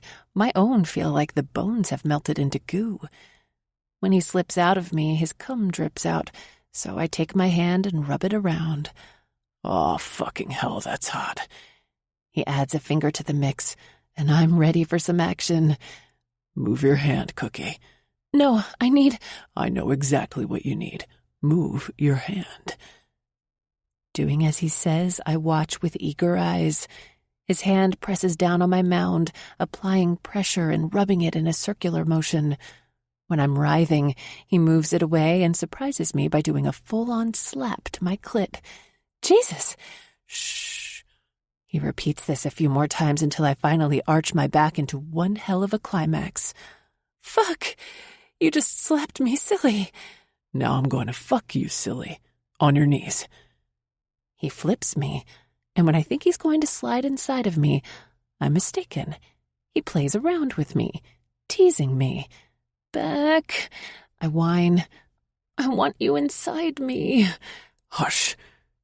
He rubs his cock all around my pussy, going up and down, over and over. And then when he does push it in, he simultaneously pushes in his thumb into my backside. My eyes virtually roll back in my head. The sensations of the two rubbing against each other are insane. Jesus, Cookie. His balls slap me each time he thrusts, touching me deep inside. My hands fist the sheets as I say his name over and over again when I climax. Are everyone's orgasms like this? Mine never were when I masturbated. I didn't think they could be so powerful. Even when I used that stupid rabbit, they never came this close. What are you thinking, babe? You're awfully quiet. Yeah, these orgasms are crazy, right? He chuckles. Yeah. I thought the ones I had with my rabbit were good, but these blow them away. Your rabbit? Yeah, my vibrator. I see. Does your rabbit take a trip up your ass? Of course not. Then I giggle. The thought of it. What's so funny? Me sticking a vibrator up my butt? We're lying on our sides facing each other, and he asks, Why is that so funny? I think it would be sexy and fun to put a butt plug up your ass. A butt plug? Uh-huh. He pinches my nipple. It's for the butt, hence the term. I'll do it if you will. Is that a challenge? He asks, grinning. Maybe. Okay, but only if you let me fuck your ass. You and your ass fetish. What can I say? But all guys do, they're just not honest enough to admit it. My experience with men is so limited, I can't respond to that. Okay, you know I'm game for it, but it won't ruin me, will it? Like, give me giant hemorrhoids or anything? A giant laugh comes out of him. Not if we do it right, but I'll research it for you if you want. They have research for butt fucking? I'm shocked. They have research for everything. I'm sure I can come up with some superior data and the proper statistics to satisfy your butt. A giggle escapes me. Only mine? Mine too, though yours is the one that will be genuinely fucked. In more ways than one if your research is flawed. We both laugh, and he says, Oh, this subject cracks me up. Oh, and how much, funny man? I try to tickle him, but he grabs my hands before I can get a good dig into his ribs. He pulls them over my head and says, Now what? I'm your prisoner to do what you will. The playfulness vanishes and is replaced by heat and intensity. You have it all wrong, Sheridan. It's me who is the prisoner. I've never thought myself to be a particularly cruel sort of guy. An ass at times, yes, but not a ruthless prick who was out to crush people. I did that to you. I tossed you to the floor and ground you into it with the heel of my shoe as though you were nothing more than a speck of dirt. I don't know if I'll ever be able to make it up to you, but God damn it, I'm gonna try. Oh, Beck. I push him on his back and straddle him. Then our mouths crash together in a flurry of heated lips and tongues. It's as though neither of us can get enough. This is the last either of us will ever speak of it. I tell him, I love you, Sheridan, with all I have. I hope you understand how flawed I am and that you can live with that. We all have flaws, Beck, but as long as you recognize your mistakes, that's what's important. Don't worry, babe. I recognize so much more than that, and I'll never take what we have for granted again. Chapter 15. On Monday, Mr. Morgan calls and says we're due in court again the following afternoon. He's not hopeful. Neither are we. We walk in, prepared for at least some pushback, but nothing he says or does seem to persuade the judge in the least, and Abby wins again. Now we're faced with breaking the news to English. Anna brings English home from school, and we explain to her what's going on. At first, she cries. The fear breaks through, but then she throws a tantrum, something she's never done to my knowledge. It doesn't last long before she quiets. She reverts to fear again. I'm scared of her. The nice lady will be there. You won't be alone. I promise her. But what if she's mean again? Beck says, She won't be. Listen, you know people make mistakes. They sometimes do things they don't mean. English looks at Beck, then me. I think so. Maybe that's what your mother did, he says. She sticks her arm out with her index finger extended and points at me. That's my mommy right there. Beck grins. It sure is. But sometimes kids have two mommies, and maybe that's the way it will be for you. English thinks about this for a while and says, Sydney in school has two mommies. See, you won't be the only one, and you could be very lucky to have two mommies. Her brows draw tightly together, and I seriously doubt she's buying Beck's words for even a skinny second. Maybe I need to step in. Look, honey, your mother wants a chance, and you're an awfully special girl. I, for one, can't imagine what my life would be like if you weren't a part of it, so I can see why she wants to get to know you. English sticks her finger in her hair and twirls it around. Do you think she has a dog? You need to ask her. I'm scared. I know, honey, but nothing will happen. Promise. I tell her. I pray it doesn't change to an unsupervised visit. The following Saturday, we dutifully take English to the library again, and I hope it doesn't instill a hatred of books in her. The guardian ad litem, Miss Schaefer, is waiting for us, and her eyes look hopeful. Beck acts that way, but I think it's a show for English. My gut is screaming that this is all kinds of wrong. A few minutes later, Abby prances in, acting very pleased with herself. There isn't a humble bone in that woman's body. She doesn't give a shit about English. I feel it down to my soul. Sitting back, I observe the interaction between Miss Schaefer and her. Abby wears a plastic smile, the kind that people pasted on their faces after my dad died, and I want to shout that she's nothing but an imitation, a fake. But I don't. I keep silent. Then Abby pulls a coloring book and a box of crayons out of her giant purse and offers them to English. Here, take them. She pushes them toward her. English stands there, stone still. Don't you want them? In a tiny voice, English answers, I don't like coloring books. I'd rather draw my own pictures. Beck explains, art is her thing, and she's quite good. Oh, well, next time I'll bring a canvas and some oil paints, Abby says in a snarly tone. English, in her naivete, doesn't pick up on it, and only smiles and says, I'd love that. I love to paint and draw. Abby's mouth flops open, and she doesn't know how to respond. Miss Schaefer steps in and says, English, can you draw us a picture with crayons? I can try. It's funny because most kids only know how to draw with them. Not English. She's way past those. Miss Schaefer thumbs through the coloring book to a blank page and hands it to English. English sits and starts drawing. That's our cue to leave. Miss Schaefer holds up 2 fingers and we nod, knowing we can come back in 2 hours. But those are the longest 2 hours in our lives. Even Beck, who has been all cheery and upbeat, is going a bit crazy by the time we get back to the library. But when we get to the doorway, English and Abby sit at the table, heads bent over the coloring book as they work on a drawing. My heart clenches at the sight. On the one hand, I'm happy it's peaceful. On the other, I know Abby's hiding something. I'm a great judge of character. My first impressions usually bear out to be correct. This woman is out for something, and it's not a heartfelt relationship with her daughter. Miss Schaefer spies us and motions us inside. English hears us and looks up. Immediately, she's on her feet, talking a mile a minute. Look, I taught the lady how to draw a circle dog, see?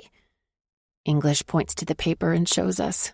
She's very good at drawing cartoon-like characters, and Beck has no idea where she picked this up. He thought maybe it was from her mother, but when we look at the paper, she clearly doesn't have an artistic bone in her body. At least she has a good sense of humor about it. This kid can really draw, Abby says. Yes, she can. She's been to several art camps and takes her drawing pretty seriously. She wasn't trying to be a pain when she said she didn't do coloring books, Beck says. For the first time, Abby looks slightly interested. Maybe this is an icebreaker. English grabs my hand and says, Come on, Mommy, let's go. I want to see Boonier. Who's Boonier? Abby asks. Her puppy. Beck answers. I see. Well then, in 2 weeks? Abby looks at Miss Schaefer. She smiles, saying, Yes, if here works for both of you, we can keep this arrangement. It's fine. Abby looks at Beck as she answers, and he nods. On the way to the car, English talks about how that lady couldn't draw. I want to laugh because she's going to have to come up with something other than that lady to call her. Was she nice to you? Kind of. Well, yes. At first, she only wanted me to color. But after I drew the first dog, she kept looking at it and asked me how did I know how to do that. So I teached her, like you teach me in school. You taught, I correct her. Huh? You said teached. The correct word is taught. Okay. We both keep a close eye on her for the next couple of weeks to see if she exhibits any behavior abnormalities, but she acts fine and doesn't even mention the visit. The attorney says since it went fine, he expects they will continue and even possibly escalate to once a week. Great. Fabulous. But then I think about Abby in the most objective way possible. If I were her, I would want to see English too. Beck, I have to hand it to him. I never would have expected him to pull this off. He's as strong as ever, but I know he's falling to pieces inside. I don't know how he's doing it. All I know to do is encourage him whenever I can. He has an upcoming trip, but it will only be for a week. He's decided until we know what's happening, all his trips will only be a week to 10 days, and he'll be here when English is with Abby. That relieves me, because what if he were in Africa or somewhere far away and something happened? I wouldn't know what to do. Beck takes English for her next visit. I decide to stay home. When he leaves, I start mixing up a batch of my famous chocolate chip cookies. When he returns, the house smells so yummy that he comments from the front door. Cookie, are you making what I think you're making? Sure am. His large frame gracefully enters the kitchen. He says as he grabs a cookie and takes a bite. Warm, too. They just came out of the oven. I slide another tray in. How many more batches do you have to go? This is my last. Look over there. I point to the other counter, which is covered in cookies. You did all that while I was gone? Uh-huh. It's a simple recipe. Then a twinkle lights up his eyes.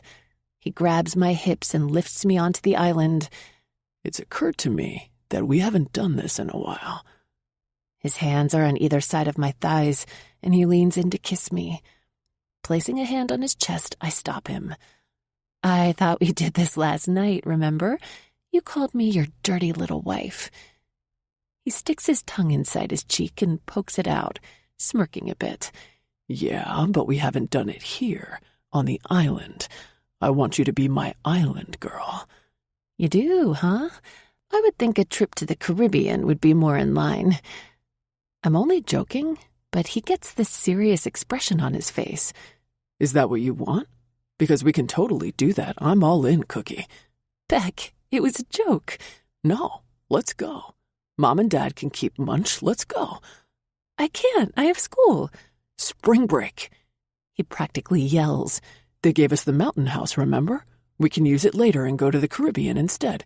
They can take English up to the mountains. Holy shit, you're serious. Yes, I am. You've never been, and I'd love to see you on a private nude beach somewhere. Are you fucking crazy? I'm not going to a nude beach, I exclaim. I think you missed the private part. I wouldn't take a chance on anyone seeing you but me, babe. Oh, maybe in that case. Now shut that sexy mouth, because I want to get filthy with you.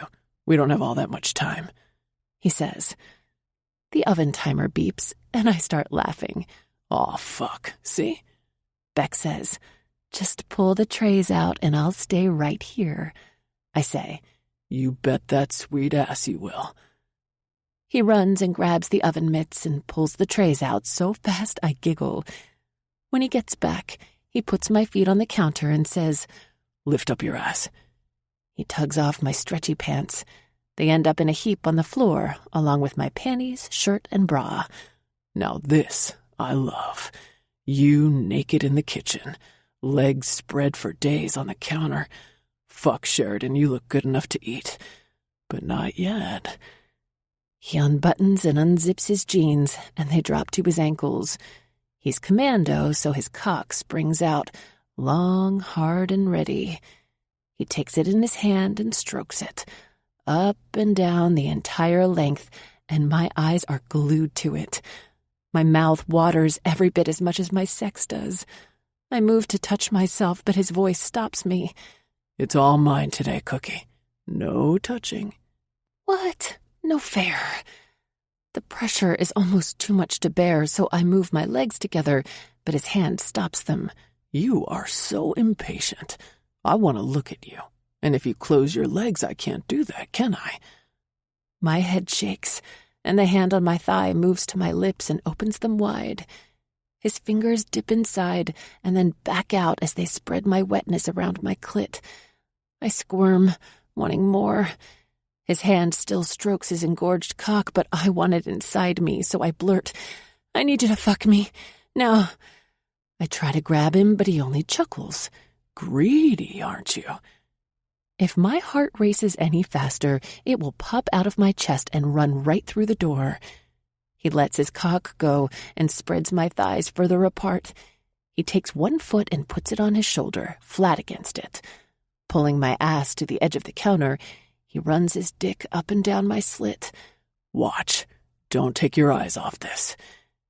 He coats his dick until he's slick enough to enter, and then says, "I'm going to have your pussy stretched tight around me until you scream my name when you come. Do you want that?" "Yes." He pushes in slowly, so achingly slow. I want to grab him and pull, but I can't reach. I squirm, trying to get closer, but he presses a hand on my stomach, stopping me. "Just watch." When he's finally seated all the way, I wriggle around, but he pulls out fast. Then he starts the process over again. Slow, slow, slow. I try to add my finger, but he slaps it away. "This is all mine, remember?" I'm panting like a running dog. Sweat drips off my forehead, and I'm not doing a thing but sitting here. "Watch, Cookie. It's so goddamn sexy." And I do, and start to get caught up in the scene. It builds and builds and builds and is so good. The pleasure is overwhelming, like nothing we've had before, and holy fucking shitballs, a monumental orgasm slams into me and goes on and on. I hear someone whimpering, and it takes a while to figure out that someone is me. "I think someone needs to lie down." He picks me up and carries me to the bed. "What the hell, Beck? I think you broke my pussy again." He lays me down and presses soft kisses all over my face, neck, breasts, stomach. "You were magnificent, and the way you felt around my dick, amazing."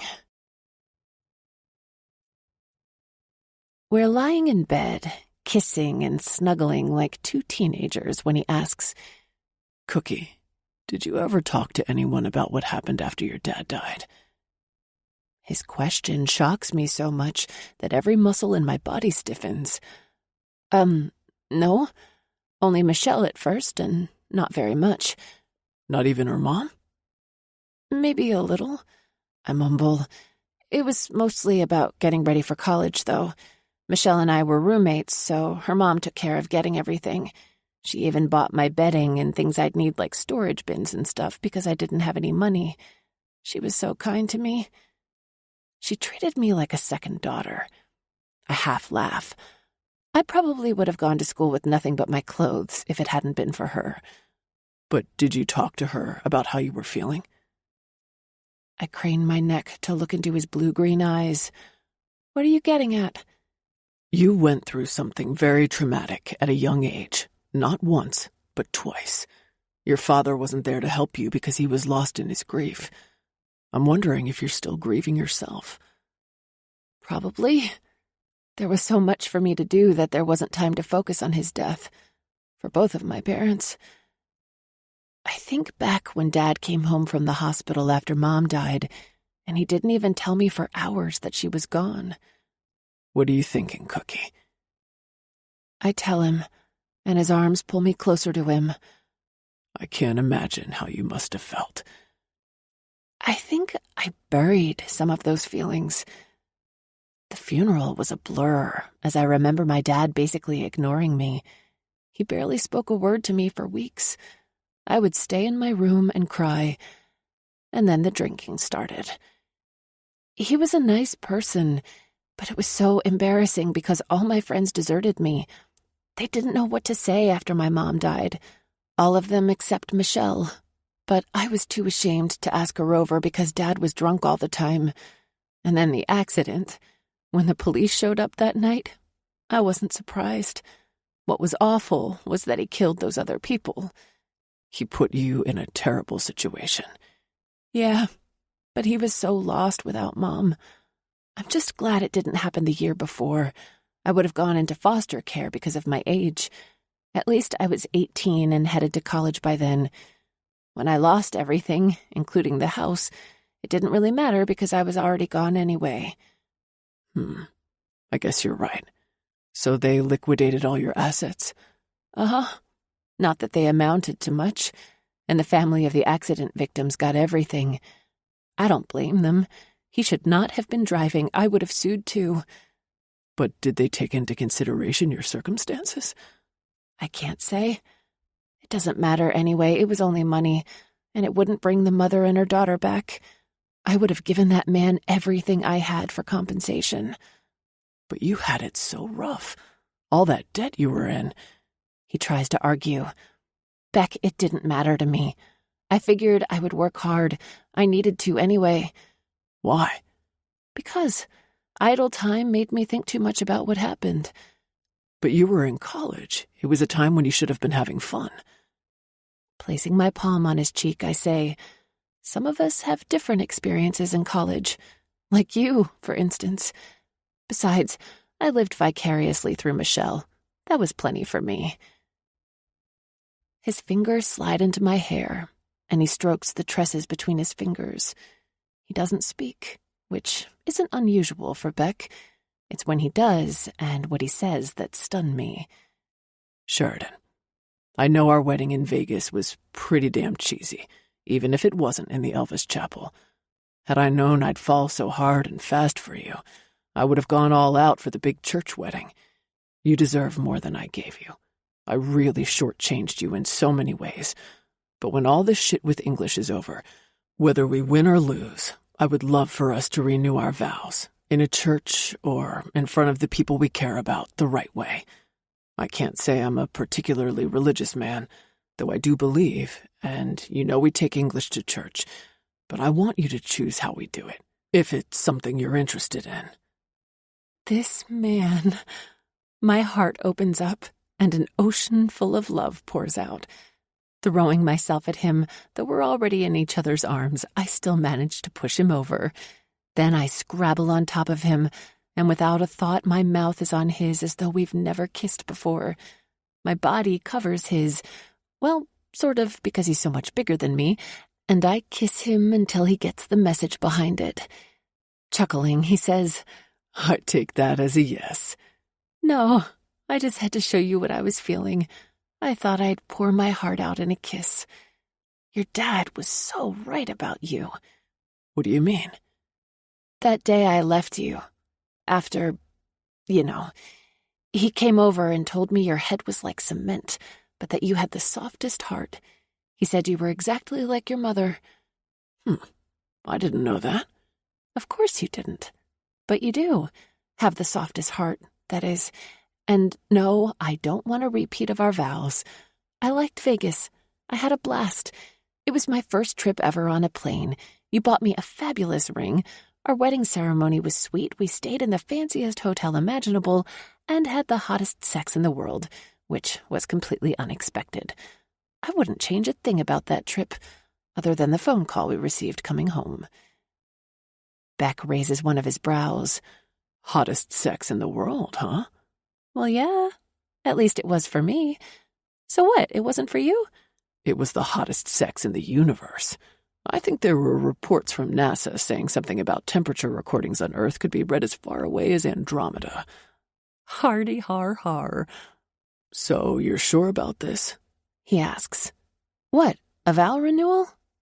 Has my kiss distracted you to the point your memory is already failing? Yes, the renewing of our vows. He lets out a throaty laugh. I'm sure. But maybe we could have a celebration of some kind. I suggest. I'm in for that.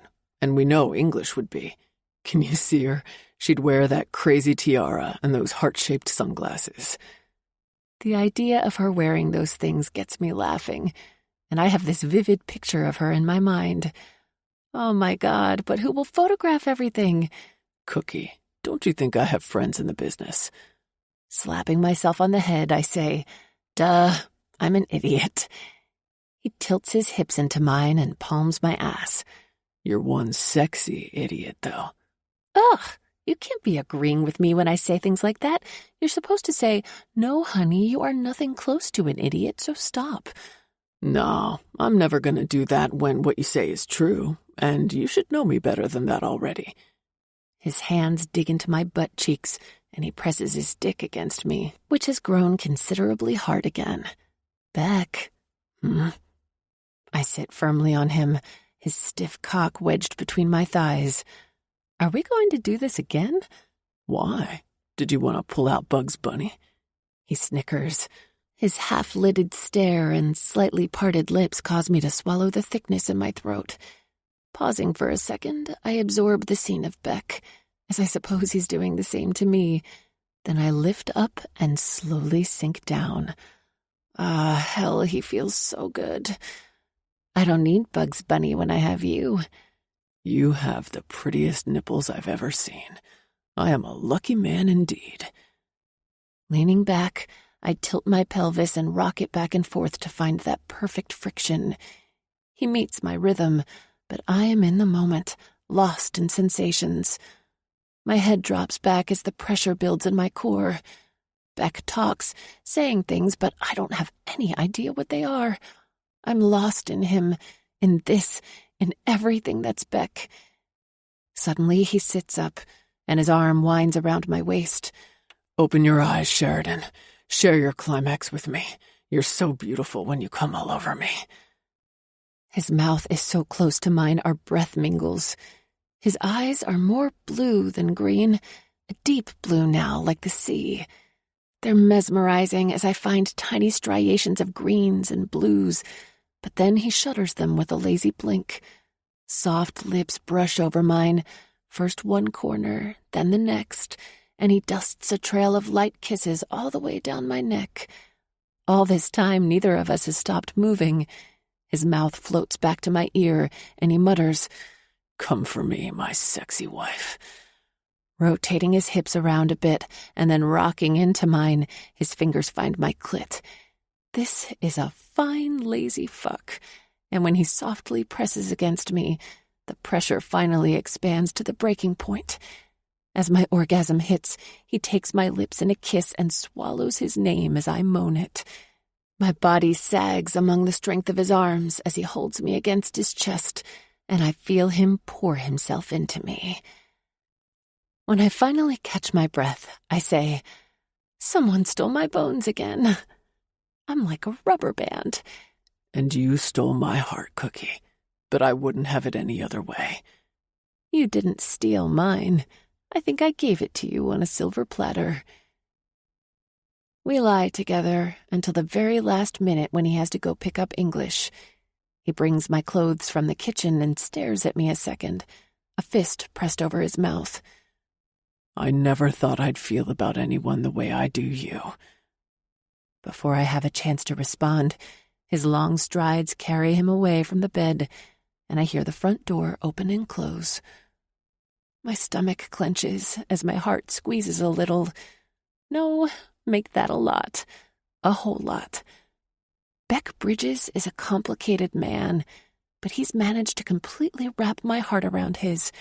And if I could stay in bed all day and do nothing but fuck him, I would figure out a way to make it happen.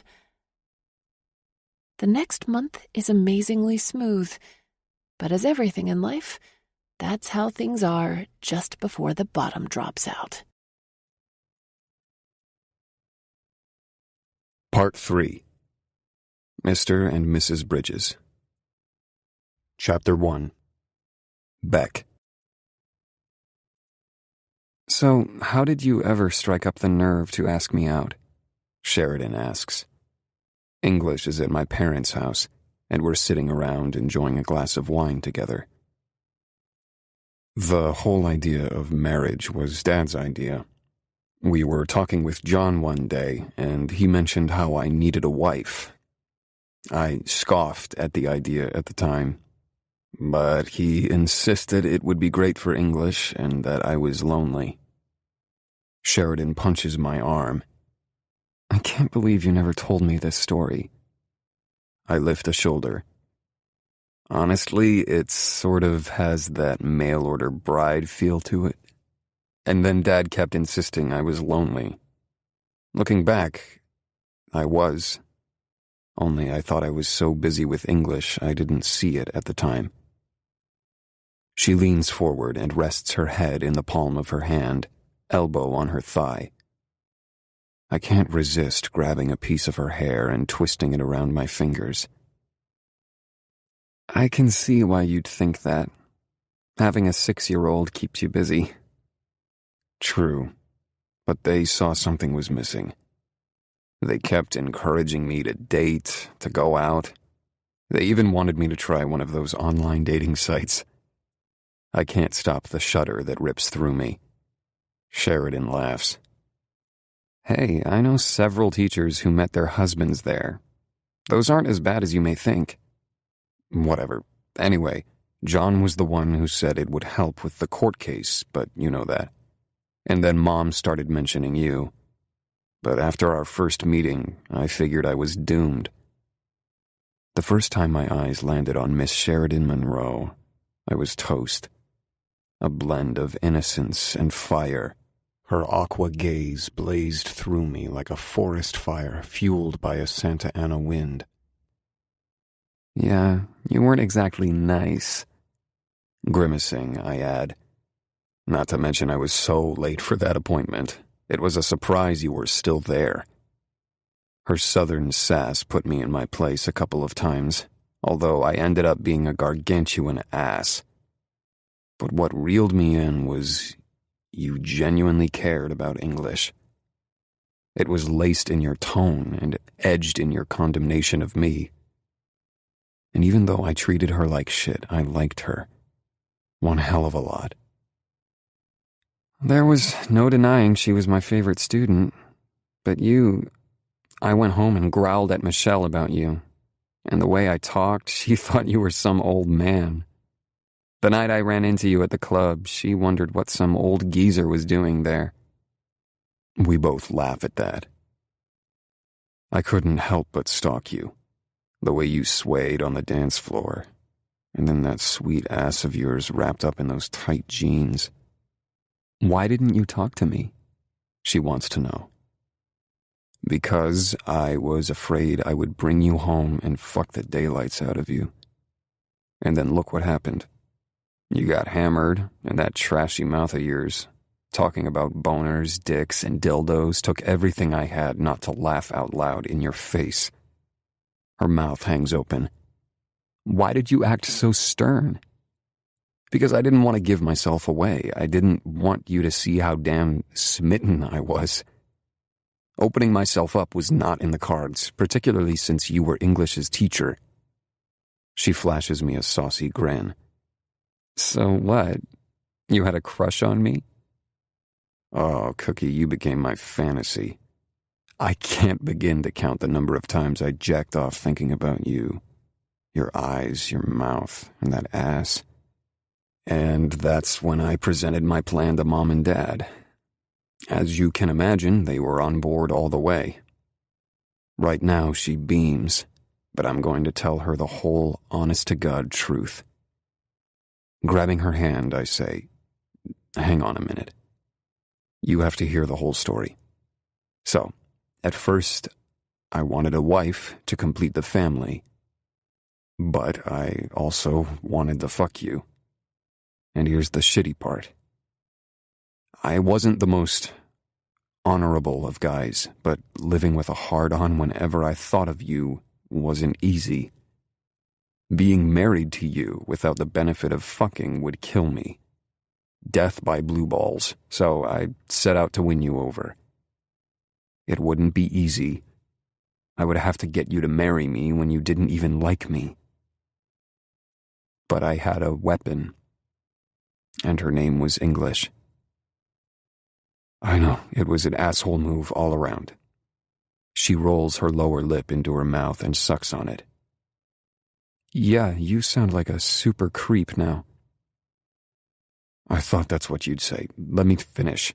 Something else took place during all of this. I changed. You blew into my life like a cyclone and recreated Beckley Bridges. When it came to English, I was golden, but it was you who made me want to be a better man, who made me be the best husband possible. You're the one who made me into the man I am today. How did I do that?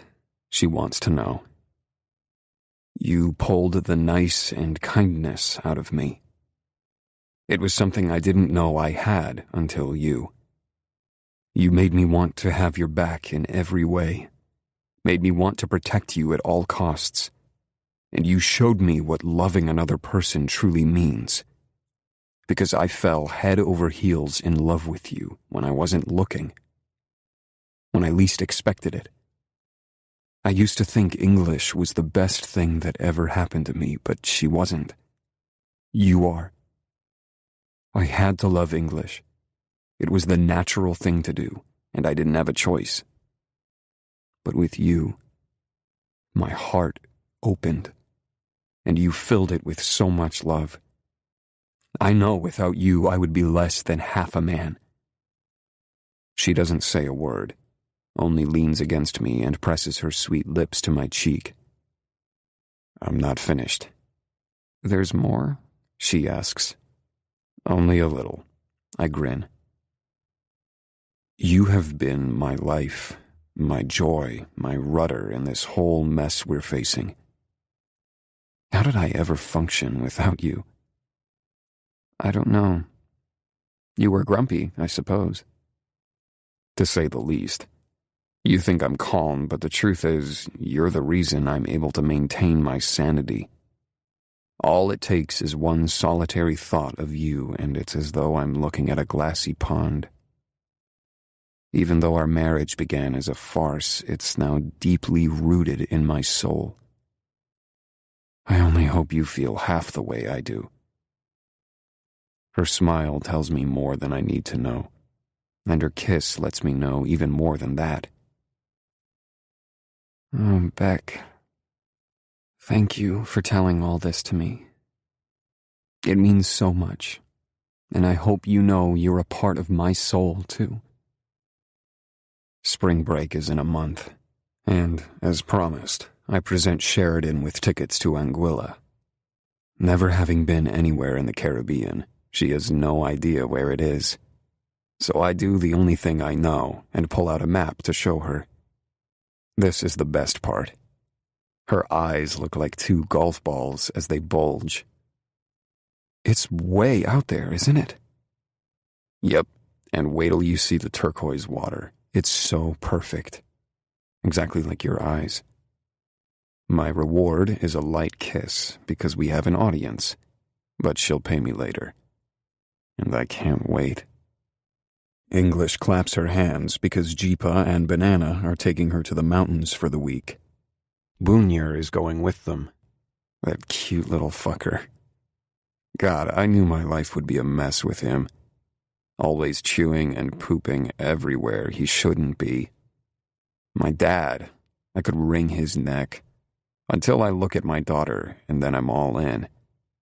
That fucking dog wins every time. Beck, can I talk to you a minute, in private? Sure. I follow my wife into the bedroom, watching her ass sway.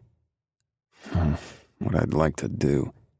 Did you know this place is wide open? She asks. Huh? I'm lost. This place we're staying, in Anguilla. Wide open? Yeah, our bathroom is open to the outdoors. Our bedroom is open to the ocean. Beck, people will see us naked. Our shower, Beck, how will we shower? Look. By this time, I can't bite my lips hard enough to stop from howling. Babe, our villa is private. Our beach is private. No one will be there but us. Come on, Beck, someone will be there. You can't keep everyone off the beach. Yeah, you can. There are gates and stuff. Gates? What kind of gates? Giant ones. Wrapping my arms around her, I say, hey, even if we get caught naked, what's the big deal? We don't know anyone. Quit, they could have a camera. Okay, I checked into it. I mean, really checked the fine print. The only people who have access to this villa will be the two of us and our private butler. Private butler? Yeah, he will deliver our food and drinks and take care of cleaning the place for us. I hold her head steady so she's forced to look at me. Sheridan, I'm not going to take us somewhere that's sketchy. This is a top-of-the-line place with excellent security. No one will see us, I promise. Besides, there's another bathtub inside if you're not comfortable with showering outdoors. You'll see when we get there. Now kiss me, my little worrywart wife. We're walking back to the living room when there's a knock on the door. Sheridan opens it, and it's Mr. Morgan. What the fuck is he doing here? Hey, Mr. Bridges, Mrs. Bridges, can we talk? Sure, I say. Glancing around for English, I see her in the kitchen and say, Hey, Munchkin Doodle, why don't you go in your room for a little bit? Mommy and Daddy need to have a grown-up talk with Mr. Morgan. She climbs off her chair, saying, Okay, but I'm getting hungry. Alrighty, grab an apple, and as soon as we're finished here, we'll go out to Pizza Palacio. How does that sound? It sounds righteous, dude. She fist bumps me. Shaking my head at Sheridan, I say, We have to stop watching so much of diners, drive-ins, and dives. When she's in her room, Mr. Morgan says, Judge Clarion has granted Miss Lamont unsupervised visits. Fuck, I moan. I'm sorry to bring you this news. The Guardian ad litem's report stated the visits have been going so well she saw no reason not to move forward. I don't like this one bit, but I can't say I'm surprised, I say. Listen, I feel obligated to warn you. If this continues to go well, it will turn into an overnight visit. If we don't turn anything up on the mother, I'm afraid you'll have no choice, Mr. Bridges. The ache between my eyes intensifies. I believe you, but I doubt we will. If they haven't found anything yet, I'm sure they won't soon. She must be a pro at hiding things. With a curt dip of his head, Morgan walks out the door, leaving me to fret about English. Sheridan interrupts my thoughts. How can you be so calm about this?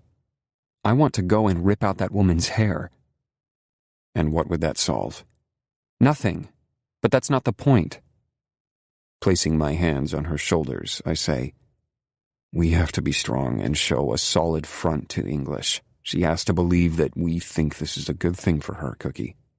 If we run around angry and ready to rip Abby's head off, how will English feel when she has to go there? She sags, and I feel the tension drain out of her. Oh, Beck, do you think it will come to that? To be honest, yeah. I hate it with all I have, but Judge Clarion seems to be on Team Abby, and I don't believe there is anything we can do about it unless we find something on her. They've stepped up their game, right? Yeah, a while back. Come on, let's take the starving kiddo out to dinner. English is a chatterbox at dinner, not aware of what went on with Morgan's visit. Kids can be so oblivious, and that's a good thing. Sheridan, on the other hand, is too introspective. I massage her knee, and her wan smile lets me know her sinking spirits need a lift. So, English, tell me what Mommy's been teaching you in school. We've been so busy this week I haven't had a chance to ask you. She puts a finger up to her cheek and says, Let me think. Oh, we're learning about the dinosaurs. Did you know that a Brachiosaurus had such a long neck, sort of like a giraffe, but way longer, that it would eat stuff that was way high off the ground, like as high as a skyscraper? And she throws her arms up in the air to demonstrate. I bite down on my lips to keep from laughing. English, remember what I said? How they ate vegetation that grew high in the air, sometimes as high as buildings that were 30 feet tall. That would be sort of like a 2-story building. Uh-huh, I explained to English. Munchkin, 30 feet is like how high our house is. A skyscraper is like one of the tall buildings downtown. Her lips pucker up as she digests this. Oh, okay. She stuffs some more pizza into her mouth. So, did you think the dinosaurs were cool? I ask her. Maybe, but not as cool as puppies. I wink at Sheridan. No, definitely not as cool as those. What else have you learned? I before E. My gaze shifts to the teacher in the group. They learn that in first grade? They sure do. You wouldn't believe the math. Seriously. I'm the parent, remember? I do go over her homework. Sheridan looks contrite at my comment. Sorry about that. Guess I wasn't thinking. Anyway, the technology era has changed everything. Kids grasp stuff and are exposed to stuff earlier than before. So think of kindergarten as first grade the way it was when you and I were in school. Here, all the time, I thought English was this super advanced kid, and now I find out that they all are. Most kids are reading by the time they start first grade. They learn in kindergarten and preschool even, depending on if and where they go. Sheridan goes on. I scratch my head. Beck, kids are sponges for knowledge. Teach them something they love, and all they want is to learn more. Yeah, Daddy, like when you taught me about what idiot drivers are and how you want to bump them right off the road. Fuck. The brutal honesty of kids. Sheridan scowls, saying, You and I need to have a little chat, dear. I'm sure we do, I say with a sweet smile on my face. Anything to keep her happy, but she's right. Calling drivers idiots isn't setting a good example for my daughter. After we get home and tuck English into bed, Sheridan crooks her index finger at me. I follow her into our bedroom. She launches herself onto the bed and curls a leg underneath her. So, honey, what's all this about idiot drivers? I should have known this was coming. Scratching my head, I offer her my best sheepish grin. Yeah, about that. I have a little road rage. Road rage? With our daughter in the car. She's not even asking, but stating this and frowning. This isn't good. It's only a slight case where I yell a little, like when the traffic is bad and people drive stupid. Her gorgeous head slants as she pins me with those clear aqua eyes of hers. And I feel like I'm 8 years old and stole the cookies she told me not to take. You yell a little, and that's when I take it you call them idiot drivers? Jesus, I feel like shit. She has this way of doing that. Sometimes it's only the way she looks at me, the way her eyes tug down a little at the corners, and it's like she just threw an uppercut to my soul. I'm sorry. English shouldn't be hearing that. Beck, it's not only that. She sees your reaction and thinks that it's okay to get angry at other drivers. Well, sometimes it is. Yeah, sometimes, but not all the time. I don't do it all the time. She's silent. I drop to my knees and put my head on her lap. You have this way of making me feel like shit. I don't want to make you feel like shit, but you do. Beck, look at me. When I do, all I see is love staring back.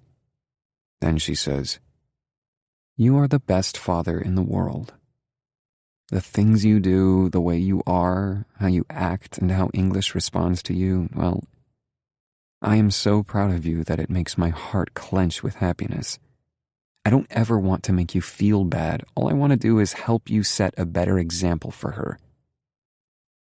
You think I'm doing an okay job, though, right? She graces me with one of her brilliant smiles, and I know it's all good. No, you're not doing okay, you're doing great. That little girl is under the rainbow with you every single day, so much so that she glows. Thank you, Cookie, for supporting me. If I haven't told you, I am most fortunate to have you in my life. Chapter 2. Beck. As Mr. Morgan promised, Abby is granted the unsupervised visits once a week, and English, much to our surprise, is okay with them. She comes to the house to pick her up, and they are to last 4 hours. The first one is horrific for Sheridan and me. We pretty much pace the house for the entire time. But when English arrives home, smiling and unscathed, we nearly collapse with relief. She babbles on about what they did. First, they went to an art store where Abby bought English things she would need to sketch and paint. Then they went back to her house, and Abby set her things up in a room so she could draw. Abby watched as English drew her a picture of Boonier. They ate cookies and milk, and Abby brought her home. Sheridan whispers to me, "Sounds harmless enough?" Yeah, I breathe a sigh of relief. She doesn't have a Boonier. I left my picture there so she could look at him. Curious about her boyfriend, I ask, "Was anyone else there?" English's curls swing back and forth as she says, Nope, just her and me. Do you think I can take Boonier with me when I go again?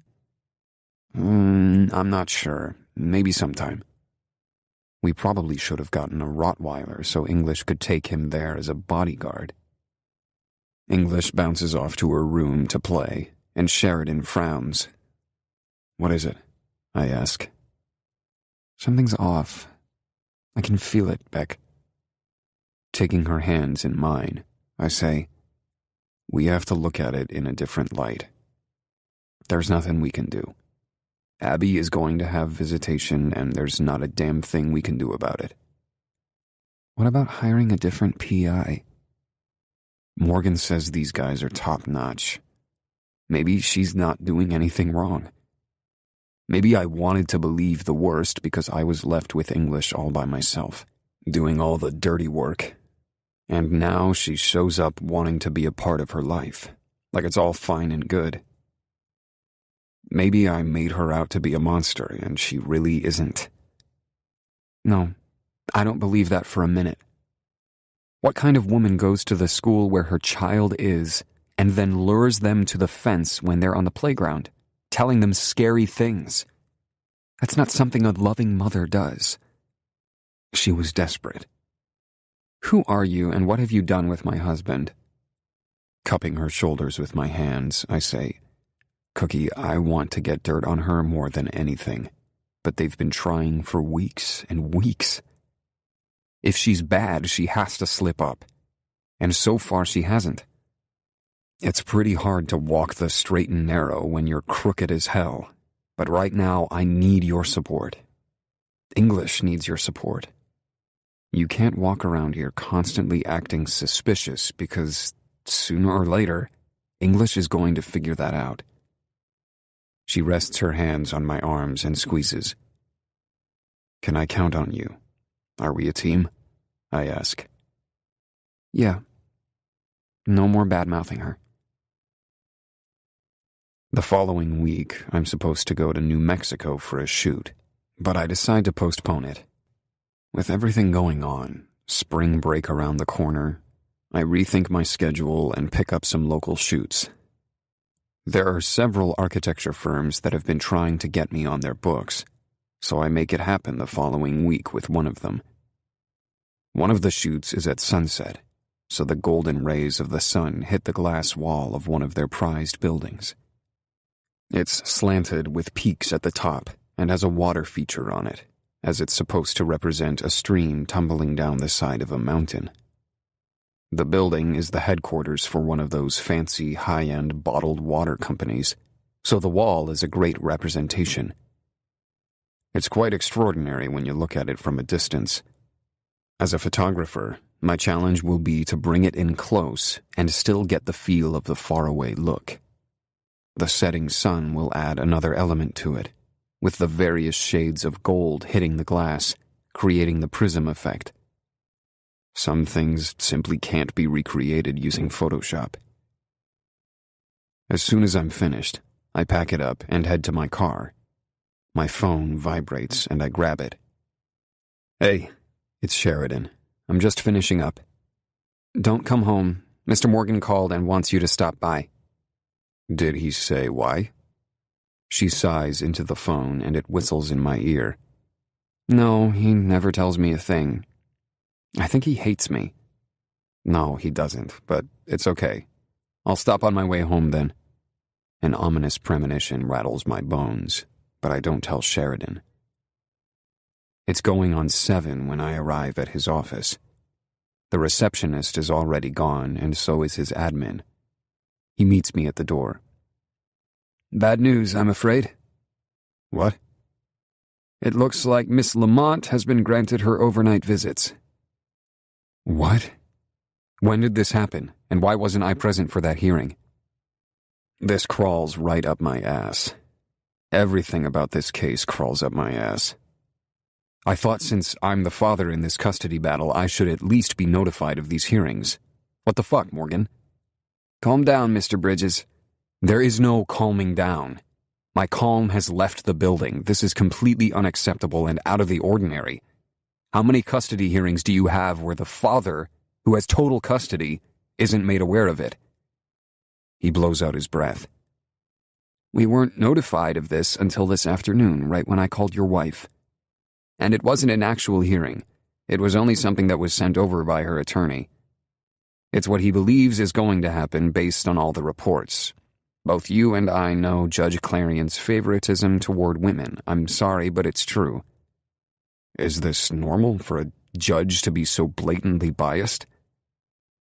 Oh, do I have stories for you? But I'm sure Judge Clarion will have some legal response as to why she's leaning this way. I'm sure it's about the mother-daughter bond and all that, which is fine under normal circumstances. But for now, all we know is, in all likelihood, there is no reason to withhold the biological mother from overnight visitation with her daughter. He reads it from a letter off his computer, apparently from Abby's attorney, before glancing back at me. We have a staring contest before I throw this question out to him. I'm only asking you this due to lawyer-client confidentiality. But do I need to take English to Canada? I would highly advise against that. An Amber Alert would be issued and you could never return to this country. After the way the courts have treated me, I'm not so sure that would be a bad thing. Mr. Bridges, maybe not for you, but what about English? And your wife?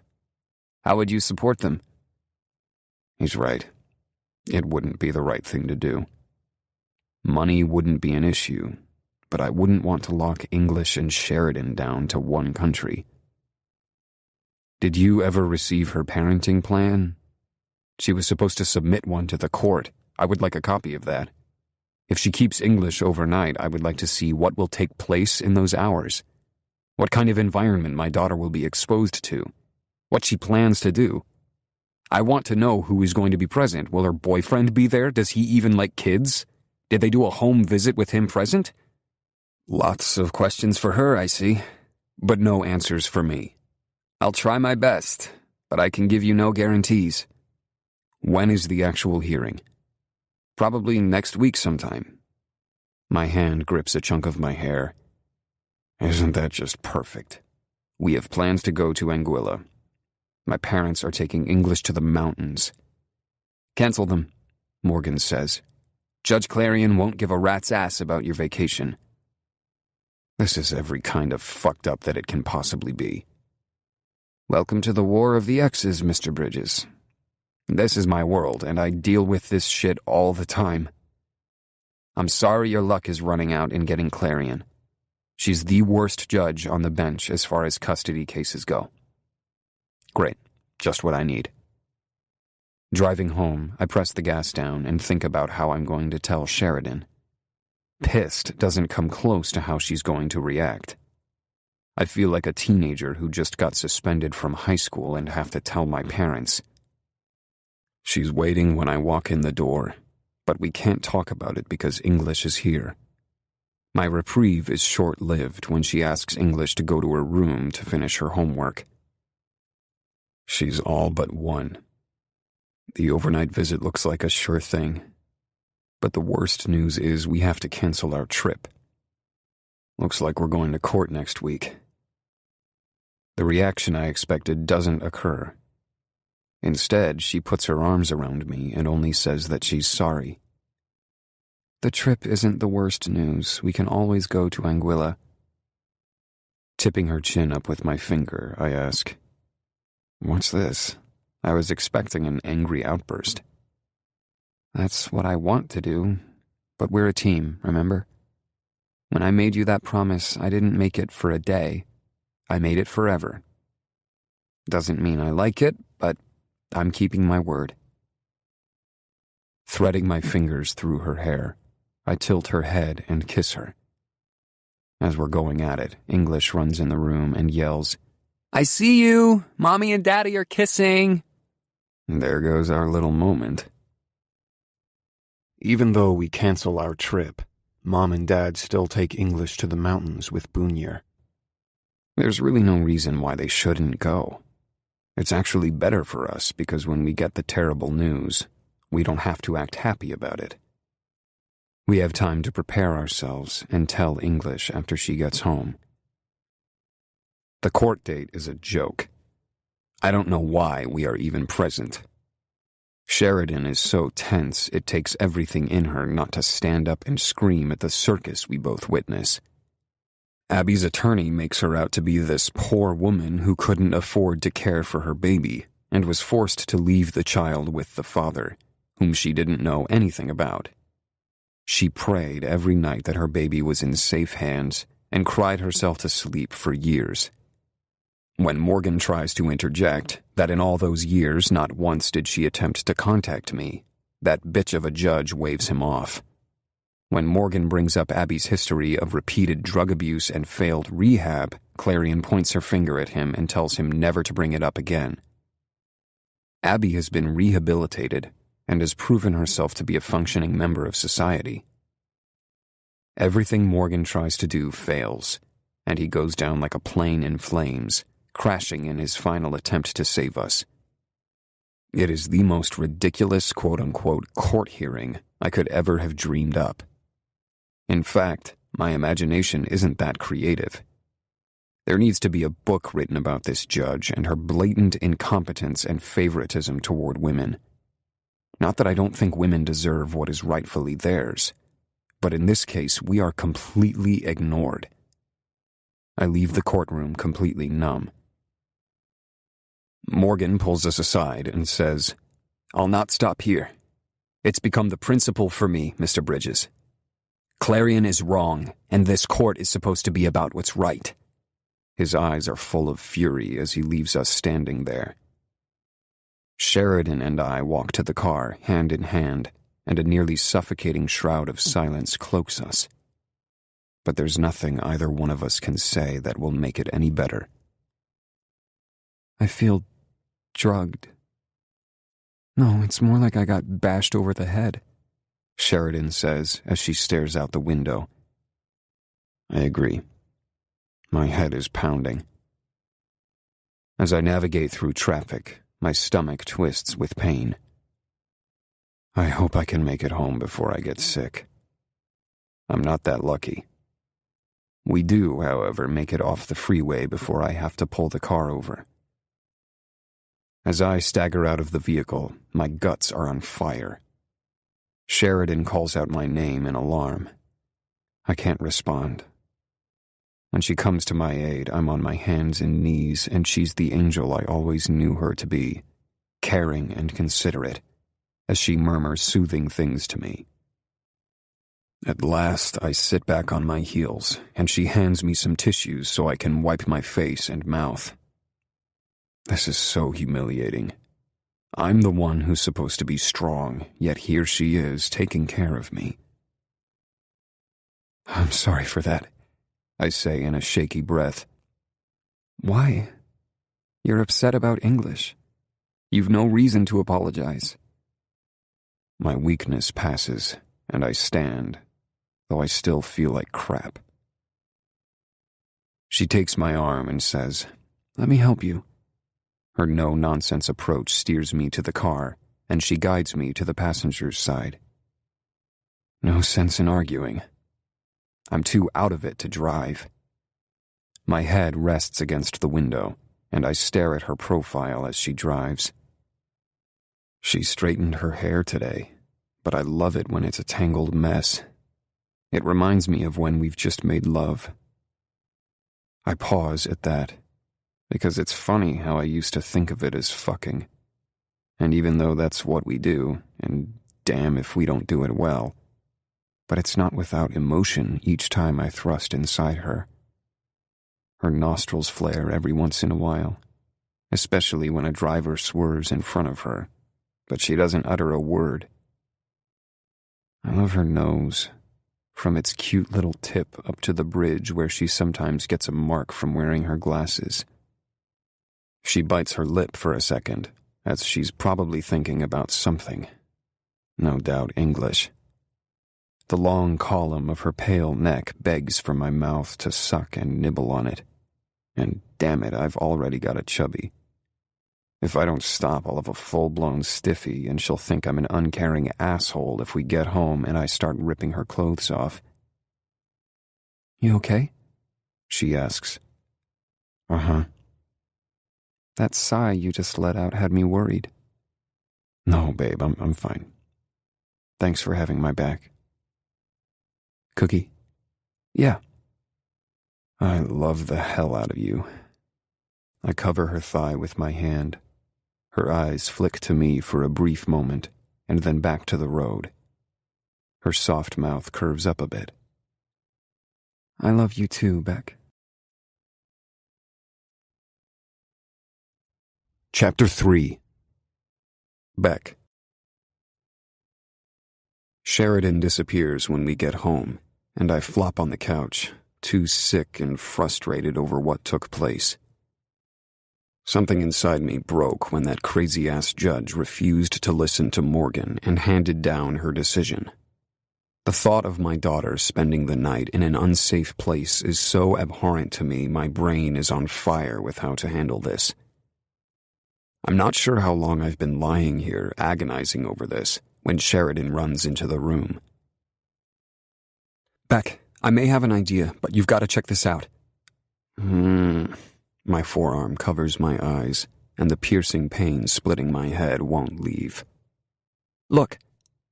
Babe, can I do it later? I have a headache. She doesn't respond, so I assume she's dropped it. But a few minutes later, she's back. Here. She taps my arm with her finger. I peek out from under my sleeve, and she's holding out her cupped palm. What is it? Some ibuprofen. Take them. Whatever she's up to must be important, so I grab the pills and guzzle down the glass of water she offers. They hit my stomach like a lead ball. Ugh. That bad? Yeah. I half groan. She sits next to me and puts her cool hand on my forehead, massaging it lightly.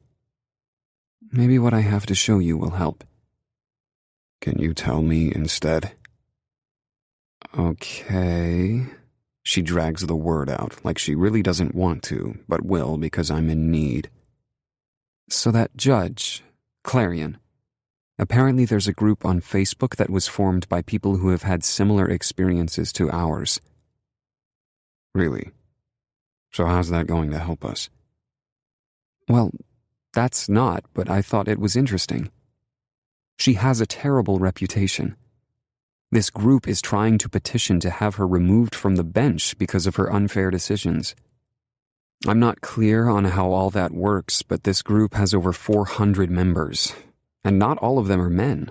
According to some of the things I've read, her decisions are so biased, and a couple of them ended up harming the children involved. It's really bad, Beck. Sheridan, this is not making me feel any better. In fact, my anxiety meter had just rocketed off the scales. Shit, that's not my intention. What I want to do is maybe get involved here and try to do something about her. Someone like Clarion shouldn't have that kind of power. Fine, but that isn't helping us now. She leans down and presses her lips to mine. Right. So this is what I found. 2 of the dads in the group had their kids use bugs. Bugs? Yeah, listening devices, like they use in the movies. So you want us to make English wear a wire? That's nuts. She waves her hand like she's swatting gnats. No, what we need to do is get those PIs to put them in her suitcase and maybe her backpack. Maybe put a couple in her jacket and her shoes. Things she would leave lying around the house. Like she does here. A stuffed animal or something. I don't know, Cookie. What if they find it? Come on, Beck. These things are tiny. They're sophisticated and expensive. They could pick up conversations Abby and her boyfriend would have when English wasn't around. And don't forget, she has a phone in case of emergencies, too. Cost isn't and never has been an issue, you know that. This could work. I know it could. She may be onto something. I scratch my chin as I think about this. So, what? Do the PIs hang around outside? She scoots in closer to me, and I slide over, making a little more room for her. See, that's the beauty of this. They don't have to. One guy said he bought video recorders that looked like stuffed animals, so no suspicious cars in the street or whatever. Or the PIs could tell us more. Another guy said he bought voice recording devices that looked like quarters and stuck them everywhere. I wonder how admissible in court this would be. Not very, but the guy said he took all the recordings to his ex-wife and told her he'd report her to Child Protective Services if she didn't give up her custodial rights. The other one did the same thing, and they were both successful. If we had all this stuff on a recording and it had to do with drugs, we could threaten to call law enforcement on the drug issue. We need to talk to Morgan about this. I don't want to jump into a hornet's nest and make things worse than they are. But Cookie, for the first time, I feel a tiny ray of hope. I pull her down to my chest and hug her. Where would I be without you in my life? Oh, I don't know. Wandering around aimlessly like some lost soul, I suppose. She says it as a joke, but it's the honest truth. I call Morgan in the morning and tell him what we've found. He's lukewarm about it all. He's concerned it may backfire. How? His legalese explanation has my head swimming, but I ask the simple question. If it were a fight for your daughter, would you do it? Hell yeah, I would. That's all I needed to hear to make my final decision. Let's get in touch with our PI team and set this thing up. Mr. Bridges, as your attorney, I would prefer to remain out of this. I think it best if you contact them directly. Fine, and thanks. That evening, I meet with the PI team. Sheridan stays with English, and I use a photo shoot as an excuse. I hate to lie, but sometimes you have to. When I come home, I'm bearing gifts for English in the form of a teddy bear and a Snoopy. I also have a handful of quarters. The stuffed animals ingeniously contain video cameras, where the tiny lenses are in the eyes. I was skeptical at first, but they gave me a demo, and the things are unreal. The quarters have listening devices inserted inside, and unless you look closely, you can't tell at all. The plan is to put the stuffed animals inside her bags and drop a couple of quarters into her backpack. If we place one of the stuffed animals in the backpack, and hopefully she'll leave it laying out in the living room, it may pick up all sorts of things. English has a tendency to leave her things scattered around, so this may work to our advantage. The only way they would find her out is if they cut the toy apart. The next night, we explain to English that she'll be spending the night with Abby the following Friday. Why? Because she likes you so much she wants to have a spend-the-night party with you. It makes me nearly sick to say it, but what else can I tell her? That her bitch of a mother won't drop this ridiculous crap? Oh, but I don't really want to. She skips off into her room. Now what do I say? Sheridan calls out. Hey, Pumpkin, can you come back out here, please? English runs back into the living room and jumps up and down like a pogo stick. She has a hula hoop in her hand. Sweets, you remember how your other mom bought you art stuff and you taught her how to make a circle dog? Uh-huh, She answers as she hops. Well, she likes you so much, she wants to spend more than just a couple of hours with you. And you know what? I don't blame her because I want to spend lots and lots of time with you. Yeah, but I can go over there and not have a sleepover. Can she have a slumber party here? Sheridan is so patient. I want to yell and stomp my feet like a spoiled ass. Not at English, but at her piece of shit bio mom. So, this is how it works. Since she's your other mom, she doesn't really want to come here. She wants to have you to herself, and because we get to see you every day, it's not really fair for her to have to come over here and share you with us. Do you understand? Does she have movies? We can ask, and if she doesn't, you can take an iPad. Then you can watch whatever you want. Her little shoulders lift, and she says, Okay, only one night. When Friday arrives, we pack her things up and drive her over to Abby's at the specified time. Her stuffed friends are packed in her bags with her. Sheridan has instructed her on how to use her phone, and we've been through every precaution we can think of. I sneak peeks at her in the rearview mirror, and my heart keeps cracking wide open. Every one of my ribs is breaking as what lies behind them is bursting wide open, leaving a jagged wound open and exposed.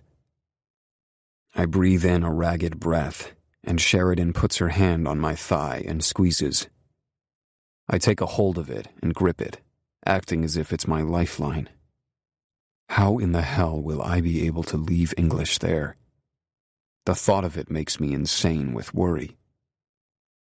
We pull in the driveway, and Abby comes to the door. I turn in the seat and say, Munch, behave, and we'll pick you up in the morning.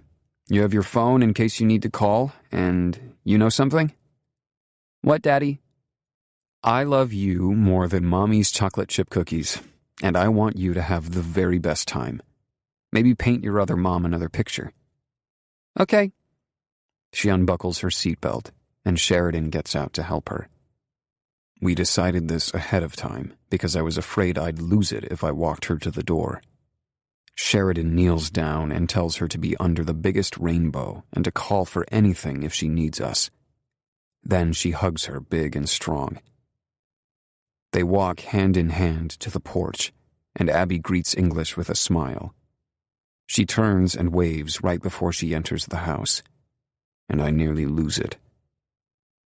Neither of us sleeps a wink all night, but the greatest news is that we don't get any phone calls either. In the morning, we dress, and at 9 o'clock drive to pick up English. She runs out to the car, all smiles. I get out and grab her like I haven't seen her in a year. Oh, God, I missed you, Munch. I missed you too. But it's easy to see I'm the one that pined away more than she did. Kids, she has no idea the turmoil and torment this has caused. She climbs in the back seat and chirps like a bird all the way to her favorite pancake place, telling us about the picture she drew for her new mom. Sheridan's eyes droop when she says that. I feel the sadness, too. Is that petty of us? Maybe. But I can't help but think of all we've been through over this. She's still oblivious, jabbering on and on about what they did last night. And then she drops the bomb. But I don't like Ray. He's not a nice man. Trying my best to act nonchalantly, I ask, Who's Ray? He's that other mom's friend, her man friend. That's how she calls him. In a calm voice, Sheridan asks, And how is he not nice? I don't know. She takes a bite of her chocolate chip pancakes and makes swirls in the whipped cream. Did he not like your picture you drew? Sheridan asks. Still swirling her whipped cream, she says, I don't know. That other mom didn't show him. He's not nice to her. She told me to go in my room and then he yelled at her about stuff. She came in my room and I was watching Elsa, Anna, and Olaf. Sheridan and I glance at each other, and I want to dig in deeper, but Sheridan shakes her head. I let her take the lead. She has this way with English, so maybe she'll uncover some things without sounding too blatant about it. So, did Abby like Frozen? She asks.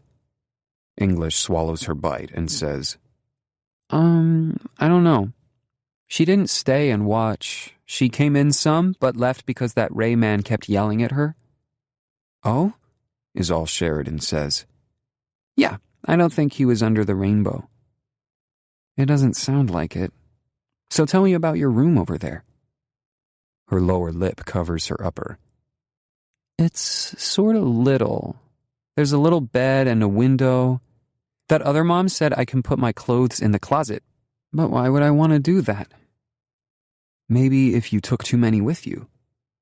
She changes topics. They don't play games over there.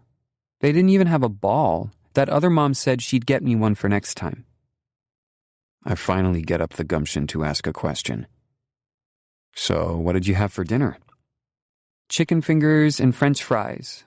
I said you didn't like for me to eat that kind of stuff, but that other mom said it was okay when I was at her house. I can hear English scolding her for the terrible food choice. I catch myself before the chuckle escapes. What else did you have? Candy. M&Ms. I like those. And she had potato chips. Very nutritious. Did you have a tummy ache after you ate all that junk? Only a little one. But I was afraid to tell that other mom because I didn't want the man friend to yell at her. I tap her hand and say, "That was very thoughtful of you, Munchkin Doodle." My heart expands to the size of a damn house when she says that. Sheridan looks at her and smiles, and it's clear she's thinking the same thing. English, that was very kind of you. Not many people would think of doing something like that.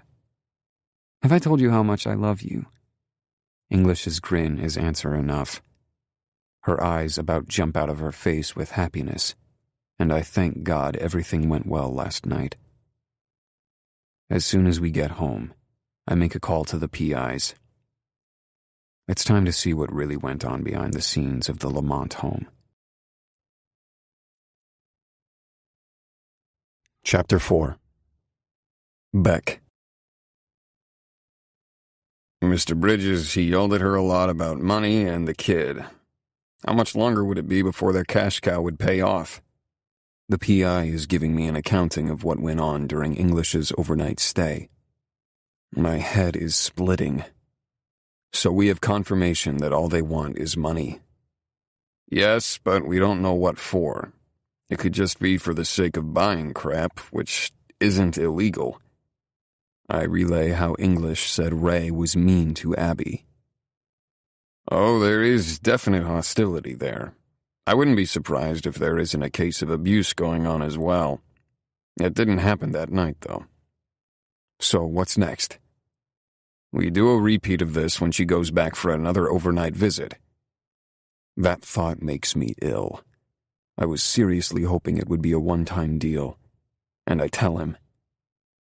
He leans back and says, I can tell you this.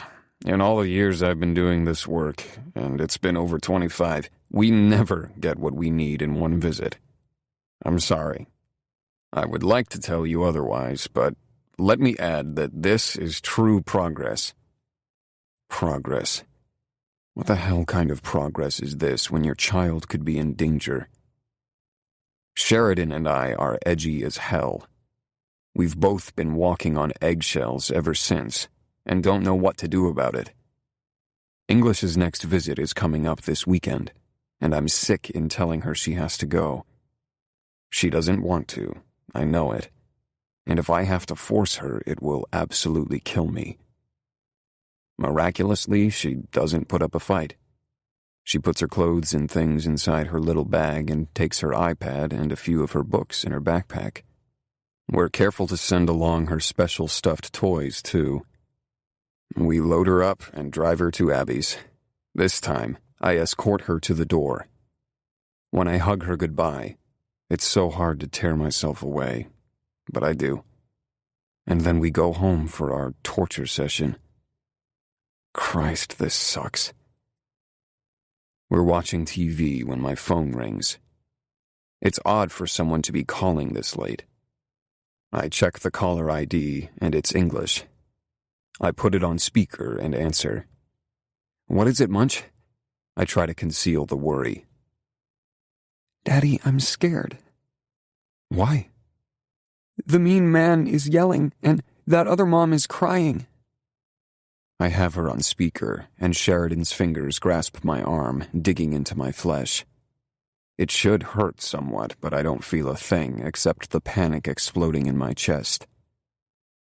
"Where are you? In your room?" Yes, I'm hiding in the closet. I fly to my feet and tug on my hair. I don't know what the fuck to tell her.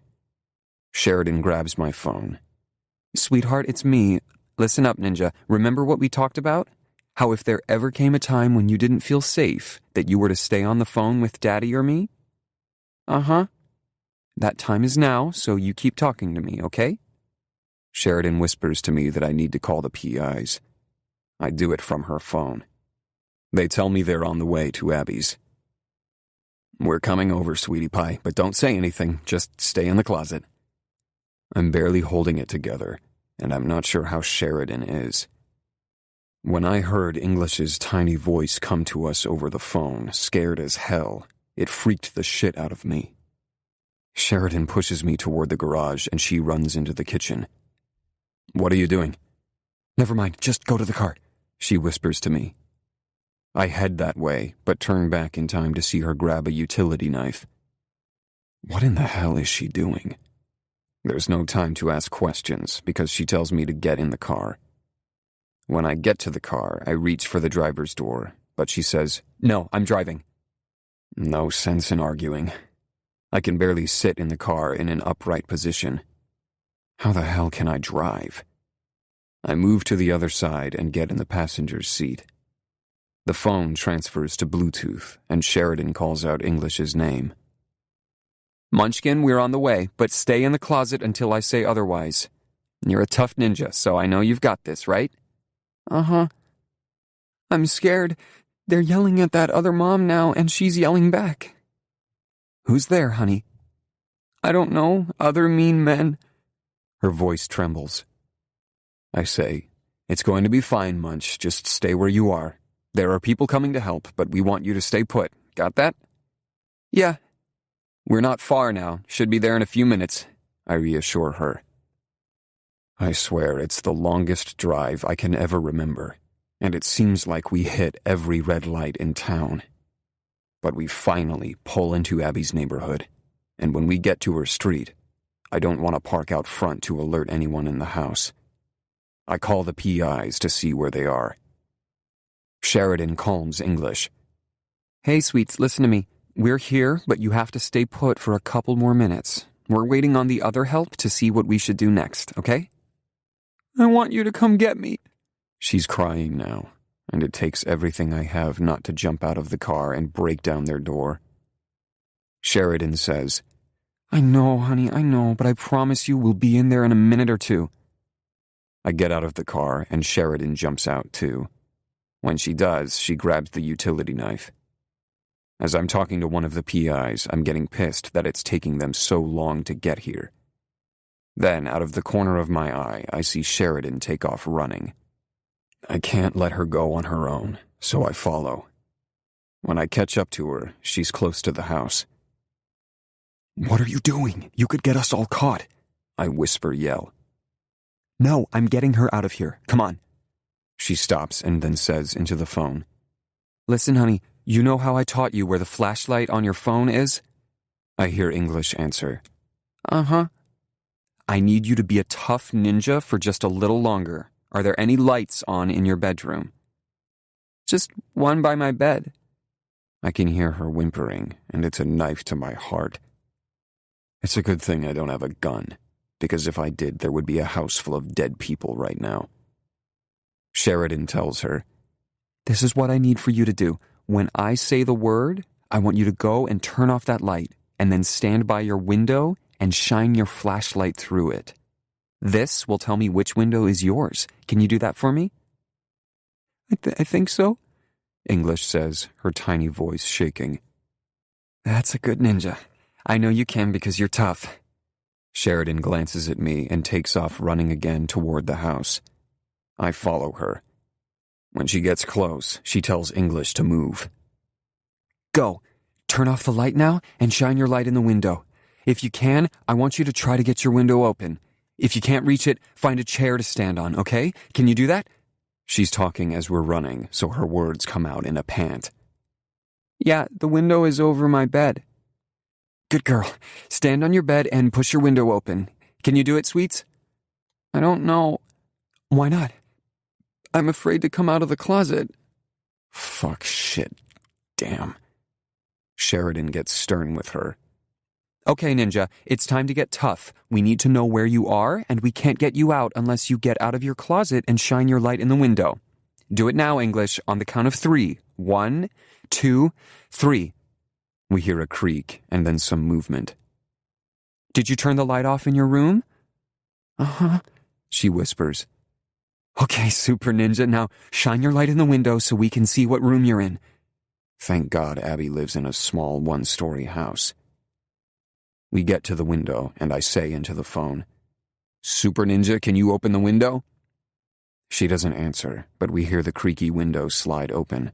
Her little tear-streaked face pokes out. Hang on a sec. Sheridan whips out the utility knife and cuts through the screen. Beck, pull her out of there. Reaching up, I lift her right through, and she sobs as we run back to the car. That's when the PIs finally arrive with the police on their tails. I'm so pissed off I want to take a jab at anyone who comes near me. What the hell took you goons so long? We had to convince the police she was in danger. I tear my hand over my face. But the videos should do that once we take a look at them. The police wait for a search warrant, though in this case they consider it exigent circumstances to remove English. When they get English's belongings, the recordings provide enough information to nix any chance of Abby getting custody. Apparently, they owed the dealer money for drugs and were trying to work out a plan to set up a meth lab to pay it off. We think they wanted her, the PI explains as he circles his finger toward English, to extort money out of you to either help pay off the debt or to fund the lab. Either way, we don't think she'll be going back there. Looks like someone may even get some prison time. And you can get a lot of mileage out of that. Not to mention child endangerment. I say sourly. That's debatable with Judge Clarion. Oh, I don't think so, especially after what happened here. The PI is convinced as the cops come out with everyone in cuffs, including Abby. When they find meth and heroin inside the house, it's another nail in her custody coffin. English clings to me like a wet blanket. I grab her hand and say, Hey, you were totally awesome in there. I'm talking a true super ninja, the kind that gets a medal, Munchkin Doodle. You were all kinds of brave, I hope you know that. Her bottom lip quivers, and she's trying her best not to cry. Sheridan steps over and says, You want to know something? Even the bravest and strongest of ninjas cry sometimes, because they get scared too. And you want to know something else? That's okay. It only means that you're even more special than ever. She sticks her arms out to Sheridan, who takes her from me. They sit on the ground together as English cries out her fears through her tears. They eventually ease up, and she puts her head on Sheridan's chest, hugging her as though she never wants to let her go. Thanks for saving me, Mommy. Can we go home and watch The Lion King? Sure, but why not Frozen? I was watching that when the bad men came in, and in The Lion King, Simba had bad men like I did. I want to watch Simba win, just like I won. That's a damn good analogy for such a little kid.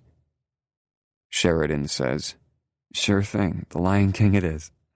With lots of popcorn in the big bed, how's that? Good. How about we get out of here? I ask. Holding out my hand, Sheridan grabs it. but I find there's much more significance in her taking my hand. This is an entirely new step for us as a family.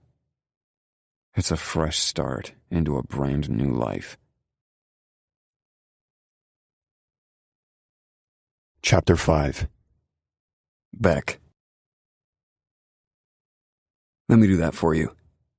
I grab the bottle of shampoo and squeeze out a dollop, then work up a lather into my wife's hair. The rain shower gently rinses the suds away as I watch them glide down her sun-kissed skin. I didn't think you'd be a fan of the outdoor shower, I tease. You're right. It's private and I love it. She turns in my arms and kisses me. In fact, I wish we had one at home. I'll have to see about that. Beck, we'd have to move. Our yard isn't private enough. We can do that. I'm not opposed to moving at all. You naked in the backyard is one hell of an enticement. She runs her hands down my wet body and says, You're not so bad yourself. And to think I used to hate you. Fess up, you never hated me. You only thought you did. She rises to her tiptoes and says against my mouth, That's where you're wrong. You were the most arrogant ass I'd ever met. But hey, look where it got us. Naked in an outdoor shower on a beach in the Caribbean. What more could I ask for? When you put it like that, I can't be pissed that you hated me. Her hand slides down my abs, then even further until it wraps around my cock. And I'm not gonna lie, I'm sporting a boner around naked Sheridan as she glides her soapy hand up and down my length. Not at all. Even if you were, I'm getting ready to do things to you that would make a livid man happy as fuck. My hands move to her ass and I grip a cheek with one. Is that a fact, Mrs. Bridges? A very definite fact. The water sloshes over us, and she drops to her knees. I watch in awe as her perfect lips encase my dick, and she commences to suck me to the point where I almost lose my mind, and maybe even my religion. Right before I spew myself down her lovely throat, I stop her and pull her to her feet. So are you ready? I'm always ready. Not for what you think. I give her a few minutes to sort out what I want. When the recognition hits, a knowing grin spreads across her face. I think I am. You positive? Well, you can be my Captain Kirk. Oh, so I'll be the man where no man has gone before then. She lets out a gusty laugh. Yeah. Pulling her into the wall of my chest, I tell her, I hate to be the bearer of this news, sweetheart, but I will be the only man to go where no man has gone before. She slaps my bicep. Duh, that's a given. I turn off the shower and tug her toward the bed. We're wet, Beck, she protests. And you'll only be wetter in a minute. I push her backward and dive between her legs for my afternoon feast. I haven't had her since this morning, and I'm a bit starved. I bring her to the point of orgasm, and she whines when I stop. You'll get yours. Give me a sec. I grab the lube bottle I stashed in the nightstand with my secret hope for this moment, along with a condom. Then I flip her on her knees and slide a finger inside her. She's so wet she glistens. You have the most gorgeous ass. I know I've told you countless times, but this view is spectacular. Stop it and fuck me. I will, be patient. Moving my fingers from her pussy, I add some lube and slowly slide one into her puckered opening. She squirms a little, and I ask her if it's okay. Yeah, it feels a little strange, but good. My other hand works her clit, but I don't want her to come yet. I want to save that for later. When I feel her relax, I slide my finger in and out, stretching her gently. She tightens against me, but I kiss her lower back, and soon she relaxes again. When she's stretched enough, I pull out and push my tip in, just a little. She tenses. Relax. Push against me a little. She does, and I pop through her opening. Oh, fuck, Cookie. She pants hard. You okay? It feels heavy, full. Not pain exactly, just a burn. I'll go real slow, promise.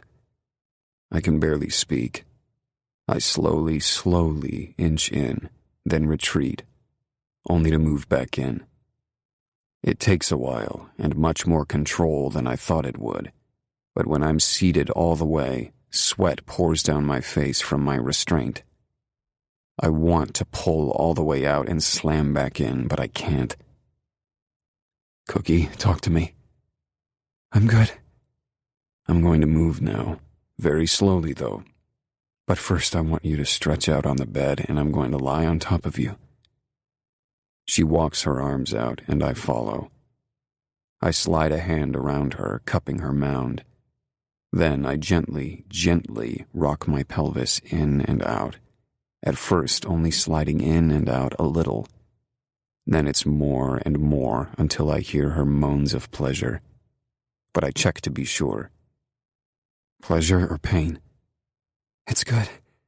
How's this? I add a finger to her clit, pressing down on it and massaging it in a circular motion. Her moans get louder. Fuck, she shudders beneath me. Good? Yeah, good. I kiss her neck and shoulder and ask how close she is. Close. Faster, or is this good? I want to make sure this is how she needs it. But damn, I'm about to bust one, with her tight ass squeezing me off. Then it hits, and it's weird because I feel the muscles in her contracting all over the place, and I shoot off like the fireworks on the 4th of fucking July. Jesus, Cookie, oh God. I think I say that over and over a few times. I hear her moaning over my litany, so I'm not the only one. When it passes, I tell her to be still, and I get up and bring a cloth to wipe her clean. She doesn't move a muscle. Why didn't you tell me? Tell you what? I'm confused by her question. It would be this good. I didn't think I'd like it. Does that mean we can do it again? If I'd had the strength, I'd laugh. Maybe not today, but yeah. I guess all my butt-fucking research paid off. I lightly smack her ass. Then she giggles. It sure did. But hey, I got to fuck the hottest ass known to man. I'm awarded with one of her shut-the-fuck-up grins. That's what I love about this woman. She doesn't take any shit off me. 4 weeks after the hearing, Sheridan and I worried about English, wondering if she'd show any signs of post-traumatic stress disorder. We even had her talk to the psychologist she'd seen before, but no signs or symptoms ever emerged. She only asked a few times about that other mom, as she called her, and that was it. We finally went to court for the last time and ended up with a different judge. This time we got Judge Wilton, and she, yes, she, ruled in our favor, and we received total custody. The judge recommended that Abby stay away from English. Sheridan and I decided that if and when Abby is released from prison, if she wants to see English, she could do so at our home with us present. It was never my goal to keep her away from English. What I didn't like was the underhanded and deceitful way she went about it.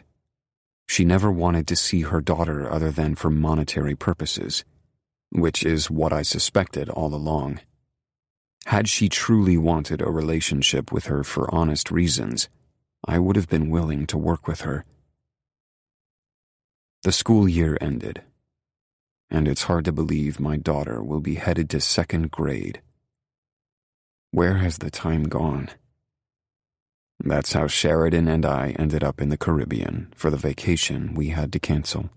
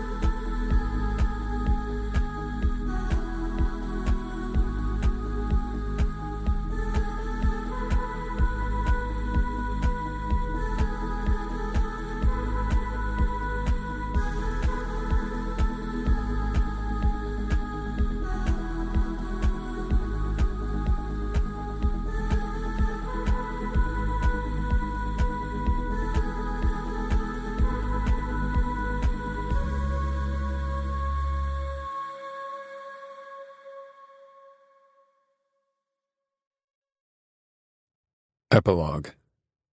Beck.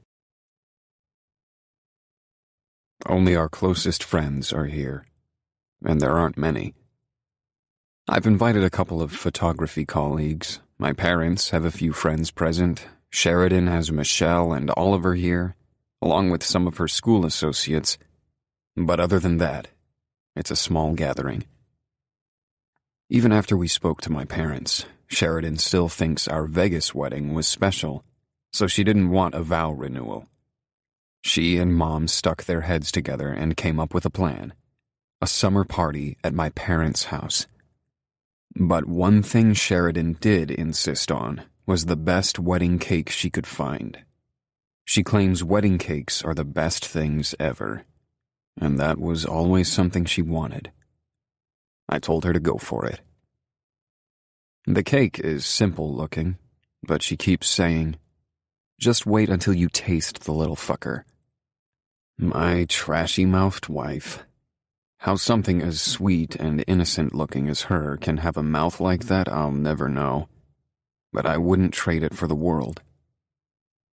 Glancing across my parents' terrace, I glimpse her chatting with Michelle, who still dates Oliver. Who knows what's going on with those two?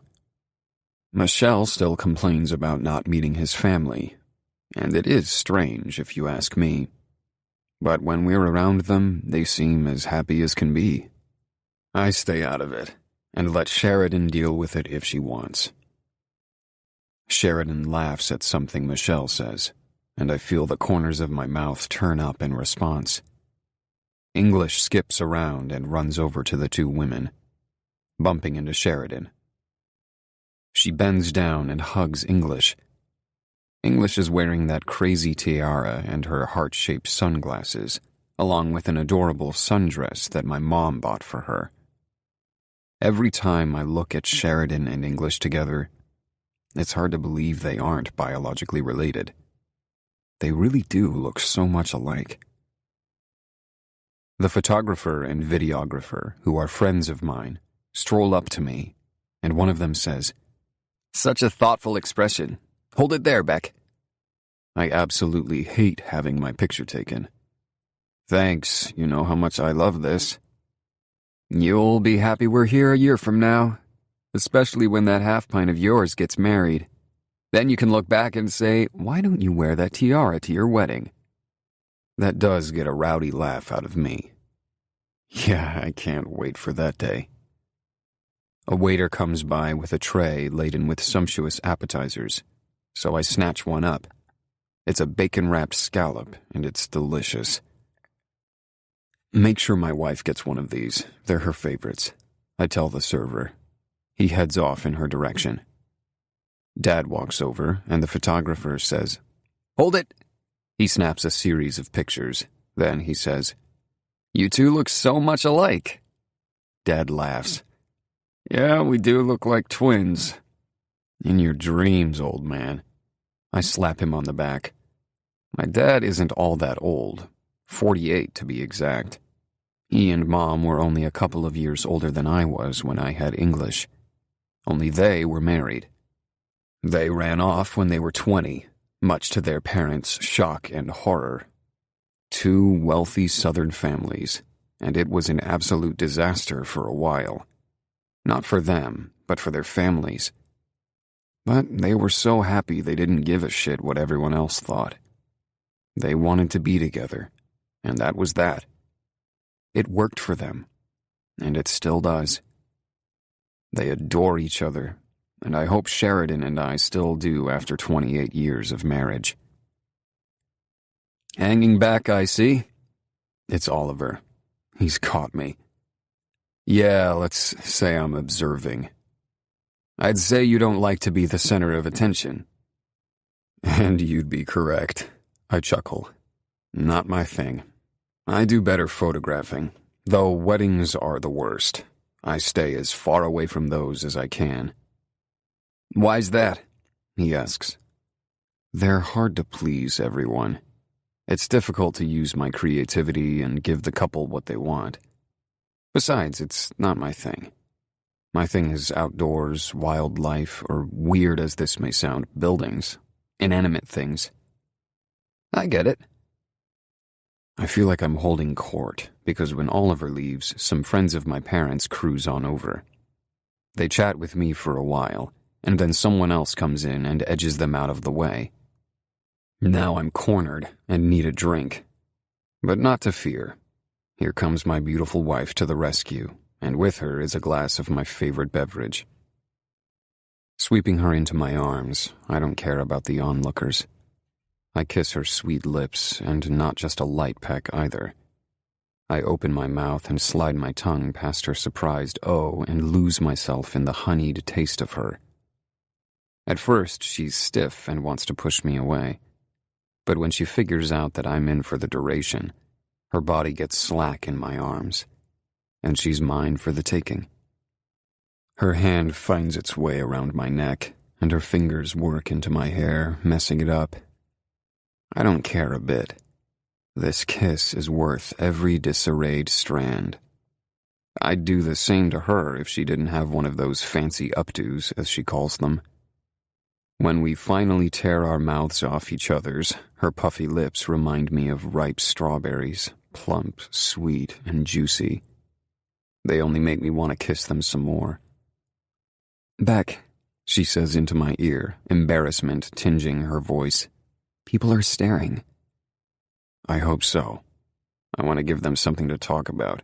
Let them know exactly how much I am head over heels in love with my wife. Her eyes flick down and then back up. "Well, they're going to know you're a horny bastard, that's for sure." I glance down and see my erection clearly outlined on the front of my pants. Yeah, maybe commando wasn't a good idea in these pants. Too lightweight. But damn, it's sexy as fuck. Think we can slip away for a few? I ask. Not after this spectacle. We need to wait a little. I love how she thinks. About 30 minutes later, she catches my eye from across the yard, and I wink. She walks inside, and I follow. I see her motion me toward the stairs. There's a bathroom I figure she's going to, and I'm right. I quickly shut the door, but she places a palm on my chest. Do you have a condom? So I don't get too messy in this dress? Oh, yeah, I was thinking ahead, too. Having my wife parade about this reception with my cum running down her legs would not be too cool. Hike it up, babe. She shimmies up her tight dress. I spin her around and bend her over the counter. I'd love nothing more than to bury my face in that pussy of yours, but we don't have time, so I'm going to bury my cock in it instead. I roll on a condom as fast as I can and spread her cheeks apart. Fuck, you look hot like this. I push inside her, and she lets out a long, slow moan. More. I pull all the way out and thrust back in, hard and fast. Then pull out real slow. So slow she squirms, then slam it hard all the way in. I repeat this several times until she's begging me to make her come.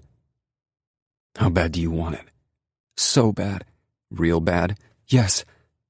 I go all in, hard and fast, and her stretched pussy quivers around my dick, forcing me to come right along with her. I love you, wife. I pull out and spin her around. I love you, husband. Do you think we're missed? Probably. We better get back, but hang on. I grab some tissue and wipe her, then dispose of the condom in the toilet, flushing, making sure it goes down. Ready? Yep, she says, grinning. This is a great reception. We both laugh. When does the DJ crank it up? Anytime now, come on. When we get outside, more food is served, and I grab a macaroni pie appetizer. I need to remind Sheridan to eat because I don't want her to get completely hammered. We eat and dance, and soon the caterer comes to get us to cut the cake. We get first dibs, and Sheridan is right. This is the best ever wedding cake. Oh my God, this is better than the sample I tried, she says, moaning as she swallows. A cake-gasm for sure. You sound like you're coming. Well, it's not that good, but for cake, it's stupendous.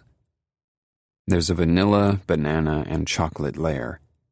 It is delicious. English is running around serving cake to everyone, calling it birthday cake. She finally took her sunglasses off because it got too dark to see. Can I let Boonier out of his pen? English wants to know. Munchkin Doodles, I don't think that would be such a good idea. See how happy he is over there?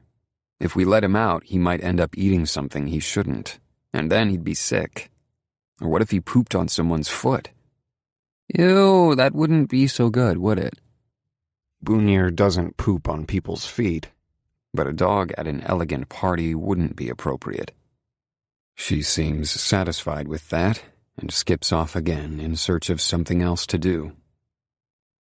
Soon the DJ calls for the special couple to come out and dance, so Sheridan and I head out to the dance floor that was brought in, and we start to sway to the music.